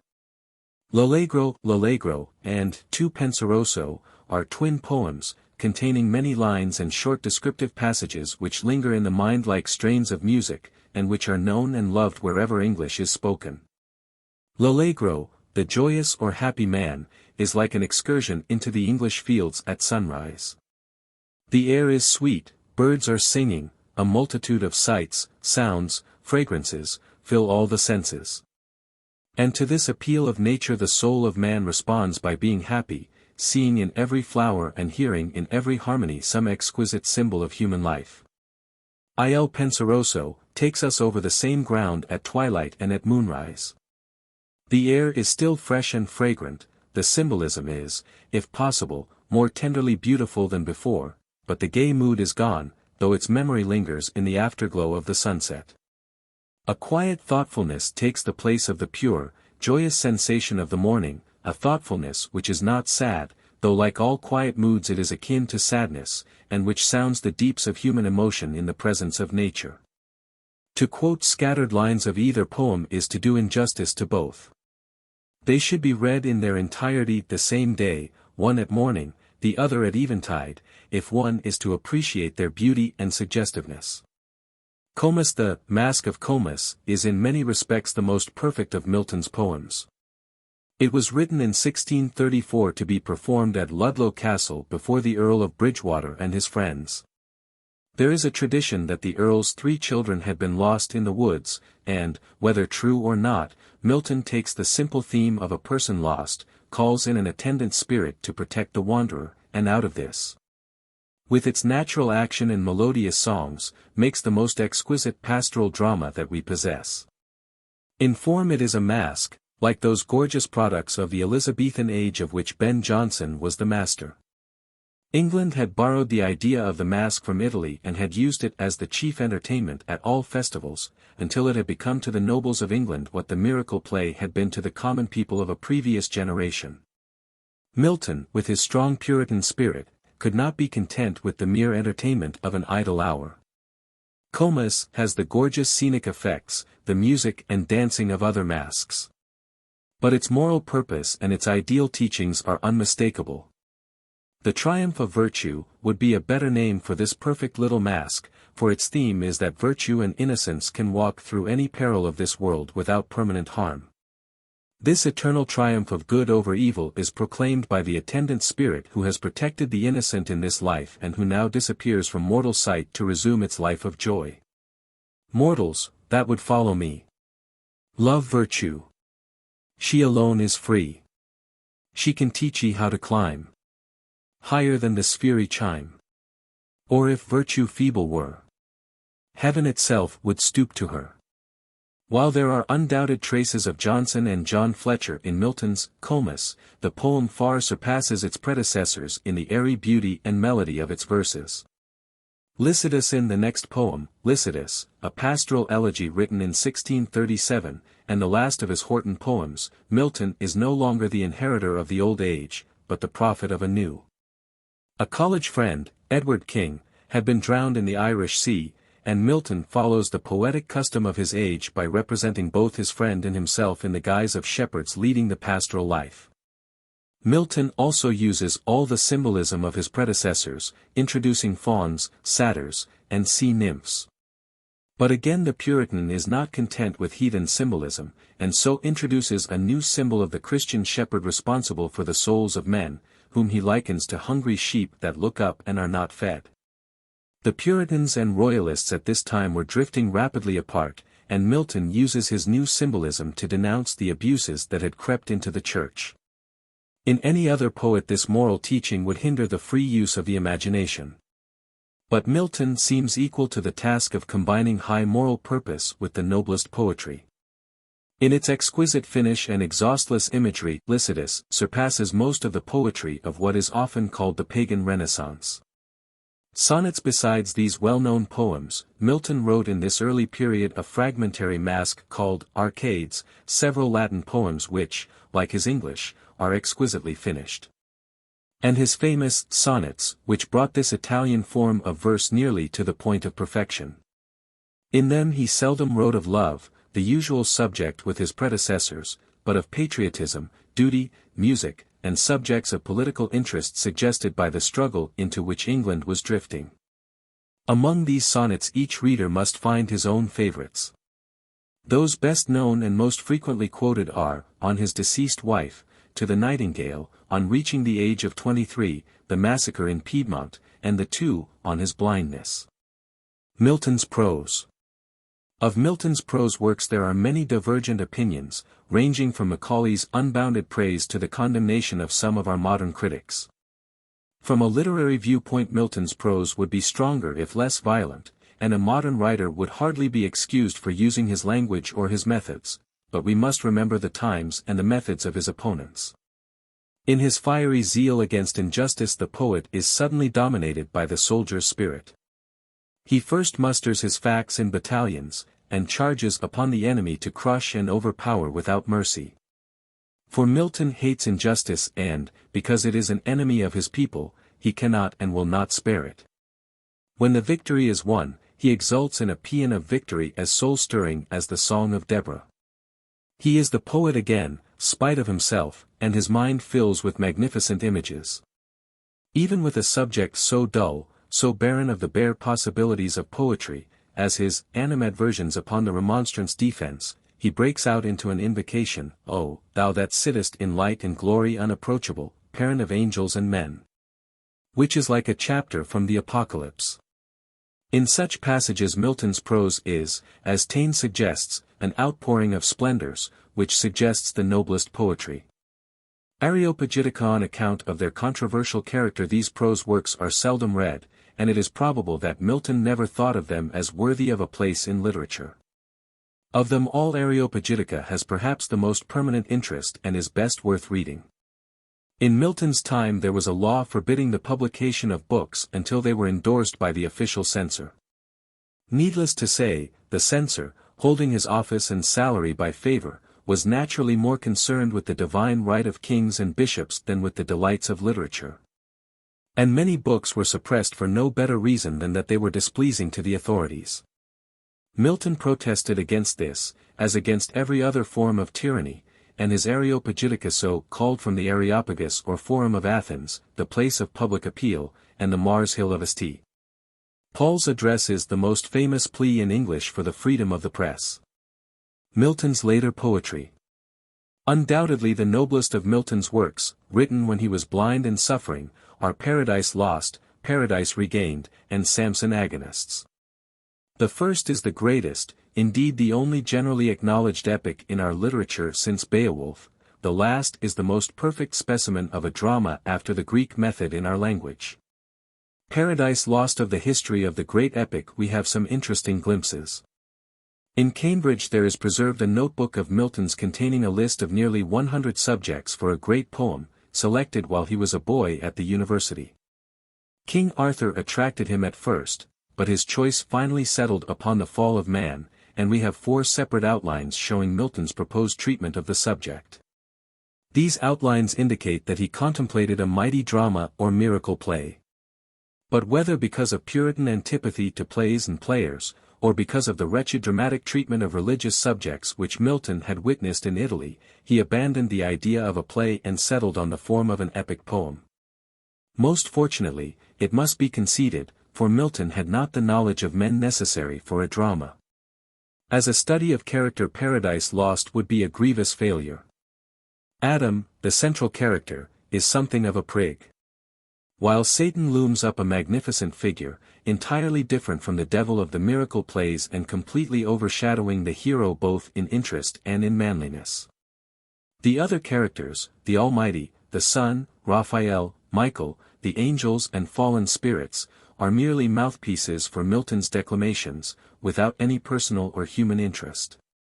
Regarded as a drama, therefore, Paradise Lost could never have been a success. But as poetry, with its sublime imagery, its harmonious verse, its titanic background of heaven, hell, and the illimitable void that lies between, it is unsurpassed in any literature. In 1658 Milton in his darkness sat down to dictate the work which he had planned 30 years before. In order to understand the mighty sweep of the poem it is necessary to sum up the argument of the 12 books, as follows. Argument of Paradise Lost. Book I opens with a statement of the subject, the fall of man. And a noble invocation for light and divine guidance. Then begins the account of Satan and the rebel angels, their banishment from heaven, and their plot to oppose the design of the Almighty by dragging down his children, our first parents, from their state of innocence. The book closes with a description of the land of fire and endless pain where the fallen spirits abide, and the erection of Pandemonium, the palace of Satan. Book 2 is a description of the council of evil spirits, of Satan's consent to undertake the temptation of Adam and Eve, and his journey to the gates of hell, which are guarded by sin and death. Book 3 transports us to heaven again. God, foreseeing the fall, sends Raphael to warn Adam and Eve, so that their disobedience shall be upon their own heads. Then the Son offers himself a sacrifice, to take away the sin of the coming disobedience of man. At the end of this book Satan appears in a different scene, meets Uriel, the angel of the sun, inquires from him the way to earth, and takes his journey thither disguised as an angel of light. Book 4 shows us paradise and the innocent state of man. An angel guard is set over Eden, and Satan is arrested while tempting Eve in a dream, but is curiously allowed to go free again. Book V shows us Eve relating her dream to Adam, and then the morning prayer and the daily employment of our first parents. Raphael visits them, is entertained by a banquet, which Eve proposes in order to show him that all God's gifts are not kept in heaven, and tells them of the revolt of the fallen spirits. His story is continued in Book 6. In Book 7 we read the story of the creation of the world as Raphael tells it to Adam and Eve. In Book 8 Adam tells Raphael the story of his own life and of his meeting with Eve. Book 9 is the story of the temptation by Satan, following the account in Genesis. Book X records the divine judgment upon Adam and Eve. Shows the construction by sin and death of a highway through chaos to the earth, and Satan's return to Pandemonium. Adam and Eve repent of their disobedience and Satan and his angels are turned into serpents. In Book 11 the Almighty accepts Adam's repentance, but condemns him to be banished from paradise, and the Archangel Michael is sent to execute the sentence. At the end of the book, after Eve's feminine grief at the loss of paradise, Michael begins a prophetic vision of the destiny of man. Book 12 continues Michael's vision. Adam and Eve are comforted by hearing of the future redemption of their race. The poem ends as they wander forth out of paradise and the door closes behind them. It will be seen that this is a colossal epic, not of a man or a hero, but of the whole race of men. And that Milton's characters are such as no human hand could adequately portray. But the scenes, the splendors of heaven, the horrors of hell, the serene beauty of paradise, the sun and planets suspended between celestial light and gross darkness, are pictured with an imagination that is almost superhuman. The abiding interest of the poem is in these colossal pictures, and in the lofty thought and the marvelous melody with which they are impressed on our minds.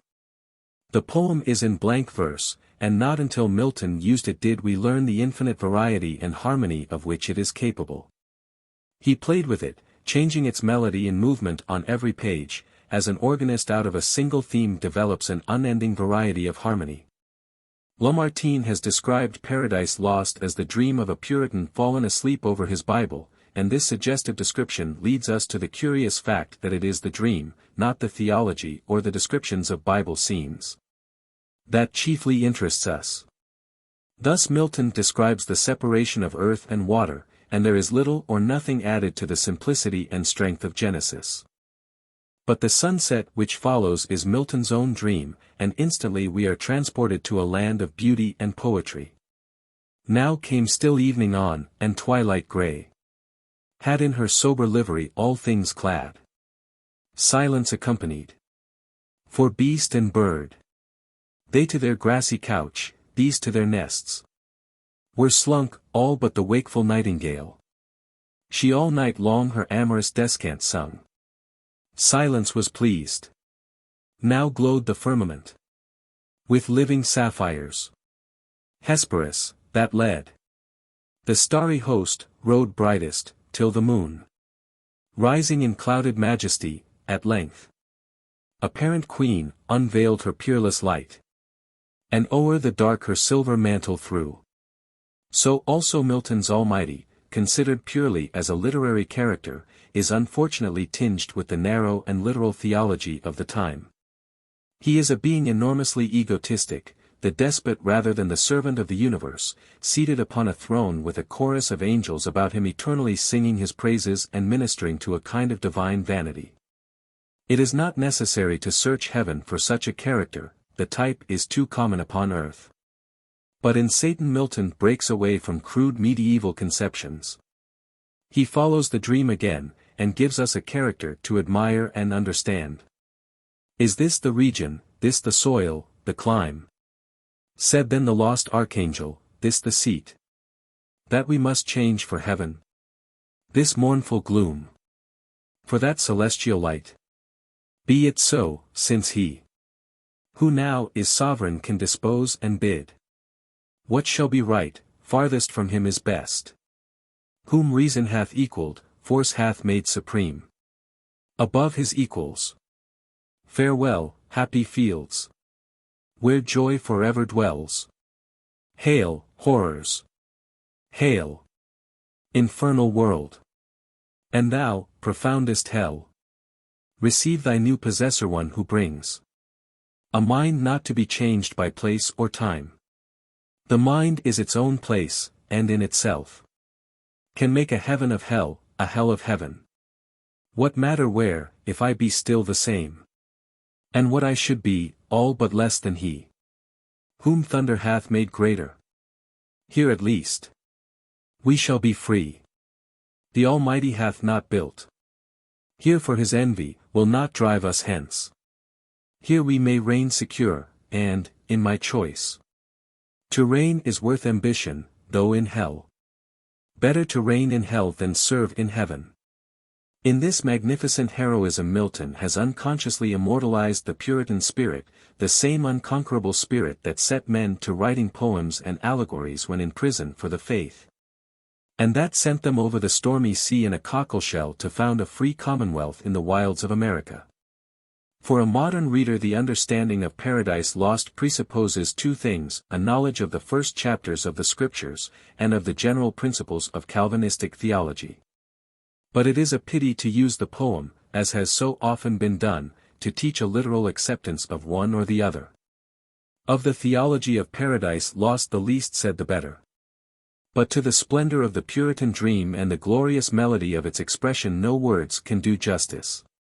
Even a slight acquaintance will make the reader understand why it ranks with the Divina Commedia of Dante, and why it is generally accepted by critics as the greatest single poem in our literature. Paradise Regained. Soon after the completion of Paradise Lost, Thomas Elwood, a friend of Milton, asked one day after reading the Paradise manuscript, "But what hast thou to say of Paradise Found?" It was in response to this suggestion that Milton wrote the second part of the great epic, known to us as Paradise Regained. The first tells how mankind, in the person of Adam, fell at the first temptation by Satan and became an outcast from paradise and from divine grace.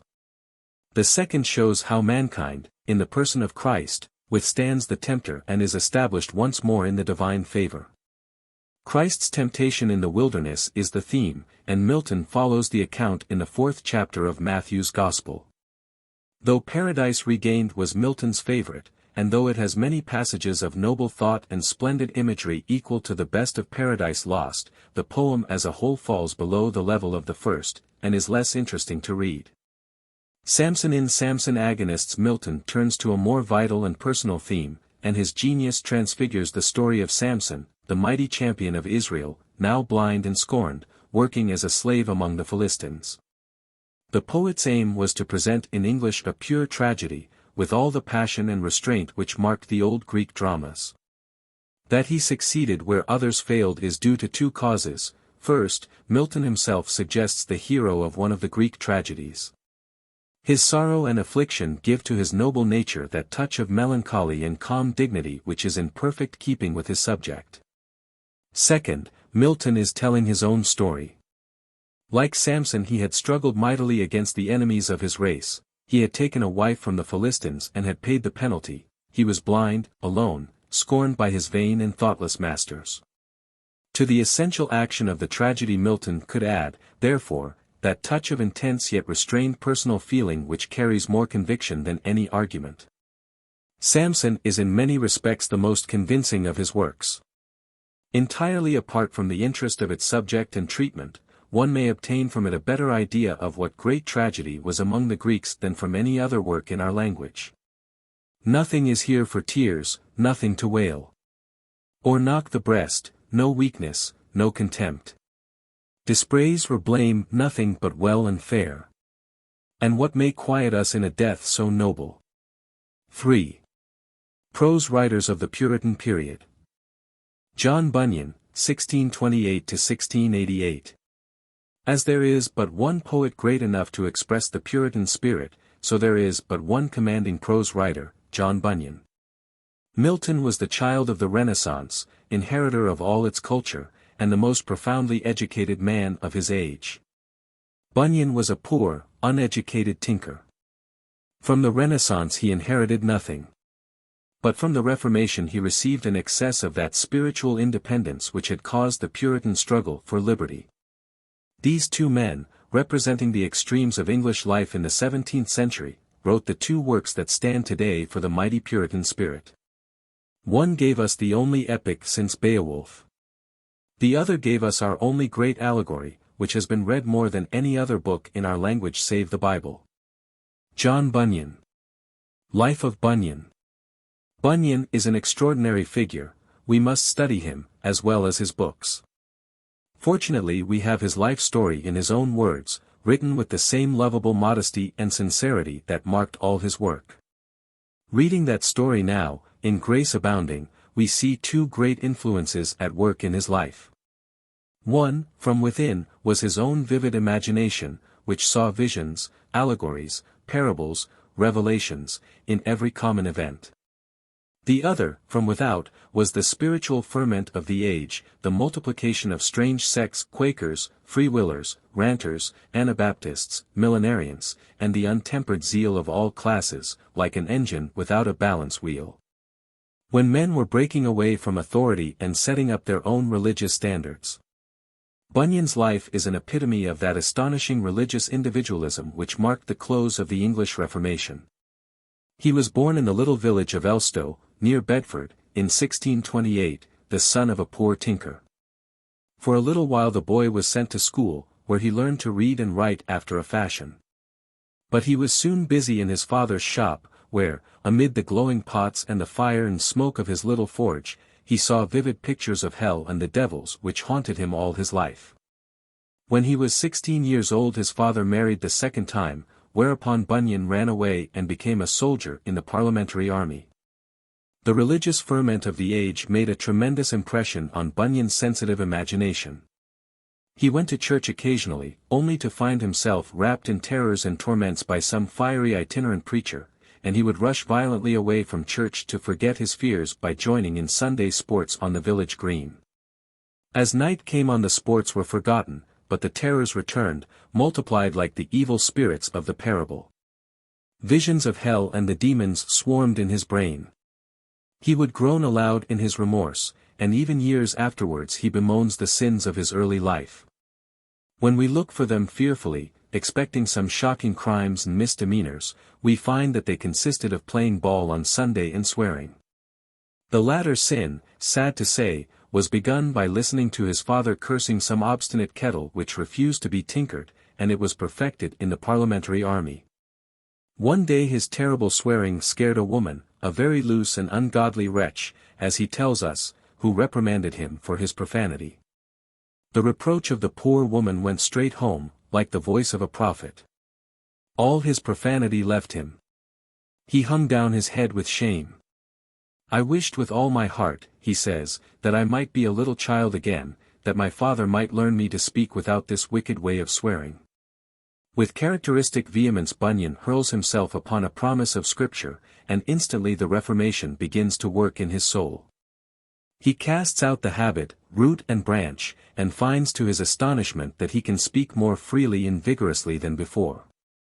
Nothing is more characteristic of the man than this sudden seizing upon a text, which he had doubtless heard many times before, and being suddenly raised up or cast down by its influence.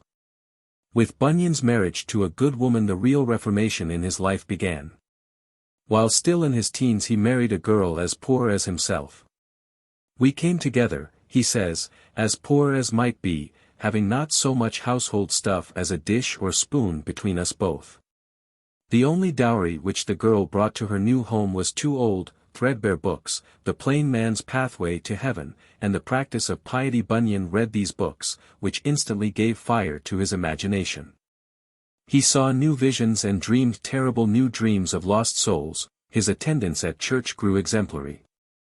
He began slowly and painfully to read the Bible for himself, but because of his own ignorance and the contradictory interpretations of Scripture which he heard on every side, he was tossed about like a feather by all the winds of doctrine. The record of the next few years is like a nightmare, so terrible is Bunyan's spiritual struggle. One day he feels himself an outcast, the next the companion of angels. The third he tries experiments with the Almighty in order to put his salvation to the proof. As he goes along the road to Bedford he thinks he will work a miracle, like Gideon with his fleece. He will say to the little puddles of water in the horses' tracks, "Be ye dry," and to all the dry tracks he will say, "Be ye puddles." As he is about to perform the miracle a thought occurs to him, "But go first under yonder hedge and pray that the Lord will make you able to perform a miracle." He goes promptly and prays. Then he is afraid of the test, and goes on his way more troubled than before. After years of such struggle, chased about between heaven and hell, Bunyan at last emerges into a saner atmosphere, even as Pilgrim came out of the horrible valley of the shadow. Soon, led by his intense feelings, he becomes an open-air preacher, and crowds of laborers gather about him on the village green. They listen in silence to his words, they end in groans and tears, scores of them amend their sinful lives. For the Anglo-Saxon people are remarkable for this, that however deeply they are engaged in business or pleasure, they are still sensitive as barometers to any true spiritual influence, whether of priest or peasant. They recognize what Emerson calls the accent of the Holy Ghost, and in this recognition of spiritual leadership lies the secret of their democracy. So this village tinker, with his strength and sincerity, is presently the acknowledged leader of an immense congregation, and his influence is felt throughout England. It is a tribute to his power that, after the return of Charles II, Bunyan was the first to be prohibited from holding public meetings. Concerning Bunyan's imprisonment in Bedford jail, which followed his refusal to obey the law prohibiting religious meetings without the authority of the established church, there is a difference of opinion. That the law was unjust goes without saying, but there was no religious persecution, as we understand the term. Bunyan was allowed to worship when and how he pleased. He was simply forbidden to hold public meetings, which frequently became fierce denunciations of the established church and government. His judges pleaded with Bunyan to conform with the law. He refused, saying that when the Spirit was upon him he must go up and down the land, calling on men everywhere to repent. In his refusal we see much heroism, a little obstinacy, and perhaps something of that desire for martyrdom which tempts every spiritual leader. That his final sentence to indefinite imprisonment was a hard blow to Bunyan is beyond question. He groaned aloud at the thought of his poor family, and especially at the thought of leaving his little blind daughter. I found myself a man encompassed with infirmities, the parting was like pulling the flesh from my bones. Oh, the thoughts of the hardship I thought my poor blind one might go under would break my heart to pieces. Poor child, thought I, what sorrow thou art like to have for thy portion in this world. Thou must be beaten, must beg, suffer hunger, cold, nakedness, and 1,000 calamities, though I cannot now endure that the wind should blow upon thee. And then, because he thinks always in parables and seeks out most curious texts of Scripture, he speaks of the 2 milch kine that were to carry the ark of God into another country and leave their calves behind them. Poor cows, poor Bunyan. Such is the mind of this extraordinary man. With characteristic diligence Bunyan set to work in prison making shoelaces, and so earned a living for his family. His imprisonment lasted for nearly 12 years. But he saw his family frequently, and was for some time a regular preacher in the Baptist church in Bedford. Occasionally he even went about late at night, holding the prescribed meetings and increasing his hold upon the common people. The best result of this imprisonment was that it gave Bunyan long hours for the working of his peculiar mind and for study of his 2 only books, the King James Bible and Fox's Book of Martyrs. The result of his study and meditation was the Pilgrim's Progress, which was probably written in prison, but which for some reason he did not publish till long after his release. The years which followed are the most interesting part of Bunyan's strange career. The publication of Pilgrim's Progress in 1678 made him the most popular writer, as he was already the most popular preacher, in England. Books, tracts, sermons, nearly 60 works in all, came from his pen, and when one remembers his ignorance, his painfully slow writing, and his activity as an itinerant preacher, one can only marvel. His evangelistic journeys carried him often as far as London, and wherever he went crowds thronged to hear him. Scholars, bishops, statesmen went in secret to listen among the laborers, and came away wondering and silent. At Southwark the largest building could not contain the multitude of his hearers, and when he preached in London, thousands would gather in the cold dusk of the winter morning, before work began, and listen until he had made an end of speaking. Bishop Bunyan, he was soon called on account of his missionary journeys and his enormous influence. What we most admire in the midst of all this activity is his perfect mental balance, his charity and humor in the strife of many sects. He was badgered for years by petty enemies, and he arouses our enthusiasm by his tolerance, his self-control, and especially by his sincerity. To the very end he retained that simple modesty which no success could spoil. Once when he had preached with unusual power some of his friends waited after the service to congratulate him, telling him what a sweet sermon he had delivered. "I," said Bunyan, "you need not remind me. The devil told me that before I was out of the pulpit." For 16 years this wonderful activity continued without interruption. Then, one day when riding through a cold storm on a labor of love, to reconcile a stubborn man with his own stubborn son, he caught a severe cold and appeared, ill and suffering but rejoicing in his success, at the house of a friend in Reading. He died there a few days later, and was laid away in Bunhill Fields Burial Ground, London, which has been ever since a Campo Santo to the faithful. Works of Bunyan. The world's literature has 3 great allegories: Spenser's Faerie Queene, Dante's Divina Commedia, and Bunyan's Pilgrim's Progress. The first appeals to poets, the second to scholars, the third to people of every age and condition. Here is a brief outline of the famous work. Argument of Pilgrim's Progress. As I walked through the wilderness of this world I lighted on a certain place where was a den, Bedford jail, and laid me down in that place to sleep. And, as I slept, I dreamed a dream. So the story begins. He sees a man called Christian setting out with a book in his hand and a great load on his back from the city of destruction. Christian has 2 objects: to get rid of his burden, which holds the sins and fears of his life, and to make his way to the holy city. At the outset Evangelist finds him weeping because he knows not where to go, and points him to a wicket gate on a hill far away. As Christian goes forward his neighbors, friends, wife and children call to him to come back. But he puts his fingers in his ears, crying out, "Life, life, eternal life," and so rushes across the plain. Then begins a journey in 10 stages, which is a vivid picture of the difficulties and triumphs of the Christian life. Every trial, every difficulty, every experience of joy or sorrow, of peace or temptation, is put into the form and discourse of a living character. Other allegorists write in poetry and their characters are shadowy and unreal. But Bunyan speaks in terse, idiomatic prose, and his characters are living men and women. There are Mr. Worldly Wiseman, a self-satisfied and dogmatic kind of man, youthful ignorance, sweet piety, courteous Demas, garrulous talkative, honest faithful, and a score of others, who are not at all the bloodless creatures of the romance of the rose. But men real enough to stop you on the road and to hold your attention.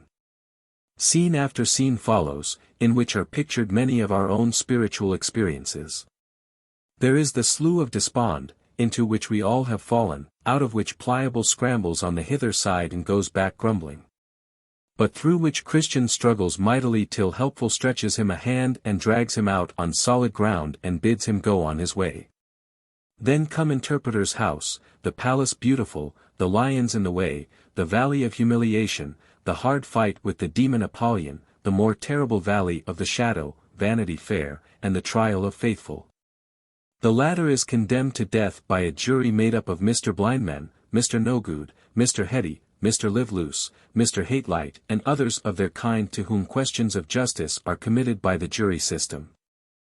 Most famous is Doubting Castle, where Christian and Hopeful are thrown into a dungeon by Giant Despair. And then at last the delectable mountains of youth, the deep river that Christian must cross, and the city of all delight and the glorious company of angels that come singing down the streets. At the very end, when in sight of the city and while he can hear the welcome with which Christian is greeted, ignorance is snatched away to go to his own place. And Bunyan quaintly observes, "Then I saw that there was a way to hell even from the gates of heaven as well as from the city of destruction. So I awoke, and behold it was a dream." Such, in brief, is the story, the great epic of a Puritan's individual experience in a rough world, just as Paradise Lost was the epic of mankind as dreamed by the great Puritan who had fallen asleep over his Bible. Success of Pilgrim's Progress. The chief fact which confronts the student of literature as he pauses before this great allegory is that it has been translated into 75 languages and dialects, and has been read more than any other book save one in the English language. As for the secret of its popularity, Taine says, next to the Bible, the book most widely read in England is The Pilgrim's Progress. Protestantism is the doctrine of salvation by grace, and no writer has equaled Bunyan in making this doctrine understood. And this opinion is echoed by the majority of our literary historians.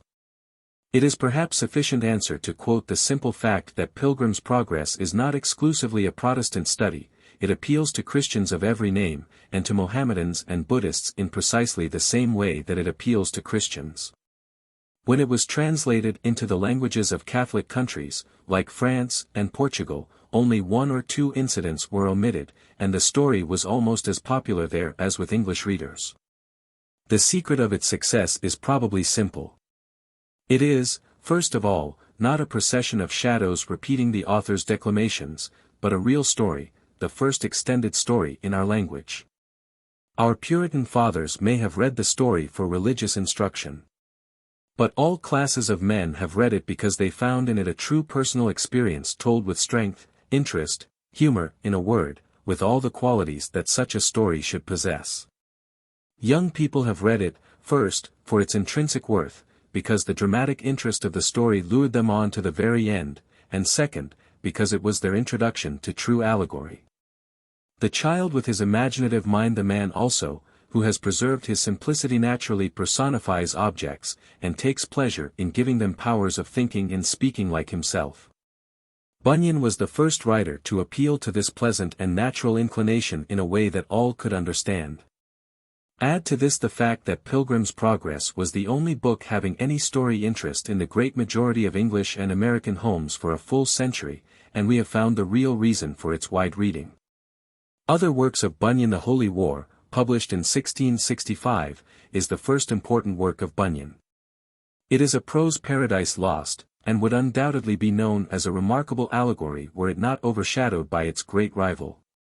Grace Abounding to the Chief of Sinners, published in 1666, 12 years before Pilgrim's Progress, is the work from which we obtain the clearest insight into Bunyan's remarkable life. And to a man with historical or antiquarian tastes it is still excellent reading. In 1682 appeared The Life and Death of Mr. Badman, a realistic character study which is a precursor of the modern novel. And in 1684 the second part of Pilgrim's Progress, showing the journey of Christiana and her children to the city of all delight. Besides these, Bunyan published a multitude of treatises and sermons, all in the same style, direct, simple, convincing, expressing every thought and emotion perfectly in words that even a child can understand. Many of these are masterpieces, admired by workingmen and scholars alike for their thought and expression. Take, for instance, The Heavenly Footman, put it side by side with the best work of Latimer, and the resemblance in style is startling. It is difficult to realize that one work came from an ignorant tinker and the other from a great scholar, both engaged in the same general work. As Bunyan's one book was the Bible, we have here a suggestion of its influence in all our prose literature. Minor prose writers. The Puritan period is generally regarded as one destitute of literary interest. But that was certainly not the result of any lack of books or writers. Says Burton in his Anatomy of Melancholy. I have new books every day, pamphlets, curantos, stories, whole catalogues of volumes of all sorts, new paradoxes, opinions, schisms, heresies, controversies in philosophy and religion. Now come tidings of weddings, maskings, entertainments, jubilees, embassies, sports, plays. Then again, as in a new shipped scene, treasons, cheatings, tricks, robberies, enormous villainies in all kinds, funerals, deaths, new discoveries, expeditions, now comical, then tragical matters. So the record continues, till one rubs his eyes and thinks he must have picked up by mistake the last literary magazine. And for all these kaleidoscopic events there were waiting a multitude of writers, ready to seize the abundant material and turn it to literary account for a tract, an article, a volume, or an encyclopedia. 3 good books. If one were to recommend certain of these books as expressive of this age of outward storm and inward calm, there are 3 that deserve more than a passing notice, namely, the Religio Medici, Holy Living, and the Complete Angler. The first was written by a busy physician, a supposedly scientific man at that time, the second by the most learned of English churchmen, and the third by a simple merchant and fisherman. Strangely enough, these 3 great books, the reflections of nature, science, and revelation, all interpret human life alike and tell the same story of gentleness, charity, and noble living. If the age had produced only these 3 books, we could still be profoundly grateful to it for its inspiring message. Robert Burton, 1577–1640. Burton is famous chiefly as the author of The Anatomy of Melancholy, one of the most astonishing books in all literature, which appeared in 1621. Burton was a clergyman of the established church, an incomprehensible genius, given to broodings and melancholy and to reading of every conceivable kind of literature. Thanks to his wonderful memory, everything he read was stored up for use or ornament, till his mind resembled a huge curiosity shop. All his life he suffered from hypochondria, but curiously traced his malady to the stars rather than to his own liver. It is related of him that he used to suffer so from despondency that no help was to be found in medicine or theology. His only relief was to go down to the river and hear the bargemen swear at one another. Burton's Anatomy was begun as a medical treatise on morbidness, arranged and divided with all the exactness of the schoolman's demonstration of doctrines. But it turned out to be an enormous hodgepodge of quotations and references to authors, known and unknown, living and dead, which seemed to prove chiefly that much study is a weariness to the flesh. By some freak of taste it became instantly popular, and was proclaimed one of the greatest books in literature. A few scholars still explore it with delight, as a mine of classic wealth.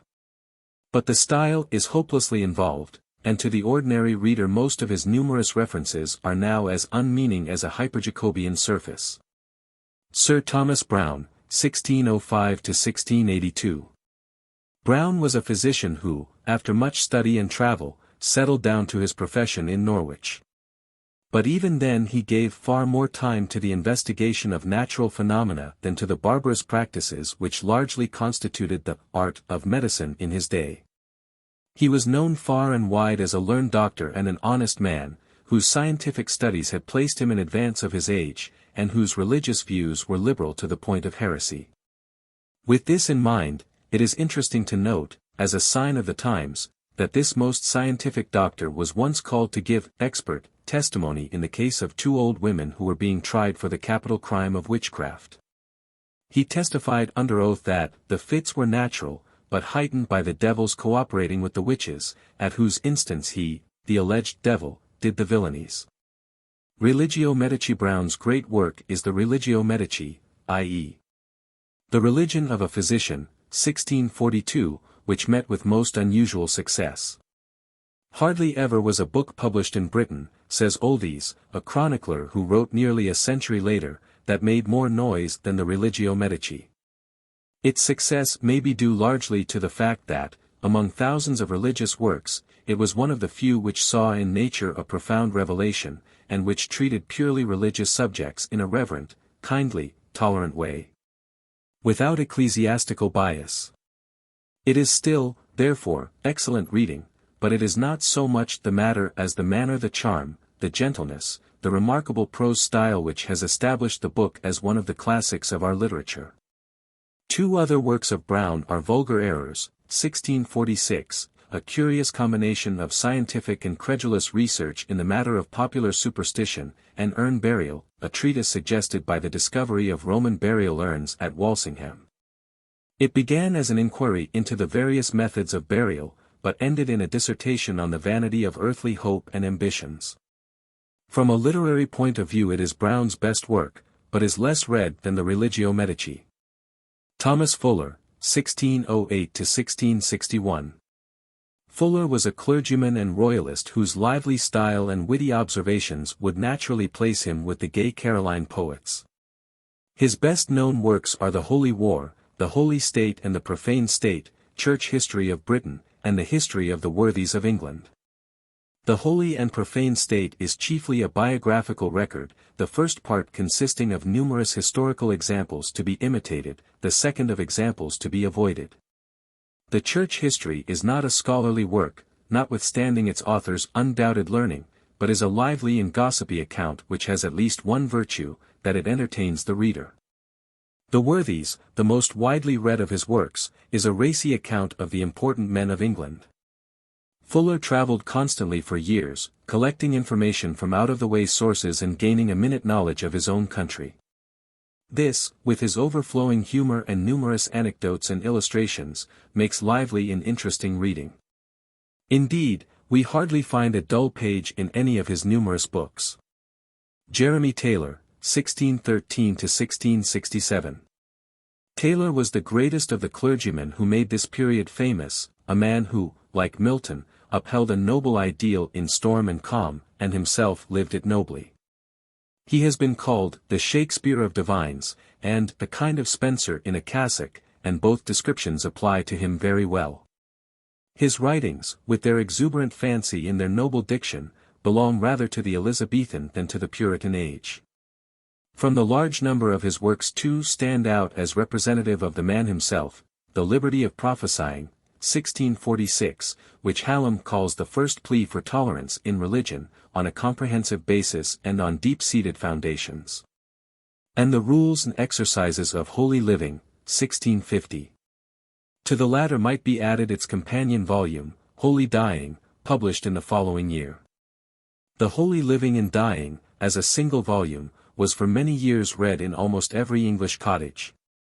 With Baxter's Saints' Rest, Pilgrim's Progress, and the King James Bible, it often constituted the entire library of multitudes of Puritan homes. And as we read its noble words and breathe its gentle spirit, we cannot help wishing that our modern libraries were gathered together on the same thoughtful foundations. Richard Baxter, 1615 to 1691. This, busiest man of his age, strongly suggests Bunyan in his life and writings. Like Bunyan, he was poor and uneducated, a nonconformist minister, exposed continually to insult and persecution. And, like Bunyan, he threw himself heart and soul into the conflicts of his age, and became by his public speech a mighty power among the common people. Unlike Jeremy Taylor, who wrote for the learned, and whose involved sentences and classical allusions are sometimes hard to follow, Baxter went straight to his mark, appealing directly to the judgment and feeling of his readers. The number of his works is almost incredible when one thinks of his busy life as a preacher and the slowness of manual writing. In all, he left nearly 170 different works, which if collected would make 50 or 60 volumes. As he wrote chiefly to influence men on the immediate questions of the day, most of this work has fallen into oblivion. His two most famous books are The Saints' Everlasting Rest and A Call to the Unconverted, both of which were exceedingly popular, running through scores of successive editions, and have been widely read in our own generation. Isaac Walton, 1593–1683. Walton was a small tradesman of London, who preferred trout brooks and good reading to the profits of business and the doubtful joys of a city life. So at 50 years, when he had saved a little money, he left the city and followed his heart out into the country. He began his literary work, or rather his recreation, by writing his famous lives, kindly and readable appreciations of Donne, Wotton, Hooker, Herbert, and Sanderson, which stand at the beginning of modern biographical writing. The Complete Angler in 1653 appeared The Complete Angler, which has grown steadily in appreciation, and which is probably more widely read than any other book on the subject of fishing. It begins with a conversation between a falconer, a hunter, and an angler, but the angler soon does most of the talking, as fishermen sometimes do.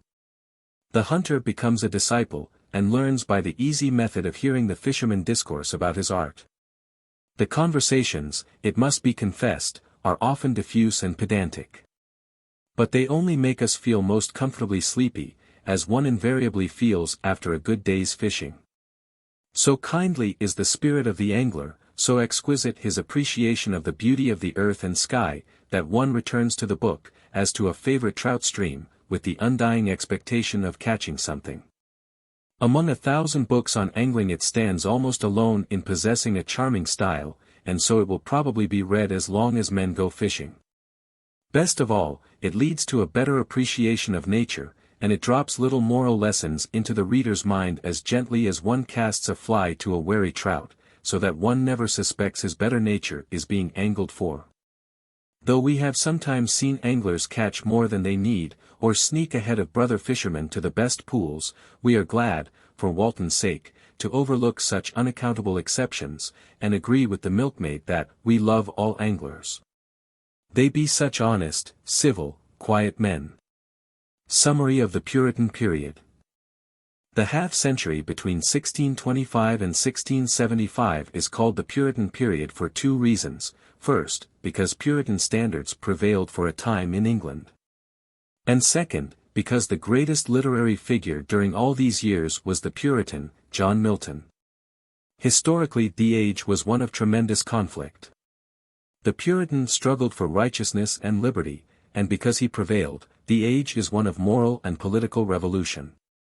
In his struggle for liberty, the Puritan overthrew the corrupt monarchy, beheaded Charles I, and established the Commonwealth under Cromwell.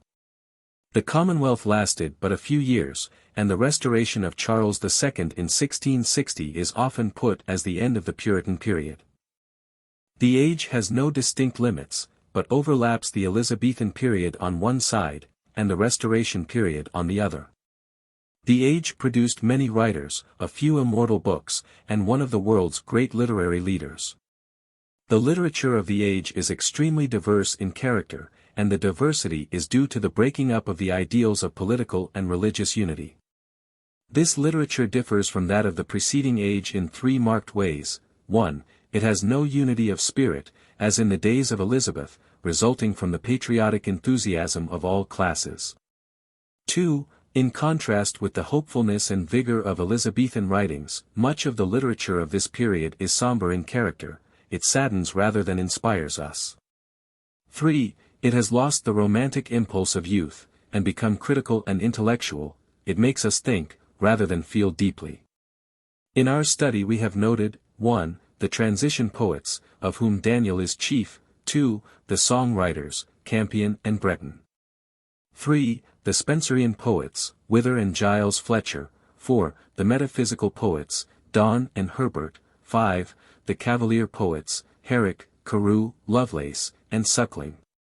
6. John Milton, his life, his early or Horton poems, his militant prose, and his last great poetical works. 7. John Bunyan, his extraordinary life, and his chief work, The Pilgrim's Progress. 8. The minor prose writers, Burton, Brown, Fuller, Taylor, Baxter, and Walton.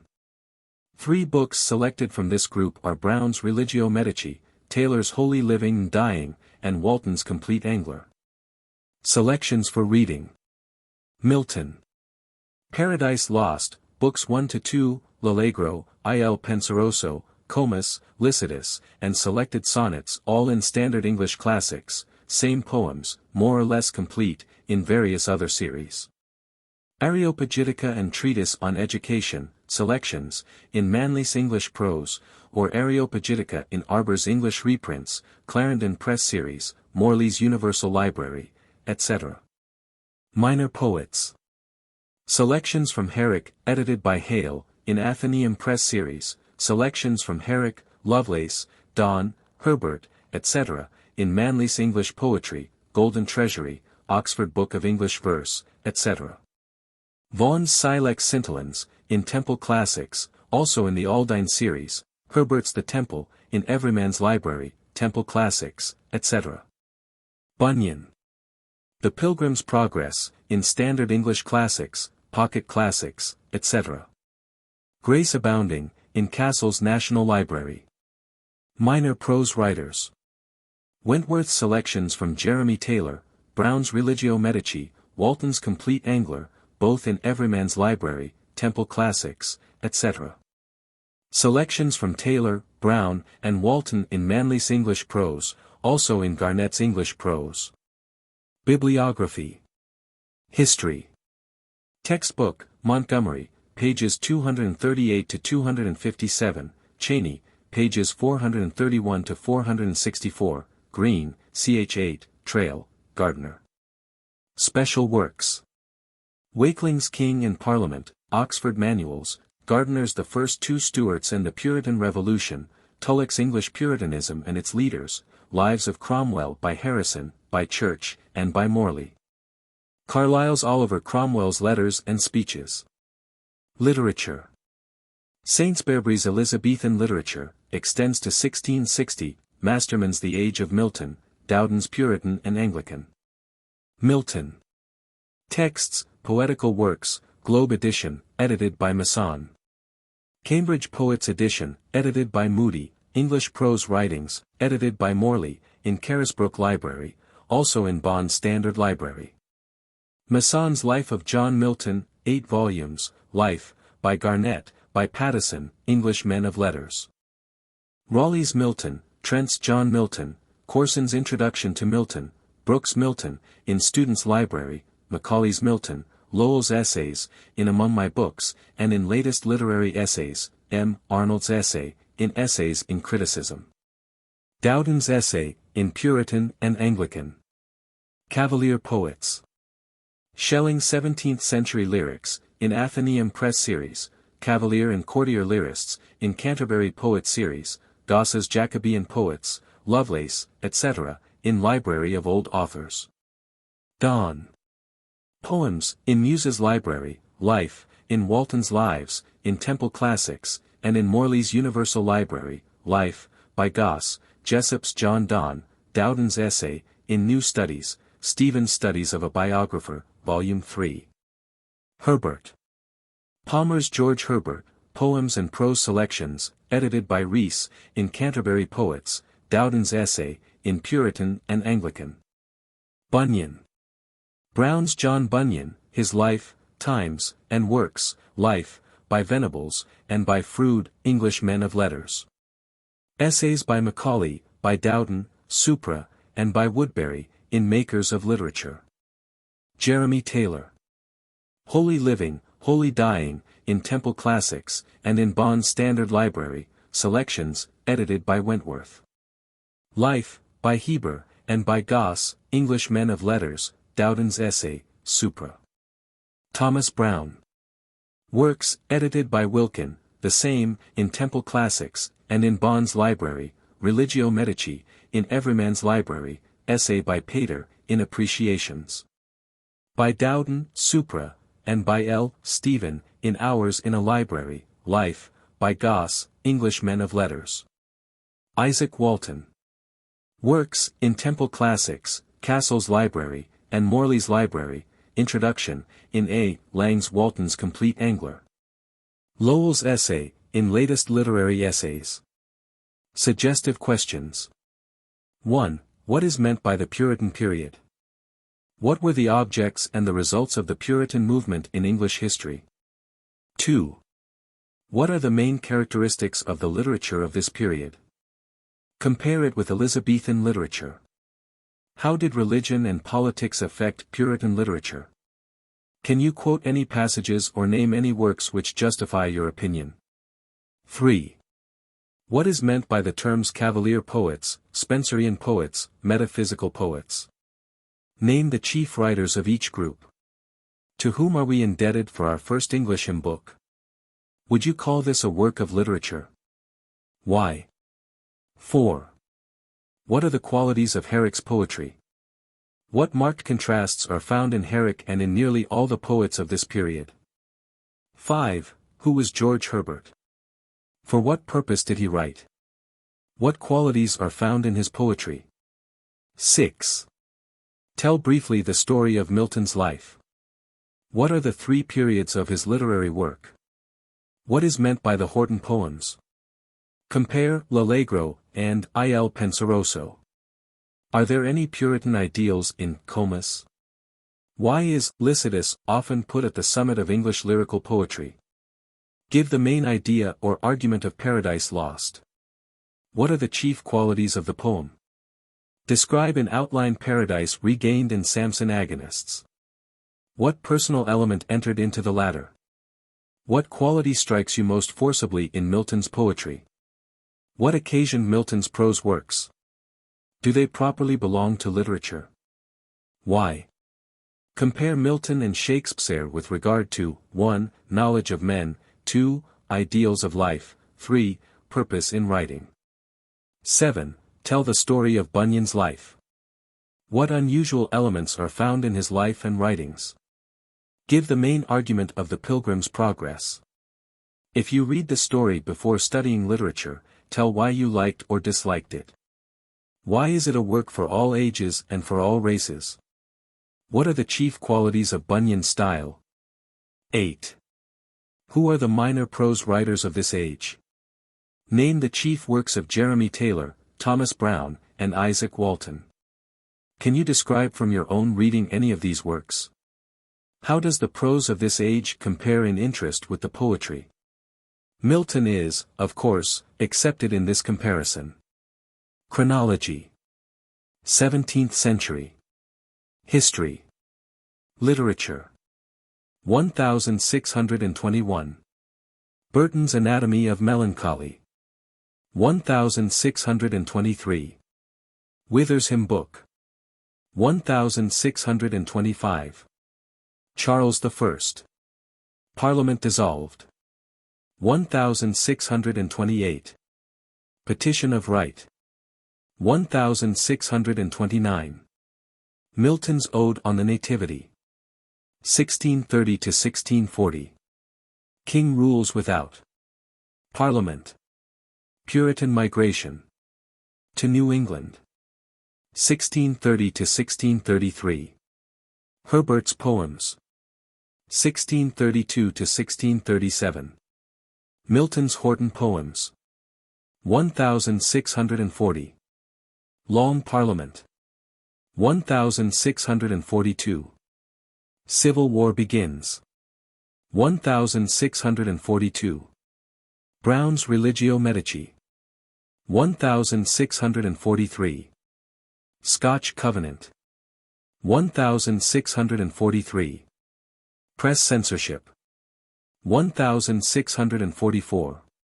Milton's Areopagitica. 1645. Battle of Naseby. Triumph of Puritans. 1649. Execution of Charles I. Cavalier migration to Virginia.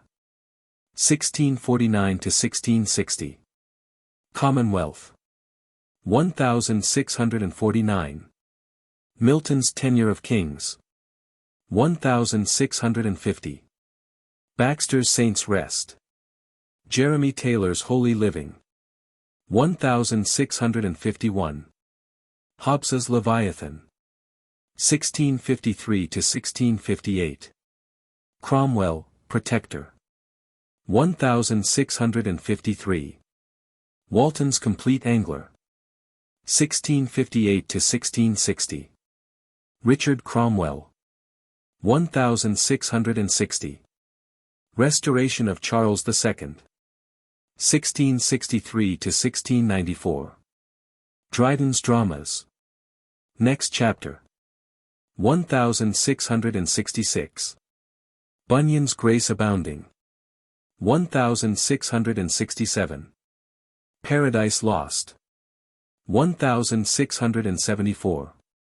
Death of Milton. 1678. Pilgrim's Progress published. Written earlier. Chapter 8. Period of the Restoration, 1660 to 1700. The Age of French Influence. History of the period. It seems a curious contradiction, at first glance, to place the return of Charles II at the beginning of modern England, as our historians are wont to do. For there was never a time when the progress of liberty, which history records, was more plainly turned backwards. The Puritan regime had been too severe, it had repressed too many natural pleasures. Now, released from restraint, society abandoned the decencies of life and the reverence for law itself, and plunged into excesses more unnatural than had been the restraints of Puritanism. The inevitable effect of excess is disease, and for almost an entire generation following the Restoration, in 1660, England lay sick of a fever. Socially, politically, morally, London suggests an Italian city in the days of the Medici. And its literature, especially its drama, often seems more like the delirium of illness than the expression of a healthy mind. But even a fever has its advantages. Whatever impurity is in the blood is burnt and purged away, and a man rises from fever with a new strength and a new idea of the value of life, like King Hezekiah, who after his sickness and fear of death resolved to go softly all his days. The Restoration was the great crisis in English history. And that England lived through it was due solely to the strength and excellence of that Puritanism which she thought she had flung to the winds when she welcomed back a vicious monarch at Dover. The chief lesson of the Restoration was this, that it showed by awful contrast the necessity of truth and honesty, and of a strong government of free men, for which the Puritan had stood like a rock in every hour of his rugged history. Through fever, England came slowly back to health. Through gross corruption in society and in the state, England learned that her people were at heart sober, sincere, religious folk, and that their character was naturally too strong to follow after pleasure and be satisfied. So Puritanism suddenly gained all that it had struggled for, and gained it even in the hour when all seemed lost. When Milton in his sorrow unconsciously portrayed the government of Charles and his cabal in that tremendous scene of the Council of the Infernal Peers in Pandemonium, plotting the ruin of the world. The king and his followers of the king and his followers, it is difficult to write temperately. Most of the dramatic literature of the time is atrocious, and we can understand it only as we remember the character of the court and society for which it was written. Unspeakably vile in his private life, the king had no redeeming patriotism, no sense of responsibility to his country for even his public acts. He gave high offices to blackguards, stole from the exchequer like a common thief, played off Catholics and Protestants against each other, disregarding his pledges to both alike, broke his solemn treaty with the Dutch and with his own ministers, and betrayed his country for French money to spend on his own pleasures. It is useless to paint the dishonor of a court which followed gaily after such a leader. The first Parliament, while it contained some noble and patriotic members, was dominated by young men who remembered the excess of Puritan zeal, but forgot the despotism and injustice which had compelled Puritanism to stand up and assert the manhood of England. These young politicians vied with the king in passing laws for the subjugation of church and state, and in their thirst for revenge upon all who had been connected with Cromwell's iron government. Once more a wretched formalism, that perpetual danger to the English Church, came to the front and exercised authority over the free churches. The House of Lords was largely increased by the creation of hereditary titles and estates for ignoble men and shameless women who had flattered the king's vanity. Even the bench, that last strong refuge of English justice, was corrupted by the appointment of judges, like the brutal Jeffreys, whose aim, like that of their royal master, was to get money and to exercise power without personal responsibility. Amid all this dishonor, the foreign influence and authority of Cromwell's strong government vanished like smoke. The valiant little Dutch navy swept the English fleet from the sea, and only the thunder of Dutch guns in the Thames, under the very windows of London, awoke the nation to the realization of how low it had fallen. Revolution of 1688. Two considerations must modify our judgment of this disheartening spectacle. First, the king and his court are not England. Though our histories are largely filled with the records of kings and soldiers, of intrigues and fighting, these no more express the real life of a people than fever and delirium express a normal manhood.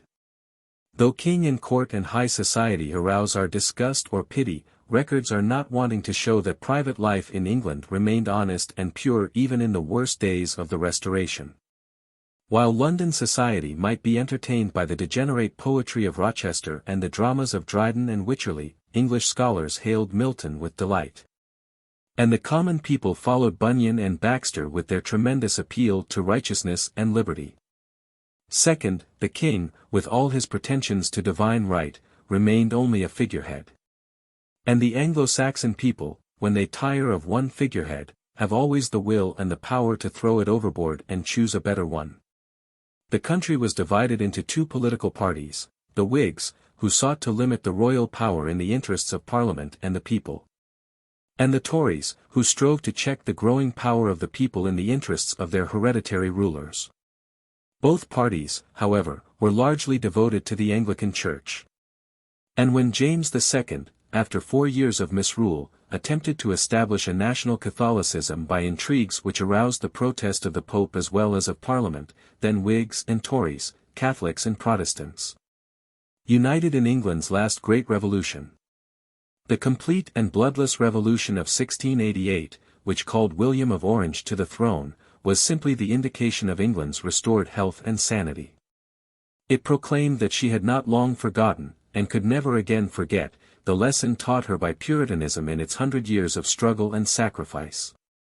Modern England was firmly established by the Revolution, which was brought about by the excesses of the Restoration. French influence. Literary characteristics. In the literature of the Restoration we note a sudden breaking away from old standards, just as society broke away from the restraints of Puritanism. Many of the literary men had been driven out of England with Charles and his court, or else had followed their patrons into exile in the days of the Commonwealth. On their return they renounced old ideals and demanded that English poetry and drama should follow the style to which they had become accustomed in the gaiety of Paris. We read with astonishment in Pepys's diary, 1660–1669, that he has been to see a play called Midsummer Night's Dream, but that he will never go again to hear Shakespeare, for it is the most insipid, ridiculous play that ever I saw in my life. And again we read in the diary of Evelyn, another writer who reflects with wonderful accuracy the life and spirit of the Restoration, I saw Hamlet played. But now the old plays begin to disgust this refined age, since His Majesty's being so long abroad. Since Shakespeare and the Elizabethans were no longer interesting, literary men began to imitate the French writers, with whose works they had just grown familiar. And here begins the so-called period of French influence, which shows itself in English literature for the next century, instead of the Italian influence which had been dominant since Spenser and the Elizabethans.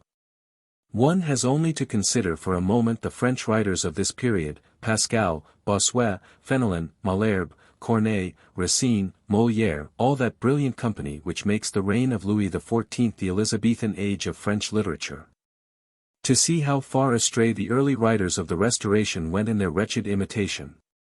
When a man takes another for his model, he should copy virtues not vices, but unfortunately many English writers reversed the rule, copying the vices of French comedy without any of its wit or delicacy or abundant ideas.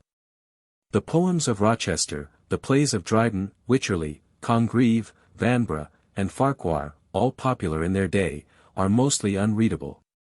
Milton's Sons of Belial, flown with insolence and wine, is a good expression of the vile character of the court writers and of the London theatres for 30 years following the Restoration. Such work can never satisfy a people, and when Jeremy Collier, in 1698, published a vigorous attack upon the evil plays and the playwrights of the day, all London, tired of the coarseness and excesses of the Restoration, joined the literary revolution, and the corrupt drama was driven from the stage. New tendencies. With the final rejection of the Restoration drama we reach a crisis in the history of our literature. The old Elizabethan spirit, with its patriotism, its creative vigor, its love of romance, and the Puritan spirit with its moral earnestness and individualism, were both things of the past, and at first there was nothing to take their places. Dryden, the greatest writer of the age, voiced a general complaint when he said that in his prose and poetry he was drawing the outlines of a new art, but had no teacher to instruct him. But literature is a progressive art, and soon the writers of the age developed two marked tendencies of their own, the tendency to realism, and the tendency to that preciseness and elegance of expression which marks our literature for the next 100 years. Realism in realism, that is, the representation of men exactly as they are, the expression of the plain, unvarnished truth without regard to ideals or romance. The tendency was at first thoroughly bad. The early Restoration writers sought to paint realistic pictures of a corrupt court and society, and, as we have suggested, they emphasized vices rather than virtues, and gave us coarse, low plays without interest or moral significance. Like Hobbes, they saw only the externals of man, his body and appetites, not his soul and its ideals. And so, like most realists, they resemble a man lost in the woods, who wanders aimlessly around in circles, seeing the confusing trees but never the whole forest, and who seldom thinks of climbing the nearest high hill to get his bearings. Later, however, this tendency to realism became more wholesome. While it neglected romantic poetry, in which youth is eternally interested, it led to a keener study of the practical motives which govern human action. Formalism. The second tendency of the age was toward directness and simplicity of expression, and to this excellent tendency our literature is greatly indebted. In both the Elizabethan and the Puritan ages the general tendency of writers was towards extravagance of thought and language. Sentences were often involved, and loaded with Latin quotations and classical allusions. The Restoration writers opposed this vigorously. From France they brought back the tendency to regard established rules for writing, to emphasize close reasoning rather than romantic fancy, and to use short, clean-cut sentences without an unnecessary word. We see this French influence in the Royal Society, which had for one of its objects the reform of English prose by getting rid of its swellings of style, and which bound all its members to use a close, naked, natural way of speaking, as near to mathematical plainness as they can. Dryden accepted this excellent rule for his prose, and adopted the heroic couplet, as the next best thing, for the greater part of his poetry. As he tells us himself, "And this unpolished rugged verse I chose, as fittest for discourse, and nearest prose." It is largely due to him that writers developed that formalism of style, that precise, almost mathematical elegance, miscalled classicism, which ruled English literature for the next century. The couplet. Another thing which the reader will note with interest in Restoration literature is the adoption of the heroic couplet, that is, two iambic pentameter lines which rhyme together, as the most suitable form of poetry. Waller, who began to use it in 1623, is generally regarded as the father of the couplet, for he is the first poet to use it consistently in the bulk of his poetry. Chaucer had used the rhymed couplet wonderfully well in his Canterbury Tales, but in Chaucer it is the poetical thought more than the expression which delights us. With the Restoration writers, form counts for everything. Waller and Dryden made the couplet the prevailing literary fashion, and in their hands the couplet becomes closed, that is, each pair of lines must contain a complete thought, stated as precisely as possible. Thus Waller writes: "The soul's dark cottage, battered and decayed, lets in new light through chinks that time has made." That is a kind of aphorism such as Pope made in large quantities in the following age. It contains a thought, is catchy, quotable, easy to remember, and the Restoration writers delighted in it. Soon this mechanical closed couplet, in which the second line was often made first, almost excluded all other forms of poetry. It was dominant in England for a full century, and we have grown familiar with it, and somewhat weary of its monotony, in such famous poems as Pope's Essay on Man and Goldsmith's Deserted Village. These, however, are essays rather than poems. That even the couplet is capable of melody and variety is shown in Chaucer's tales and in Keats's exquisite Endymion. These four things, the tendency to vulgar realism in the drama, a general formalism which came from following set rules, the development of a simpler and more direct prose style, and the prevalence of the heroic couplet in poetry are the main characteristics of Restoration literature. They are all exemplified in the work of one man, John Dryden. John Dryden, 1631–1700. Dryden is the greatest literary figure of the Restoration, and in his work we have an excellent reflection of both the good and the evil tendencies of the age in which he lived.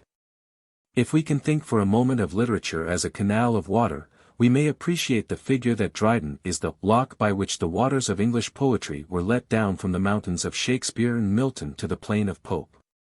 That is, he stands between two very different ages, and serves as a transition from one to the other. Life. Dryden's life contains so many conflicting elements of greatness and littleness that the biographer is continually taken away from the facts, which are his chief concern, to judge motives, which are manifestly outside his knowledge and business. Judged by his own opinion of himself, as expressed in the numerous prefaces to his works, Dryden was the soul of candor, writing with no other master than literature, and with no other object than to advance the welfare of his age and nation. Judged by his acts, he was apparently a time-server, catering to a depraved audience in his dramas, and dedicating his work with much flattery to those who were easily cajoled by their vanity into sharing their purse and patronage. In this, however, he only followed the general custom of the time, and is above many of his contemporaries. Dryden was born in the village of Aldwinkle, Northamptonshire, in 1631. His family were prosperous people, who brought him up in the strict Puritan faith, and sent him first to the famous Westminster School and then to Cambridge. He made excellent use of his opportunities and studied eagerly, becoming one of the best educated men of his age, especially in the classics. Though of remarkable literary taste, he showed little evidence of literary ability up to the age of 30. By his training and family connections he was allied to the Puritan party, and his only well-known work of this period, the Heroic Stanzas, was written on the death of Cromwell.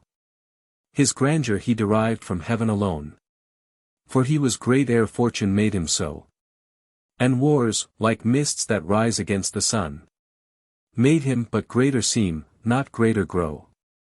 In these 4 lines, taken almost at random from the Heroic Stanzas, we have an epitome of the thought, the preciseness, and the polish that mark all his literary work. This poem made Dryden well known, and he was in a fair way to become the new poet of Puritanism when the Restoration made a complete change in his methods. He had come to London for a literary life, and when the Royalists were again in power he placed himself promptly on the winning side. His Astrea Redux, a poem of welcome to Charles II, and his Panegyric to His Sacred Majesty, breathe more devotion to the old goat, as the king was known to his courtiers, than had his earlier poems to Puritanism. Library at Trinity College, Cambridge. In 1667 he became more widely known and popular by his Annus Mirabilis, a narrative poem describing the terrors of the Great Fire in London and some events of the disgraceful war with Holland. But with the theatres reopened and nightly filled, the drama offered the most attractive field to one who made his living by literature, so Dryden turned to the stage and agreed to furnish 3 plays yearly for the actors of the King's Theatre. For nearly 20 years, the best of his life, Dryden gave himself up to this unfortunate work. Both by nature and habit he seems to have been clean in his personal life, but the stage demanded unclean plays, and Dryden followed his audience. That he deplored this is evident from some of his later work, and we have his statement that he wrote only 1 play, his best, to please himself. This was All for Love, which was written in blank verse, most of the others being in rhymed couplets. During this time Dryden had become the best-known literary man of London, and was almost as much a dictator to the literary set which gathered in the taverns and coffeehouses as Ben Jonson had been before him. His work, meanwhile, was rewarded by large financial returns, and by his being appointed Poet Laureate and Collector of the Port of London. The latter office, it may be remembered, had once been held by Chaucer.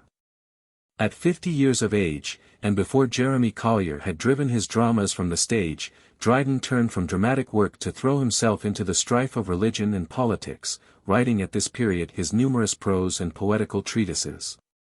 In 1682 appeared his Religio Laici, Religion of a Layman, defending the Anglican Church against all other sects, especially the Catholics and Presbyterians. But 3 years later, when James II came to the throne with schemes to establish the Roman faith, Dryden turned Catholic and wrote his most famous religious poem, The Hind and the Panther, beginning. A milk-white hind, immortal and unchanged, fed on the lawns and in the forest ranged.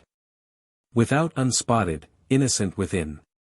She feared no danger, for she knew no sin. This hind is a symbol for the Roman Church, and the Anglicans, as a panther, are represented as persecuting the faithful. Numerous other sects, Calvinists, Anabaptists, Quakers, were represented by the wolf, boar, hare, and other animals, which gave the poet an excellent chance for exercising his satire. Dryden's enemies made the accusation, often since repeated, of hypocrisy in thus changing his church. But that he was sincere in the matter can now hardly be questioned, for he knew how to suffer for the faith, and to be true to his religion, even when it meant misjudgment and loss of fortune. At the Revolution of 1688 he refused allegiance to William of Orange, he was deprived of all his offices and pensions, and as an old man was again thrown back on literature as his only means of livelihood. He went to work with extraordinary courage and energy, writing plays, poems, prefaces for other men, eulogies for funeral occasions, every kind of literary work that men would pay for. His most successful work at this time was his translations, which resulted in the complete Aeneid and many selections from Homer, Ovid, and Juvenal, appearing in English rhymed couplets. His most enduring poem, the splendid ode called Alexander's Feast, was written in 1697. 3 years later he published his last work, Fables, containing poetical paraphrases of the tales of Boccaccio and Chaucer, and the miscellaneous poems of his last years. Long prefaces were the fashion in Dryden's day, and his best critical work is found in his introductions. The preface to the Fables is generally admired as an example of the new prose style developed by Dryden and his followers. From the literary viewpoint, these last troubled years were the best of Dryden's life, though they were made bitter by obscurity and by the criticism of his numerous enemies. He died in 1700 and was buried near Chaucer in Westminster Abbey. Works of Dryden. The numerous dramatic works of Dryden are best left in that obscurity into which they have fallen. Now and then they contain a bit of excellent lyric poetry, and in All for Love, another version of Antony and Cleopatra, where he leaves his cherished heroic couplet for the blank verse of Marlowe and Shakespeare. He shows what he might have done had he not sold his talents to a depraved audience. On the whole, reading his plays is like nibbling at a rotting apple, even the good spots are affected by the decay, and one ends by throwing the whole thing into the garbage can, where most of the dramatic works of this period belong. Poems. The controversial and satirical poems are on a higher plane, though, it must be confessed, Dryden's satire often strikes us as cutting and revengeful, rather than witty. The best known of these, and a masterpiece of its kind, is Absalom and Achitophel, which is undoubtedly the most powerful political satire in our language. Taking the Bible story of David and Absalom, he uses it to ridicule the Whig party and also to revenge himself upon his enemies. Charles II appeared as King David. His natural son, the Duke of Monmouth, who was mixed up in the Rye House plot, paraded as Absalom. Shaftesbury was Achitophel, the evil counselor, and the Duke of Buckingham was satirized as Zimri. The poem had enormous political influence, and raised Dryden, in the opinion of his contemporaries, to the front rank of English poets. Two extracts from the powerful characterizations of Achitophel and Zimri are given here to show the style and spirit of the whole work. Shaftesbury. Of these the false Achitophel was first. A name to all succeeding ages cursed. For close designs and crooked counsels fit. Sagacious, bold, and turbulent of wit. Restless, unfixed in principles and place. In power unpleased, impatient of disgrace. A fiery soul, which, working out its way, fretted the pygmy body to decay. A daring pilot in extremity. Pleased with the danger, when the waves went high. He sought the storms, but for a calm unfit. Would steer too nigh the sands to boast his wit. Great wits are sure to madness near allied. And thin partitions do their bounds divide. Else why should he, with wealth and honor blessed, refuse his age the needful hours of rest? Punish a body which he could not please. Bankrupt of life, yet prodigal of ease. And all to leave what with his toil he won. To that unfeathered two-legged thing, a son. In friendship false, implacable in hate. Resolved to ruin or to rule the state. Then seized with fear, yet still affecting fame. Usurped a patriot's all-atoning name. So easy still it proves in factious times. With public zeal to cancel private crimes. The Duke of Buckingham. Some of their chiefs were princes of the land. In the first rank of these did Zimri stand.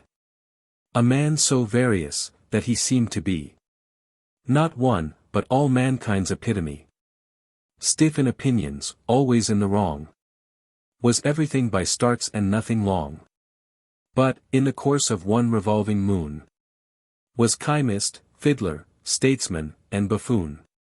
Then all for women, painting, rhyming, drinking.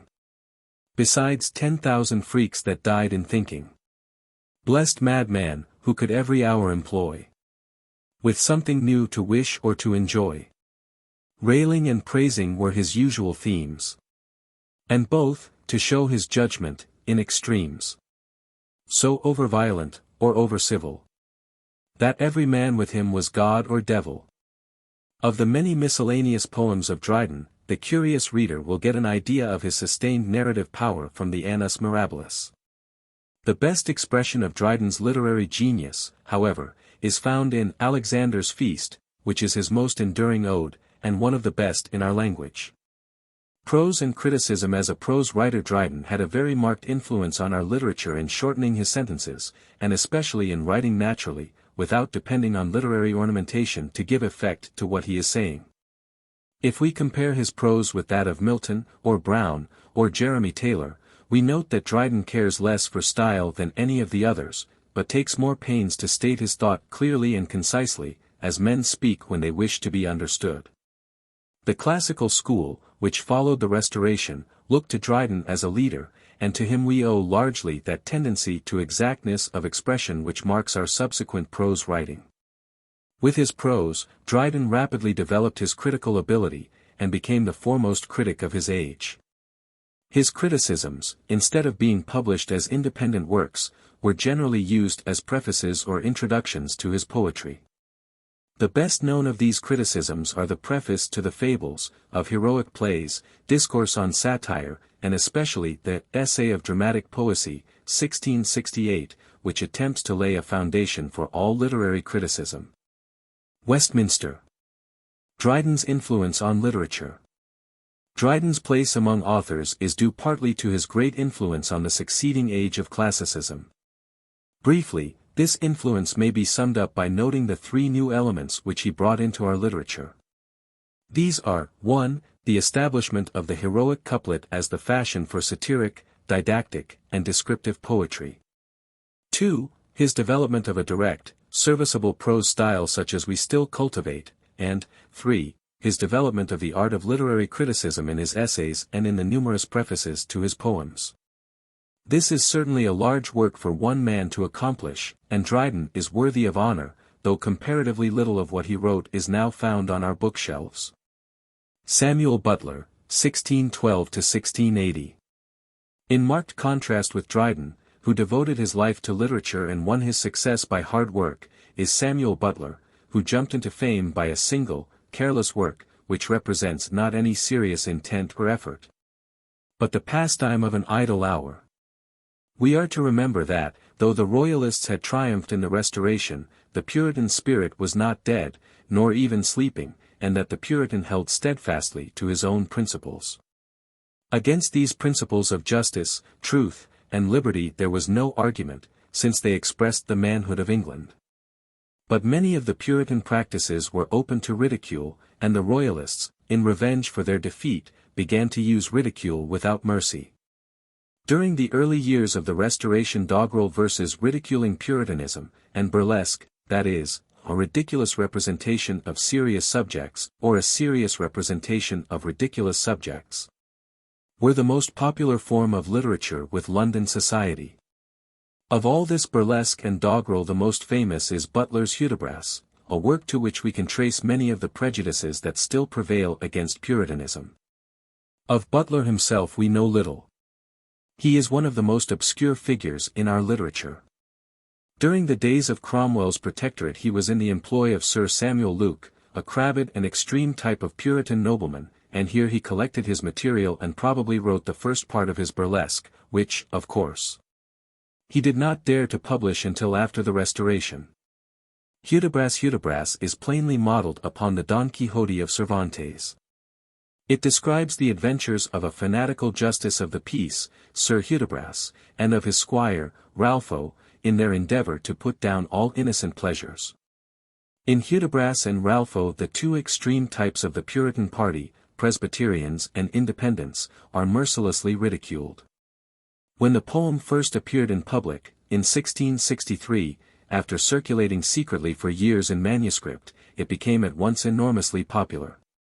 The king carried a copy in his pocket, and courtiers vied with each other in quoting its most scurrilous passages. A second and a third part, continuing the adventures of Hudibras, were published in 1664 and 1668. At best the work is a wretched doggerel, but it was clever enough and strikingly original, and since it expressed the royalist spirit towards the Puritans, it speedily found its place in a literature which reflects every phase of human life. A few odd lines are given here to show the character of the work, and to introduce the reader to the best-known burlesque in our language. He was in logic a great critic, profoundly skilled in analytic.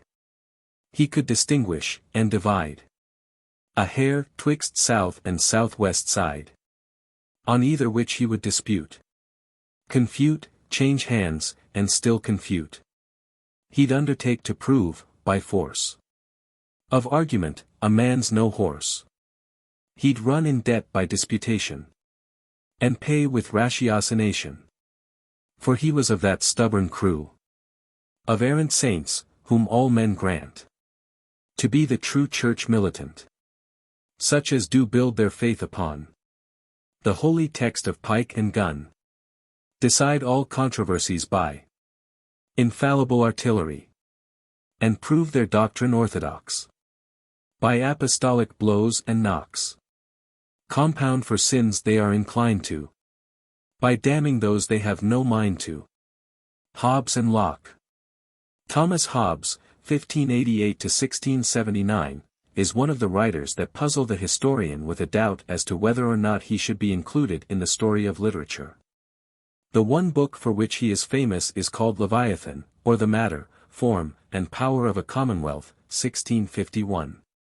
It is partly political, partly a philosophical book, combining two central ideas which challenge and startle the attention, namely, that self-interest is the only guiding power of humanity, and that blind submission to rulers is the only true basis of government. In a word, Hobbes reduced human nature to its purely animal aspects, and then asserted confidently that there was nothing more to study. Certainly, therefore, as a reflection of the underlying spirit of Charles and his followers, it has no equal in any purely literary work of the time. John Locke, 1632–1704, is famous as the author of a single great philosophical work, the Essay Concerning Human Understanding, 1690.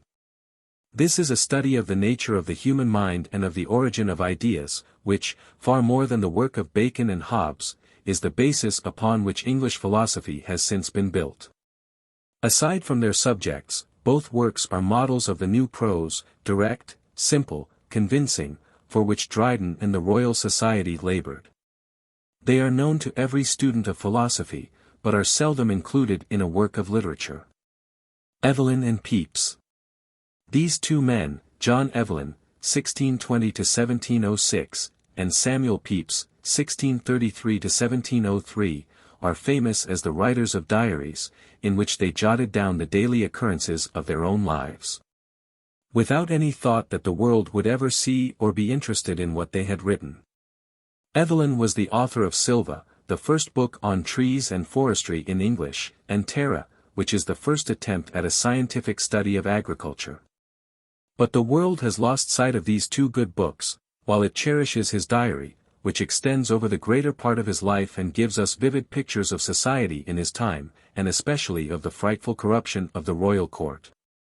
Pepys's diary. Pepys began life in a small way as a clerk in a government office, but soon rose by his diligence and industry to be Secretary of the Admiralty. Here he was brought into contact with every grade of society, from the king's ministers to the poor sailors of the fleet. Being inquisitive as a blue jay, he investigated the rumors and gossip of the court, as well as the small affairs of his neighbors, and wrote them all down in his diary with evident interest. But because he chattered most freely, and told his little book a great many secrets which it were not well for the world to know, he concealed everything in shorthand, and here again he was like the blue jay, which carries off and hides every bright trinket it discovers. The diary covers the years from 1660 to 1669, and gossips about everything, from his own position and duties at the office, his dress and kitchen and cook and children, to the great political intrigues of office and the scandals of high society. No other such minute picture of the daily life of an age has been written. Yet for a century and a half it remained entirely unknown, and not until 1825 was Pepys's shorthand deciphered and published. Since then it has been widely read, and is still one of the most interesting examples of diary writing that we possess.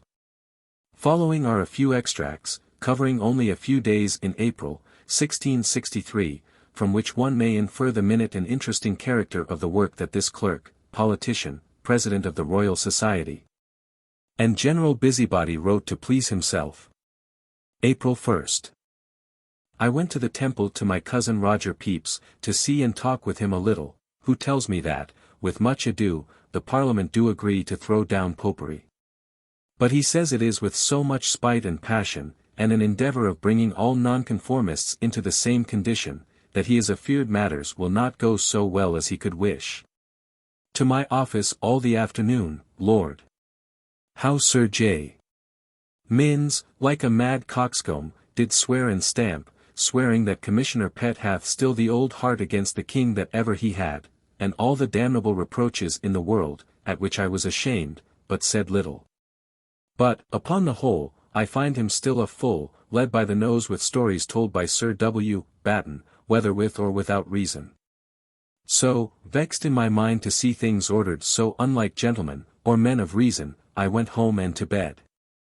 3d. To Whitehall and to chapel, which being most monstrous full, I could not go into my pew, but sat among the choir. Dr. Cretan, the Scotchman, preached a most admirable, good, learned, honest, and most severe sermon, yet comical. He railed bitterly ever and anon against John Calvin and his brood, the Presbyterians, and against the present term, now in use, of tender consciences. He ripped up Hugh Peters, calling him the execrable skellum, his preaching and stirring up the maids of the city to bring in their bodkins and thimbles. Thence going out of Whitehall, I met Captain Grove, who did give me a letter directed to myself from himself. I discerned money to be in it, and took it, knowing, as I found it to be, the proceed of the place I have got him, the taking up of vessels for Tangier. But I did not open it till I came home to my office, and there I broke it open, not looking into it till all the money was out, that I might say I saw no money in the paper, if ever I should be questioned about it. There was a piece of gold and £4 in silver. 4th. To my office. Home to dinner, whither by and by comes Roger Pepys, etc. Very merry at, before, and after dinner, and the more for that my dinner was great, and most neatly dressed by our own only maid. We had a fricassee of rabbits and chickens, a leg of mutton boiled, 3 carps in a dish, a great dish of a side of lamb, a dish of roasted pigeons, a dish of 4 lobsters, 3 tarts, a lamprey pie, a most rare pie, a dish of anchovies. Good wine of several sorts, and all things mighty noble and to my great content. 5th, Lord's Day. Up and spent the morning, till the barber came, in reading in my chamber part of Osborne's advice to his son, which I shall not never enough admire for sense and language, and being by and by trimmed, to church, myself, wife, Ashwell, etc. Home and, while dinner was prepared, to my office to read over my vows with great affection and to very good purpose. Then to church again, where a simple bawling young Scot preached. 19th, Easter Day. Up and this day put on my close-kneed coloured suit, which, with new stockings of the colour, with belt and new gilt-handled sword, is very handsome. To church alone, and after dinner to church again, where the young Scotchman preaching, I slept all the while. After supper, fell in discourse of dancing, and I find that Ashwell hath a very fine carriage, which makes my wife almost ashamed of herself to see herself so outdone, but tomorrow she begins to learn to dance for a month or 2. So to prayers and to bed. Will being gone, with my leave, to his father's this day for a day or 2, to take physique these holy days. 23d St. George's Day and Coronation, the King and Court being at Windsor, at the installing of the King of Denmark by proxy and the Duke of Monmouth. Spent the evening with my father.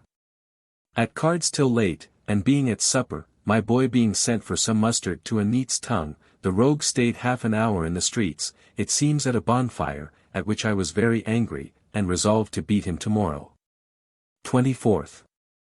Up betimes, and with my salt eel went down into the parlour and there got my boy and did beat him till I was fain to take breath 2 or 3 times, yet for all I am afeard it will make the boy never the better. He is grown so hardened in his tricks, which I am sorry for, he being capable of making a brave man, and is a boy that I and my wife love very well. Summary of the Restoration period. The chief thing to note in England during the Restoration is the tremendous social reaction from the restraints of Puritanism, which suggests the wide swing of a pendulum from one extreme to the other. For a generation many natural pleasures had been suppressed. Now the theatres were reopened, bull and bear baiting revived, and sports, music, dancing, a wild delight in the pleasures and vanities of this world replaced that absorption in otherworldliness, which characterized the extreme of Puritanism. In literature the change is no less marked. From the Elizabethan drama playwrights turned to coarse, evil scenes, which presently disgusted the people and were driven from the stage. From romance, writers turned to realism. From Italian influence with its exuberance of imagination they turned to France, and learned to repress the emotions, to follow the head rather than the heart, and to write in a clear, concise, formal style, according to set rules. Poets turned from the noble blank verse of Shakespeare and Milton, from the variety and melody which had characterized English poetry since Chaucer's day, to the monotonous heroic couplet with its mechanical perfection. The greatest writer of the age is John Dryden, who established the heroic couplet as the prevailing verse form in English poetry, and who developed a new and serviceable prose style suited to the practical needs of the age. The popular ridicule of Puritanism in burlesque and doggerel is best exemplified in Butler's Hudibras. The realistic tendency, the study of facts and of men as they are, is shown in the work of the Royal Society, in the philosophy of Hobbes and Locke, and in the diaries of Evelyn and Pepys, with their minute pictures of social life. The age was one of transition from the exuberance and vigor of Renaissance literature to the formality and polish of the Augustan age. In strong contrast with the preceding ages, comparatively little of Restoration literature is familiar to modern readers. Selections for reading. Dryden. Alexander's Feast, Song Festi.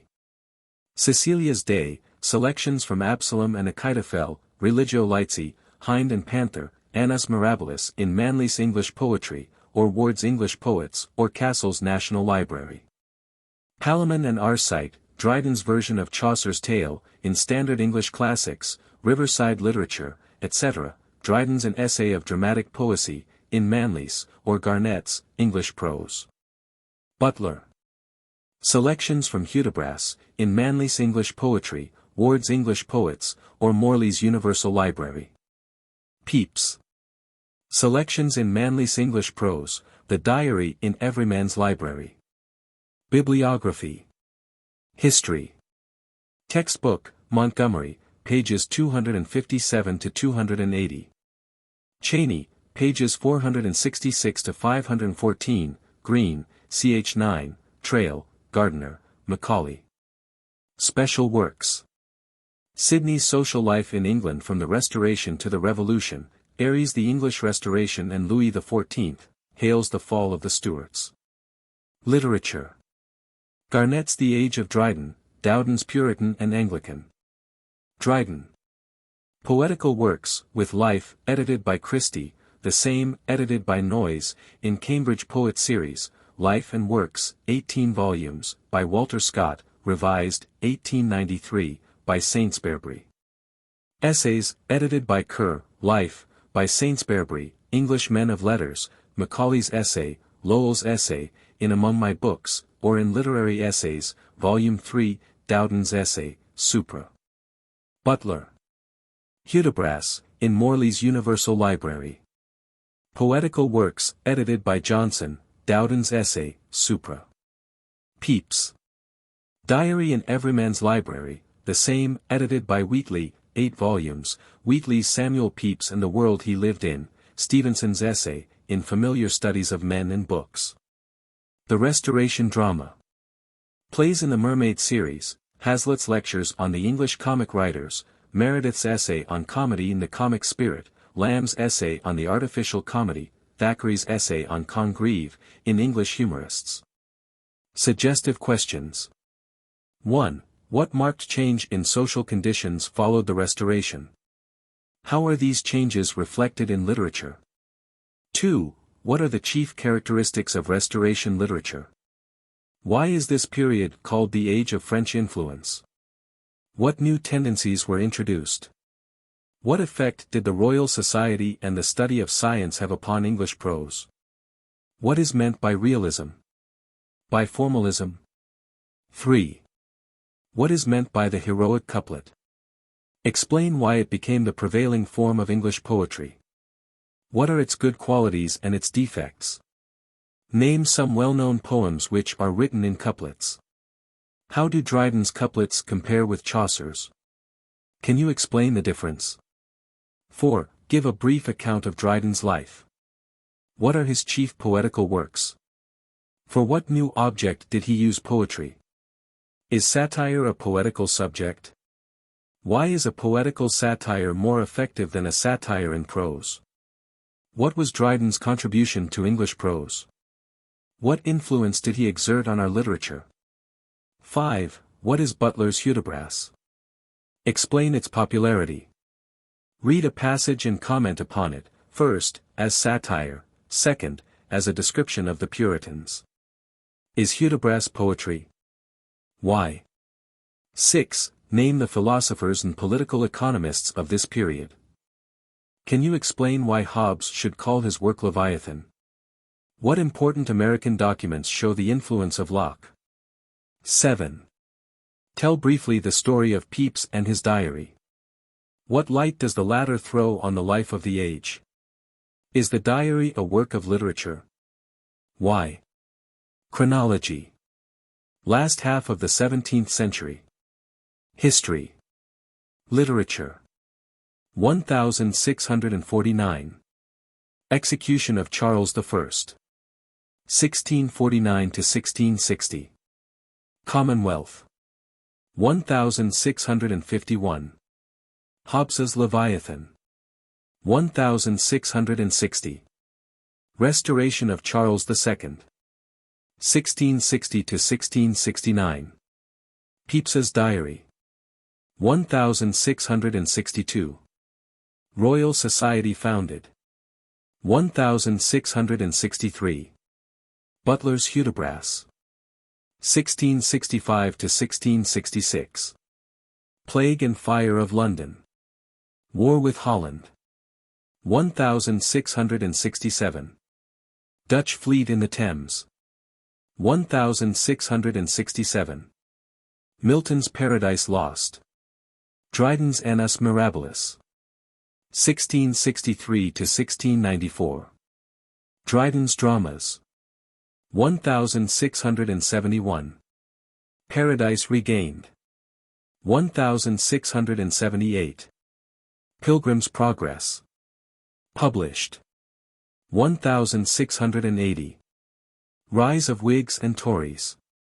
1681. Dryden's Absalom and Achitophel. 1685. James II. Monmouth's Rebellion. 1687. Newton's Principia. Proves the law of gravitation. 1688. English Revolution, William of Orange called to throne. 1689. Bill of Rights. Toleration Act. 1690. Locke's Human Understanding. 1698. Jeremy Collier attacks. Stage. 1700. Death of Dryden. Chapter 9. 18th Century Literature, 1700 to 1800. I. Augustan or Classic Age. History of the period.